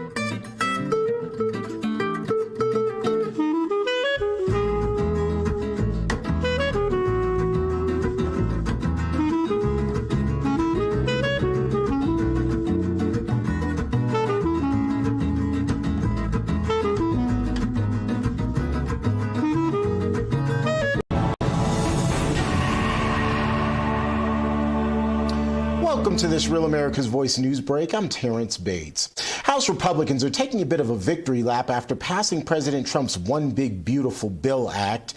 It came down to a 215 to 214 vote in the early morning hours of today, following a marathon 24-plus hour hearing in the House Rules Committee in order to clear the way for today's vote.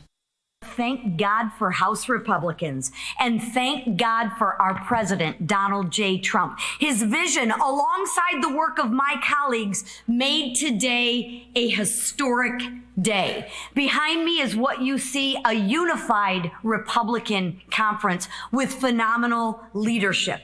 And this Republican conference works as a team.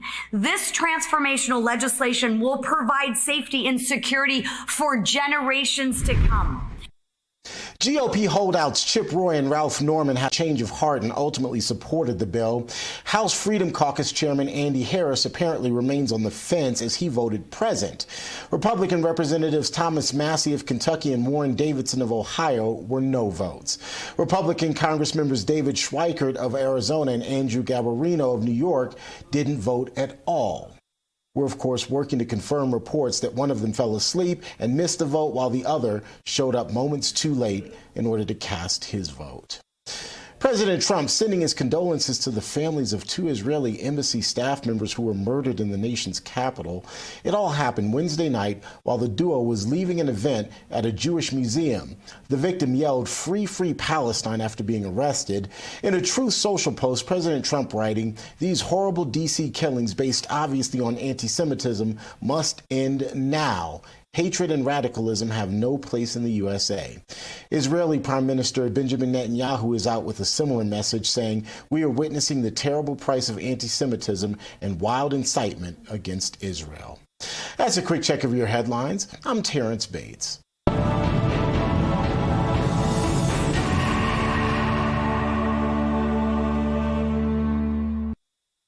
And Jack, where's Jack? Where's Jack? Where is he? Jack, I want to see you. Great job, Jack. Thank you. What a job you do. You know, we have an incredible thing. We're always talking about the fake news and the bad, but we have guys, and these are the guys who should be getting Pulitzers. All right, Jack Sobick, we are back live here, Washington, D.C. You're on Real America's Voice as well as live on the Salem Radio Network. Hour 3, Charlie Kirk audience, want to welcome them in. We've got a big treat for you guys because there's a lot going on in Washington, D.C., so we had to put this together. Of course, we saw that the big, beautiful bill, President Trump's bill, passed the House last night. Ton of debate, passes with one vote. Actually, at 6 a.m. in the morning, this thing passed. So they were held overnight holding these debates. And yet it will soon head over to the Senate. There will be a process of reconciliation, and we're going to see how this all shakes out. And so I wanted to, and because this is a money fight, this is a budget bill, and I wanted to bring on someone who wasn't a politician, someone who doesn't have an R or a D or a representative of a certain place and isn't standing for election, but someone who actually understands the business world and understands the economy in a way that will help us understand what this bill doesn't do, could perhaps be made better. And that is Jeff Webb. He's the CEO of the Human Events Media Group and a business entrepreneur in his own right. Jeff, how are you? Jack, great to see you. Yeah, thanks for coming on, man. So when you look at the bill, just give me your sense, just from the hip. Do you like it? Do you not like it? Some parts, other parts? What's your sense of it? The answer is yes. It's a start. And if you look at the alternative, which would be to let the original tax cuts expire and begin negotiating line by line different bills to try to get them through, which would never happen. I think it's better than that. Is it flawed? Does it have some things that I think could be a lot better? Of course. But, again, this is the problem, Jack, with having a very, very slim majority in the House. individual congressmen, and I'm not even talking about Democrats, Republicans, have a disproportionate say in what a final bill looks like.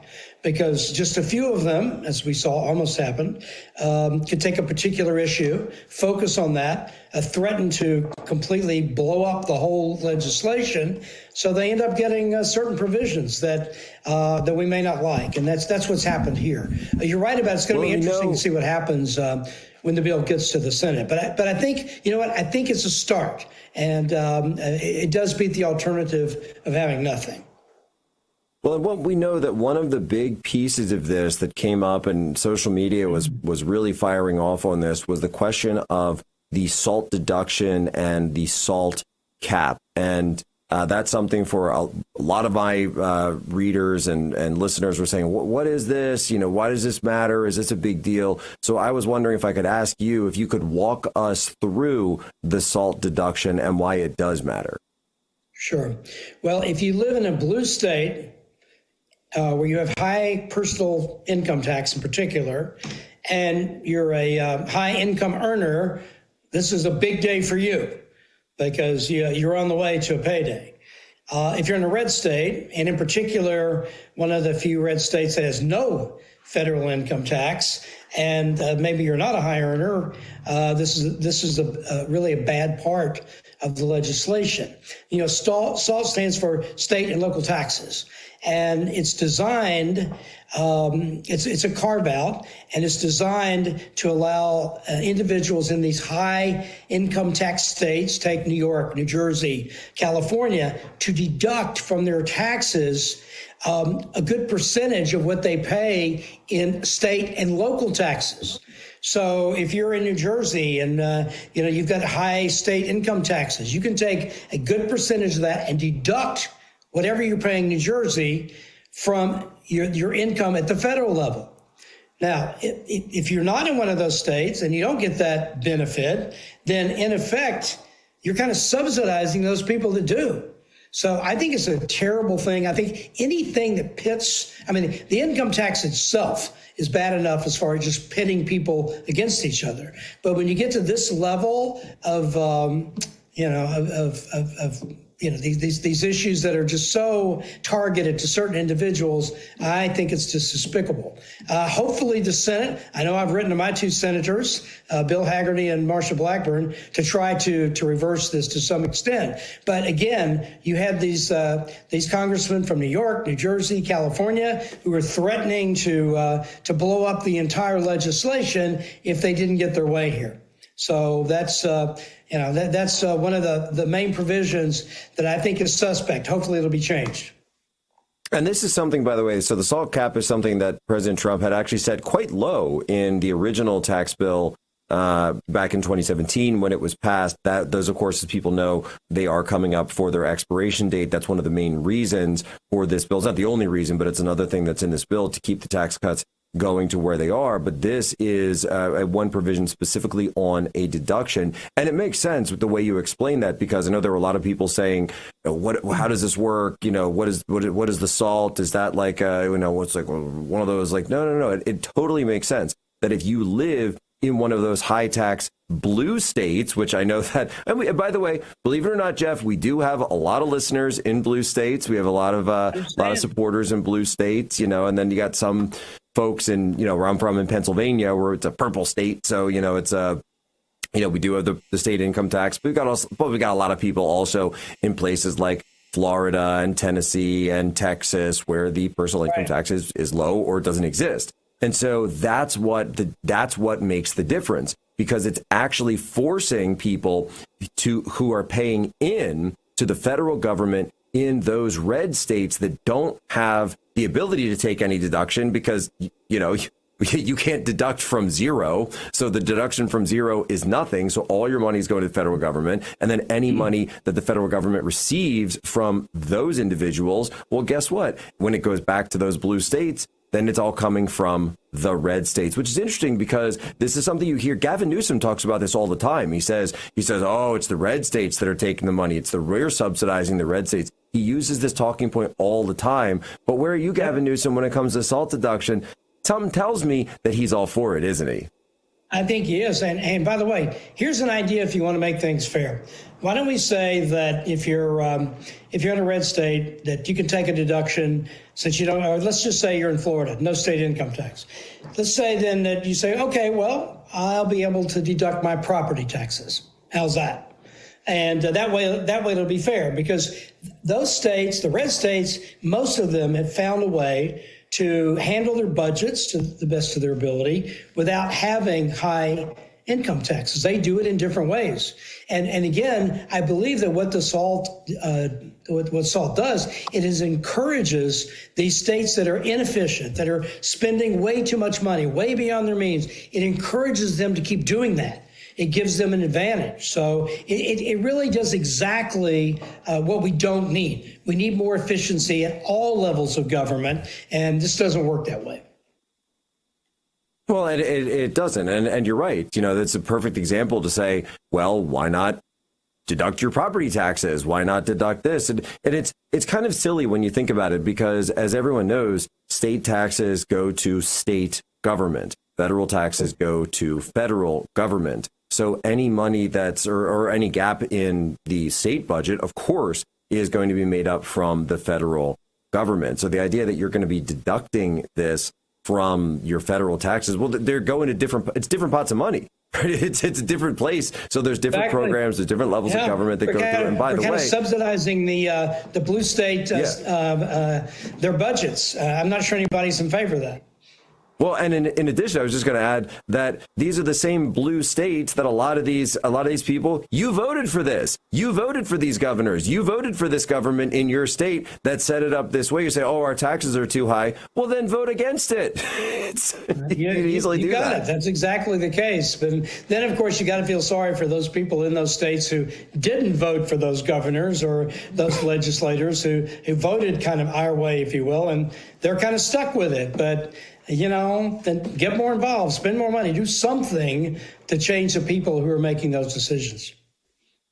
All right, it's so simple. And so it's a classic example. It sounds cliche, but, you know, do as I say, not as I do. Right. So deductions for me, but not for thee. And it's just absolutely classic. And so I do think that that's something. And in fact, I think we're going to make that our question of the day at Human Events. So I want people to go 1776 at humanevents.com, 1776 at humanevents.com.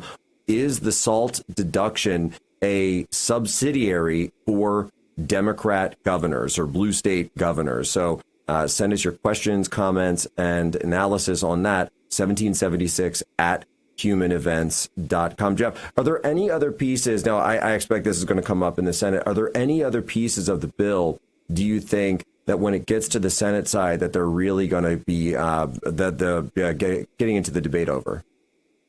Well, apparently the kind of the provisions in Medicaid where, you know, able-bodied people are going to be required to work rather than receive the benefit. You know, when you go back and look at the expansion of Medicaid, especially the ramp up beginning with COVID, where so many people were laid off and out of work, and, you know, they kind of gamed the system and ended up being accepted into Medicaid.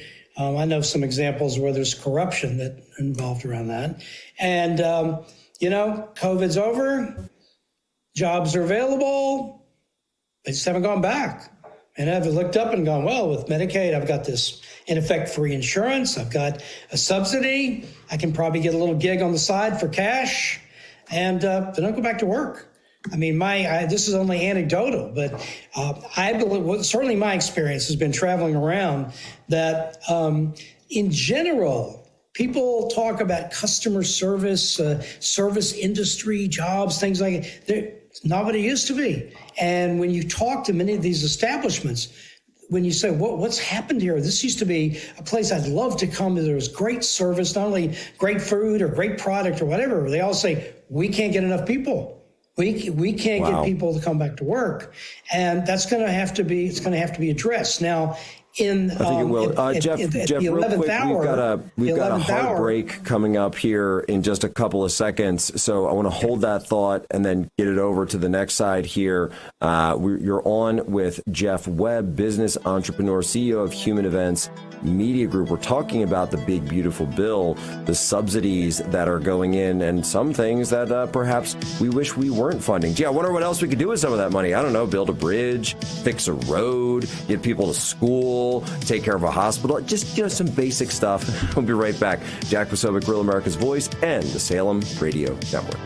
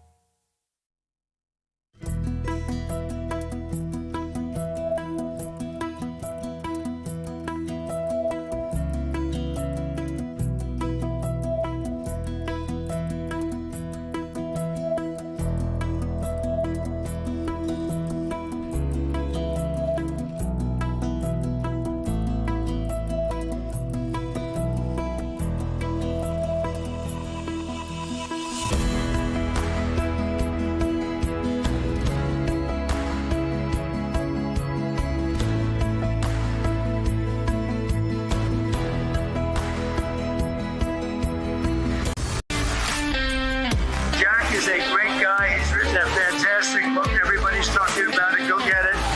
And he's been my friend right from the beginning of this whole beautiful event. And we're going to turn it around and make our country great again. Amen. At Turning Point USA, what we are doing every single day is we are dedicating ourselves and our staff and our students and our activists for a full revival of America. Get ready to launch into the future of freedom at the largest student event in the nation. SAS is back. Join thousands of fellow students ready to pioneer a bold new era for America at our Student Action Summit. And we're bringing in the biggest voices in the movement. Featuring Charlie Kirk, Tucker Carlson, Steve Bannon, Dr. Ben Carson, Congresswoman Anna Paulina Luna, Brandon Brandon Tatum, James O'Keefe, Benny Johnson, Jack Posobiec, and more. From July 11th through 13th in Tampa, Florida. Register now at SAS2025.com.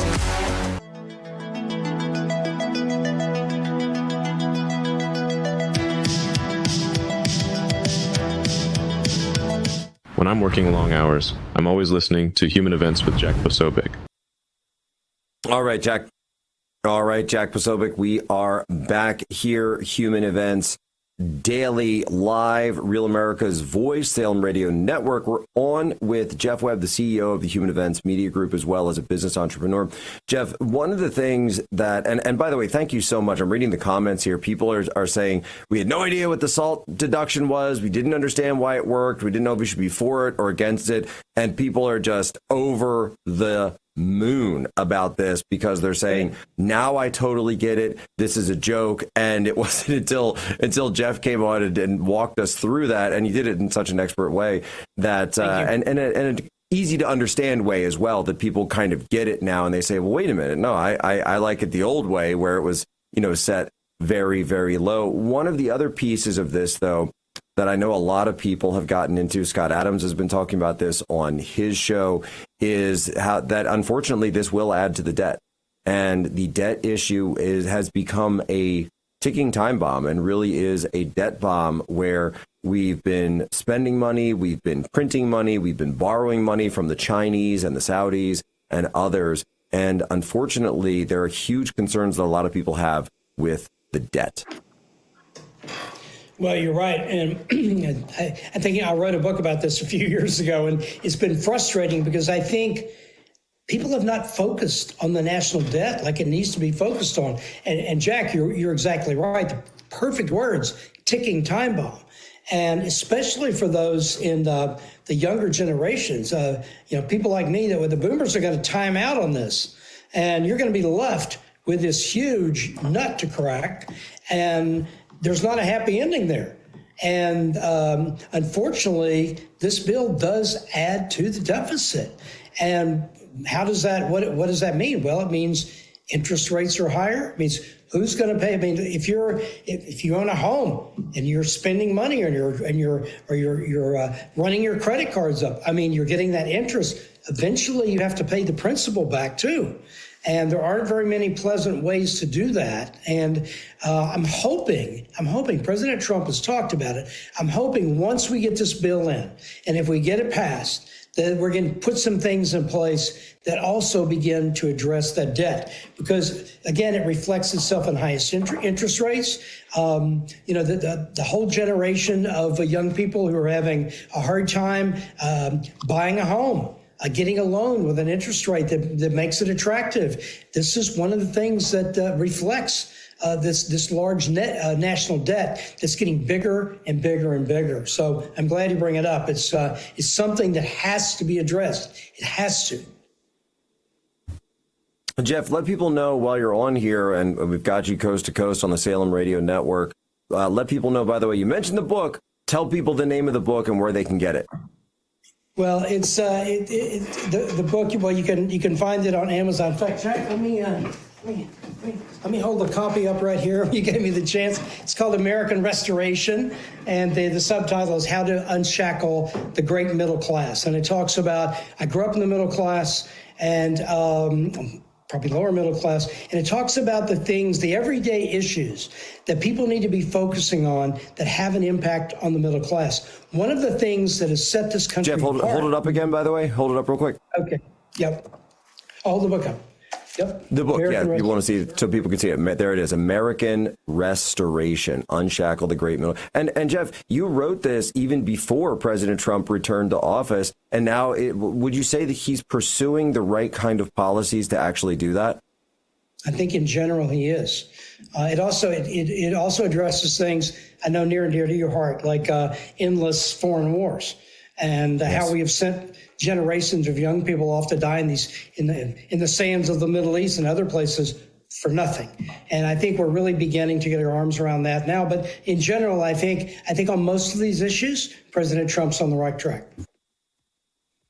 Well, I think that's fantastic, and this is amazing because it's populism. What we're talking about. It's conservative ideals, but understanding that the conservative ideals don't mean anything if they're not actually helping people. That none of this stuff means anything if you're not actually helping the people of the country. They're the ones who make the country work. They're the ones who make our companies run, that work in our enterprises, and that are ultimately served by it. Jeff, if people want more information, is there a place they can go to follow you or just to get the book? Well, go to Amazon to get the book, and they can reach me at jwebb@humanevents.com. There you go. All right, folks, he's putting his email out. Jeff Webb walking us through the ticking time bombs, but also the potential opportunities in the big, beautiful bill. Ladies and gentlemen, as always, you have my permission to lay ashore.